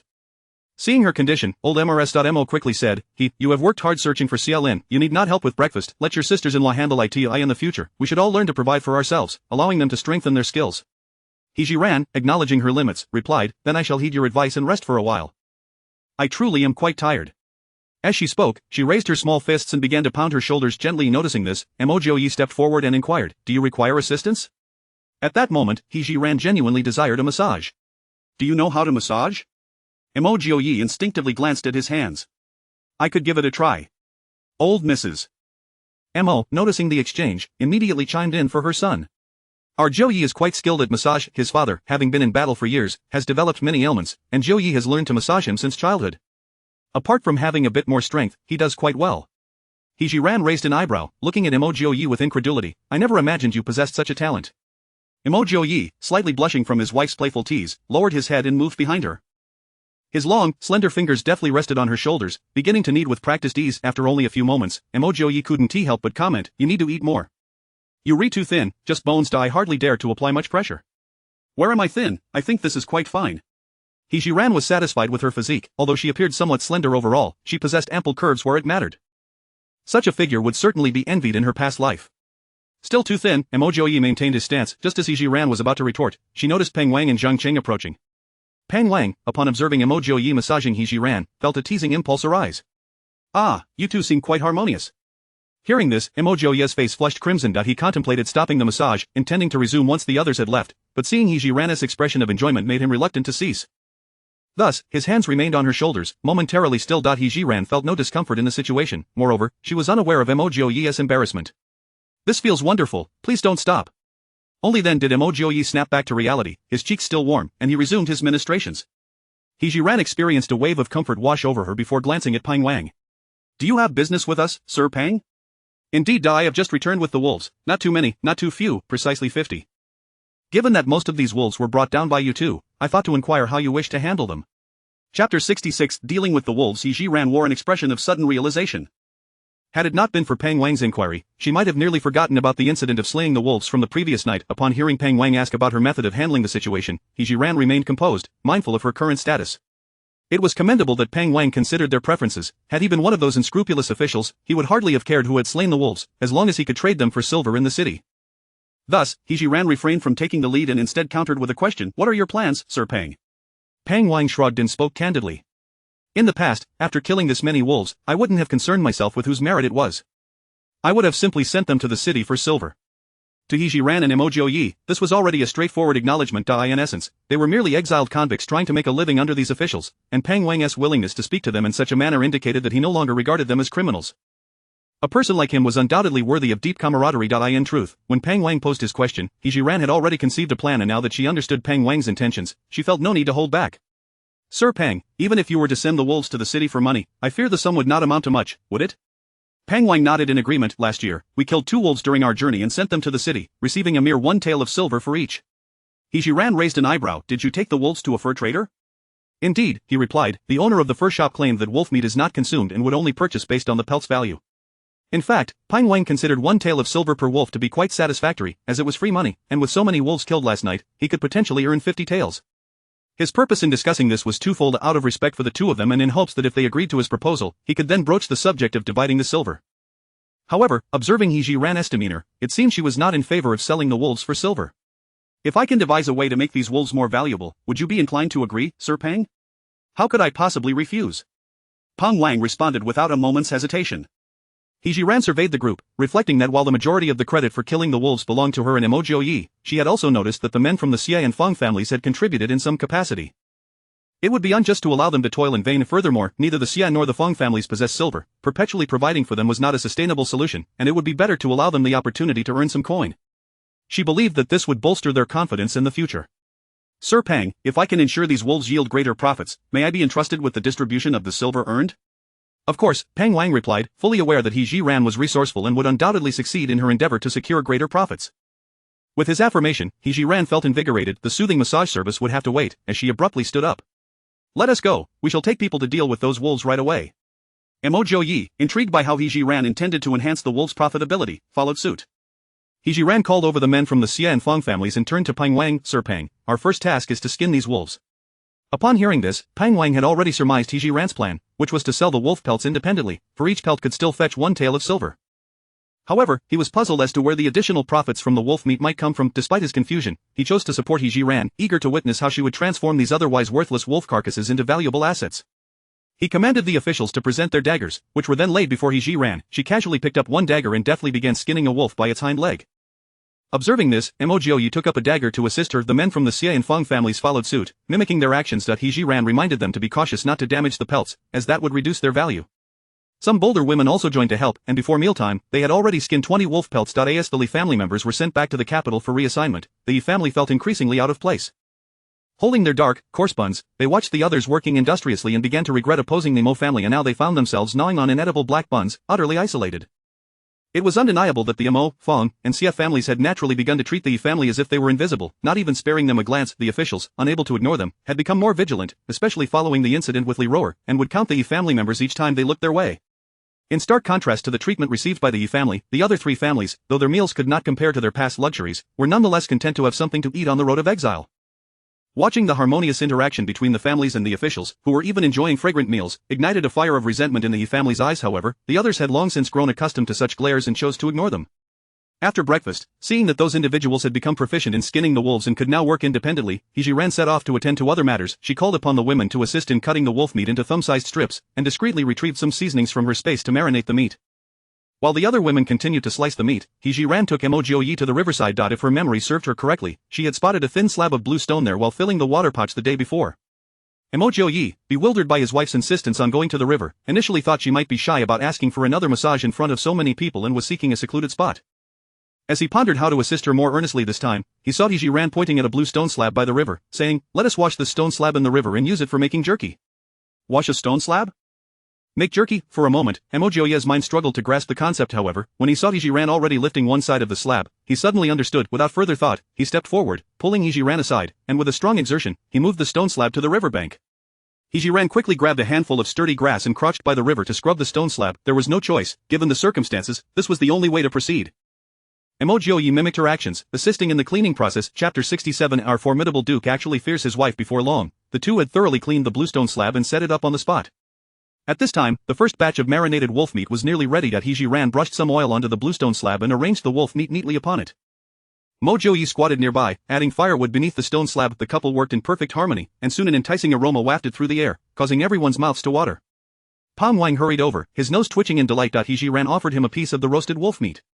"Lord Pang, do try this. Do you think such flavorful jerky could fetch a good price?" Pang Wang eagerly popped the jerky into his mouth, savoring it carefully. Tender and delicious, with a rich meaty aroma. "This is the first time I've tasted such chewy meat. It is truly a rare delicacy." This was Pang Wang's heartfelt evaluation. With her first batch of jerky receiving acclaim, He Zhi Ran happily took a piece and placed it into Mo Jiuye's mouth. "Husband, you should taste it too." In that casual gesture, her fingertip brushed against Mo Jiuye's lips.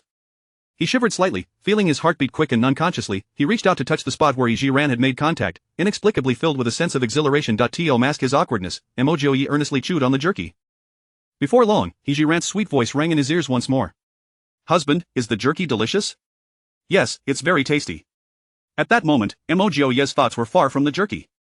He couldn't analyze it as meticulously as Pang Wang did, but it was undeniably delightful. He Zhi Ran did not notice his expression. She attributed his brief response to his cold demeanor and thought little of it. She turned her attention back to Pang Wang. "Lord Pang, do you still think this wolf meat is worthless?" "Absolutely not. This jerky will surely command a good price in the city." Pang Wang seemed to envision countless coins raining down upon him. "Then let us proceed to prepare all the wolf meat into jerky and take it to the city for sale. As for the wolf pelts, we should dry them in the bright sun. If handled properly, they should fetch a good sum as well." Listening to He Zhi Ran speak with such conviction, Pang Wang grew increasingly impressed by her. He could scarcely fathom the wealth of ideas she possessed. "Let us do as you suggest."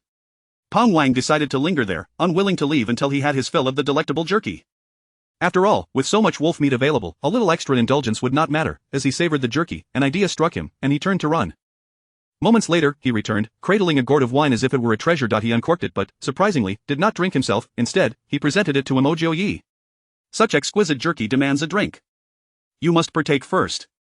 During his time in the military, Mo Jiuye frequently enjoyed copious amounts of meat and wine with his fellow soldiers. Reminded of that long-lost feeling, he accepted the gourd without hesitation, just as he was about to take a sip when He Zhi Ran interrupted him. "You have injuries. You must not drink." At her words, Mo Jiuye's hand froze, gourd in mid-air. However, he quickly returned it to Pang Wang. "My wife speaks wisely. My injuries render drinking inadvisable." Pang Wang cast a humorous glance at the two, accepting the gourd back with a knowing smirk. "I never imagined our formidable duke would actually fear his wife." Mo Jiuye was well aware that Pang Wang was jesting, yet he replied earnestly, "Lord Pang, tread carefully. I am merely a convict exiled by decree, no longer a duke." Pang Wang realized his words had been somewhat thoughtless. "In that case, I shall refrain from calling you duke, and you need not address me as lord. If you don't mind, you may simply call me Brother Pang." Mo Jiuye was not one to be overly reserved, especially since he held a favorable view of Pang Wang. "Brother Pang." Pang Wang took a generous swig from the gourd and laughed heartily. "Ha ha ha. Excellent, from this day forth, you are my brother, and He Zhi Ran is my sister-in-law." The deepening relationship with the head of the officials was precisely what He Zhi Ran had hoped for. She redoubled her efforts in roasting the jerky. At that moment, the sisters-in-law and Mo Hanyu arrived, drawn by the enticing aroma. He Zhi Ran eagerly invited them to sample the jerky.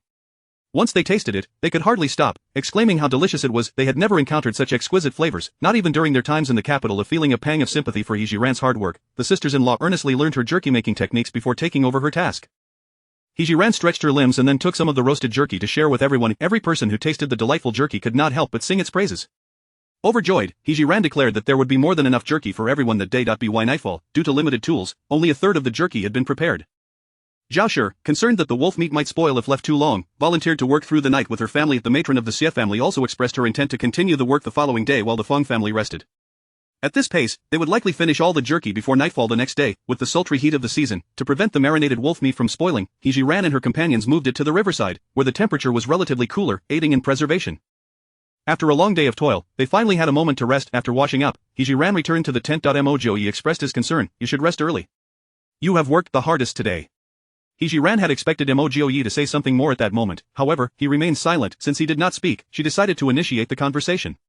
"The Li family will likely arrive in the capital tomorrow." "Yes, once they reach the capital, the news of those who perished in the grass hut will soon reach my enemies."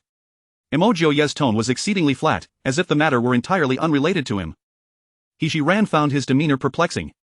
"Are you not worried they will send someone after you again?" "Such matters are beyond our control." Had he not been preoccupied with He Zhi Ran, Mo Jiuye would have spent the entire day contemplating this issue.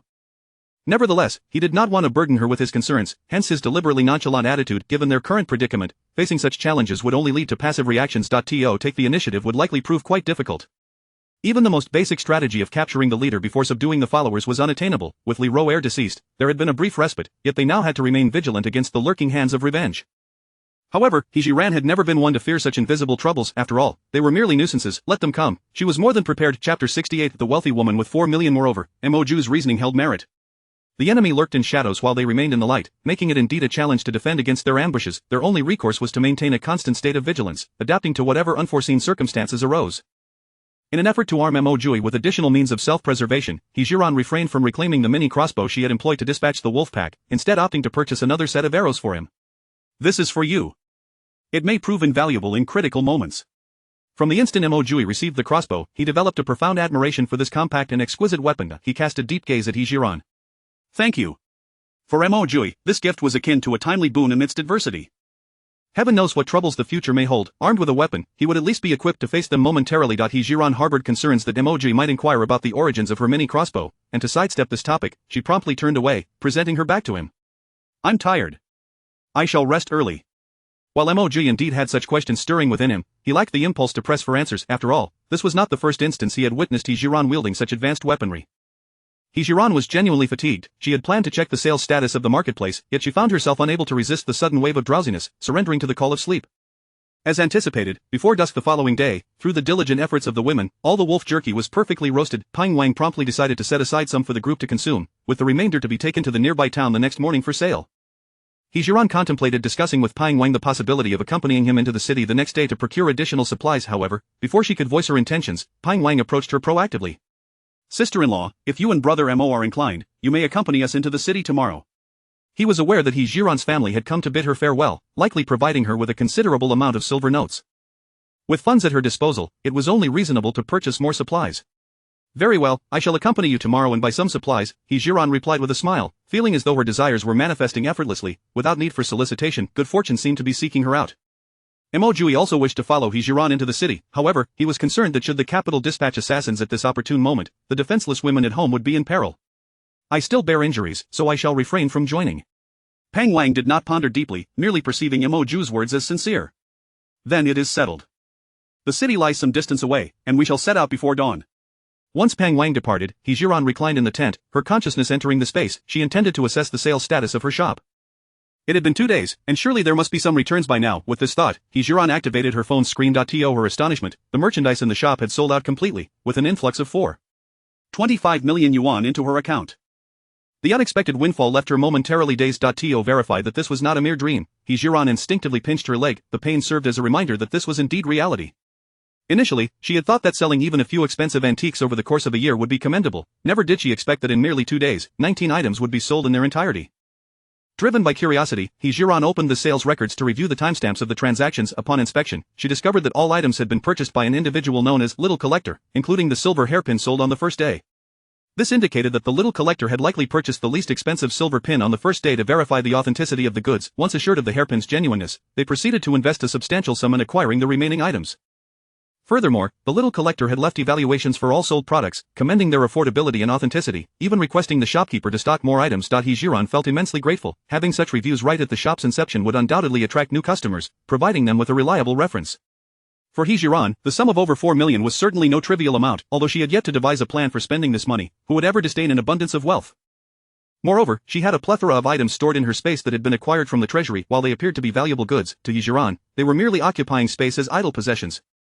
Ordinary items could be easily exchanged for silver at a pawnshop, providing tangible financial returns. However, given that all these items originated from the treasury, revealing them could potentially expose her and Mo Jiuye, leading to dire consequences. Now, she could safely sell these antiques on Taobao Mall without any risk, freeing up space in the medical facility while generating substantial income. Although this money might not be immediately useful, the future was long, and one could never predict when it might be needed. Should it ultimately prove unnecessary, she could always find a way to donate it to charitable organizations to assist those in need. In essence, the successful sale of her goods was a monumental stroke of fortune for He Zhi Ran. Understanding the principle of seizing the moment, she focused her intent and selected several more items within her space. After taking photos and setting prices, she uploaded them to the mall.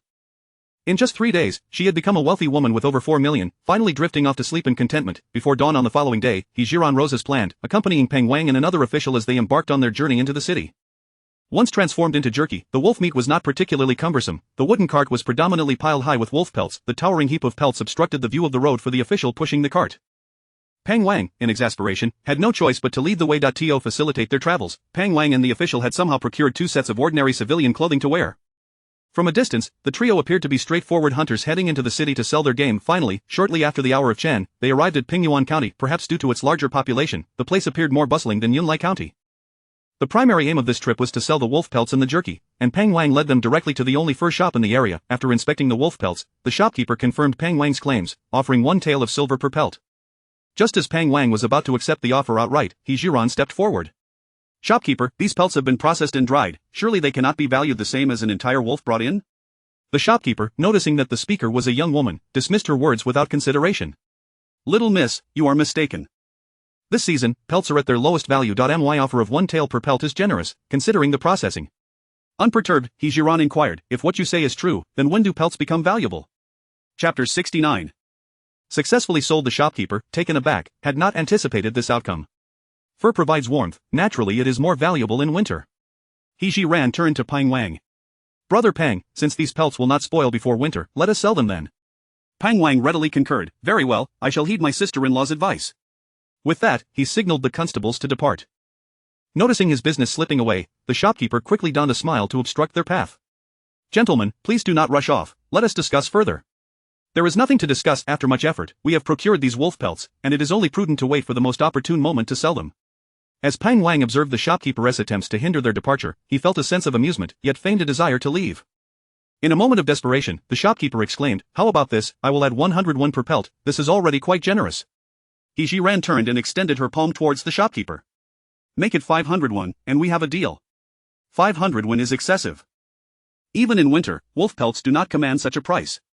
The shopkeeper was on the verge of tears, adding 501 would have his profit. Then we shall take our leave. In a few days, we will travel to the capital, where we are certain to secure a better price for these pelts. Upon hearing this, the shopkeeper genuinely panicked. Very well, I shall offer 1.5 taels of silver per pelt. I will take them all.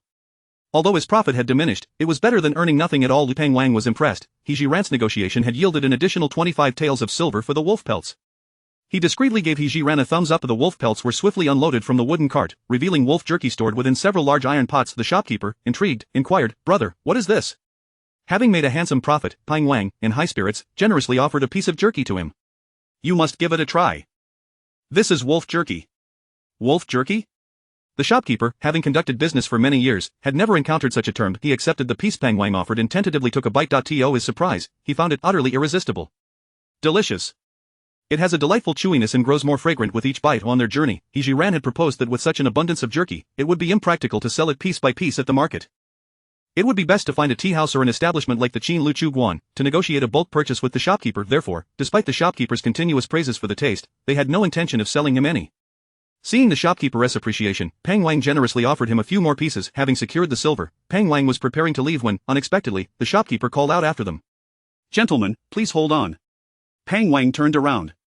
Is there something else? The shopkeeper approached with a beaming smile. Brother, do you have any of this wolf jerky for sale? Indeed, it is for sale, but only as a whole. We do not intend to sell it piece by piece, Pang Wang replied. No sooner had he spoken than a gentleman in his 30s, clad in a luxurious silk long gown, emerged from within the fur shop, fanning himself with a folding fan, exuding an air of sophistication. I am Chui, and in 3 days, I will be hosting a poetry gathering. Many learned individuals from surrounding counties will be in attendance. I believe this wolf jerky would make a splendid snack. If possible, I would like to purchase some. Seeing a business opportunity arise, Pang Wang instinctively looked to He Zhi Ran, who had long known that the wolf jerky would sell itself. Mr. Chui, we do not sell the jerky in pieces. If you are willing to buy it all, we can discuss the price. Mr. Chui glanced at the quantity of wolf jerky on the cart and replied, that is agreeable.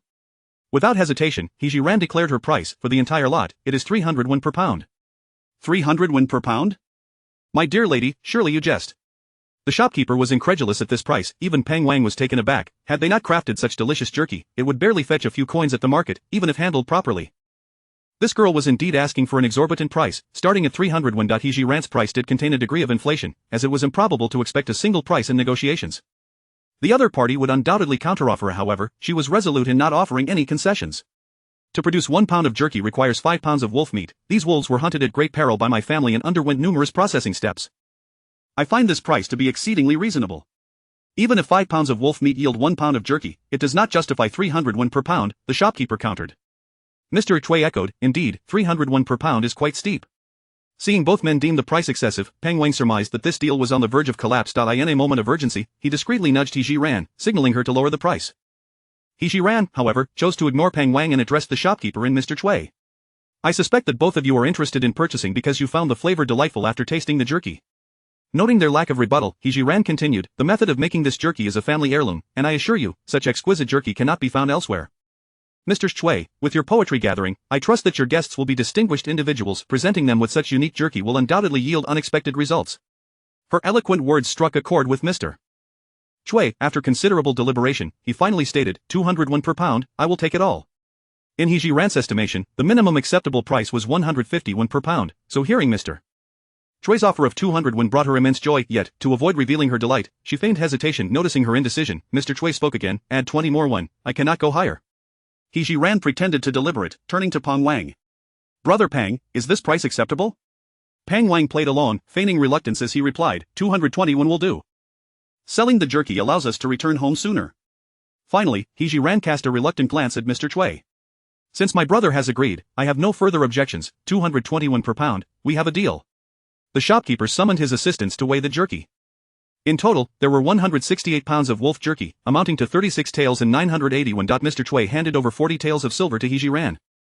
For Pang Wang, selling this unwanted wolf meat for 40 taels felt akin to finding silver from thin air. Chapter 70 of The Enemy of My Enemy is My Friend. Departing from the first shop, Pang Wang once again gave He Zhi Ran a thumbs up.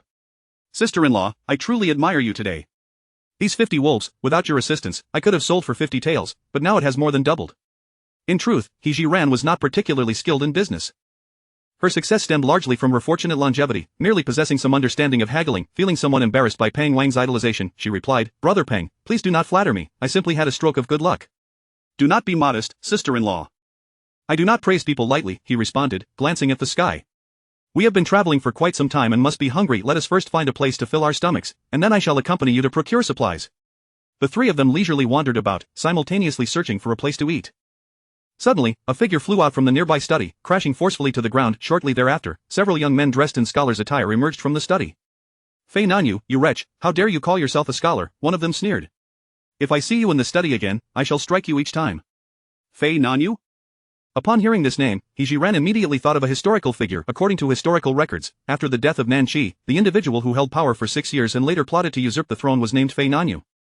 The surname Fei is quite rare, and one who would dare to adopt a royal surname, albeit with a different character, would likely be similarly bold. Thus, she could ascertain that the individual before her was the renowned founding emperor of the Qing dynasty, Fei Nanyu.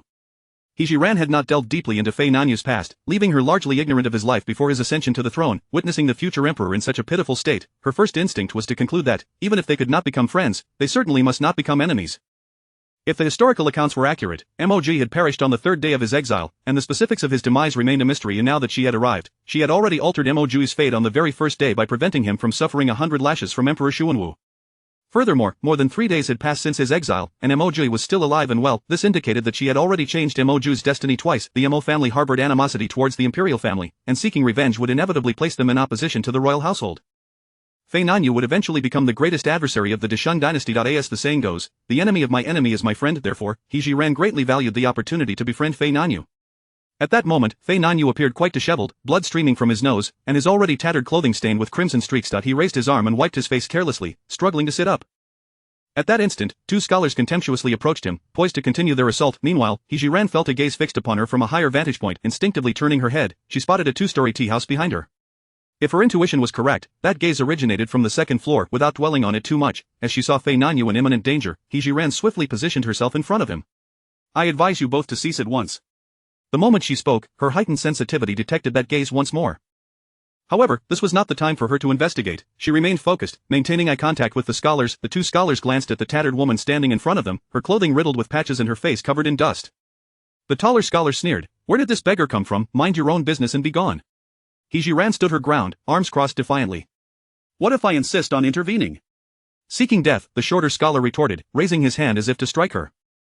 Having chosen to involve herself in this matter, He Zhi Ran was prepared to retaliate. Just as she braced for the confrontation, Pang Wang lunged forward, delivering a kick to the shorter scholar's abdomen.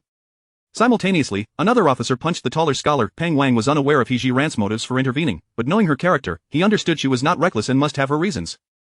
Thus, he chose to support her unconditionally. The officer, seeing their leader take action, could not hesitate. The 2 scholars, struck and nursing their wounds, glared at one another in fury. Several other scholars gathered behind them, glaring at the trio, yet none dared to strike again. You beggars have some nerve, daring to fight in the streets? He Zhi Ran responded with a smile rather than anger, pointing at Fei Nanyu behind her.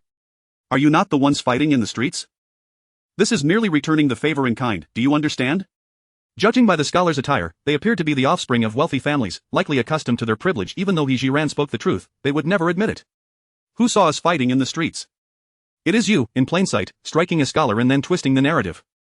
Pang Wang, anxious about He Zhi Ran, a woman, debating with so many scholars, stepped forward. We three just witnessed you scholars attacking in the streets. If you are dissatisfied, let us go to the authorities and have the county magistrate adjudicate. He had already formulated a plan. With his modest rank of an 8th grade official, he could simply present his identity at the county office to intimidate these unlearned scholars. Upon hearing the mention of the magistrate, the scholars immediately faltered. Should the magistrate truly intervene on Fei Nanyu's behalf, they risked losing their hard-won status as students. We did not strike anyone. Why should we go to the magistrate? Not going is an option, yet the fact remains that you assaulted this man here, and medical expenses must be compensated, He Zhi Ran declared, her primary objective now clear. Observing Fei Nanyu's attire, it was evident he was destitute, and he likely needed funds urgently. She could provide the silver, but it had to be justified, otherwise, with Fei Nanyu's astute mind, he would suspect ulterior motives. Hearing that silver could resolve the matter, the scholars begrudgingly agreed to compromise. How much silver do you demand? There are 5 of you, I believe 20 taels each would suffice, He Zhi Ran replied calmly. What? 20 taels each? Fei Nanyu is hardly worthy of such an amount. The shorter scholar was the first to protest. Then let us proceed to the magistrate's office and let him decide whether he is worthy or not. Chapter 71. All on the account of the Emperor Xuanwu. He Zhi Ran feigned assistance to help Fei Nanyu rise, inquiring, are you seated comfortably in our wooden cart? Shall we proceed to the county office? Fei Nanyu cast a furious glance at the group of scholars before nodding in agreement. Very well, I appreciate your help, miss. Observing that matters had escalated, one of the scholars promptly stepped forward to appease the situation. It's merely a matter of each compensating 20 taels. We shall comply, as such a trivial affair hardly warrants the involvement of the esteemed county magistrate. Seeing this, He Zhi Ran extended her hand towards the group. If you wish to avoid a trip to the magistrate's office, then hasten to present the silver. The scholars exchanged glances, then began collecting the money among themselves. Before long, 100 taels were placed before He Zhi Ran and her companions. Peng Wang waved them away dismissively. The 5 scholars fled the scene in haste. He Zhi Ran handed the 100 taels to Fei Nanyu. Take this. Despite his injuries, Fei Nanyu's eyes still shimmered with a defiant spirit. Why do you extend your help to me? Are you not concerned about offending those individuals? He Zhi Ran shrugged nonchalantly, responding, I simply cannot abide injustice, do not overthink it. To prevent Fei Nanyu from harboring suspicions, she averted her gaze, avoiding direct eye contact. Are you able to walk? I am, replied Fei Nanyu, struggling to his feet and bowing deeply to the group. I am grateful for your assistance. Should fate allow us to meet again, I shall repay your kindness with all my might. With that, he turned and limped away. It was only after his figure vanished from sight that He Zhi Ran called to Peng Wang and the officers to. She could not ascertain whether her act of rescuing Fei Nanyu would yield any future recompense. However, she firmly believed that even if they could not forge a friendship henceforth, the events of the day would surely prevent them from becoming adversaries. As these thoughts swirled in He Zhi Ran's mind, Peng Wang, unable to contain his curiosity, inquired, Sister-in-law, knowing what I do of you, you are not one to meddle in others' affairs. What prompted you to save that man? This matter, arising from her own self-interest, compelled He Zhi Ran to withhold the truth. I simply detest the strong bullying the weak, and could not restrain myself from intervening. Peng Wang found this hard to believe. Nevertheless, as she was reluctant to elaborate, he refrained from pressing further. After walking for about 10 minutes, Peng Wang pointed to a seemingly humble stall. The wontons from that vendor are exquisite, and they also serve a signature braised meat. Shall we try? At that moment, He Zhi Ran was ravenous, her appetite unpretentious. Any food that could satiate her hunger would suffice. Moreover, given Peng Wang's familiarity with the stall, it was likely to be a delightful choice. I have no objections. I shall defer to your arrangements, Brother Peng. The officer concurred, whatever the head says goes. With both companions in agreement, Peng Wang led the way to the wonton stall, ordering 3 bowls of wontons along with a large platter of braised meat. He Zhi Ran took a bite. Both the wontons and the meat were quite palatable, yet, when compared to the culinary delights of her former life, they fell somewhat short. Nonetheless, for the resource-scarce ancient times, such flavors were commendable. The weather was already sweltering, and with a steaming bowl of wontons consumed, beads of sweat began to form on their foreheads. Observing the harsh sun overhead, the officer expressed some reluctance. Boss, this sun is relentless. Shall we not find a place to rest before continuing? Peng Wang shared this sentiment. In the past, when escorting prisoners, they would seek shelter during the midday heat and resume their journey in the afternoon. There is a tea house nearby. Let us go there for some refreshing tea and a brief respite. He Zhi Ran, eager for some cool tea, was acutely aware that this was her sole opportunity for independent action, one she could not afford to squander. Brother Peng, I am not bothered by the heat. I would like to purchase some items. Why don't you two rest, and I shall meet you at the tea house once I am finished? Having witnessed recent events, Peng Wang no longer regarded He Zhi Ran as a mere exile. He trusted her character. A minor request like hers was easily granted, especially since he was disinclined to accompany her on a shopping excursion in the sweltering heat. That works well, we shall rest, and you may go buy your things. Thus, He Zhi Ran parted ways with the 2 men and sought out a fabric shop. Considering that her family lacked clean clothing, and given the oppressive heat, it was imperative to address this matter while she had the means. Consequently, she planned to purchase some fabric to take home, allowing her sisters-in-law to sew a few garments during the next few days of rest. Not far from her path, she spotted a fabric shop. He Zhi Ran remained mindful of her current status and aimed to maintain a low profile. Accordingly, she selected a modestly colored and lightweight linen, purchasing a sufficient quantity. The shopkeeper, noticing her substantial purchase, generously offered her some scraps of fabric. Although He Zhi Ran, with the original owner's lack of skill in needlework, could not comprehend the utility of the scraps, she surmised that they would prove valuable in the hands of someone more adept. After expressing her gratitude to the shopkeeper, He Zhi Ran continued on her way. Pushing the cart, she aimed to find a secluded spot to retrieve some of the remaining flour and rice from her spatial storage, as well as to see if there were any suitable food items in her hidden stash to bring back. Turning a corner, she guided her cart into a quiet alley. Ensuring the surroundings were clear, she entered her spatial realm to extract 2 bags each of white rice and flour. Additionally, she purchased 20 roasted chickens and 20 ducks from her hidden stash, repackaging them in oil paper for transport on her cart. Beyond these items, she intended to procure some pork and vegetables. Given the oppressive heat of the day, He Zhi Ran felt no inclination to continue wandering the market, deciding instead to complete all her shopping within her spatial realm. Gazing at the cart brimming with supplies, He Zhi Ran felt no burden. After all, it was all on the account of the Emperor Xuanwu. Indeed, the 400,000 she had earned was merely a trade with the imperial treasury, making it quite fitting that he footed the bill. Checking the time, she realized it had only been half an hour since parting with Pang Wang. If she were to head to the tea house now, her swift acquisition of goods might raise suspicion. Therefore, He Zhi Ran did not rush her departure, instead maneuvering the cart to a shaded area where she took a seat. She also ordered herself a refreshing iced drink from her hidden stash to cool off. Since her arrival in this world, He Zhi Ran had never felt such contentment. Sitting atop the cart, sipping her icy beverage, she rhythmically swung her legs. Just as she was lost in her moment of triumph, she suddenly heard footsteps approaching from the direction of the alley's entrance. He Zhi Ran quickly stowed away the remainder of her drink and looked toward the source of the sound. Chapter 72 The Past of Fei Nanyu. It was indeed Fei Nanyu. He limped to the front, followed by 4 individuals carrying a coffin. Upon spotting He Zhi Ran, his brows furrowed in scrutiny, as if attempting to penetrate some hidden truth. In response to such a gaze, He Zhi Ran maintained her composure. "What brings you here?" "I found this place tranquil and decided to rest for a spell, while enjoying the cool breeze." As the 4 men approached with the coffin, He Zhi Ran instinctively moved the wooden cart to the wall, clearing a spacious path for them. Observing the cart laden with goods, Fei Nanyu harbored no doubts. He clasped his hands in salute to He Zhi Ran, saying, "There is a funeral to attend at home, I shall take my leave first." With that, he departed without a backward glance. Watching Fei Nanyu and his entourage enter the innermost courtyard, He Zhi Ran also rose to push her wooden cart away. On the way, she noticed a large stack of straw hats displayed at a roadside stall. For the exiled individuals, especially the women, enduring the relentless heat of the sun, such hats were indispensable. Without hesitation, she purchased the entire stock of 28 hats. Upon returning to the tea house, Pang Wang was astonished to see He Zhi Ran back so soon. "It's a rare outing. Why didn't you explore a bit more?" He Zhi Ran gazed up at the sky. "The sun's too scorching, and the cart is heavy. I found myself unable to continue, so I returned." Pang Wang glanced at the contents of the wooden cart, unable to suppress a whistle. It was evident that the minister he had generously provided for his daughter. Otherwise, given her spending habits, she would have exhausted her funds midway. "Since you have everything you need, let us make our way back." The constable assisted in pushing the wooden cart, and they swiftly departed from Pingyuan County.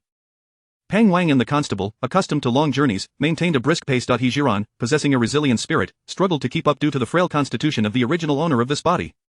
Noticing her difficulty, Pang Wang suggested she rest in the corner of the cart for a while. Acknowledging her delicate condition, He Zhi Ran conceded to his suggestion, reasoning that with time, her stamina would surely improve. After expressing her gratitude, she nestled beside the provisions. Reflecting on her encounter with Fei Nanyu and the fleeting gaze at the tea house, He Zhi Ran deemed it imperative to catch up on recent historical events. Thus, she feigned fatigue, resting her upper body on the provisions and donning a straw hat to feign slumber, while her consciousness entered the space of knowledge. In the tabamall of her mind, He Zhi Ran procured several volumes concerning this historical period, even perusing unofficial histories to ensure a comprehensive understanding. As her awareness swiftly navigated the table of contents, she finally located a chapter entitled Fei Nanyu. In the latter section, He Zhi Ran diligently read. Fei Nanyu's father was a scholar who began educating him in literacy from a young age. Possessing an extraordinary aptitude for learning, Fei Nanyu achieved the highest score in the scholar examination at the tender age of 12. However, upon returning home to share his success, he discovered that his mother had fallen gravely ill. In a desperate bid to save her, the Fei family exhausted their resources, yet despite their efforts, they could not preserve her life. Shortly thereafter, Fei Nanyu's father succumbed to illness as well. To shoulder the burden of providing for his family, Fei Nanyu relinquished his scholarly pursuits, quietly taking on the responsibilities of earning a living and caring for his father. Though he could have easily secured a teaching position at a private academy due to his scholarly title, he could not abandon his ailing father. Consequently, Fei Nanyu resorted to copying texts at home, earning a modest income while tending to his father's needs. Of this life persisted for 8 long years. When Fei Nanyu turned 21, his father ultimately lost the battle against sickness and passed away.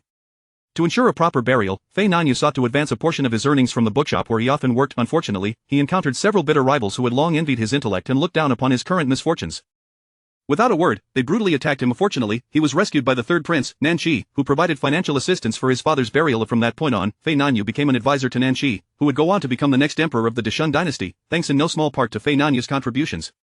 After ascending the throne, Nanxi's most trusted confidant was none other than Fei Nanyu, whom he appointed as the prime minister, a position of unparalleled authority beneath the emperor. Upon assuming this role, Fei Nanyu's first decree was to advocate for the rehabilitation of Mo Jiuye, and due to Nanxi's profound trust in him, this request faced no opposition. In the third month of Nanxi's reign, a decree was issued to announce to the world that Mo Jiuye had not committed treason, but had been wrongfully exiled for this. Nanxi personally oversaw the construction of a ceremonial tomb for Mo Jiuye. Fei Nanyu's fortune soared, yet his ambitions for the prime ministership were insatiable. Before Nanxi's death, he began discreetly cultivating his own power, and years later, he amassed a formidable force that led to a successful coup, seizing the Deshun dynasty for himself. Though Fei Nanyu's rise was marked by cunning and strategy, he was a diligent ruler who cared for his people and garnered their admiration. His reign of 28 years transformed a populace that once struggled for sustenance into one that thrived without worry. He quelled border rebellions, establishing a period of peace that solidified his reputation as a capable emperor, earning him the title of the Eternal Emperor. Upon reaching this point in her reading, He Zhi Ran felt a wave of understanding wash over her. If her instincts were correct, the gaze she had sensed at the tea house belonged to none other than the third prince, Nanxi. This implied that her presence had disrupted a potential meeting between Nanxi and Fei Nanyu, inadvertently altering the course of history once more. She pondered whether Fei Nanyu would still have the opportunity to connect with Nanxi in the future. With events deviating from their anticipated path, it was likely that the trajectory of forthcoming occurrences would shift accordingly. Thus, regarding the matters unfolding between Nanxi and Fei Nanyu, she could no longer foresee their outcomes, compelling her to remain steadfast amidst the uncertainty of the future. Undeterred by her inability to grasp the overarching trajectory of future events, He Zhi Ran, in a moment of boredom, began to peruse the unofficial history. To her surprise, it contained accounts of the relationship between Nanxi and Fei Nanyu, albeit expressed in a more straightforward manner than the official records, yet without discrepancies. After absorbing the unofficial history's portrayal of Fei Nanyu, He Zhi Ran continued to flip through the pages, and to her astonishment, she discovered descriptions regarding Mo Jiuye. With a sense of curiosity akin to uncovering a new world, He Zhi Ran read intently. The very first line revealed Mo Jiuye's origins remain shrouded in mystery. A mystery surrounding his lineage? He Zhi Ran's interest surged to unprecedented heights, as if she had stumbled upon a remarkable discovery. Whispers suggested that Mo Jiuye was not the biological offspring of the Mo family, but rather the third son of Emperor Xuanwu, born of concubine Yuan. Years ago, while concubine Yuan was pregnant, she summoned Master Wuchen from any temple to determine the gender of her unborn child. Chapter 73, the distribution of silver. Master Wuchen promptly informed concubine Yuan that she was carrying a little princess. In order to safeguard her position within the palace, concubine Yuan devised a cunning plan to switch the dragon for the phoenix. She secretly dispatched numerous subordinates to locate women whose pregnancies coincided with her own. Should any of these women give birth around the same time, their sons would be claimed as her own. On the day of her delivery, concubine Yuan bribed the midwife, instructing her to remain silent once the child was born, and directly hand over the infant to her trusted nursemaid. Coincidentally, concubine Yuan and the Duchess of the Guogong gave birth on the same day, and the child born to the Mok family was the very boy she desired. Through concubine Yuan's clandestine machinations, the newly born boy from the Mok family became the third prince, Nanxi. In truth, concubine Yuan also gave birth to a boy, but her unwavering faith in Master Wuchen's predictions led her to caution the midwife against revealing the birth. The midwife, having been paid off, naturally kept her lips sealed and silently wrapped the child before handing him over to the nursemaid. Consequently, aside from the midwife, no one else was aware that concubine Yuan had delivered a little prince. Once the exchange was complete, concubine Yuan sent someone to inform the emperor. Upon hearing the news of yet another son, the emperor was filled with delight and personally selected gifts to present to concubine Yuan in her palace. The following day, when the nursemaid prepared to silence the midwife, she discovered that concubine Yuan had also given birth to a little prince, having absurdly swapped him with the Mok child. Upon learning of this turn of events, concubine Yuan was heartbroken for several days. However, as the emperor had already met with the Mok child, reclaiming her own son was utterly impossible, leaving her with no choice but to accept the mistake. When Nanxi turned 5 and was ready for his education, concubine Yuan petitioned the emperor, suggesting that the ninth son of the Mok family, Mo Jiuye, who was born on the same day, should be Nanxi's companion in learning. This way, she could frequently see her biological son. The emperor, having no objections, promptly decreed that Mo Jiuye be summoned to the palace. After reading this passage, He Zhi Ran gasped in shock. Although this narrative is categorized as unofficial history, not all such accounts are fabricated. Many of these chronicles reveal secrets long concealed, which those in power wish to suppress to prevent their scandals from being immortalized in history. Nevertheless, numerous such secrets have persisted through the ages. If this account holds any truth, it would shed light on why Nanxi suddenly turned against Mo Jiuye. He must have received some intelligence, realizing the switch had occurred, prompting his fear of exposure and subsequent actions against Mo Jiuye. This matter is of grave significance. She must contemplate how to discreetly inquire about it with Mo Jiuye. At this moment, He Zhi Ran straightened her posture, her small hand gently patting her chest, appearing as though she had just awakened from a dreadful nightmare. He Zhi Ran remained haunted by the implications of this incident. If this unofficial history were indeed accurate, then the emperor would have unwittingly condemned his own son to death. It was a true reflection of Chaoji's poem 7 Steps. The rickety wooden cart swayed as He Zhi Ran's thoughts drifted back to the encampment. By this time, the sun had set, and the Mok family awaited their return by the roadside, eagerly looking in their direction. Upon catching sight of He Zhi Ran seated in the wooden cart, Mo Jiuye waved her little hand and shouted, Sister Jiu has returned." He Zhi Ran leaped from the cart and made her way toward her family. Her elder sister-in-law thoughtfully offered her a damp cloth. Sister Jiu, you have worked hard on this journey, please wipe away your sweat. He Zhi Ran found great comfort in her family's concern. In her previous life, she had endured 24 years without the love of a father or mother, never experiencing the warmth of familial bonds. To her astonishment, she had unexpectedly traversed to another realm, where she discovered the affection she had longed for. Although the road of exile was fraught with hardship and peril, He Zhi Ran firmly believed they would overcome this challenge and live together harmoniously in the future. After expressing her gratitude to her sister-in-law, she took the cloth and wiped her face. Pang Wang presented her with the entirety of the day's earnings, totaling 115 taels of silver, affirming that she could allocate it as she saw fit without any second thoughts. Upon receiving the silver, He Zhi Ran summoned the members of the Fang and Xie families, displaying the coins before them. We sold the wolf pelts for 75 taels and the jerky for 40 taels, yielding a total of 115 taels. Hearing her recount the figures, the members of the Fang and Xie families exchanged glances, both pleased and perplexed. While they rejoiced, they silently pondered why He Zhi Ran felt compelled to account for the earnings in front of everyone. Their questions were soon answered when He Zhi Ran produced 20 taels of silver and handed them to Xie Tianhai. Uncle Xie, this is for you. Xie Tianhai's expression was one of confusion. 20 taels was a significant sum for the Xie family at present. If managed prudently, it could sustain them for several months. Gazing at the silver being offered, he was at a loss, unsure whether to accept it or not. His gaze instinctively drifted toward Pang Wang, who shrugged indifferently. Take it from me, you all contributed to driving off the wolves, skinning their pelts, and making the jerky. This is rightfully yours. In Pang Wang's mind, giving the Xie family 20 taels was indeed excessive. Although they had all participated in the endeavor, it was clear that the Mo couple had slain at least 45 of the 50 wolves. While the Xie family had indeed contributed, it hardly warranted such a generous payment. Though He Zhi Ran understood this reasoning, she had carefully considered her actions. The Xie family was her second sister-in-law's maternal family, and since the moment they cleared up the misunderstanding with Mo Jiuye, He Zhi Ran recognized that both the Xie and Fang families were honorable individuals. They would need to support one another throughout the arduous journey of exile, and mutual care was far preferable to petty intrigue. Moreover, as the Fang and Xie families relied on the Mo family for sustenance, He Zhi Ran did not wish to appear stingy. Having finally encountered an opportunity to earn some silver, if she were to begrudgingly offer them a token amount, it would only lead to continued dependence on the Mo family for aid in the future. Thus, her actions served to maintain the dignity of both families. Upon hearing Pang Wang's words, Xie Tianhai assumed it was his idea and excitedly accepted the 20 taels. Pang Wang, observing this, cautioned, I certainly did not show such kindness. Had it not been for he advocating for you, you might never have seen a single tael. Once this was said, Xie Tianhai suddenly understood, realizing the good rapport between the Mo family and Pang Wang. However, he never anticipated that Pang Wang would heed his advice and agree to distribute the silver. Recognizing this, Xie Tianhai sincerely clasped his fists toward He Zhi Ran. Uncle Xie shall remember this kindness from my niece-in-law. Chapter 74. The younger sister-in-law is understanding. He Zhi Ran promptly returned the courtesy. Uncle Xie, there is no need for formality. We have many days ahead of us to spend together, it is only natural that we help each other. After speaking, He Zhi Ran turned to face the Fang family, who were looking at her with envy. She similarly presented 20 taels of silver to Fang Chuanzhou. Uncle Fang, this is for you, please accept it. Fang Chuanzhou, having grasped the general situation, refrained from elaborating like Xie Tianhai. After expressing his gratitude, a satisfied smile spread across the faces of the Fang family. With 75 taels remaining, He Zhi Ran, not lacking in silver, symbolically retained 25 taels, handing the remaining 50 taels entirely to Pang Wang. Pang Wang had initially thought that receiving 30 or 40 taels would be satisfactory, never expecting that He Zhi Ran would so generously bestow upon him 50 taels. This amounted to all the silver from those wolves that they, as officials, had sent for sale at the fur trading house. Sister-in-law, is this not a bit too much? Pang Wang pondered, unsure of when he had begun to regard money with such indifference, now questioning if the silver was excessive. He Zhi Ran smiled and replied, Brother Pang is a good man, you do not see us as criminals. We all know that if you do not agree, we would receive not a single coin. It is precisely because I recognize your kindness that I sought to maximize the profit from these 50 wolves. This way, it not only allows you to earn some extra money, but it also provides us, the so-called criminals, with something to gain. Truly a win-win situation. It must be said that He Zhi Ran's words thoroughly delighted Pang Wang. Holding the silver, he laughed heartily, ha ha. Sister-in-law understands, rest assured, as long as I am here, I will ensure that you do not suffer along the road. With Pang Wang's public assurance, He Zhi Ran felt her efforts were not in vain. What could be more important than traveling the path of exile with ease? Just as old Madame Mo felt comforted by having such an understanding daughter-in-law, He Zhi Ran approached her. Mother, this is the first sum of silver our Mo family has earned.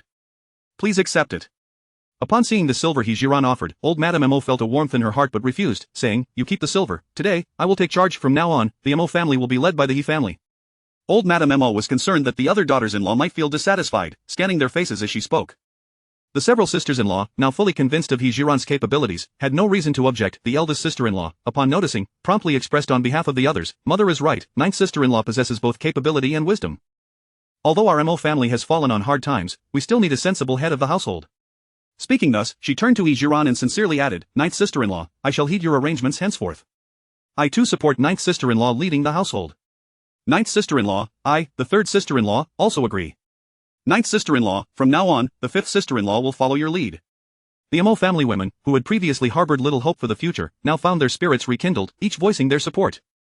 The rugged Mo Jiuye, too, was moved by He Zhi Ran's intelligence and profound understanding, feeling fortunate indeed to have such a virtuous wife. Seeing the unanimous agreement among the family regarding her mother-in-law's words, He Zhi Ran chose not to be overly modest, discreetly stashing the 25 taels of silver within her sleeve. Very well, since everyone trusts me, I shall temporarily take charge of this household. The 50 taels from Peng Wang could not be solely for his enjoyment. He intended to share some with his brothers, allowing them to relish in the fortune as well. Peng Wang was the first to invite the officials to depart. As the officials left, the space they vacated allowed a clear view of the Yi family, who were glaring at He Zhi Ran with simmering rage. They had overheard parts of the conversation and realized that silver was being distributed without their inclusion. Were it not for their fear of the officials, they would have approached He Zhi Ran to demand an explanation. Why did the Fang and Xie families receive silver while they did not? They too had been present when the wolves appeared, albeit lingering at the back, hesitant to charge forward. He Zhi Ran cast a glance at the Yi family, now immune to their unfriendly glares. She beckoned her mother-in-law, sisters-in-law, and the women from the Xie and Fang families to gather around the wooden cart. Upon her return, the women noticed the cart laden with coarse cloth, and envy stirred within them. Though the fabric was of a quality inferior to what their servants once wore, in these trying times, having something was better than nothing. Moreover, while the rough cloth might lack aesthetic appeal, it would certainly fare better than their patched garments. Mo Jiuye, seeing her ninth sister-in-law return with so many supplies, beamed with delight. Ninth sister-in-law, you are wonderful for bringing back so many good things. He Zhi Ran affectionately patted Mo Jiuye's head. The weather is hot, and we have not had the chance to change our clothes since we left the capital, so I purchased some fabric. Now that we have a few days without travel, we can each make ourselves a new garment. The prospect of new clothing delighted every woman present. After all, their patched outfits had become unbearably filthy, compounded by the heat, which mingled sweat and dirt into an odor even they found repugnant. Although the Fang and Xie families recognized He Zhi Ran's kindness, they did not assume that the fabric would include them. Zhao Shi, contemplating, stepped forward and said, Dear, I see you have procured a considerable amount of fabric. Might you spare some for our Fang family? Rest assured, I now have silver to purchase it, and we can also assist in making clothes for your family. The women from the Xie family nodded in agreement with Zhao Shi's proposal. He Zhi Ran realized that these two families had misunderstood her intentions. The reason she had bought so much fabric was indeed to share it among everyone. However, she had not explicitly offered it to the Fang and Xie families, as she did not wish to provide for them unconditionally. She wanted them to understand that there are no free lunches in this world, and the Mo family could not support them indefinitely. Though she sought their assistance in making clothes, she intended to offer the fabric as payment for their labor, thereby ensuring a mutually beneficial arrangement. Aunt, I did indeed purchase a considerable amount of fabric. If you assist in making the clothes, I will waive any payment and let the fabric serve as compensation. How does that sound? Zhao Shi understood that while He Zhi Ran's words seemed to extend a helping hand, it was also a subtle way of providing for them. The Fang family accepted this goodwill. Very well, Aunt and a few of my daughters-in-law are quite skilled, we shall take up this task. The women from the Xie family echoed their agreement, expressing heartfelt gratitude towards He Zhi Ran. Seeing that the task of making clothes had been assigned to others, the several sisters-in-law felt a twinge of anxiety. The impulsive second sister-in-law was about to assert their sewing capabilities when old Madame Mo, who had been observing, interrupted her. Old Madame Mo had discerned He Zhi Ran's intentions and wholeheartedly approved of her approach, naturally unwilling to allow her own family to disrupt matters. Realizing her mother-in-law did not wish for her to speak, the second sister-in-law, perplexed, obediently fell silent. He Zhi Ran publicly distributed the fabric, with Zhao Shi assuring everyone that after dinner, they would begin taking measurements for each person's garments, vowing to keep the fire burning at night to complete the clothing while they had the chance. Once the fabric had been fully allocated, He Zhi Ran retained 12 straw hats for her family's use, giving the rest to the Fang and Xie families. With only so many hats available, they would have to take turns wearing them. The Fang and Xie families joyfully departed with their goods, while He Zhi Ran retrieved the bag of scraps given to her by the fabric shopkeeper. Upon seeing the remnants, the sisters-in-law instinctively glanced at their own embroidered shoes, which had already begun to reveal their toes. Not only were they tattered, but they would likely wear through completely if they continued on their journey for another couple of days. Ninth sister-in-law was indeed thoughtful, having considered buying so many scraps to provide everyone with shoes. Chapter 75. Aren't you curious as to how I came to know all of this? The admiration that the sisters-in-law held for He Zhi Ran was swiftly shattered by her single remark. Mother, dear sisters-in-law, these scraps of cloth were generously gifted to me by the shopkeeper at the fabric store. I thought it would be beneficial to bring them back to mend some clothes, so I did not refuse. Zhou Dimei, aren't these scraps meant for making shoes? The second sister-in-law exclaimed loudly. Making shoes? He Zhi Ran responded with a perplexed expression, bewildered by the idea that such small pieces of fabric could be used for shoes. It was no wonder she was unaware. The original owner despised such feminine tasks and forbade the servants from engaging in them, leaving her utterly ignorant of the materials used for shoemaking. He Zhi Ran, a soul from thousands of years in the future, had only worn shoes that were either issued uniformly by the army or purchased from outside, thus she had no knowledge of such matters. The second sister-in-law, as if she had discovered a new continent, circled around He Zhi Ran. Zhou Dimei, don't tell me you have never even seen shoes being made? He Zhi Ran shrugged her shoulders, casually inventing an excuse. While at home, I spent all my time studying medicine, engrossed in medical texts, and had little opportunity to observe such things. Considering Jiuye's remarkable medical skills, the sisters-in-law believed her excuse without question. It was evident that one could not acquire such excellent medical knowledge without dedicating considerable effort, so it was not surprising that Jiuye was unfamiliar with women's handiwork. After several days of tumultuous travel, the sisters-in-law gradually adapted to this new lifestyle. They unloaded a bag brimming with scraps from the cart, and after dinner, they began to make chusols. The grain remained on the cart, and He Zhi Ran left enough roast chicken and duck for her family, distributing the rest to the officials and the Xie and Feng families. The members of the Xie and Feng families expressed their immense gratitude and insisted on offering silver in return. Observing their eager desire to compensate her, He Zhi Ran felt inclined to say, "Please, enjoy. Do not feel pressured, these are all courtesy of the dog emperor." However, such words remained confined to her thoughts, for she dared not voice them aloud. After exchanging pleasantries, He Zhi Ran firmly sent away those who insisted on forcing silver upon her, finally achieving a moment of peace. Though the sisters-in-law relished the flavors of Jiuye's cooking, they urged her to rest in the tent, taking it upon themselves to prepare dinner with some meat and vegetables they had brought from the cart. Upon returning to the tent, she found Mo Jiuye sitting there, chewing on a blade of grass. Lost in thought, she decided to sit beside him, her mind swirling with the historical accounts regarding Mo Jiuye's lineage. Simultaneously, she contemplated how to subtly convey the knowledge she possessed to him. Mo Jiuye glanced at the silent He Zhi Ran and spoke first. "You worked hard today. If you're feeling unwell, I can give you a massage." He Zhi Ran wholeheartedly appreciated Mo Jiuye's massage technique, and upon hearing his offer, she instinctively felt a wave of fatigue wash over her. "As a matter of fact, I do feel a bit uncomfortable." Without further ado, Mo Jiuye moved behind her and began to massage her shoulders. He Zhi Ran surveyed the surroundings and noticed that her family was preoccupied, paying them no mind, before she spoke up. "Today in Pingyuan County, I encountered someone you would never expect." "Who was it?" Mo Jiuye's tone remained somewhat stiff, a mannerism He Zhi Ran had grown accustomed to. "Nanqi." "Nanqi?" Mo Jiuye's incredulity was palpable. "What brings him here?" This was also a question that lingered in He Zhi Ran's mind. Fortunately, there were historical records regarding this matter. She pondered how to inform Mo Jiuye without arousing his suspicion. After much deliberation, He Zhi Ran ultimately succumbed to her own thoughts. Despite her efforts, she could not conjure a reasonable excuse. However, given the significance of the matter, she felt compelled to keep Mo Jiuye informed. Since she was determined to share this information with Mo Jiuye, He Zhi Ran resolved to proceed without hesitation, testing the waters. "If I were to say that I know the purpose of Nanqi's visit to Pingyuan County, would you find it strange, perhaps even suspecting that I might be a spy sent by him?" Mo Jiuye replied without a moment's thought. "If you were indeed a person of Nanqi, I would have perished long ago. He wouldn't need to go through such elaborate means to send someone to assassinate me. Aren't you curious as to how I came to know all of this?" In response, Mo Jiuye did not conceal his true thoughts. "I am indeed quite curious. You once mentioned that everyone has their own secrets. I reiterate, as long as you do not engage in actions detrimental to the Mo family, I will not pry into your secrets." He Zhi Ran had heard him express such sentiments for the second time. Moreover, he had proven himself to be trustworthy, never questioning what should remain unasked. After this testing of boundaries, He Zhi Ran slowly began. "A few years ago, a master performed a divination for Nanqi, stating that a noble person would appear in Pingyuan County this August. Mo Jiuye found it somewhat absurd to rely on a divination to seek out a noble person, yet it was not surprising given Nanqi's history.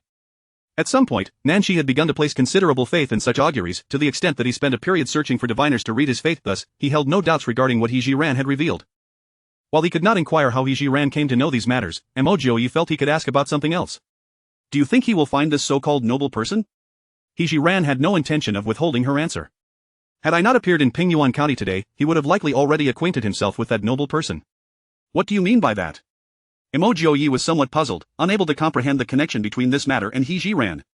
"The noble person he seeks is named Fei Nanyu. He topped the scholar's examination at the age of 12, a truly talented individual." He Zhi Ran selectively recounted some of Fei Nanyu's experiences, detailing how he met Nanqi and aided him in ascending to the emperor's throne.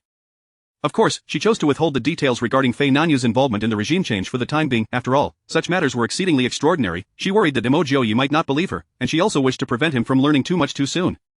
Her arrival had already altered many things, and the future was uncertain, potentially leading to even greater changes. As an overwhelming influx of incredible information flooded Mo Jiuye's mind, he found himself lost in contemplation. The name Fei Nanyu struck a chord with him, as if he had heard it somewhere before, yet he could not quite place it. Seeing that Mo Jiuye remained silent, He Zhi Ran assumed he doubted her words. Turning to him, she found him deep in thought, his brow furrowed. "Is there something about my logic that you find unconvincing?" Mo Jiuye shook his head. "I was pondering who Fei Nanyu is. It feels somewhat familiar." He Zhi Ran did not press him, simply savoring the massage he was providing. Mo Jiuye contemplated for a long while. "I've remembered." He Zhi Ran eagerly inquired, "Where did you hear of this person?" Chapter 76 Family crest. In my youth, as a companion to Nanqi, I frequently visited the palace of concubine Yuan. Within her court resided a trusted maid named Fei, who often engaged in light conversation with concubine Yuan while observing Nanqi and me. One day, concubine Yuan inquired of Fei whether she had a nephew of similar age to us, suggesting that he might be permitted to join us in the palace for play. Fei promptly declined, citing Nan Yu's humble origins and her concerns that his presence might disrupt the esteemed ladies. Reflecting on the historical records that noted Fei Nan Yu's age, it was indeed comparable to Mo Jiuye's. Hence, He Zhi Ran surmised that Fei's nephew must undeniably be Fei Nan Yu given what Mo Jiuye had mentioned. Fei was a confidant of concubine Yuan and should not lack for silver. Why, then, did her own nephew's family live in such destitution without offering assistance? Such questions flitted through He Zhi Ran's mind, as the dynamics of familial relations were of no concern to the greater scheme. Her intent in revealing Fei Nan Yu's existence to Mo Jiuye had merely been to discuss that very topic. Remembering that Mo Jiuye had mentioned his frequent visits to concubine Yuan's palace in his youth, He Zhi Ran tentatively asked, "How did she treat you during those visits?" This question sparked a vivid recollection for Mo Jiuye. I cannot fathom why, but the esteemed concubine's demeanor towards me was even more favorable than towards Nanqi. He Zhi Ran thought, precisely, this aligns almost perfectly with the accounts in unofficial histories. Concubine Yuan must have recognized Mo Jiuye as her own flesh and blood, thus her kindness. Mo Jiuye, being quite perceptive, sensed a peculiar undertone in He Zhi Ran's inquiry. "Why do you ask?" Unable to resist his serious demeanor, He Zhi Ran playfully teased, "Have you ever considered that you might be concubine Yuan's child?" "That is inconceivable." Mo Jiuye retorted with unwavering certainty, his expression growing more grave. "Are you so sure?" He Zhi Ran pressed on. "Absolutely certain. The male heirs of the Mo family are born bearing a distinctive family crest." Mo Jiuye held no doubts about his lineage. Family crest? He Zhi Ran had never heard of such a concept. The notion of a familial mark seemed scientifically implausible, unless it was intentionally fabricated. When my 8 brothers and I were born, we each bore a crescent-shaped birthmark on our left shoulders. My father claimed it to be an ancient inheritance of the Mo clan, shared by him and our forebears. Seeing Mo Jiuye's fervent conviction, He Zhi Ran felt a sense of bewilderment. In a world where extraordinary events like time travel could occur, the emergence of a family crest no longer seemed so far-fetched. Upon reading about Mo Jiuye's origins in unofficial histories, He Zhi Ran's first thought was that this could very well be the true reason behind Nanqi's actions against him. However, this theory was swiftly negated by the existence of the Mo family's crest, leaving the motives behind Nanqi's targeting of Mo Jiuye shrouded in mystery once more. Concurrently, a series of questions swirled in Mo Jiuye's mind. Why did Nanqi wish him harm? Why had He Zhi Ran posed such questions? Both were lost in their thoughts, resulting in a silence that enveloped them. Preoccupied with their concerns, they merely picked at their dinner. Upon returning to the tent, He Zhi Ran found herself wide awake. Entering her mental space, she first checked the sales status of her shop, discovering that only one item had sold that day, adding 250,000 yuan to her account. With ample stock on hand, she decided to peruse the unofficial history book again, hoping for further insights. Meanwhile, in the upper chamber of the inn in Pingyuan County, Nanqi sat at a table, rhythmically tapping his fingers on its surface. "Your Highness, I have just received a message via carrier pigeon from Uniquely." As he spoke, He Feng respectfully presented a small scroll, approximately 5 centimeters in length, before Nanqi. Unperturbed, Nanqi unfurled the scroll and, after scanning its contents, slammed his hand down on the table. "A bunch of incompetent fools, to murder yet still make a mistake. What use is it to keep such imbeciles?" He Feng, unaware of the specifics contained in Li Lu's letter, could only deduce from Nanqi's furious demeanor that something serious had transpired. "What has occurred, Your Highness?" He Feng inquired cautiously. Nanqi disdainfully tossed the note towards him. "Read it for yourself." After perusing the note, He Feng deduced, the Li family has been escorted back to the capital. Uniquely's information must be accurate. Humph. Now that Mo Jiuye has regained consciousness, and given his alertness, he will certainly deduce that He Liang was merely a scapegoat. It will not be so easy to take his life again. At this moment, Nanqi calmed himself, contemplating his next course of action. Though He Feng was unaware of the reasons behind his master's desire to eliminate Mo Jiuye, he understood that this matter was of utmost importance to him. "Your Highness, perhaps I should send a few men to inquire about the whereabouts of Mo Jiuye and his convoy, to gather information for our next plan?" Nanqi waved his hand dismissively. "There is no need. With the Li family being escorted back to the capital, their convoy will likely remain in place until the officials arrive to regroup. Pingyuan County is a necessary stop for those exiled to the northwest. We shall wait here. I intend to meet Mo Jiuye personally." With his lord having made a decision, He Feng chose to discuss other matters. "Your Highness, tomorrow marks the last day as predicted by Master Wuchen. If you have yet to encounter that noble person, what shall we do?" "Master Wuchen has never erred in his calculations. I must find that individual," Nanqi asserted with an air of undeniable authority. Moreover, he had resolved to remain there to await Mo Jiuye while also seeking the noble person for a few more days, which seemed quite reasonable. Unbeknownst to her, He Zhi Ran had inadvertently reread the entire unofficial history, particularly the passages concerning Mo Jiuye's origins. From every angle, the descriptions presented no discrepancies. Furthermore, Mo Jiuye had stated that the concubine treated him even better than she did Nanqi. What could possibly account for this? He Zhi Ran racked her brain for various possibilities, and suddenly, an idea struck her. Nanqi, finding a new angle to explore, she felt a surge of excitement, causing her to shift position rather abruptly, inadvertently pressing down on one of Mo Jiuye's arms. Sensing something amiss, He Zhi Ran hurriedly adjusted her position. Whether it was her movement that roused Mo Jiuye or if he, like her, had not been asleep at all, he sat up, his tone still devoid of warmth. "Are you unable to sleep as well?" "Yes, my mind is preoccupied, leaving me somewhat insomniac," He Zhi Ran admitted candidly. Mo Jiuye inquired further, "Are you still pondering my origins?" Taken aback by his direct question, He Zhi Ran hesitated for a moment before asking, "Have you ever bathed together with Nanqi?" Mo Jiuye, being astute, immediately grasped the underlying implication of her question. "I can assure you, he bears no birthmark." Chapter 77. The moment he laid hands on me, we were no longer brothers at this point. He Zhi Ran had completely given up hope initially. She entertained the notion that Mo Jiuye's birthmark might have been tattooed on him later by the Mo family. However, the absence of the unique birthmark associated with the Mo clan on Nanqi entirely dispelled any possibility of a mix-up. This firmly established the fact that the historical accounts regarding this matter were utterly unsubstantiated. After receiving Mo Jiuye's final answer, He Zhi Ran's suspicions regarding his origins were thoroughly extinguished. Simultaneously, she found herself increasingly perplexed by Nanqi's actions against him. The one who tied the bell must untie it. It seemed that only the true Nanqi possessed the answer to this enigma. Observing He Zhi Ran's contemplative demeanor, Mo Jiuye was compelled to inquire about the source of her seemingly ludicrous suppositions. Yet, recalling his previous promise to her, he diligently suppressed his curiosity. To prevent her from harboring wild thoughts, Mo Jiuye chose to articulate his own conjectures. "Nanqi and I grew up together, our bond is profound, and he has always treated me sincerely. I remember a time during the border skirmishes when supplies ran critically low. Despite my appeals to the court yielding no results, it was Nanqi who personally financed the procurement of provisions from various places to deliver to the front lines, a true act of delivering coal in the snow. On my first battlefield encounter, I accidentally fell victim to a poison arrow, and it was Nanqi who galloped to the apothecary to fetch an antidote for me. Numerous such instances attest to the genuineness of his friendship. However, I sensed something amiss upon my return to the capital earlier this year. Despite his outwardly warm welcome, my years of acquaintance led me to instinctively feel that he was not truly pleased to see me. Moreover, his gaze was perpetually evasive. When I expressed my concern, he opted to deflect rather than provide a direct answer. After settling in the capital, I hurried to his residence, where he posed a question: if I were not the emperor's son, would we still remain good brothers? At the time, I dismissed his words lightly, offering him some casual reassurances. In hindsight, that question suggests he may have heard something, or perhaps he truly does not possess royal blood. Nonetheless, the individual with whom he was swapped cannot possibly be me. Upon hearing Mo Jiuye's account, He Zhi Ran contemplated another possibility. From what you describe, Nanqi's fraternal loyalty was indeed genuine, but his attitude has since shifted. I surmise that he may not be of royal lineage and has truly been switched at birth. However, if he has received information implicating you as the one with whom he was exchanged, he may have acted out of fear that the truth would eventually surface, leading him to take drastic measures against you? Mo Jiuye replied solemnly, "This remains merely my speculation. After all, his true identity remains shrouded in mystery." "If that is indeed the case, do you not wish to clarify this misunderstanding with him?" He Zhi Ran sought to grasp Mo Jiuye's true sentiments. Mo Jiuye shook his head with a bitter smile. "Regardless of whether it is a misunderstanding, the moment he turned against me, we can no longer be brothers." As Mo Jiuye's mood continued to darken, it became apparent that their analysis had reached its limits, prompting He Zhi Ran to wish to conclude the topic. Both fell into silence, at a loss for words. Eventually, it was Mo Jiuye who broke the stillness of the tent. "I shall sit by the river for a while, it is cooler there." Indeed, the tent felt somewhat stifling, and He Zhi Ran's first thought was that she could use the opportunity to take a refreshing bath in her spatial realm. Sensing Mo Jiuye's intention to leave, she saw a chance. Could you return in half an hour?"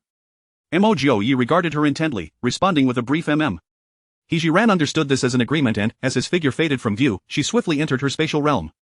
Time was of the essence. She hurriedly took a refreshing bath, dried her hair, and donned a clean set of undergarments. Glancing at the wall clock, she noted that precisely 40 minutes had elapsed since her entry. Upon exiting the spatial realm, however, Mo Jiuye had yet to return. He Zhi Ran, exhausted, lay down on her side and gradually drifted off to sleep. It was unclear how long she had been asleep when she was suddenly awakened by the familiar scent beside her. Realizing that Mo Jiuye had returned, she instinctively shifted over, creating more space for him. As Mo Jiuye entered the tent, he was greeted by the long-missed fragrance. For reasons unknown, he found himself inexplicably enchanted by this. Shaking his head vigorously, he struggled to maintain his awareness and gently settled onto the other side. In the subsequent days, they remained in anticipation of Zhou Laoba and the others' return. He Zhi Ran found herself unable to assist the women in their tasks, yet she was not idle. Aside from managing the daily meals, she dedicated her remaining time to concocting medicines. The silver ring snake had been preserved in her spatial realm for several days, and she planned to take advantage of her free time to create the poison she desired. Secluded within the tent, she utilized some modern medical instruments to extract the snake's venom. By following various formulae, she mixed different herbs to produce poisons with distinct effects. This was no challenge for He Zhi Ran, as her treasure chest contained an abundance of medicinal ingredients. After 2 days of diligent effort, she successfully crafted 2 types of poison and a type of incense. One was designed to temporarily incapacitate a person's consciousness, aptly named Lost Mind. The other was rather straightforward. Anyone who ingested it would meet immediate death, with no antidote required. This poison was dubbed Death's Arrival. The incense was self-explanatory. Once ignited, those who inhaled it would swiftly lose consciousness, with effects lasting approximately 2 hours. Of course, for her own safety, He Zhi Ran also prepared an antidote for the incense. She meticulously stored these items, keeping them ready for any unforeseen circumstances. While He Zhi Ran was engaged in crafting her poisons and incense, the women had completed their sewing of clothes and shoes. Coincidentally, Zhou Laoba returned from the capital with several officials in tow observing the sky. It was already early evening. Pang Wang decided that they would camp here for the night and set off at dawn. After a night of rest, everyone took the opportunity to change into fresh clothes and shoes, washing away the dirt they had accumulated and storing them in their packs for later use. At the break of dawn the following day, after a hearty breakfast, Pang Wang issued the command for the main contingent to resume their journey. Pingyuan County was an essential waypoint on their route to the northwest, and by afternoon, the large group entered the city. Were it not for the presence of a few officials within the ranks, no one would have suspected that these neatly attired individuals were exiles. As the group entered the city, they attracted curious glances, prompting the Mo family members to subtly lower their straw hats, obscuring their faces from view.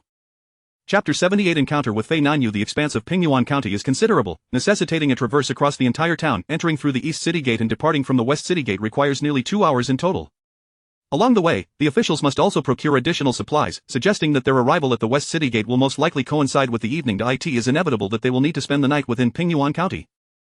Therefore, upon entering, Pang Wang did not urge anyone to hasten their pace, instead opting to leisurely stop along the way to acquire some provisions. The Fong and Xie families each possessed 20 taels of silver, and under the watchful eyes of the officials, they too managed to purchase some essential goods.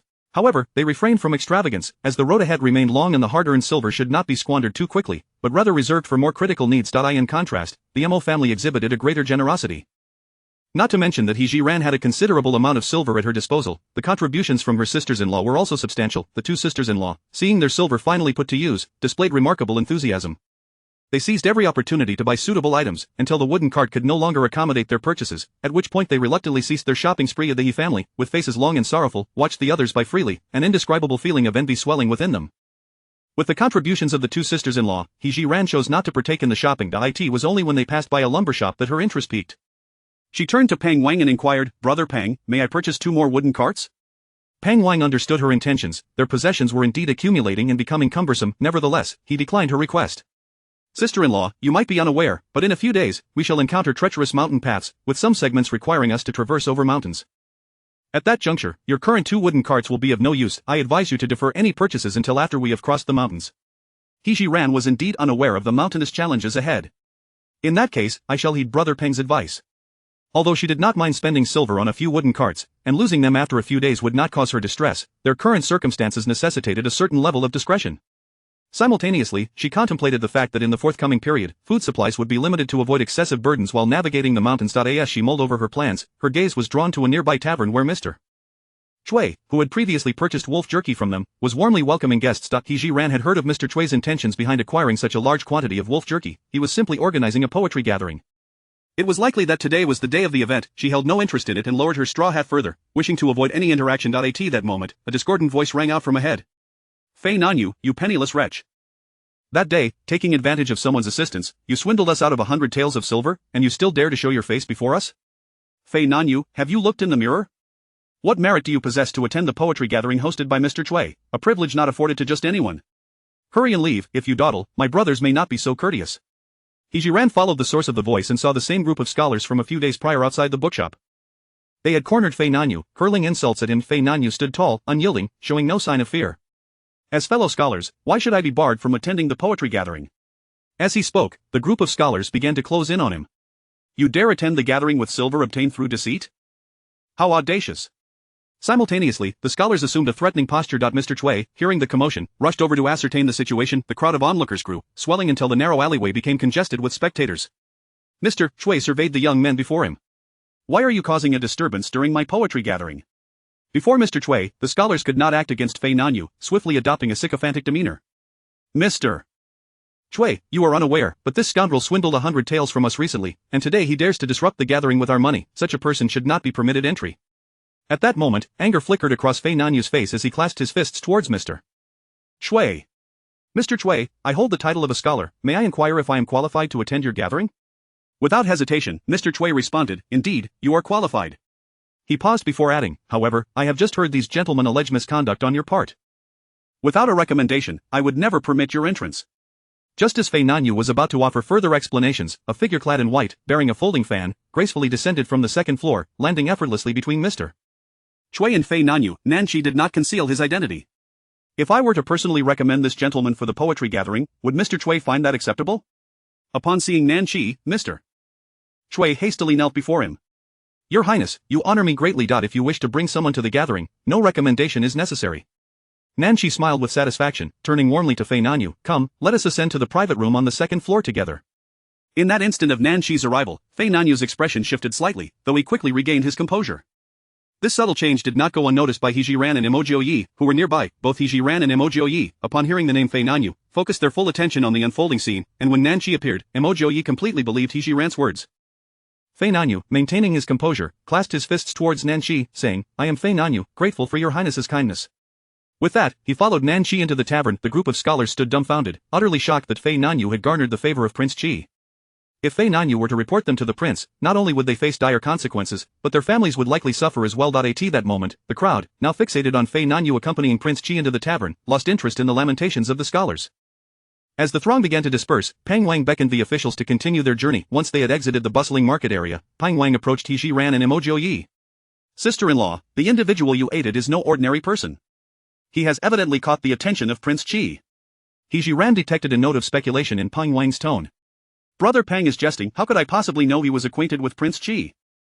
I merely acted out of indignation at the bullying of the many over the few. Chapter 79. The visit of Nanqi. At this moment, Mo Jiuye was brimming with words he yearned to share with He Zhi Ran. Noticing that Pang Wang lingered nearby, he feigned discomfort. My dear, I feel a slight unease in my chest, could you lend me your support? He Zhi Ran immediately discerned that Mo Jiuye was merely pretending to be ill and dutifully. The journey today has been arduous, let me help you walk slowly. Once we reach the inn, I shall tend to you properly. Mo Jiuye leaned further against He Zhi Ran, presenting an appearance of fragility to onlookers. Believing Mo Jiuye to be genuinely unwell, Pang Wang hastily ordered the group to proceed at a more leisurely pace, personally moving to the front to moderate their speed. Once Pang Wang had distanced himself, Mo Jiuye scanned his surroundings, noting that only their own group was concerned for him. He winked at Elder Madame Mo and the others, signaling that he was unharmed, before whispering to He Zhi Ran, your presence has merely altered the timing of their encounter. Mo Jiuye's implication was clear. The two individuals still had some connection. He Zhi Ran was not particularly surprised by this revelation. In fact, she welcomed the acquaintance between Nanqi and Fei Nanyu. As long as Fei Nanyu became a confidant to Nanqi, she could utilize certain historical accounts to make further inferences, thus achieving a deeper understanding of both allies and adversaries. This may not necessarily be a misfortune. Why is that? Mo Jiuye asked, puzzled. He Zhi Ran found herself at a loss for words to elucidate her thoughts. I cannot elaborate extensively, I can only say it is my intuition. Her statement, rather than clarifying, left Mo Jiuye further bewildered. Nonetheless, he was acutely aware that he would not glean any more useful information from He Zhi Ran. Thus, he continued to silently ponder various possibilities in his mind. The couple continued to lean on each other, each preoccupied with their own thoughts as they arrived at the far western edge of Pingyuan County. There, they encountered the familiar and known to Pang Wang, who led the group inside. Zhou Laoba conversed briefly with the innkeeper, and soon a servant emerged to show everyone to the rooms on the first floor. The accommodations were once again divided into dormitory-style rooms for 10 and double rooms. This time, the officials had no intention of seeking kickbacks on the room fees, the inn staff directly provided the pricing. Both the 10-person and double rooms were priced at 100 coins each, and now that the Mo family was under He Zhi Ran's stewardship, fourth sister-in-law had brought money to settle the payment. Zhou Dimei, today fourth sister-in-law will cover the lodging expenses. Which type of room do you think we should choose? Although He Zhi Ran was currently in charge, she wished to gather everyone's opinions on the matter. She approached Elder Madame Mo and the other women with fourth sister-in-law. Mother, how do you propose we allocate the rooms today? Elder Madame Mo surveyed the group and suggested, I believe we should do as we did last time. You and Jiuye shall occupy a double room, while the rest of us can stay in the dormitory. Having received Elder Madame Mo's guidance, He Zhi Ran turned to fourth sister-in-law and said, let us proceed as mother advised. Very well, fourth sister-in-law replied, moving to pay the servant. The Xie and Feng families, short on funds, tacitly opted for the dormitory rooms. Even though each family had over 10 members, they could not justify booking an additional room. Only the He family, seeing that the other families had selected suitable accommodations, cast forlorn glances at Pang Wang, hoping he would show them mercy and not make them sleep outside. Having served as a transport officer for many years, Pang Wang was not the type to be swayed by pity. What are you staring at? If you have no money, you'll have to sleep in the woodshed. The He family exchanged glances, ultimately resigning themselves to their fate. A woodshed was still preferable to a filthy, odorous straw hut. With everyone's lodging arranged, the families began to seek open spaces to cook. After a long day of travel, everyone was fatigued and returned to their rooms early to rest before nightfall. He Zhi Ran feared that Mo Jiuye would pursue the topic of Fei Nanyu further, and despite feeling no inclination to sleep, she feigned slumber, facing the wall. Mo Jiuye, perceptive as ever, noticed she had not truly fallen asleep and refrained from further conversation. Just when they thought the night would pass quietly, a knock resounded at the door in the dead of night. Mo Jiuye sat up alertly and inquired in a low voice, "Who is it?" "Jiuye, it is I, the Wang." He Zhi Ran also sat up, exchanging a glance with Mo Jiuye. Neither had anticipated that Nanqi would choose to make an appearance. After a brief moment of hesitation, Mo Jiuye calmly opened the door. At that moment, He Zhi Ran had tidied her attire and lit the oil lamp on the table. Upon opening the door, they were greeted not only by Nanqi but also by Fei Nanyu. In the dim light of the lamp, He Zhi Ran keenly observed the complexity in Fei Nanyu's gaze upon first seeing Mo Jiuye. However, he swiftly masked his emotions and stood decorously beside Nanqi. "Jiuye, will you not invite me in for a visit?" Mo Jiuye maintained a composed demeanor, as though oblivious to Nanqi's recent actions towards him. He slightly stepped aside, granting entrance. Nanqi strode confidently across the threshold and seated himself at the round table, gesturing for Mo Jiuye to join him. Mo Jiuye took his time to settle down, ensuring He Zhi Ran sat beside him. Only then did Nanqi take note of her presence. His eyes brightened momentarily before he recalled the incident where Fei Nanyu had been harassed by a group of scholars in the street. Despite recognizing He Zhi Ran, Nanqi, true to his reserved nature, refrained from revealing this, instead addressing Mo Jiuye. "Jiuye, will you not introduce this esteemed lady to me?" Although the two had previously interacted in a similar manner, Mo Jiuye felt a tinge of mockery in Nanqi's words this time. Especially considering the way Nanqi had looked at He Zhi Ran, it stirred an inexplicable discomfort within him. "The only person who could possibly share a room with me at this late hour is my wife." Nanqi, undeterred by Mo Jiuye's retort, continued in his leisurely manner, "It seems that the sister-in-law is indeed worthy of being a member of the Mo family." When Nanyu faced adversity, she fearlessly drew her sword to assist him, undeterred by the crowd. With Nanqi's implication laid bare, He Zhi Ran felt no need to maintain her low profile any longer.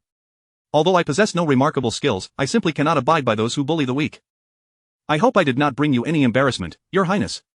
Fei Nanyu, showing his support, clasped his fists towards He Zhi Ran. "I am most grateful to Madame Mo for her righteous intervention." He Zhi Ran scrutinized Fei Nanyu's expression, noting his usual calm demeanor, and replied lightly, "There is no need for thanks, sir. I believe anyone in a similar situation would not turn a blind eye." With that, she turned her gaze to Nanqi, speaking pointedly, "Is that not so, Your Highness?" Chapter 80. I would like to express my gratitude on behalf of the Mo family for the prince's concern. Perhaps it was due to Nanqi's sensitivity that, upon hearing He Zhi Ran's somewhat sarcastic remark, he was immediately reminded of the scene he had witnessed upstairs, where Fei Nanyu was being bullied. He had observed for a considerable time, noting that although Fei Nanyu was utterly powerless against his tormentors, the pride of a scholar remained unbroken. Master Wu Chen had once remarked that his noble patron was certainly not an ordinary individual. Nanqi's first impression of Fei Nanyu echoed this sentiment of exceptionalism. It was precisely because he hesitated for that fleeting moment, wishing to confirm his thoughts, that He Zhi Ran seized the opportunity to intervene and rescue Fei Nanyu. Thus, Nanqi missed the chance to form a meaningful connection with Fei Nanyu. Reflecting on this, Nanqi cast a sharp gaze towards He Zhi Ran. The sister-in-law speaks very rightly. One must draw their sword to assist when witnessing injustice. I believe that anyone with a shred of courage in this world would do the same. Little did Nanqi realize that He Zhi Ran's seemingly pointed question was directed at him, but was actually meant for Fei Nanyu to hear. Given the historical accounts of Fei Nanyu's profound cunning, it was impossible for him not to grasp the underlying message. As He Zhi Ran spoke, her peripheral vision was keenly fixed on Fei Nanyu's reaction. Indeed, upon hearing her words, Fei Nanyu momentarily appeared stunned, but quickly regained his composure. He began to speculate whether this woman had uncovered some hidden truth. However, upon further contemplation, he reassured himself that such a significant secret could not possibly be known to her. Though Fei Nanyu harbored his own thoughts, He Zhi Ran's words were clearly directed at Nanqi, and any additional comments from him could easily arouse suspicion. With her aim accomplished, He Zhi Ran fell silent. Nanqi surveyed the surroundings of the inn with a sigh. "Jiuye, I must express my embarrassment regarding the exile of the Duke of Gui's household. My mother has been unwell lately, and I have been preoccupied with seeking a skilled physician, which has caused me to neglect the affairs of the court. By the time I learned of this matter, you had already embarked on the path of exile, prompting me to hasten my journey to Pingyuan County in hopes of assisting the Mo family." Mo Jiuye habitually tapped his fingers on the table, striving to suppress the anger bubbling within him, as he continued to play along with the facade of deep brotherly affection. "I extend my gratitude on behalf of the Mo family for the prince's concern, but there is no need for assistance. We are all prisoners exiled by the court, and we shall live our lives as fate dictates, without daring to harbor any extravagant hopes." Hearing Mo Jiuye's tone, Nanqi suddenly felt as though this person, with whom he had grown up, had transformed into a stranger. Had Mo Jiuye discovered something? Yet, he quickly dismissed the thought. Although he indeed desired Mo Jiuye's demise, he lacked the courage to confront him directly. Nanqi was acutely aware of Mo Jiuye's formidable martial skills, which could easily allow him to fend off 100 foes. It would be foolish for Nanqi to confront him openly. Having failed in his assassination attempt, the best course of action was to resort to cunning. Nanqi's visit today served dual purposes. To gauge the extent of Mo Jiuye's injuries and to seek an opportunity to poison him. With this in mind, Nanqi steadied his emotions and spoke, "As brothers, it is only fitting that I be given the chance to bid farewell when the Duke of Gui's household is being confiscated and exiled. Mo Jiuye lowered his gaze, concealing the turmoil of emotions within him. If that is the case, then I shall graciously accept your offer. Mo Jiuye was well aware of Nanxi's ulterior motives and did not refuse. He was curious to see what scheme Nanxi would concoct next. At that moment, He Zhi Ran's heart was also in turmoil. Nanxi's proposal to bid farewell to Mo Jiuye presented a rare opportunity to uncover the other's intentions, one that she could not afford to miss. Fortunately, Mo Jiuye readily acquiesced, sparing her the need to remind him. Nanxi stood up, stating, "In that case, tomorrow at noon, I shall host a banquet at the Tianfu Tavern in Pingyuan County to send you off, my brother." With that, Nanxi had already reached the door, turning back to say, "Do not worry about the officials. I will personally inform them to extend their stay by an additional day." Mo Jiuye did not rise to see him off, remaining seated. Fei Nanyu followed closely behind Nanxi, one hand behind his back, swaying slightly in their direction. Both Mo Jiuye and He Zhi Ran noted his subtle movements. His gesture suggests he does not recommend your attendance at the banquet. He Zhi Ran interpreted Fei Nanyu's actions. Mo Jiuye maintained his original posture. "I must attend, our grievances must be resolved once and for all between Nanxi and myself." He Zhi Ran was puzzled by his intentions. "Are you planning to kill Nanxi?" Mo Jiuye shook his head. "No, if I were to do so, it might provide me with a moment of satisfaction, but what would become of my family?" He Zhi Ran was even more confused. "If you cannot kill him, how can you resolve your grievances?" "I intend to reveal to him that I am indeed a member of the Mo family, making it clear that I am not a mere substitute for him. If I can successfully clarify this misunderstanding, I shall sever all ties with him on the spot, ending our brotherly bond. Though this may seem of little significance, it would at least eliminate one calculating adversary on our path of exile." When it came to someone like Nanxi, He Zhi Ran felt a strong urge to eliminate him. Yet, Mo Jiuye's reasoning was indeed sound. The Mo family, aside from him, had many women and relatives residing in the capital. Should he kill Nanxi, the emperor's wrath would inevitably endanger his loved ones. "In that case, may I accompany you to the banquet tomorrow?" Mo Jiuye rejected the idea without hesitation, his tone leaving no room for argument.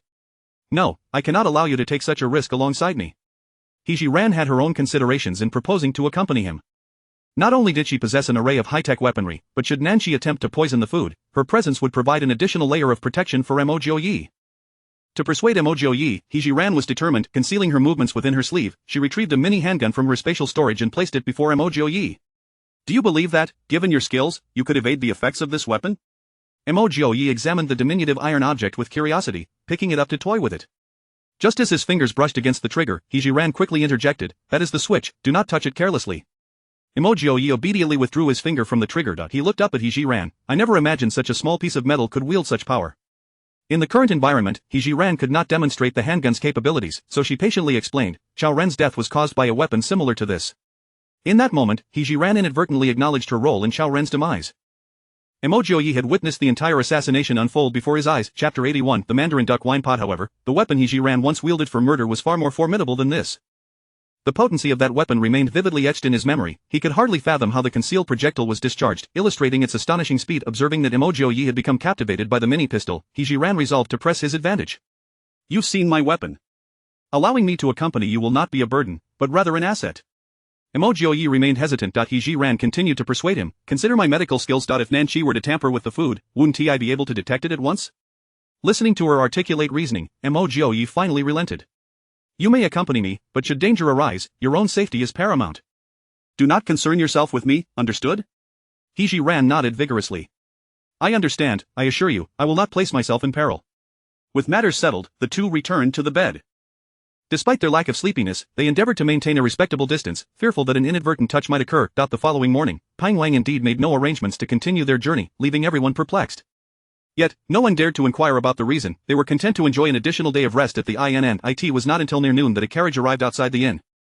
The driver entered to invite Mo Jiuye, and the officials showed no signs of objection, prompting a collective realization. The reason for their delay was indeed connected to Mo Jiuye.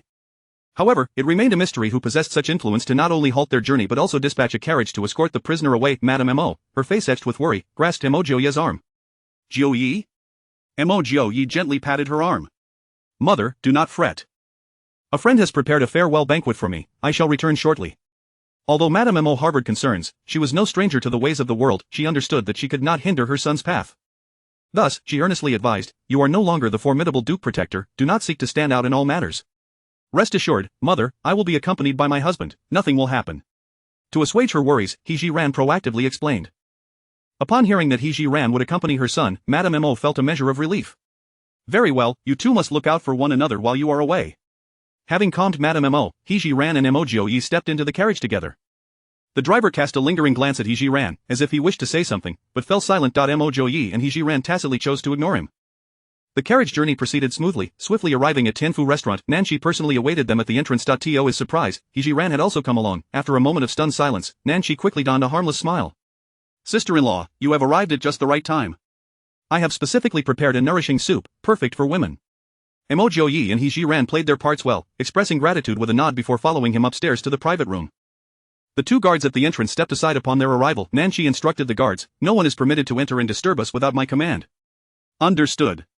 Upon entering the room, they found the table set with 8 dishes and a soup, alongside a finely crafted wine pot. The dishes, a blend of meat and vegetables, appeared quite appetizing, showcasing Nanshi's considerable effort. However, He Zhi Ran's attention was entirely captured by the wine pot. To the untrained eye, it might seem merely an expensive item, yet He Zhi Ran immediately discerned its significance. If her assessment was correct, this was the famed Mandarin duck wine pot often depicted in dramas from her past life. The pot featured 2 compartments, and the handle concealed a minuscule mechanism.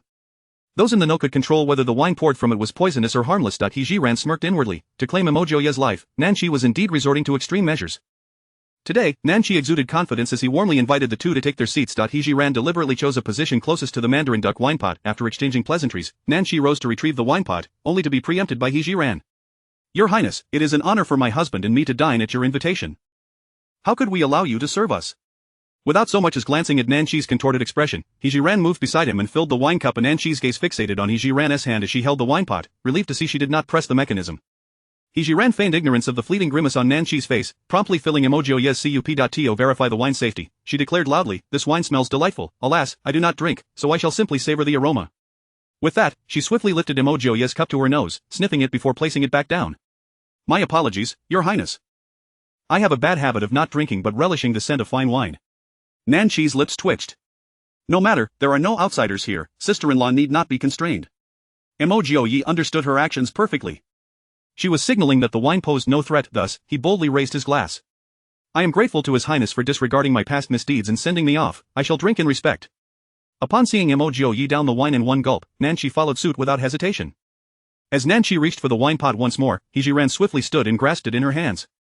Allow me to serve. Observing that she still did not press the mechanism, Nanshi speculated that she was yet unaware of the pot's secret. Nevertheless, her refusal to relinquish the pot left him frustrated. How could he pour the poison into Mo Jiuye's cup? Regardless of how he expressed his desire to pour the wine himself, He Zhi Ran always found a way to seize the pot first. Meanwhile, she inspected each dish on the table, confirming their safety before signaling Mo Jiuye to indulge without reservation. Before long, the non-toxic portion of wine was entirely poured out. Noticing no change in Mo Jiuye's complexion, she ascertained his tolerance for alcohol was commendable. In contrast, Nanshi, though still sitting upright, had begun to show signs of intoxication. It seemed likely that in a contest of drinking, Nanshi would succumb first. Chapter 82. I, Mo Jiuye, am the legitimate heir of the Mo family. He Zhi Ran intentionally shook the wine jug in her hand and said, Your Highness, the wine is finished. At that moment, Nanshi felt an overwhelming urge to kick He Zhi Ran out of the window. However, as his objectives had yet to be realized, he had to continue to endure. Bring another jug of wine. Unfortunately, the next jug would not be the same as the previous one. Nanshi thought to himself that once the new jug arrived, He Zhi Ran would no longer cling to the current one, and he would find an opportunity to pour the poisoned wine into Mo Jiuye's cup. To his surprise, He Zhi Ran defied expectations and refused to pour them any more wine. Not only that, but she placed the jug beside herself. I've been busy for quite some time, and I must say, I am rather hungry. With that, she began to eat heartily from the dishes on the table, a cheerful smile adorning her face. Nanshi was nearly driven to the brink of fury by He Zhi Ran's actions. For the sake of the greater scheme, he fought to suppress his anger and continued to toast with Mo Jiuye. Sensing that the moment was ripe, Mo Jiuye took the initiative to speak. Do you still remember the crescent-shaped birthmark on my left shoulder? Nanshi, slightly inebriated, nodded. Of course I remember. We often snuck off to bathe in the royal hot springs when we were children. I once remarked that your birthmark was quite unique. Mo Jiuye carefully observed the changes in Nanshi's expression and continued. Do you know the significance of that birthmark? Nanshi raised an eyebrow. It's just a birthmark. What significance could it possibly hold? Mo Jiuye replied solemnly, it is a mark unique to the sons of the Mo family for generations. Every male born into the Mo family bears that crescent-shaped birthmark on their left shoulder. Nanshi was taken aback. You mean this is a mark exclusive to the sons of the Mo family? Indeed, the crescent-shaped birthmark is an emblem unique to the sons of the Mo family, Mo Jiuye affirmed. Nanshi fell into deep contemplation, pondering why Mo Jiuye would bring up the matter of the birthmark. Did he know something? Soon, Nanshi dismissed that possibility. Yet if this matter had not been something he had overheard in his mother's palace, it was likely that only his mother and her 2 trusted maidservants were aware of it. Mo Jiuye could not possibly know of his intentions to kill him, yet, why had Mo Jiuye suddenly mentioned the birthmark? To clarify Mo Jiuye's intentions, Nanshi posed the question. Mo Jiuye had chosen to bring up the birthmark in hopes of dispelling any misunderstandings between them. I share this with you to make it clear that I, Mo Jiuye, am the legitimate heir of the Mo family, and there is no possibility of being swapped. At this, Nanshi's expression darkened. What exactly do you know? Mo Jiuye maintained his calm demeanor. Though we can no longer be the close brothers we once were, I have always conducted myself with integrity, especially in relation to you. I wish to avoid any misunderstandings. I trust my words have been clear, and I hope that my target of animosity does not include you. After a brief pause, Mo Jiuye stood up. I have said all I need to say. I believe you are wise enough to piece this together. As Mo Jiuye began to leave, Nanshi immediately blocked his path. Wait, clarify your words before you go. Mo Jiuye had already reached the door with He Zhi Ran, but upon hearing Nanshi's voice, they both halted. Mo Jiuye turned. Is what I said not clear enough? Nanshi persisted. Tell me, what do you know? Mo Jiuye had already surmised that He Zhi Ran had indeed spoken to him about the possibility of Nanshi being swapped, and that Nanshi's intent to kill him was tied to this matter. Although he had dispelled the misunderstanding regarding the swap, he had inadvertently exposed his knowledge of their secrets, thus providing them with a reason to pursue him. Reluctantly, Mo Jiuye returned to his seat. What I can tell you now is that I learned of this matter when I was very young. I considered you a brother, and have never mentioned it to outsiders. Had you not sent someone to kill me, I would not have even brought it up in your presence. Nanshi clasped his hands around his head, his eyes bloodshot. He Zhi Ran, wary of his potential desperation, casually picked up the paired wine jug from the table. Before Nanshi's eyes, she pressed a hidden mechanism, revealing a cup of poisoned wine. Your Highness, this wine jug is indeed remarkable. It must be quite valuable, I presume? Nanshi's eyes widened in disbelief as he turned to He Zhi Ran. You, He Zhi Ran smiled, though her smile did not reach her eyes. Your Highness would go to great lengths to take my husband's life. I can only imagine how difficult it was to acquire this paired wine jug. Nanshi nearly spat blood in rage. Had it not been for his fear of Mo Jiuye, he would have had no reservations about killing this vile woman. He Zhi Ran ignored the murderous glare from Nanshi and slowly retrieved a small paper package from her sleeve. Opening it, she revealed a white powder within. Your Highness, have you ever heard of a poison known as 7 days down? Nanshi, incredulous, pointed at the packet and asked, is this 7 days down? This poison was exceedingly rare in Deshan and was undoubtedly one of the best choices for a silent kill. As the name suggests, anyone poisoned would show no signs of discomfort until the 7th day, when they would perish without any indications of the cause. Even skilled doctors would be unable to discern the reason for death. Contemplating this, Nanshi felt a chill run down his spine. Should he fall victim to this poison, his demise would be inevitable. He Zhi Ran did not answer directly but countered, if I had just poured this powder into your wine cup, who would ever know that you died by my hand? Pausing, she continued, if it weren't for your brotherly bond with my husband, do you think you would survive to see the 8th day? In truth, the powder in her hand was merely flour. While she had indeed heard of 7 days down, she lacked the recipe to create it, and it was said to be exceedingly precious, nearly impossible to procure. Her intent was merely to convey to Nanshi that they bore him no ill will and had no intention of revealing his secrets. Although Mo Jiuye was unaware of how He Zhi Ran had come upon the knowledge of 7 days down, he seized the opportunity to say, with my abilities, it would not be difficult to have you unknowingly ingest this poison. In light of our past friendship, I shall spare you today, and I hope you will do the same. After hearing their words, Nanshi had no choice but to re-evaluate the trustworthiness between him and Mo Jiuye. From any angle, Mo Jiuye's assertions rang true. Firstly, he understood Mo Jiuye's character well. Mo Jiuye was a man of honor. He had known his secret for quite some time and had not disclosed it to anyone. This not only indicated that Mo Jiuye had once been protective of him but also confirmed that the one who had been swapped with him could not possibly be Mo Jiuye. Chapter 83 I still owe you a perfect wedding night. As for where things went awry in between, Nanshi remained oblivious, destined to pursue the truth in due course. Presently, Mo Jiuye held in his grasp the advantageous 7-day reversal.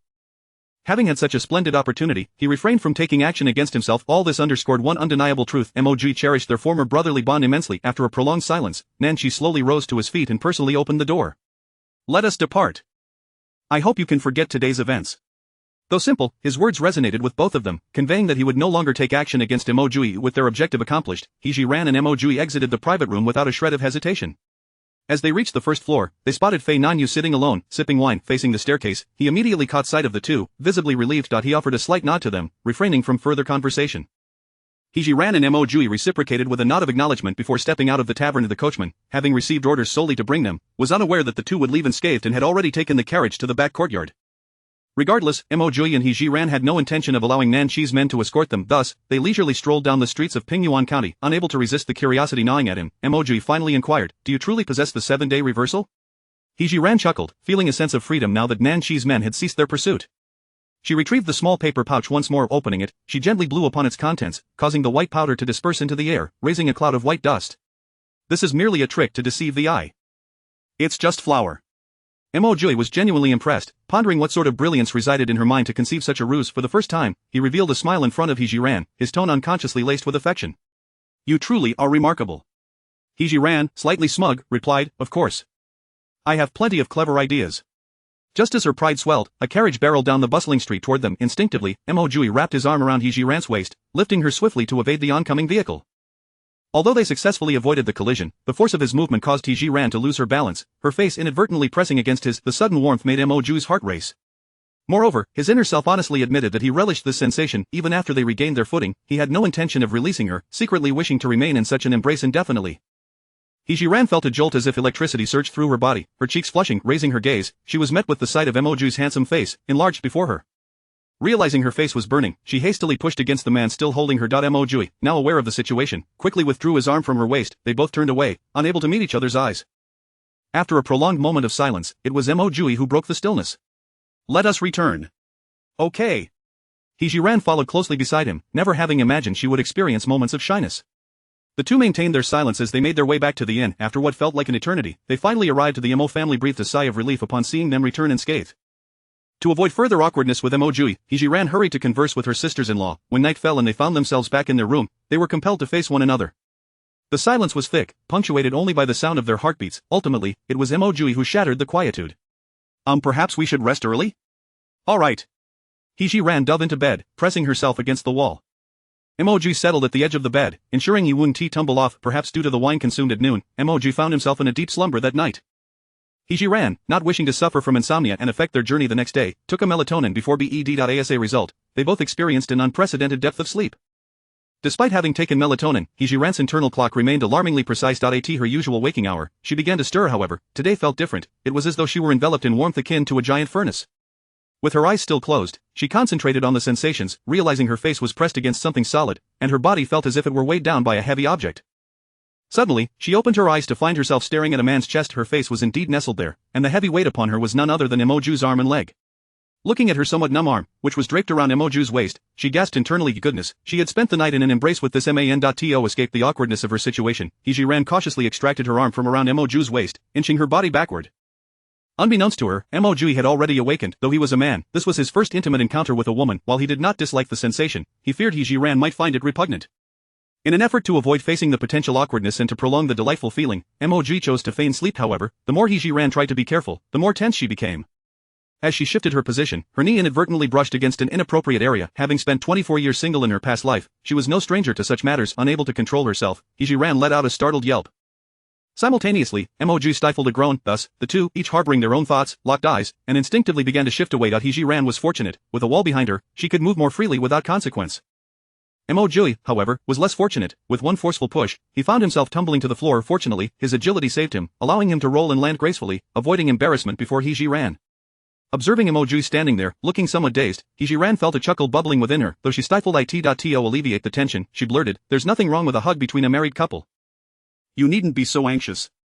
For Mo Jiuye, such words were somewhat jarring. Ideally, it was he who should have said them, yet they had been spoken by her first.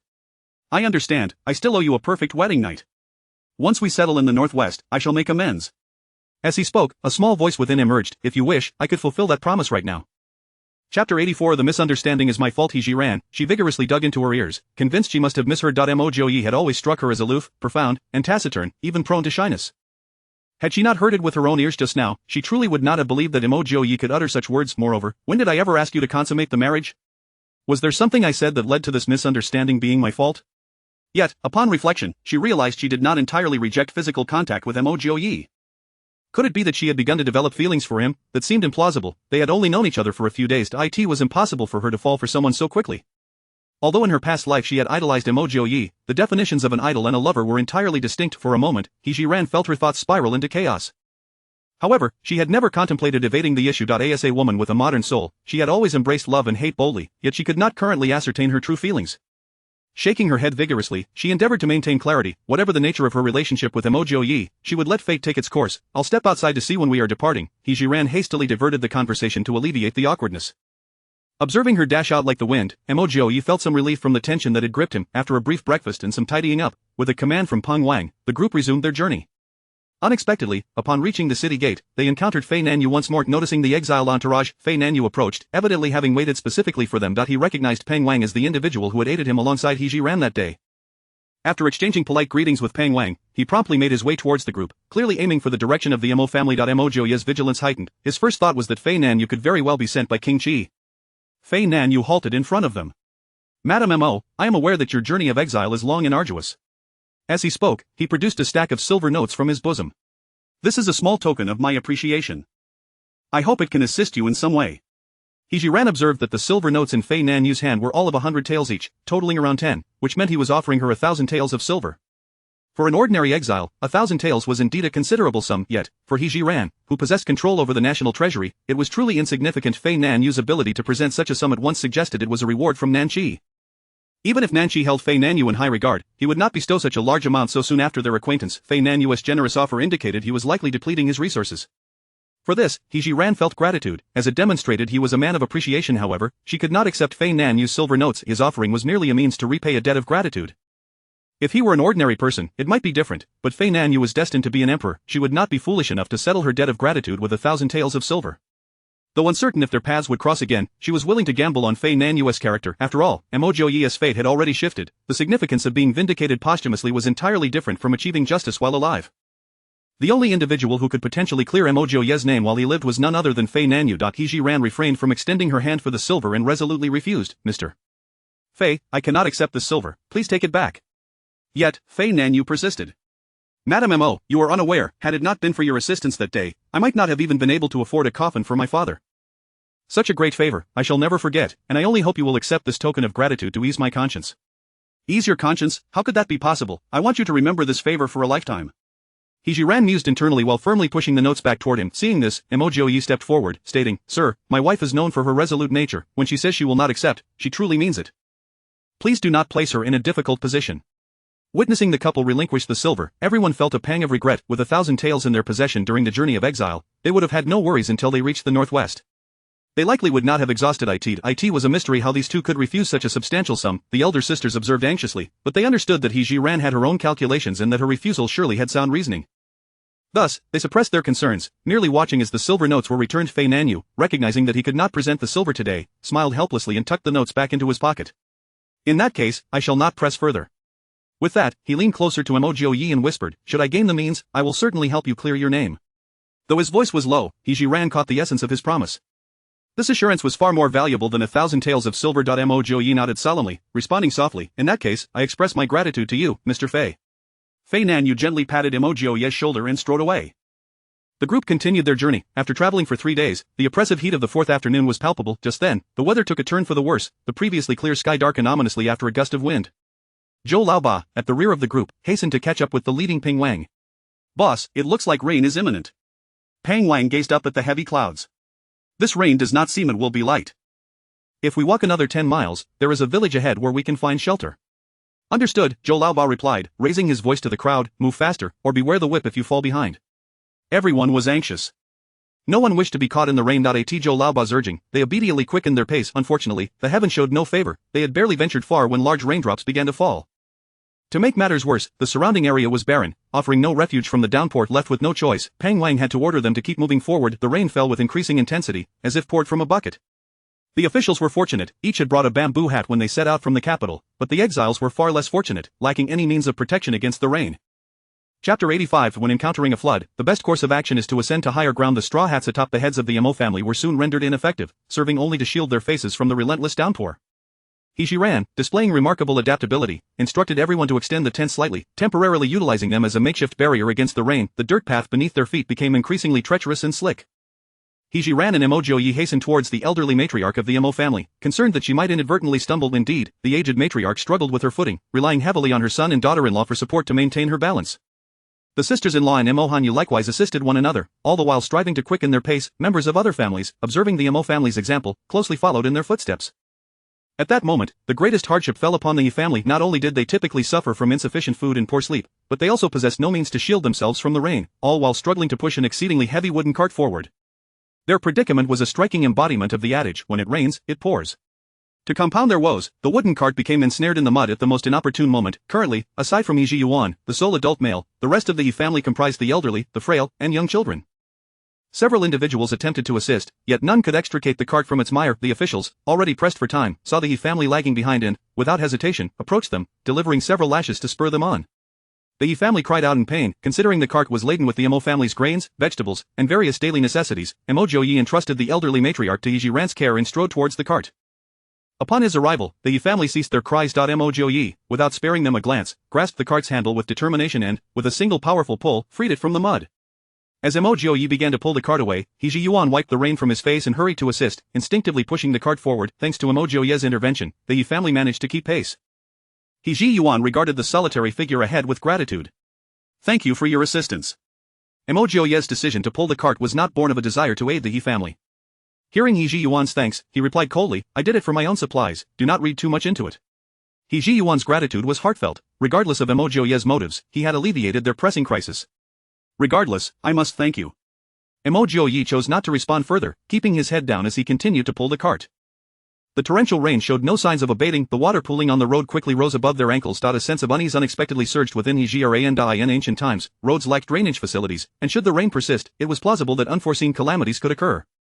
At that moment, Pang Wang pointed ahead, exclaiming, "Everyone, quicken your pace, the village is just ahead." He Zhi Ran followed the direction of Pang Wang's finger and glimpsed a settlement through the rain. The sight instilled a renewed sense of hope, prompting everyone to hasten their steps. Before long, they arrived at the village entrance. Fortunately, the water here was not as deep as on the road.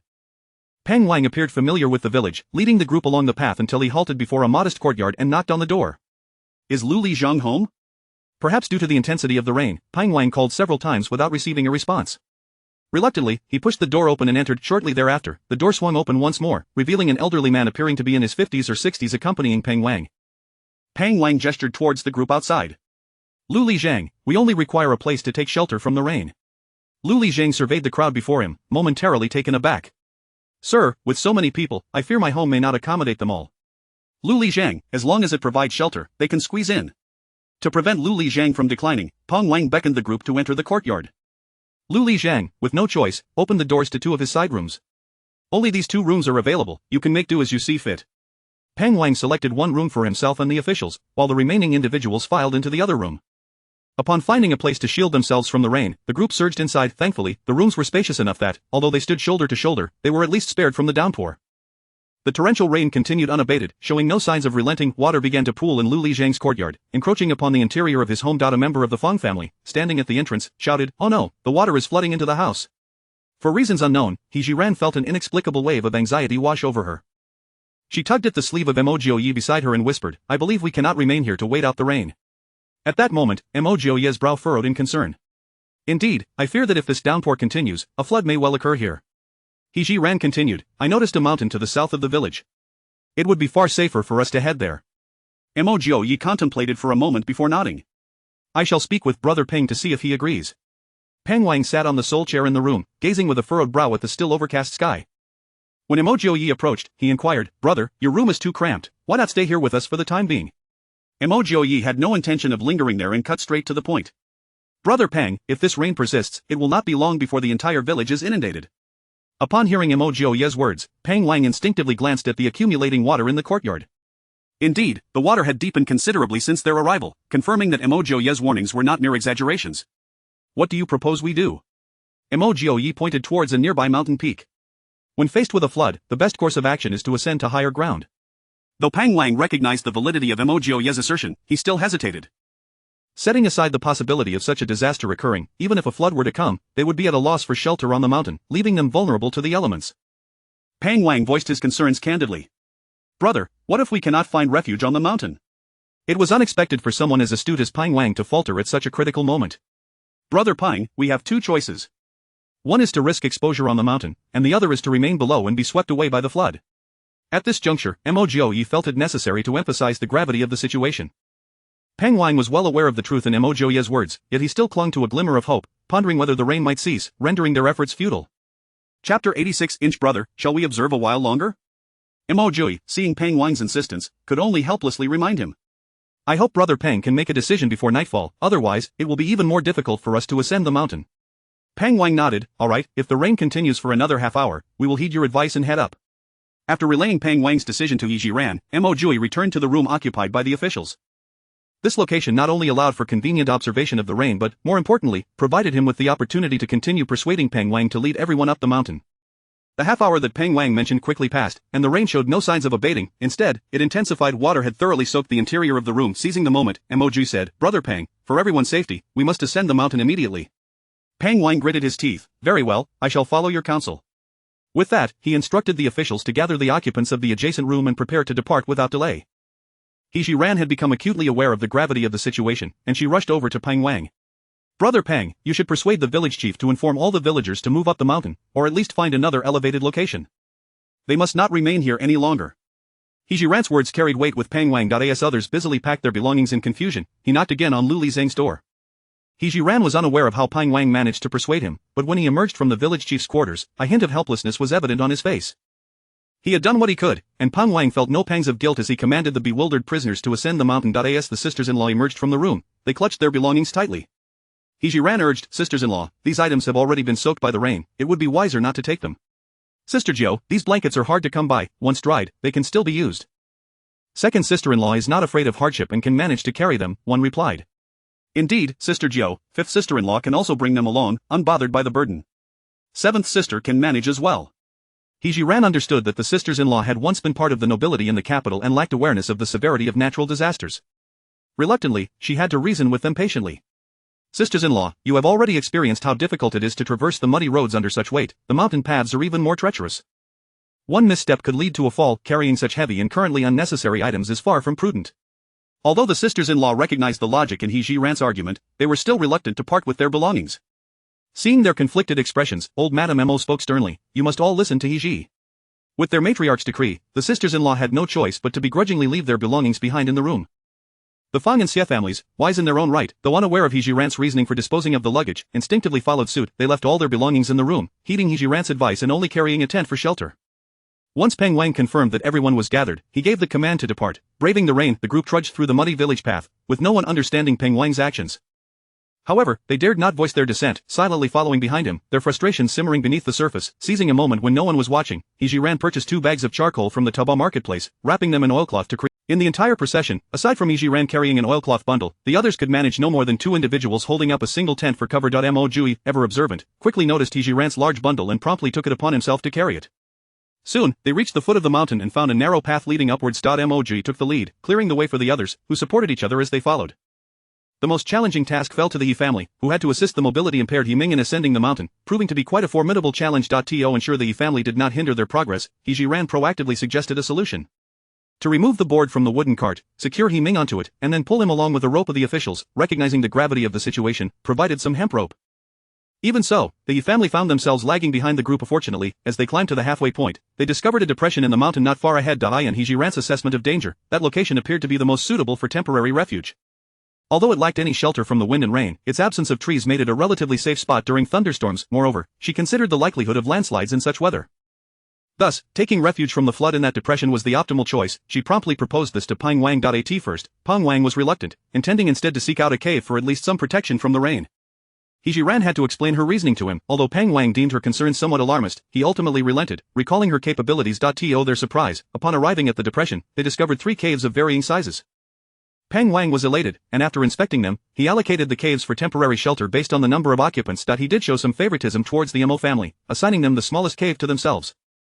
While it was somewhat cramped, the Mo family was content to be together. The largest cave was designated for 3 other families, while the officials chose the medium-sized one. With everyone having secured a place to seek refuge from the rain, a pressing issue arose.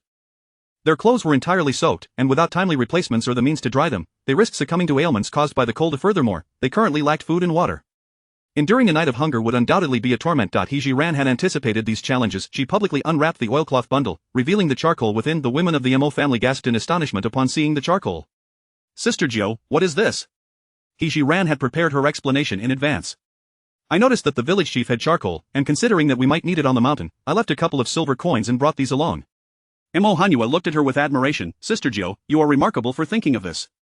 "Indeed, Sister Jiu, you have my utmost respect," added the second sister-in-law. He Zhi Ran smiled at everyone, retrieving a fire starter wrapped in oilcloth from her bosom, and, alongside Mo Jiuye, ignited the charcoal simultaneously. Mo Jiuye commended He Zhi Ran for her meticulousness.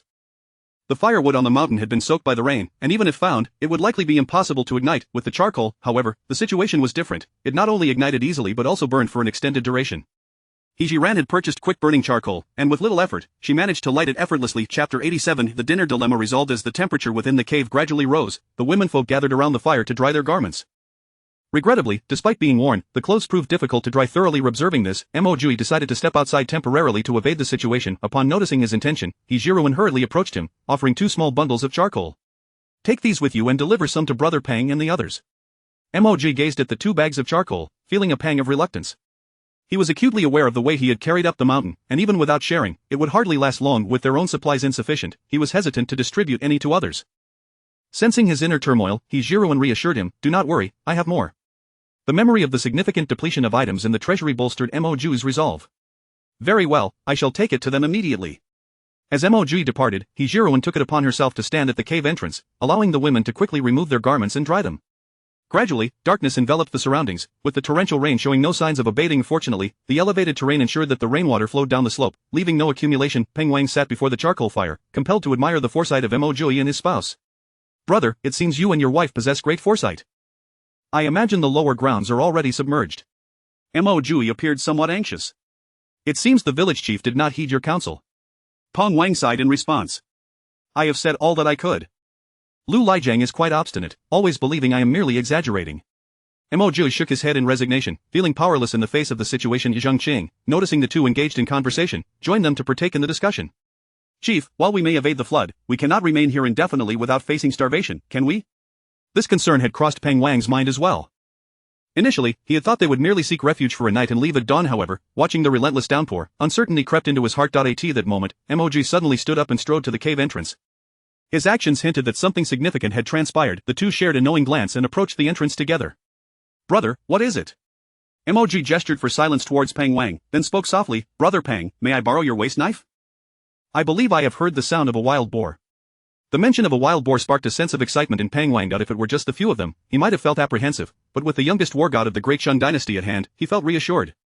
Peng Wang retrieved Zhang Qing's waist knife and handed it to Mo Jiuye, saying, "Brother, take care." As soon as Mo Jiuye exited the cave, Peng Wang followed suit with his knife in hand. "Brother, I shall assist you." Meanwhile, He Zhi Ran also caught wind of the commotion outside. A smile graced her face as she thought, the dinner dilemma is resolved.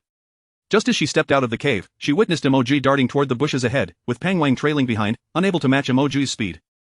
Realizing that Mo Jiuye had engaged the boar, He Zhi Ran returned to the cave entrance. The rain was so heavy that had it not been for Mo Jiuye's keen sense of danger, he might not have detected the wild boar's presence in time. The distant cry of the boar soon became drowned out by the deluge. Before long, Mo Jiuye and Peng Wang returned, dragging a dark wild boar behind them. Peng Wang promptly called for several men from the other 3 families, instructing them to prepare the boar for cooking. Only then did everyone realize that Mo Jiuye had braved the rain to hunt a wild boar. At last, they would not have to endure hunger that night. They also came to deeply appreciate Peng Wang's wisdom in bringing them up the mountain. After such relentless rain, the lower grounds were undoubtedly inundated. A collective sense of relief washed over them. Although many possessions were lost, their lives were secure. Estimating that the women's garments had dried sufficiently, Mo Jiuye returned to his family's cave. Upon hearing of the wild boar, smiles of delight illuminated everyone's faces. He Zhi Ran, ever attentive, noticed that Mo Jiuye's clothes were drenched once more and urged him to sit by the charcoal fire to dry off properly. At the same time, Mo Jiuye observed that the pile of charcoal in the corner seemed to have increased. He cast a deep glance at He Zhi Ran, though the curiosity in his eyes had diminished significantly over time, likely due to his growing familiarity with extraordinary occurrences. He Zhi Ran, clutching the tent, ventured out to gather some branches. Unfortunately, all cooking utensils had been left behind at Lu Lijiang's residence, necessitating that the wild boar be cooked over the fire. Regardless, the primary concern was to ensure everyone could fill their stomachs. The officials did not remain idle either, eager to feast on the boar. They each drew their daggers or waist knives, following He Zhi Ran's instructions to cut the meat into uniform pieces. The women took charge of skewering the wild boar meat. With such a large group, He Zhi Ran realized she could not manage alone, thus utilizing the charcoal fires from all 3 caves to sustain themselves. The officials in the other families lacked seasoning, rendering their meals rather bland. However, the Mo family was different. He Zhi Ran had a variety of items in her pockets, including salt and a small bottle of vegetable oil. Furthermore, she discreetly sprinkled some subtly flavored seasonings while roasting the meat. One could not help but exclaim that the Mo family's dinner was simply exquisite. The He family, too, benefited from the heavy rain, enjoying an equal share for the first time. The officials did not serve them the usual black-faced buns. It was unfathomable to let them go hungry, especially with the ample meat from a single wild boar. Thus, Peng Wang turned a blind eye, allowing them to partake in the boar's meat. Just as everyone was about to rest after their hearty meal, a cacophony of noise reached their ears, accompanied by the cries of women and children. He Zhi Ran exchanged glances with Mo Jiuye. "It must be the villagers," Mo Jiuye asserted confidently. Indeed, the situation below is likely more dire than we imagined, He Zhi Ran voiced her suspicions. As the cries and footsteps grew nearer, He Zhi Ran discreetly purchased an antique-style wooden torch from Taba, igniting it and handing it to Mo Jiuye. Mo Jiuye held the torch aloft as he approached the cave entrance. In the flickering light, he could see a throng of people making their way toward them along the mountain path. Noticing Mo Jiuye had also detected the commotion outside, Peng Wang hurriedly jogged over. "Brother, the village has likely been inundated by the flood. Fortunately, they made it up the mountain. The casualties should be minimal," Mo Jiuye replied solemnly. Chapter 88. We advance and retreat together as the two conversed. The sound of footsteps and cries drew ever closer. The villagers, noticing the flickering flames from the hollow in the mountain, hastened towards their direction. Before long, through the obscurity of night and torrential rain, a group of figures emerged, and upon closer inspection, the leader was none other than Lu Lersang. Peng Wang shouted, "Lu Lersang, what is the situation down the mountain?" Hearing the familiar voice, Lu Lersang quickened his pace, and before he could steady himself, he spoke with a trembling voice, "It is entirely my fault for not heeding your counsel. The village has been completely engulfed by the flood, and less than 30% of the residents have managed to escape." At this point, Lu Lersang began to sob uncontrollably, a pitiful sight indeed. The other villagers, too, joined in, their wails growing louder. A congregation of around 40 to 50 villagers had gathered at the cave entrance, the majority being young individuals, while the elderly, women, and children constituted only a small fraction. It was evident that those who had not managed to ascend the mountain had met with disaster. The thought of so many lives lost to the flood stirred a deep sense of sorrow within Peng Wang and Mo Jiuye.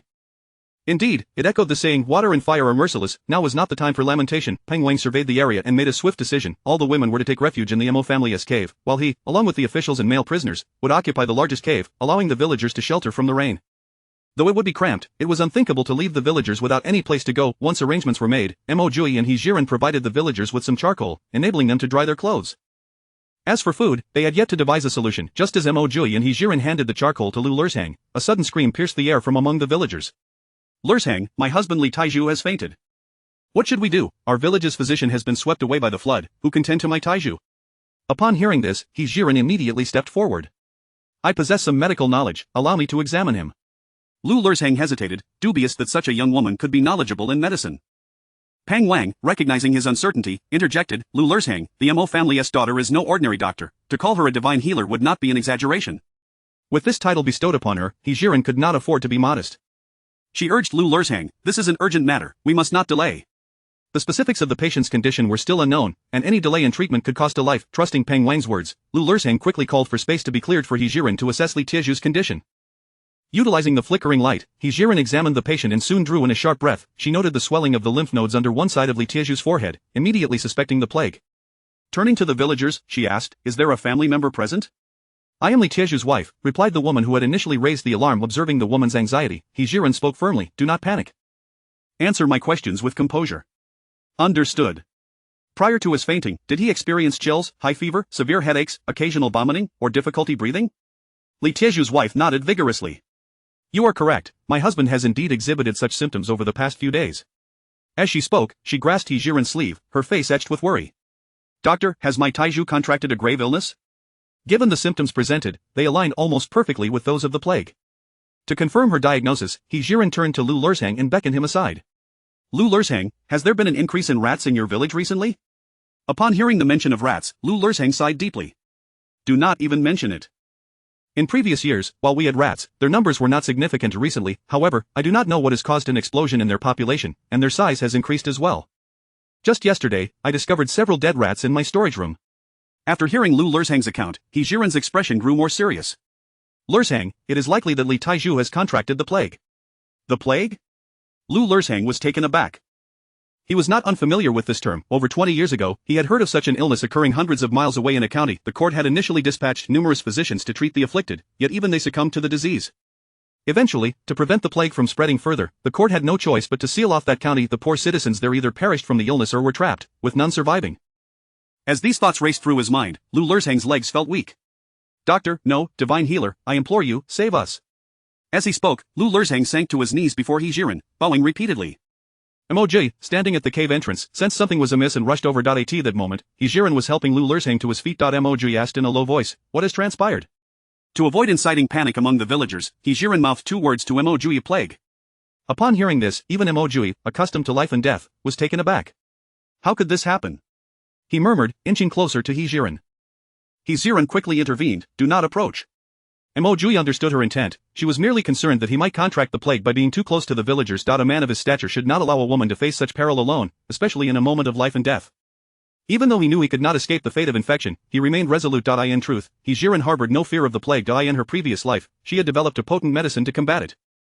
As long as the patient's condition had not reached the advanced stage of organ failure, she could cure them. Unfortunately, she had not had the opportunity to announce this good news before her unexpected journey through time.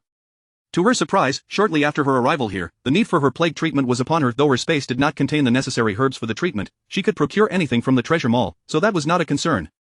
The only issue was how to unveil those herbs in the cave. Meanwhile, Mo Jiuye had arrived at her side, silently grasping her small hand. His gaze was earnest. We advance and retreat together. Seeing that her words could not dissuade Mo Jiuye from joining her, He Zhi Ran accepted his companionship with a sense of relief. Unconsciously, she returned his grip, signaling him to be at ease. Chapter 89. Shall we take flight now? Lu Lirong implored once more. Divine Physician, I beseech you. As he spoke, he turned his gaze towards the villagers who remained oblivious to the unfolding calamity. He Zhi Ran reiterated her warning. I strongly advise you to keep the matter of the plague confidential. Inciting panic would exacerbate the situation. Furthermore, all of you are currently at risk of infection. To prevent further casualties, no one is to leave the cave without my consent from this moment forth. If you can adhere to my words, I shall devise a means to provide treatment. Upon hearing He Zhi Ran's assurance of potential aid, Lirong felt a flicker of hope. He nodded vigorously, promising, rest assured, Divine Physician, I will not disclose this matter. With Lu Lirong's vow, He Zhi Ran discreetly retrieved a pack of silver needles from her spatial pouch. At present, she was unable to concoct a remedy for the plague and could only use acupuncture to temporarily stabilize Li Tieju's condition. With deft precision, she inserted the silver needles into several acupoints on Li Tieju's body. Mo Jiuye silently stood by her side. After approximately a quarter of an hour, Li Tieju's breathing became notably more even, yet he remained unconscious. He Zhi Ran withdrew the needles and informed Li's wife he should awaken within half an hour. Grateful beyond measure, Li's wife expressed her thanks, believing that Li Taiju was out of danger. Thank you, doctor, for your life-saving grace. He Zhi Ran had intended to clarify that Li Taiju had merely experienced a temporary reprieve and was not yet free from peril. However, witnessing the relief on Li's wife's face, she refrained from disclosing the truth. Moreover, He Zhi Ran deemed it unnecessary to isolate everyone at this juncture. Those who needed to be in contact had already done so.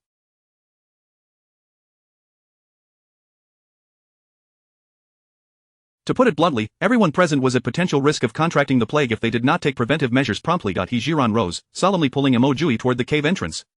I require your assistance. Aware of the urgency of the situation, Mo Jiuye readily agreed. Tell me what you need me to do. He Zhi Ran outlined her plan in hushed tones, ensuring only they could hear.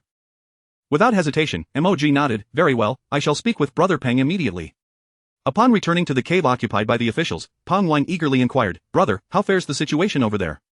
Not wishing to alarm too many with the news of the plague, Mo Jiuye led Peng Wang to a secluded spot. Brother Peng, my wife has diagnosed that man with the plague. The mere mention of the word plague sent chills down Peng Wang's spine, prompting thoughts of the potential infection looming over them all. The calm demeanor he typically exhibited evaporated, replaced with a steely resolve as he fixed his gaze on Mo Jiuye. Brother, shall we not flee at once? Peng Wang was acutely aware of the government's approach to handling the plague. Any individual infected would face certain death. This knowledge left him in a state of panic, unwilling to be trapped and await his demise. If they fled now, there might still be a glimmer of hope. However, Mo Jiuye's purpose for approaching was not to suggest an escape, but rather to convey He Zhi Ran's directive. Brother Peng, we cannot leave. Confused, Peng Wang retorted, are you suggesting we remain here to await death? In truth, Mo Jiuye felt a swell of anxiety as well. He had numerous family members present. Should the plague strike, none would escape unscathed. Nonetheless, he was determined to place his faith in He Zhi Ran. Brother Peng, my wife mentioned seeing some herbs on the mountain that may aid in preventing and treating the plague. While acknowledging He Zhi Ran's exceptional medical skills, Peng Wang understood that the plague was unlike other ailments, with rapid contagion and, most critically, no known cures. Brother, I know you are resolute, but consider your family. If the treatment fails, we shall all perish here. Mo Jiuye remained steadfast in his trust for He Zhi Ran, refusing to waver despite Peng Wang's protests. Brother Peng, grant us a bit of time. I will accompany my wife to gather herbs. With the flooding below, it is impossible for us to escape. Why not allow her to try? Realizing the truth in Mo Jiuye's words regarding the flood, Peng Wang acknowledged their inability to leave. Thus, their last hope for survival lay with He Zhi Ran. Very well, make haste and return swiftly, and do take care. As he spoke, Peng Wang handed Mo Jiuye 2 straw hats. Accepting the hats, Mo Jiuye offered Peng Wang a reassuring glance before departing. When He Zhi Ran sought Mo Jiuye's assistance, she was acutely aware that her secret would soon be unveiled before him once more. Setting aside her reservations about his character, the pressing matter of the potential plague contagion compelled her to prioritize the revelation of her secret. The two donned the straw hats and hurriedly exited the cave, retracing their steps. As night fell and the path became treacherous, Mo Jiuye held her hand tightly, unwilling to let go for her safety. He Zhi Ran mused that since her secret would inevitably surface, a little more curiosity could be afforded. Thus, she produced a luminous pearl from the treasury. The moment the pearl emerged, the surrounding environment brightened considerably. Mo Jiuye cast a glance at the pearl, nearly succumbing to the urge to inquire about its origin.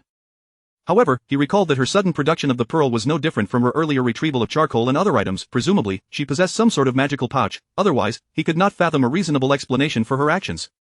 This marked the first instance He Zhi Ran had revealed her spatial abilities in front of Mo Jiuye, far exceeding the bounds of mere secrecy. Although she felt a twinge of guilt, to preempt any questions from Mo Jiuye, she quickly pointed to a nearby clearing, saying, "Let us go there."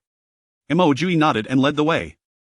Upon reaching the designated spot, a tent materialized before them. This was a military tent stored in He Zhi Ran's medical quarters, both visually and functionally superior. While Mo Jiuye was momentarily taken aback, He Zhi Ran had already ushered him inside. Shielded from the rain, their comfort was significantly restored. To avoid detection, He Zhi Ran stowed the luminous pearl in her spatial pouch after entering the tent. "I have medicinal herbs stored in the treasury. To avoid arousing suspicion, we shall remain here for an hour before returning." Mo Jiuye nodded in agreement. He Zhi Ran, pleased with his understanding, retrieved 2 chairs from her spatial pouch. "Please sit and rest for a moment while I prepare the herbs." With that, her consciousness entered the spatial realm. At last, her treasure trove would prove invaluable. As she opened her treasure chest, she first checked the earnings from her shop over the past 2 days. Chapter 90. Dear siblings, this seems rather inappropriate, doesn't it? In the past 2 days, 3 items had been sold in the shop, yielding a net income of 980,000 after expenses. After reviewing the details, He Zhi Ran promptly began searching for medicinal herbs. What she needed to procure were freshly picked herbs. Only then would the villagers believe that the herbs had just been gathered from the mountains. Fortunately, the treasures within her storage were abundant. He Zhi Ran, now quite affluent, felt no pressure in her spending. Before long, she had successfully purchased all the necessary herbs. Inside the tent, shrouded in darkness, Mo Jiuye suddenly felt something cover the top of his feet. Upon reaching down to touch it, he found it was merely grass. At that moment, He Zhi Ran's voice, tinged with a hint of guilt, broke the silence. "Soon, we shall return with these herbs.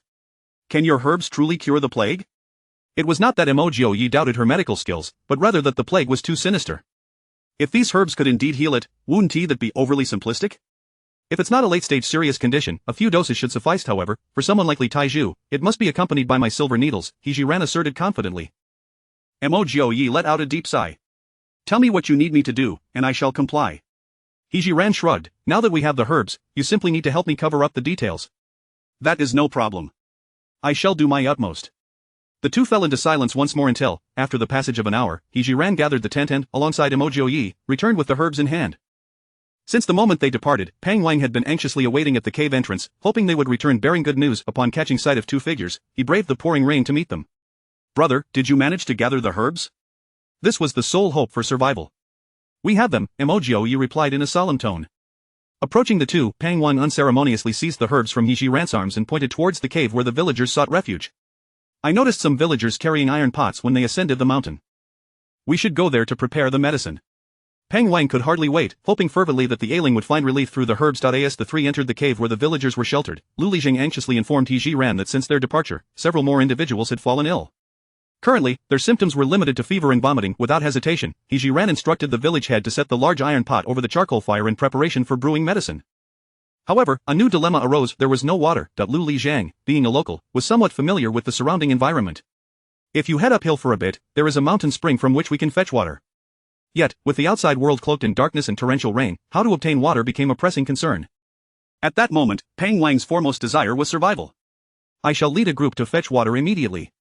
He Zhi Ran had initially intended to employ her previous method of stepping outside briefly to retrieve water from her storage. However, with Pang Wang's initiative, she found herself spared some trouble. The informed individuals grasped the gravity of the situation and thus sprang into action without delay. Pang Wang borrowed several water containers from Lu Lizheng and summoned a few constables to brave the rain and fetch water.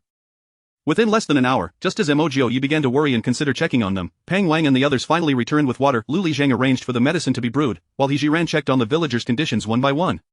Once the first batch of medicine was ready, He Zhi Ran instructed the villagers to take their share first, leaving the remainder for the constables. The second batch was then reserved for the exiled individuals. The current situation dictated that the sick be treated, while the healthy should take precautions. After everyone had consumed their medicine, dawn broke. Fortunately, the torrential rain had ceased by this time.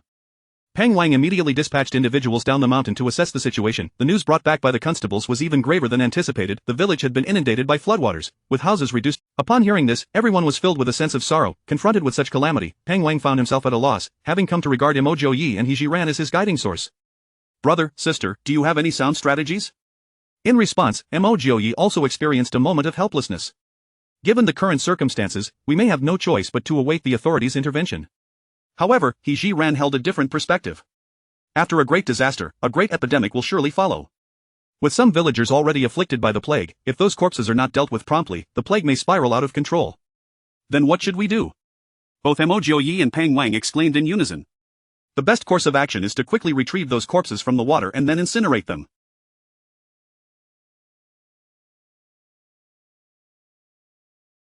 This is the only way to effectively prevent the spread of the epidemic.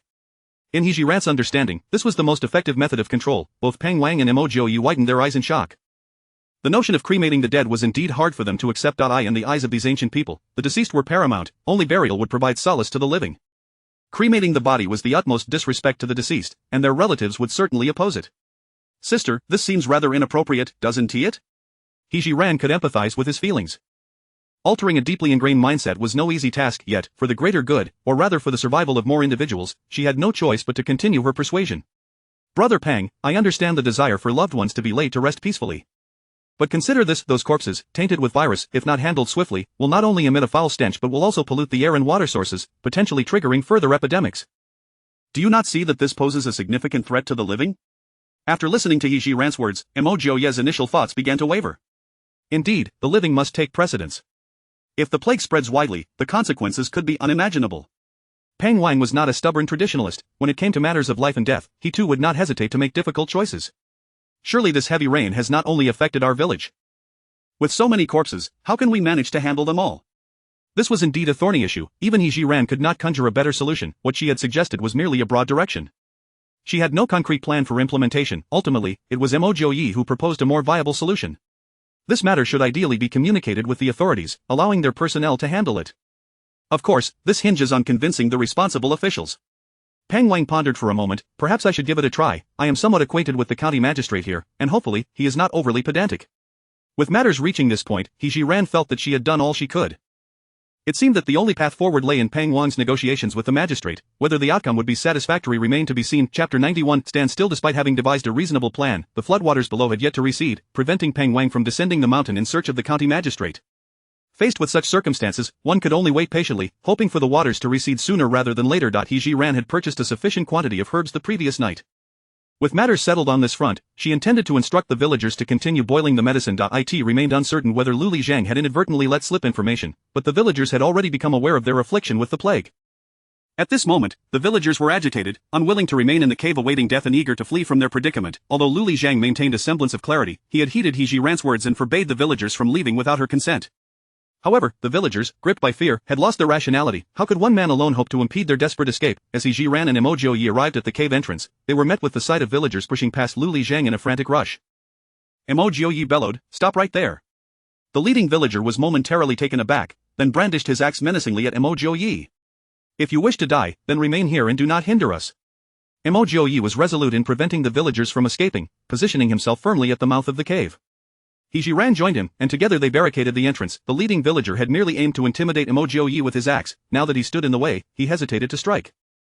Thus, the two sides remained locked in a standoff for nearly 30 seconds. Peng Wang, having heard the commotion, arrived with the constables to block the cave entrance, brandishing their swords. Upon witnessing the weapons in their hands, the villagers' bravado swiftly dissipated.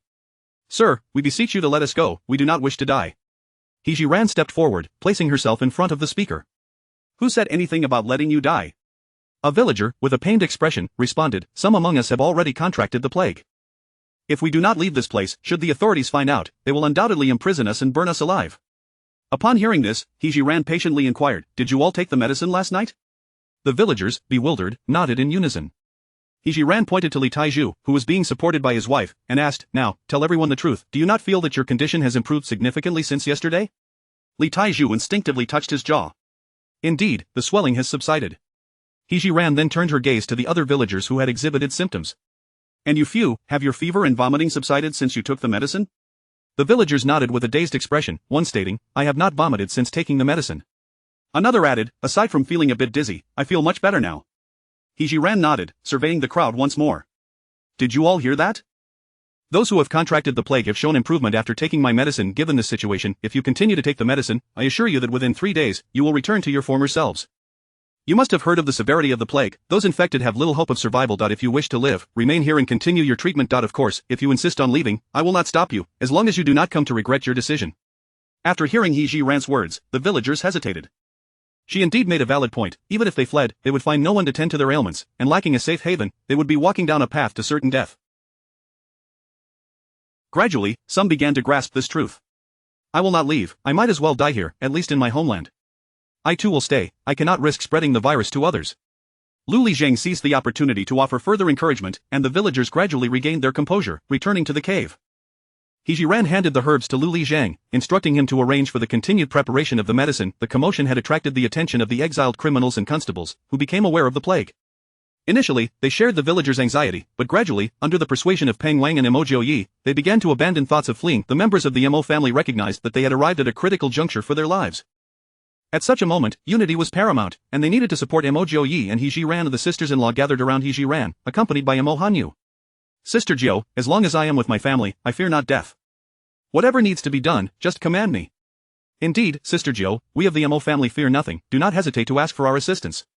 He Zhi Ran was once again moved by the support of her family, smiling as she reassured them. Sisters-in-law, Hanyu, you need not worry. My medicine not only treats the plague but also serves as a preventative measure against infection. You have all taken the medicine, and I believe the likelihood of contracting the disease is quite low. With He Zhi Ran's words, the group breathed a collective sigh of relief, feeling immensely grateful that ninth brother had married such a capable wife prior to his exile. The family's enthusiasm was genuine, as they sincerely wished to assist, yet He Zhi Ran found herself with little for them to do at present. After gently dismissing them, she turned around only to discover that Mo Jiuye was nowhere to be found. She assumed he had stepped away for a moment and thought little of it. It was not until half an hour later, after the medicine had been prepared and distributed, that Mo Jiuye returned, carrying several wild chickens and rabbits. He Zhi Ran suddenly realized that he had gone hunting. With agility and skill, he had managed to procure such game in merely half an hour. Unfortunately, given the large number of people seeking refuge, even the bounty he brought back could only be described as a drop in the bucket. In such dire times, they would need to prioritize their own family's needs, ensuring they were fed before considering others. Mo Jiuye shared this sentiment and thus delivered the game directly to his sisters-in-law, instructing them to roast it for the family. Just then, Peng Wang and Lu Lizhang approached Mo Jiuye simultaneously, both wearing expressions of desperate pleading. Brother, I know you possess skill, could I trouble you once more? His words trailed off, losing confidence, yet he felt compelled to continue. To stave off hunger, he had no choice but to seek Mo Jiuye's aid. Lu Lizhang gazed at Mo Jiuye with equal longing, hoping that he would acquiesce to Peng Wang's request, allowing him to benefit as well.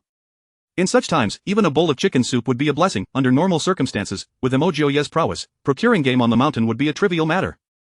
However, today was different. The treacherous, slippery paths, coupled with the heavy rain, made it exceedingly difficult. Even with his lightness of foot, he had only managed to find these few wild chickens and rabbits.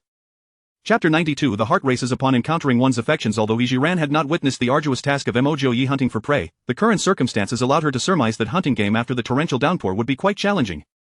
As she observed Mo Jiuye's inclination to decline, she interjected, "My dear husband, our medicinal herbs are running low. If you take me along on your hunt, I could gather some herbs as well." Given Mo Jiuye's understanding of her, it was clear that her suggestion was not merely about foraging for herbs. Thus, the words of refusal he was about to utter were swiftly swallowed back. "Very well, let us set off at once." Seeing that Mo Jiuye did not reject her, Peng Wang instinctively assumed he had acquiesced to his request. Trusting these two completely, he harbored no concerns about them fleeing. Mo Jiuye led her up the mountain, traversing the slick, treacherous path, a formidable challenge for He Zhi Ran, who lacked any lightness of foot. Fortunately, with Mo Jiuye holding her hand, she managed to avoid slipping. The modern soul of He Zhi Ran paid little heed to their clasped hands, while for Mo Jiuye, it was a different matter entirely. Walking ahead, he felt warmth radiate from his face intermittently, his heart racing to an extent that he could scarcely control. This was not the first time he experienced such sensations after physical contact with He Zhi Ran, compelling him to take heed. During his time in the military, he had heard married comrades speak of how one's heart would race in the presence of someone they cherished. Could it be that he held affections for He Zhi Ran?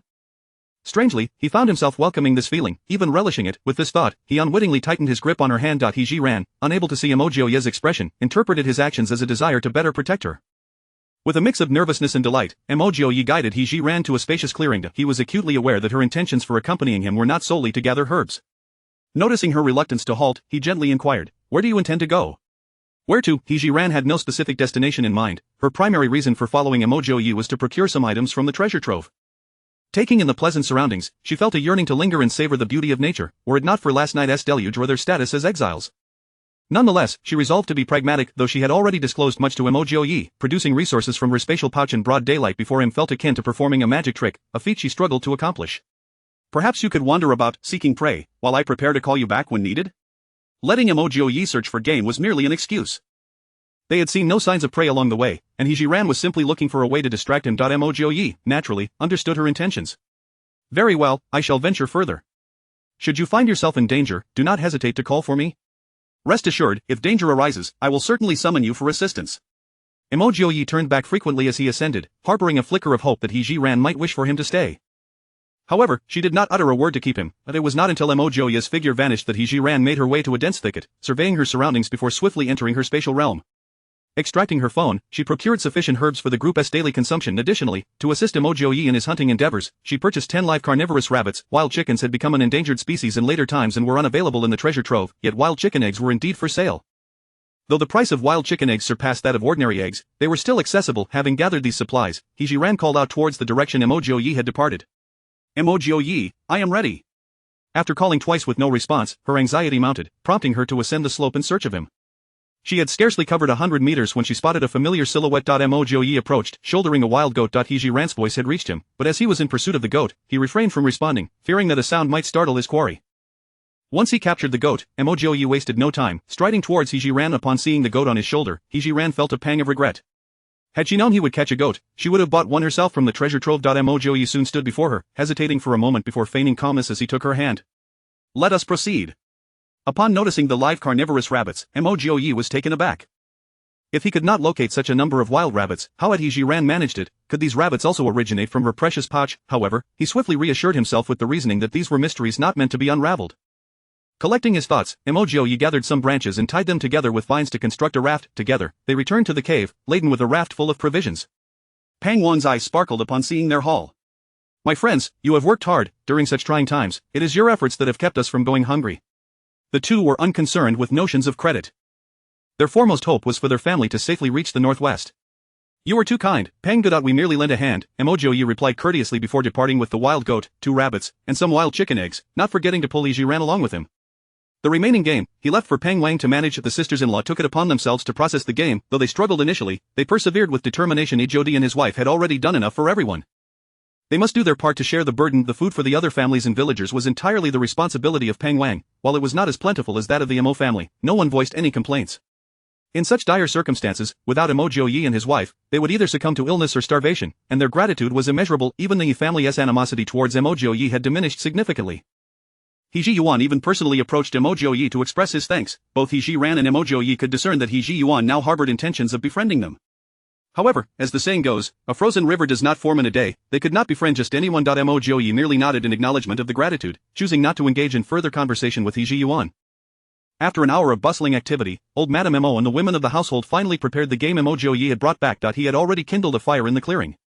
In such an environment, roasting the game was the most convenient option. Of course, to enhance the flavor, He Zhi Ran's culinary skills were indispensable. Chapter 93. Meng Huining. The Mo family indulged in a delightful outdoor barbecue, while He Zhi Ran seized the opportunity to administer another injection to Li Taizhu. Those who had previously contemplated fleeing found their resolve dissipated upon witnessing Li Taizhu's marked improvement. As the pooling water nearby gradually diminished, Pang Wang dispatched Zhang Qing, accompanied by 2 others, to descend the mountain for an assessment. Should the floodwaters recede, they planned to resume their journey at dawn. This assignment had already consumed an inordinate amount of time. If they did not expedite their pace, it would become increasingly implausible to deliver the prisoners to the northwest within the stipulated timeframe. Approximately an hour after Zhang Qing's departure, he returned, breathless. Chief, the water has receded significantly down the mountain. I tested it, and the deepest spot barely reaches the knee. Moreover, the county magistrate of Dongfeng has personally come to oversee disaster relief, and they have already retrieved a portion of the bodies from the water. Upon hearing of the magistrate's personal involvement, Pang Wang recalled He Zhi Ran's suggestion regarding the urgent need for the timely cremation of these corpses to avert the outbreak. With this in mind, he deemed it necessary to speak with the magistrate directly. Since the matter had been raised by He Zhi Ran, he resolved to bring her and Mo Jiuye along. After making a few brief arrangements for their affairs, the trio hastily descended the mountain. Upon reaching the foot of the mountain, they were met with a scene of utter devastation. The village's homes lay completely destroyed by the flood, and a murky torrent was strewn with a dozen or so lifeless bodies. Additionally, various household items from the villagers had been scattered far and wide by the deluge. In the distance, a young man clad in the attire of a county magistrate was directing a group of subordinates to relocate the bodies to higher ground. As He Zhi Ran and her companions observed the magistrate, he too cast his gaze in their direction. Were it not for Pang Wang's official attire, he might have mistaken them for the surviving villagers. After giving a few brief instructions to his aides, the magistrate waded through the water toward them. Pang Wang, in turn, approached with He Zhi Ran and Mo Jiuye and TOW. As the two parties drew near, both the magistrate and Pang Wang recognized each other simultaneously. Upon encountering a familiar face, Pang Wang displayed warm enthusiasm. Is that you, Brother Meng? Meng Huining clasped his fists in salute. Brother Pang, it has been a long time. As he closed the distance, Pang Wang quietly introduced He Zhi Ran and Mo Jiuye to them. This is Meng Huining, the esteemed grandson of the late elder Meng from the time of the previous emperor. Though Mo Jiuye was unfamiliar with Meng Huining, he was well aware of elder Meng's reputation. Elder Meng had been the right-hand man of the previous emperor, a veritable pillar of the Dasun dynasty. It was only after the ascension of Emperor Xuanwu that he was ousted under the pretense of age and frailty, forced to retire to his hometown. Shortly thereafter, rumors circulated that Elder Meng had perished on his return journey. Conversely, He Zhi Ran's understanding of the situation was quite different. She was not well-versed in Elder Meng's affairs but was somewhat acquainted with his grandson, Meng Huaining. During Fei Nanyu's reign, Meng Huaining had played a pivotal role in crafting a formidable nation. His progressive thinking and willingness to embrace new ideas often led him to propose bold suggestions to Fei Nanyu, who recognized his talent and afforded him considerable latitude. He Zhi Ran quickly reviewed her knowledge of Meng Huaining in her mind and then turned to Mo Jiuye, speaking in a hushed tone meant only for him. Meng Huaining is certainly a worthy ally. Although Mo Jiuye was unsure of He Zhi Ran's reasoning, he had learned from past experiences that her insights were rarely misguided. Consequently, he nodded in acknowledgement. As the group drew closer, Peng Wang and Meng Huaining exchanged pleasantries before introducing Mo Jiuye and He Zhi Ran. Meng Huaining was no stranger to Mo Jiuye, the illustrious war god of the Dasun dynasty. Who could remain unaware of him? As for the accusations against Mo Jiuye, Meng Huaining was acutely aware of their unjust nature. The reason for Emperor Xuanwu's persecution of the Mo family stemmed from their overwhelming accomplishments, which had made him uncomfortable. After all, his own grandfather had met a tragic fate due to similar envy. Despite the Meng family's understanding of the true circumstances surrounding Elder Meng's demise, they publicly maintained that he had succumbed to illness to protect their family's safety. Mo Jiuye, having repeatedly warded off external threats to ensure the safety of Dasun, was someone Meng Huaining held in deep respect. Moreover, the fate of the Mo family resonated with his own. Meng Huaining, with sincerity, clasped his fists toward Mo Jiuye. General Mo, I am honored to meet you. Mo Jiuye hastily returned the gesture. I am no longer a general, but rather a despised prisoner. It is inappropriate for you to address me in such a manner, Lord Meng. In truth, Meng Huaining had deliberated carefully before addressing Mo Jiuye in this way. The Mo family had been loyal and virtuous for generations, and in his eyes, they were all heroes. Given their current plight of unjust exile, the title of Lord felt unsuitable. Meng Huaining waved his hand dismissively. No, the sons of the Mo family have always stood as protectors of the nation. You are deserving of the title general. Observing the two men engaged in a humble exchange over titles, Peng Wang interjected, clearly, Brother Meng is a person of great character, and Brother Mo is forthright. I suggest you both refer to each other as brothers. It will foster a sense of camaraderie. Seeing the situation unfold, Mo Jiuye quickly revealed his age. I am currently 21, may I inquire how many springs and autumns Lord Meng has experienced? I am your senior by 1 year. If Brother Mo does not mind, you may call me Brother Meng. Brother Meng. After exchanging a few casual remarks, Peng Wang did not lose sight of their purpose. He took the initiative to relay He Zhi Ran's suggestion to Meng Huaining. Meng Huaining's response to the proposal was indeed encouraging for He Zhi Ran. He exhibited the open-mindedness and wisdom recorded in historical texts. Although he did not immediately oppose Peng Wang's suggestion, he refrained from making a hasty decision. To better weigh the pros and cons, he meticulously inquired about various details and reasons. While he welcomed Peng Wang's suggestion, he felt unable to elaborate on the intricacies, thus he turned to He Zhi Ran for assistance. Meng Huaining did not belittle He Zhi Ran due to her gender. Does my sister mean to say that the bodies of these villagers must be cremated? He Zhi Ran replied earnestly, yes, the sooner, the better. It is crucial to effectively prevent the outbreak of disease. Furthermore, I must confess, among those villagers who sought refuge with us, some have already contracted the plague. What, you say that among the refugees, some have fallen ill with the plague? Meng Huaining gasped, the news striking him like a bolt from the blue, a calamity for him as a public official. Chapter 94 of the prescription. Upon witnessing the situation, He Zhi Ran hastily clarified, Brother Meng, there is no need for concern. My esteemed teacher once entrusted me with a prescription for the treatment of the plague. The individuals who have taken the medicine are no longer in mortal danger. However, I must caution you that the villagers were infected before ascending the mountain, and the source of the plague remains uncertain. It is entirely possible that individuals from the surrounding villages may also be infected. Therefore, I implore you to take this matter seriously and to intensify efforts to investigate the situation. Should any anomalies arise, immediate action must be taken. Meng Huaining, however, did not completely place his faith in He Zhi Ran's assertion regarding her possession of a remedy for the plague. After all, the plague is unlike other ailments. He had heard from his elders about the catastrophic outbreak during the Great Shun dynasty, where countless physicians sacrificed their lives without discovering a cure. While he held a profound trust in Mo Jiuye's character and was inclined to believe that his wife was a virtuous person, Meng Huaining approached the matter of treating the plague with utmost caution. The stakes were dire, with the potential for thousands of lives at risk. Sister-in-law, is your remedy truly as effective as you claim? This was a point that Peng Wang could attest to. Brother Meng, I witnessed with my own eyes individuals on the brink of death being revived. There is no doubt about it. With Peng Wang's endorsement, Meng Huaining found himself somewhat reassured. Concurrently, he recognized the prudence of the decision to incinerate the bodies. In order to prevent the situation from escalating further, Meng Huaining promptly assembled personnel to carry out the cremation of the corpses. Last night, upon learning of the flooding, Meng Huaining had hastily penned a memorial to report to the court, hoping that imperial envoys would be dispatched promptly to address the crisis.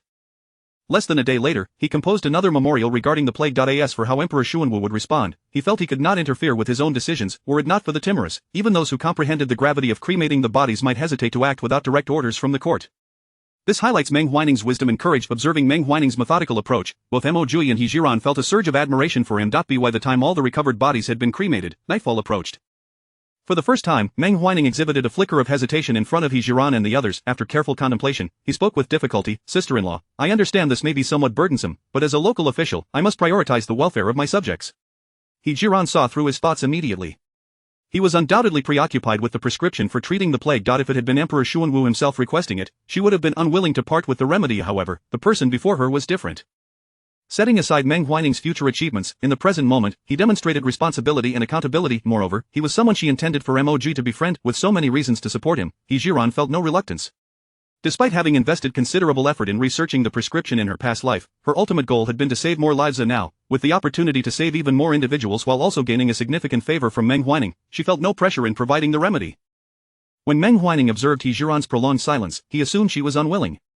Sister-in-law, I assure you that the prescription will remain a secret known only to me, and no one shall know of your involvement. Additionally, I will have multiple individuals procure the necessary herbs, and once the crisis has passed, I will personally destroy the prescription. Does this seem feasible to you? He Zhi Ran had never intended to refuse Meng Huining's request, and now that he had articulated his terms, she felt no need to be coy. Very well, I trust that Brother Meng will uphold his word. Soon, Meng Huining dispatched individuals to procure paper and ink. He Zhi Ran was thoroughly familiar with the prescription she had devised, yet she felt somewhat daunted by her ability to write in traditional characters, especially when using a brush. She had not attended any calligraphy lessons in her previous life. Thus, she could only hope to rely on the memories of the original owner of this body. Hesitantly, He Zhi Ran picked up the brush, making a few tentative strokes on the paper before allowing the tip to settle. Whether it was due to the habits of this body or some other reason, she found herself remarkably adept at writing the traditional characters of this era with the brush. Not only that, but her characters were all neatly formed, indicative of the original owner's considerable effort in this regard. Once the prescription was completed and the ink had dried, He Zhi Ran handed it to Meng Huining. Here is the prescription. Should anyone inquire about it, I ask that Brother Meng keep my involvement discreet. Given the uncertainty surrounding Mo Jiuye's future, as his wife, she could not afford to draw attention to herself, lest it invite unnecessary trouble. Meng Huining accepted the prescription with care, clasping his fists in a respectful gesture towards He Zhi Ran. Rest assured, sister-in-law, I shall not disclose this matter, and I will fulfill my promise. With that assurance, I can finally relax, He Zhi Ran replied with a smile.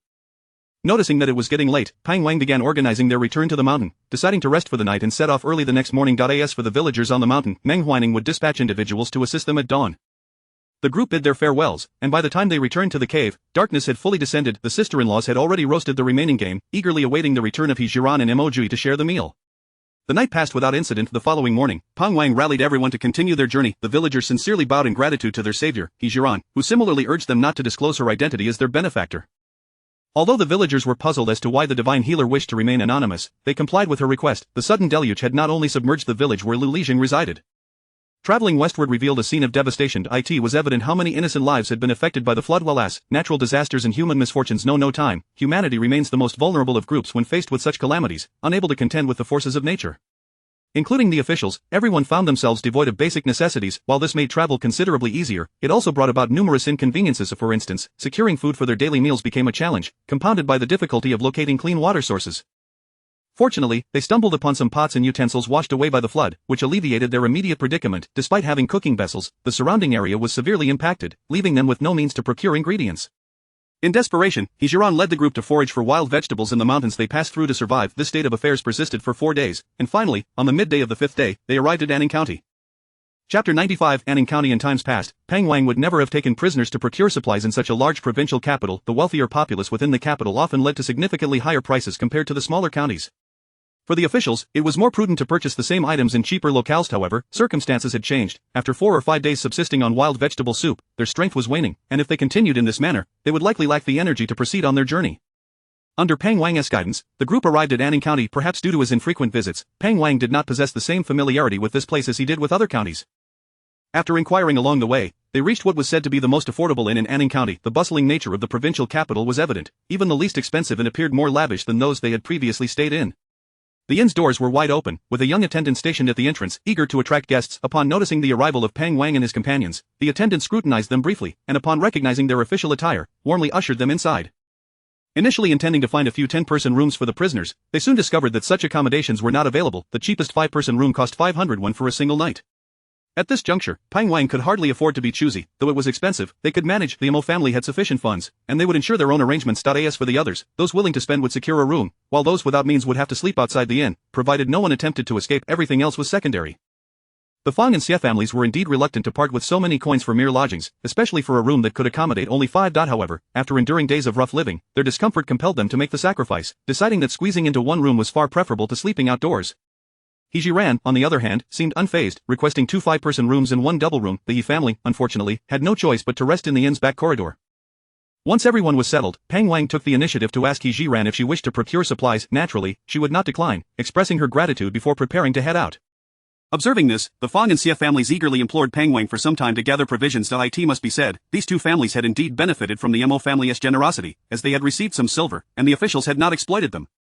For the Fang and Xie families, this was the greatest blessing they could receive. Although Pang Wang did not oppose their excursion for supplies, he could not extend the same level of trust to them as he did to He Zhi Ran. Therefore, to ensure their safety, he dispatched 2 officials to accompany them. As He Zhi Ran stepped over the threshold, Mo Jiuye exchanged a brief greeting with Pang Wang before following her. "I shall accompany you," he declared. With Mo Jiuye's resolute demeanor, He Zhi Ran did not protest. The two quickened their pace, striving to maintain distance from the Fang and Xie families for greater convenience in their actions. With Mo Jiuye by her side, He Zhi Ran found herself less able to access her spatial inventory. Fortunately, Anning County was replete with resources, allowing them to procure whatever they needed as long as they had silver. While shopping, they overheard the local populace discussing a pressing matter. The flooding in Dongfeng County. The most contentious topic was not the severity of the disaster, but rather the audacity of County Magistrate Meng Huaining in burning the bodies of the victims. Rumor had it that this incident had caught the attention of the imperial court, leading the emperor to dispatch Prince Qi as a special envoy to address the situation. Once Prince Qi arrived, it was likely that severe punishment awaited Meng Huaining. Unsurprisingly, the common folk found it unbearable to accept the cremation of their loved ones' remains, a reality Meng Huaining must have anticipated when he made his decision. To their astonishment, the emperor had chosen Nanqi to handle the matter. From He Zhi Ran's understanding of history, Nanqi was currently in a position of keen interest in capable individuals. Should he express support for Meng Huaining's actions, the latter would undoubtedly feel indebted to Nanqi, thus aligning himself with his faction. This could very well mark the beginning of Meng Huaining's acquaintance with Fei Nanyu. Of course, these musings were merely conjecture in He Zhi Ran's mind. She did not concern herself with the specifics of these developments. Although both Fei Nanyu and Meng Huaining would become pivotal figures in the future court, they bore no immediate significance for the Mo family. He Zhi Ran simply hoped that once Meng Huaining allied himself with Nanqi, he would honor his promise not to disclose her involvement in providing medicinal formulas. Mo Jiuye shared a similar indifference towards these matters. He merely listened, for the affairs of the court had little bearing on him. Throughout their journey, he remained almost entirely silent, yet he would take the initiative to carry any items He Zhi Ran purchased, ensuring she did not bear any burden. Observing that Mo Jiuye was already laden with her supplies, He Zhi Ran offered to assist. However, he steadfastly refused her help, determined to shoulder the weight alone. Exasperated, He Zhi Ran recognized the futility of her efforts. Eventually, they returned to the inn together. The elderly matriarch of the Mo family, accompanied by the women, hurried over to assist in organizing their provisions. Third and fourth sisters-in-law then took He Zhi Ran aside, each producing a purse from their bosoms to present to her. "Sister-in-law Jiu, you have shouldered the expenses since we left the capital. Now that mother has entrusted you with the household, we offer you our silver to manage as you see fit." He Zhi Ran was momentarily taken aback before quickly returning the purses. "Sisters-in-law, please take back this silver. I shall ask for more when I have exhausted my own."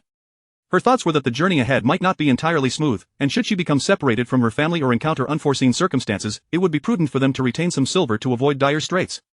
Unaware of He Zhi Ran's true intentions, the two sisters-in-law insisted on entrusting her with the silver. After being rebuffed once more, they reluctantly set aside their intentions and returned to assist with the supplies. After enduring so many days of hardship, the prospect of finally enjoying a proper meal left everyone feeling immensely satisfied. The sole exception was the He family, who, lacking silver, could only partake of the coarse black buns provided by the officials.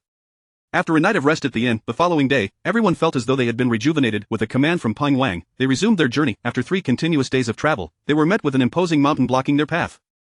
Zhou Laoba stepped forward, indicating the mountain ahead. "Chief, it is already afternoon. How about we rest here for the night and continue our ascent tomorrow?"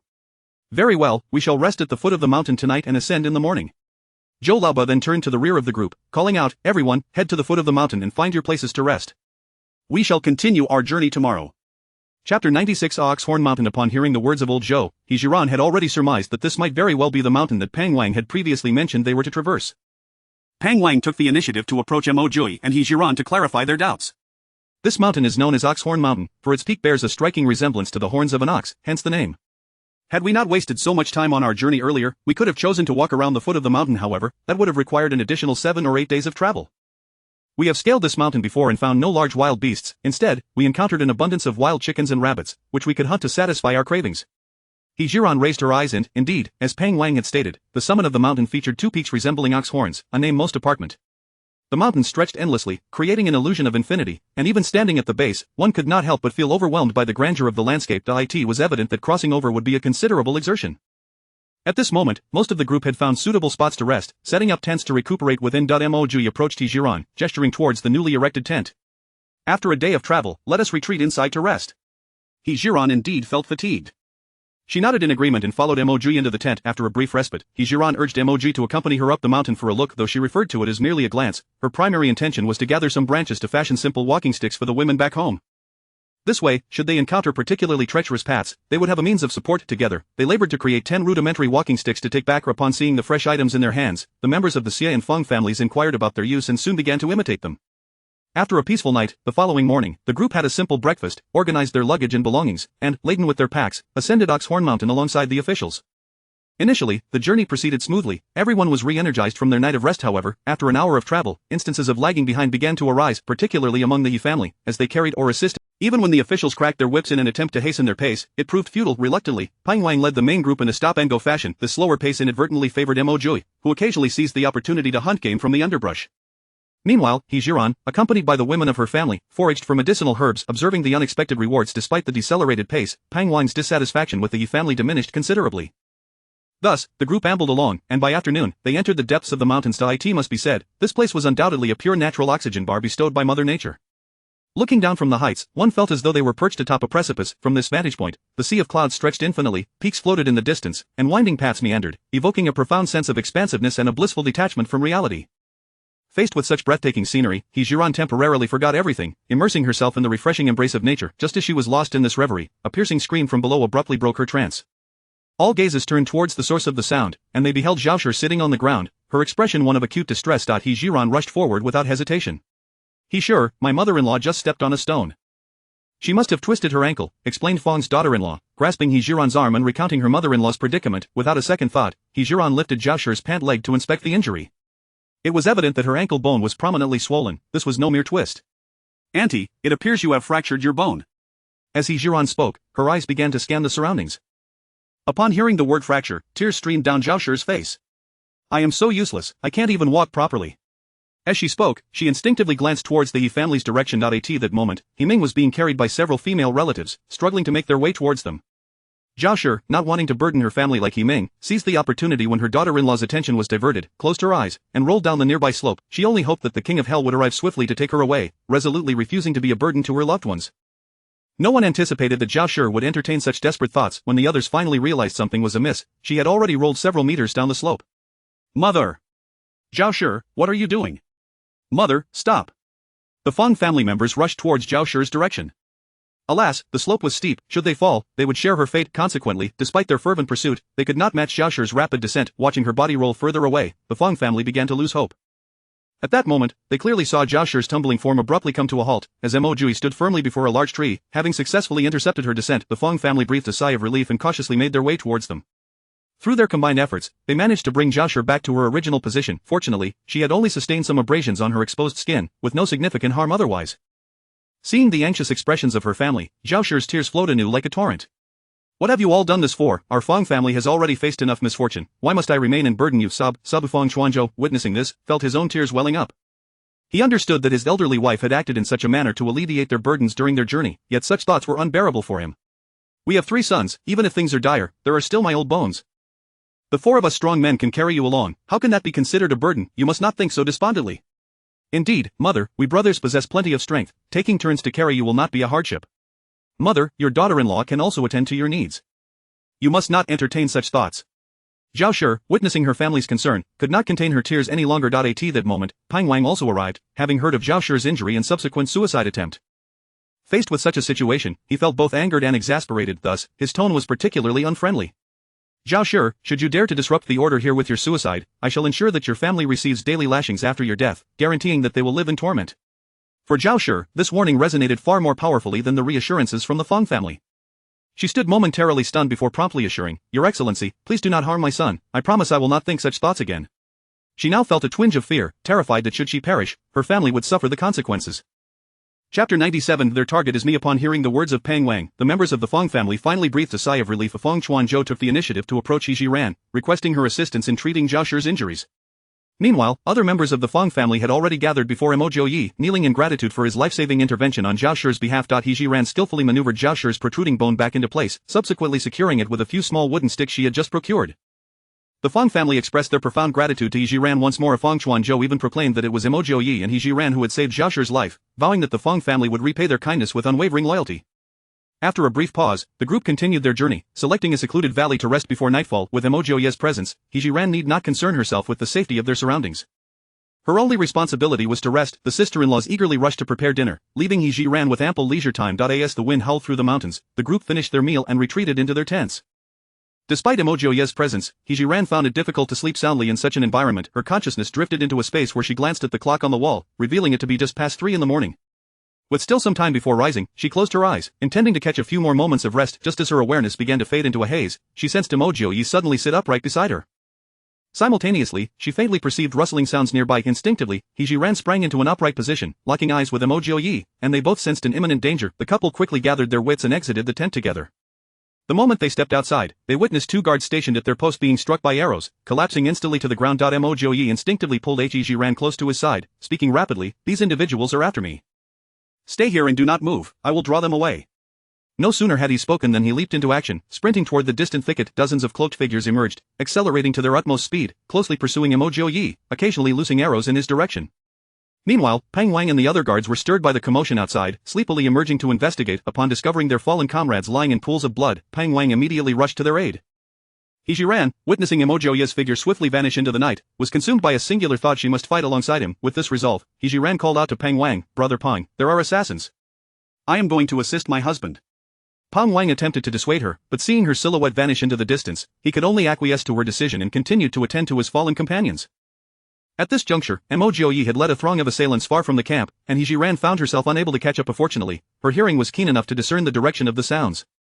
As she pursued, her consciousness slipped into the space where she promptly retrieved the most formidable weapon at her disposal, a machine gun. Even amidst the urgency of the situation, she did not lose her composure. Utilizing such advanced weaponry in this ancient setting posed a grave risk. While she could eliminate the cloaked figures, should any escape, they would undoubtedly report the incident. If the perpetrators were agents of Emperor Shunwu, her family could be in jeopardy. Thus, He Zhi Ran decisively donned a hood, concealing her identity. Armed with the machine gun, she relentlessly pursued the assailants, skillfully discerning Mo Jiuye's location through the corpses of the fallen. At last, she reached the precipice of a cliff where she beheld the confrontation between Mo Jiuye and the cloaked figures. At this moment, Mo Jiuye's wrist-mounted crossbow had exhausted its bolts, and he prepared to engage his foes unarmed. Seizing the opportunity while the attention of the cloaked figures was diverted, He Zhi Ran positioned herself in an optimal shooting location. The tranquil yet desolate valley erupted with a cacophony of deafening gunfire as He Zhi Ran successfully felled 4 or 5 of the attackers. Simultaneously, she drew the attention of all present. The cloaked figures turned in unison to face her, and Mo Jiuye also caught sight of her figure. He could hardly fathom that this audacious woman had pursued him to such a perilous location. Before he could admonish her to retreat, He Zhi Ran squeezed the trigger once more. The cloaked figures, highly skilled in combat, had learned from their previous encounter and became markedly more vigilant, deftly evading the bullets aimed their way. Although a few were unable to escape unscathed, the majority remained alive. Several cloaked figures exchanged knowing glances, swiftly organizing their response. He Zhi Ran continued her barrage of gunfire, significantly alleviating the pressure on Mo Jiuye. Seizing the moment, he advanced to her side. As the cloaked figures drew ever closer, Mo Jiuye wasted no words. He wrapped an arm around her waist and utilized his agility to retreat. He Zhi Ran took the opportunity to fire at the cloaked figures once more. Their numbers diminished at an alarming rate, and it seemed that once the remaining assailants were vanquished, the assassination attempt would come to an end. To their surprise, however, a few relentless cloaked figures continued their pursuit, and an unfortunate situation loomed ahead. Without hesitation, He Zhi Ran retrieved a Swiss Army knife from the space and handed it to Mo Jiuye, while she continued to fire upon the remaining foes. At this moment, the two had seamlessly entrusted their backs to one another. He Zhi Ran fired upon the last few cloaked figures while Mo Jiuye wielded the Swiss Army knife to deflect arrows shot from behind. Fortunately, the remaining cloaked figures were quickly dispatched, and as He Zhi Ran turned, Mo Jiuye pulled her to safety behind him. "Stay behind me and do not expose yourself," he instructed firmly. Yet, He Zhi Ran had come to assist. There was no way she would simply cower behind him. Once again, her consciousness entered the space, and she procured 2 large shields to position in front of herself and Mo Jiuye.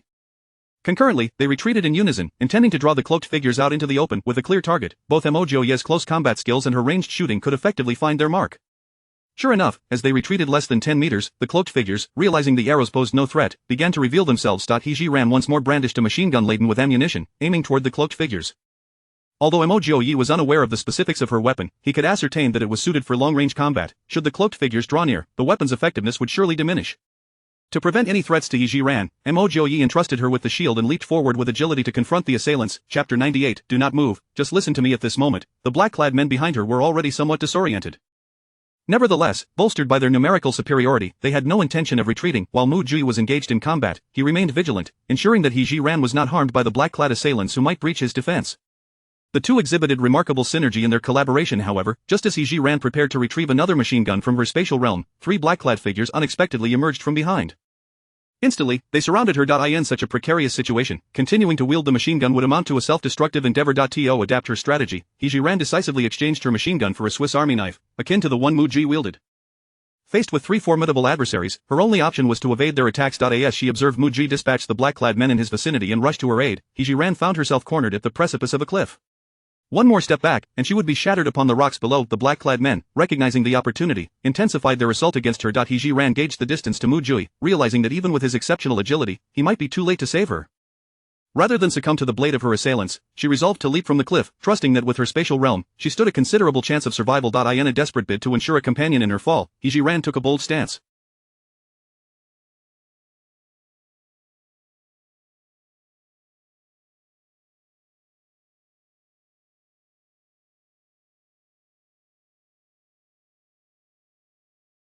As the black-clad men charged toward her, she did not flinch. Instead, she plunged her knife fiercely into one of them, and in the next moment, her body tilted backward into the abyss. Witnessing this scene, Mo Jiuye's eyes turned crimson. No! As he uttered these words, he leaped over the black-clad figures, following her descent headfirst. He maintained his outstretched right hand toward He Zhi Ran, channeling his internal energy to its utmost, hoping to grasp her before she plunged into the depths. At the moment He Zhi Ran jumped, she had already formulated her plan, descending a short distance until the black-clad men could no longer see her. She would then hasten into her spatial realm. She intended to move in and out swiftly until she was at a safe distance from the ground, at which point she would make her final leap. However, just as she prepared to enter the space, she glanced up and saw Mo Jiuye plummeting alongside her. He Zhi Ran understood that despite his agility, jumping from such a height left little hope for survival. Was he truly willing to risk his life, without hesitation, and in a bid to ensure Mo Jiuye's survival, the moment her hand made contact with his, she concentrated her thoughts, and the two of them entered the spatial realm together.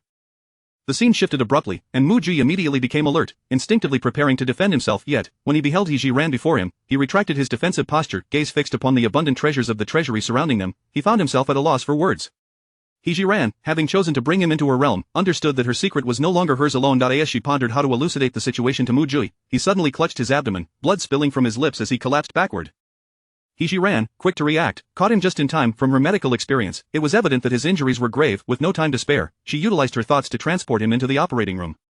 She swiftly removed his outer garments, revealing a white shirt now stained crimson. Without hesitation, she stripped him of all his clothing, and even though she had encountered countless injuries in her previous life, the sight of Mo Jiuye's wounds left her astounded. His external injuries appeared manageable, seemingly not affecting his internal organs. However, his abdomen told a different tale, with flesh torn and organs barely concealed beneath the surface. He Zhi Ran felt a wave of sorrow wash over her. How had he endured such severe injuries? To save her, he had willingly leaped into danger. Was this not a reckless pursuit of death? No time for excessive lamentation was afforded to her. She rubbed her reddened eyes and prepared to suture Mo Jiuye's wounds. 3 hours later, she had finally addressed the most critical injury on his abdomen, and while he remained under anesthesia, she completed the suturing of all other wounds and attached in 4 drip. Noticing the blood that stained his body, He Zhi Ran took the liberty of cleaning him thoroughly. In her previous life, she had treated many male patients without a flicker of emotion, viewing them all as equals. Yet, in the presence of Mo Jiuye, for reasons unknown, her cheeks flushed, and her gaze instinctively averted itself. After a flurry of activity, 5 hours had slipped by. Mo Jiuye gradually regained consciousness. As his eyes fluttered open, he was greeted by the glaring light of the overhead lamp and the sight of several transparent vials on the shelf. He Zhi Ran, having just emerged from the shower, sensed that he was nearing wakefulness and came to check on him. Still somewhat weak, Mo Jiuye struggled to speak, yet his eyes remained fixed on her. He Zhi Ran recognized the question in his gaze. Where was this place? Having chosen to bring him in, she was prepared to divulge certain truths. Your injuries are serious. Do not move, just listen to me, she instructed. Mo Jiuye blinked, signaling her to continue. This is a space I stumbled upon during my childhood. Initially, I was terrified, but as I became more familiar, I discovered its extraordinary capabilities. He Zhi Ran began her explanation, detailing the various uses and benefits of the space. My medical skills were honed here, and when I pilfered from the treasury, I stored those items within this realm. Additionally, there is a device called a phone that allows one to purchase many items unavailable here. He Zhi Ran spoke at length, omitting only her identity as a time traveler while revealing nearly all other secrets concerning the space. Mo Jiuye was initially taken aback. The concepts she presented were beyond imagination. However, recalling the treasury's riches he had witnessed upon entry, he came to terms with her claims. If she possessed such remarkable abilities, how could she have emptied the treasury? It was merely a testament to the wonders of the world. After listening to He Zhi Ran's account, Mo Jiuye finally managed to speak.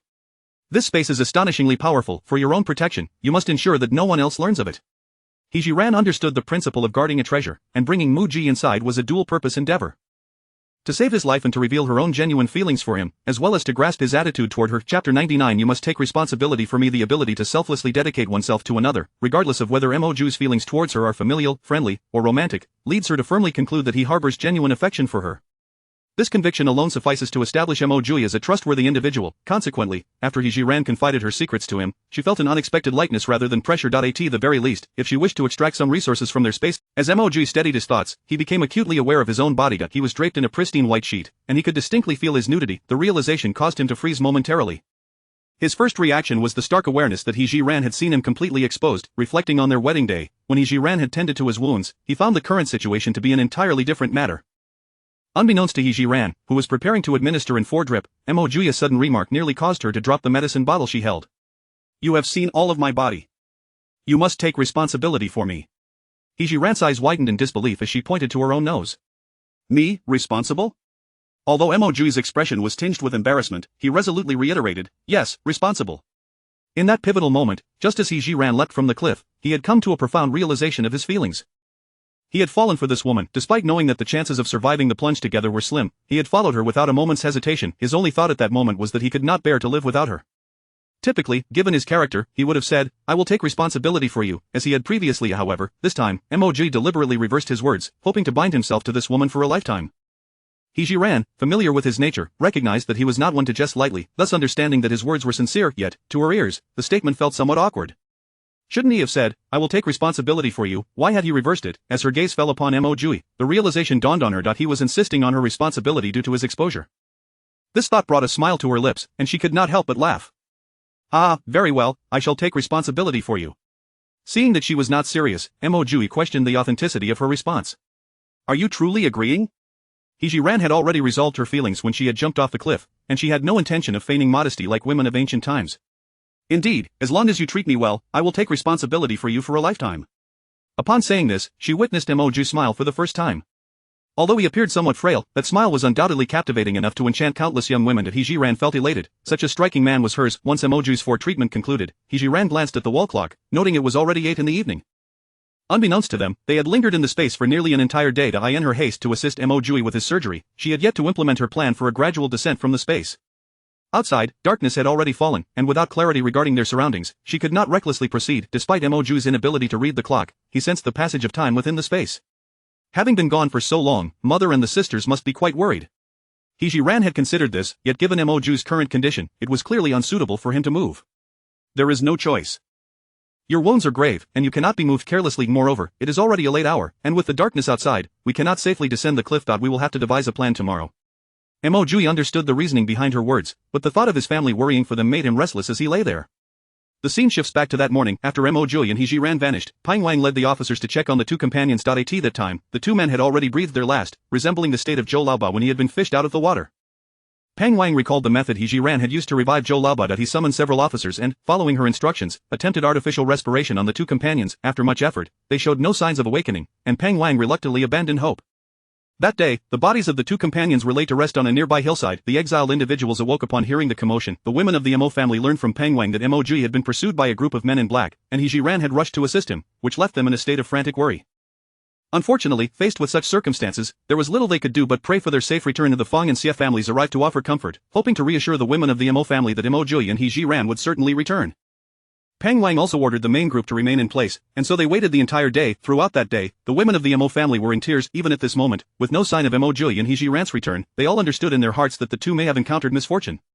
Only the matriarch of the Mo family held firm in her belief that her son and daughter-in-law would return. Observing her daughter-in-law and daughter weeping, she felt compelled to regain her composure. Jiuye and he are not dead. Why do you all weep? At her words, the sisters-in-law turned to look at the matriarch. The eldest sister-in-law raised her chin, striving to stem her tears. Mother, they have been gone an entire day. If they could return, they would have done so by now. Yet the matriarch was unwilling to accept this notion. Have you forgotten, my Mo family as sons often return from battle after days away, with no word during that time? Hearing the matriarch's words, hope seemed to rekindle among them. Mother is right. Ninth brother and ninth sister-in-law are so capable, they surely will come to no harm.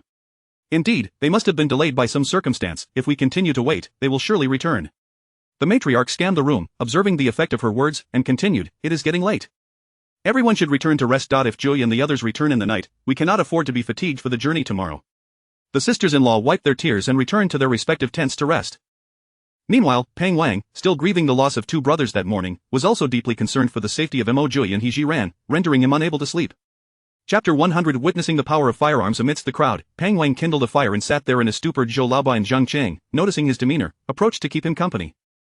Zhang Qing, known for his candidness, spoke his mind without reservation. Boss, I reckon those men in black are after Mo Jiuye. It's truly unfortunate for our two brothers, caught in this unwarranted calamity. Pang Wang shot Zhang Qing a glance, his tone somewhat brusque. Is that really necessary to say? It's a truth known to all. Yet, Zhang Qing remained undeterred by Pang Wang's demeanor. Boss, it's been a while since Mo Jiuye and his wife have returned. I fear the worst for them. Upon hearing this, Zhou Laobai's eyes welled with tears. For reasons unknown, the mere thought of He Zhi Ran facing peril pierced his heart like a needle. How could such a remarkable woman be in grave danger? Fortunately, with the onset of night, neither Pang Wang nor Zhang Qing noticed the tears at the corners of his eyes. Otherwise, Pang Wang would have surely reprimanded him harshly. With a deep sigh, Pang Wang remarked, it's been an entire day, they should have returned by now. The implication was clear. He was presuming that He Zhi Ran and Mo Jiuye had met their demise. Zhang Qing continued, Boss, if that is the case, shall we not press on with our journey tomorrow? Pang Wang nodded, we have already delayed this mission far too long, we must set out at dawn. Zhou Laobai, silent until now, felt a sharper pang in his heart upon hearing the plan to depart the next day. Boss, could we not wait another day? I intend to search for them. Pang Wang regarded him with a probing gaze. In the flickering firelight, the traces of tears on Zhou Laobai's face were faintly discernible. It was evident that he remained obstinately hopeful, still clinging to the memory of He Zhi Ran. Old Ba, stop dwelling on what you cannot change. Trust me, it would only bring you distress. Zhou Laobai understood the underlying meaning in Pang Wang's words. However, he was unwilling to relent. He Zhi Ran had saved his life, and now, with her and Mo Jiuye's fates hanging in the balance, he could not simply continue on, lest his conscience haunt him for eternity. Boss, you all can proceed tomorrow. I will stay here to seek their whereabouts. Pang Wang was well aware of Zhou Laobai's stubborn nature. Though he was typically shrewd, once he set his mind on something, he could not be swayed. He sighed deeply. Very well, I will grant you 3 days. Whether or not you find them, you must return to the group. Rest assured, boss, within 3 days, I will catch up with you. Zhou Laobai felt confident that 3 days would suffice. He could not believe that two living individuals could simply vanish. At the very least, if they were alive, he wished to see them. If they were dead, he wanted to see their remains. Meanwhile, on the Mu family's side, although the women had retreated to their respective tents, none could find sleep, particularly old Madame Mu, who dared not display her desolation in front of others. Should she falter, they would lose their only pillar of strength. In the stillness of the night, she sat within her tent, periodically lifting the curtain to peer outside, hoping for a miracle that her son and daughter-in-law would return safely. Mo Jiuye rose and nestled into old Madame Mu's embrace. Mother, Jiuge and Jiu would never abandon us. Old Madame Mu affectionately stroked her daughter's head. Yes, they will surely return. In a different space, both Mo Jiuye and He Zhi Ran were equally restless. Reflecting on the assassination attempt that day, He Zhi Ran mused that had Mo Jiuye possessed a machine gun like her own, and had they both engaged their targets from a distance, perhaps he would not have sustained such grievous injuries, and she would not have been forced to leap from the cliff. Thus, He Zhi Ran felt it imperative to educate Mo Jiuye on the usage of firearms. In the event of future peril, he would have an additional means of safeguarding his life. As He Zhi Ran approached with an assortment of peculiar metal objects, Mo Jiuye instantly perked up. Among them were items he had seen He Zhi Ran wield before, hence they were not entirely foreign to him. Are these all your weapons? He Zhi Ran first produced the machine gun she had used that day. This is called a machine gun. It can fire continuously and is ideal for situations with numerous adversaries. She then demonstrated the operation of the machine gun, illustrating how to load bullets and other necessary procedures. For a seasoned warrior, the sight of such weaponry was as exhilarating as discovering a treasure. Mo Jiuye attempted to rise and mimic He Zhi Ran's demonstration with the machine gun, but the multitude of wounds on his body made even the slightest movement excruciating. Noticing the pain etched on his face, He Zhi Ran quickly halted his actions. You cannot move just yet.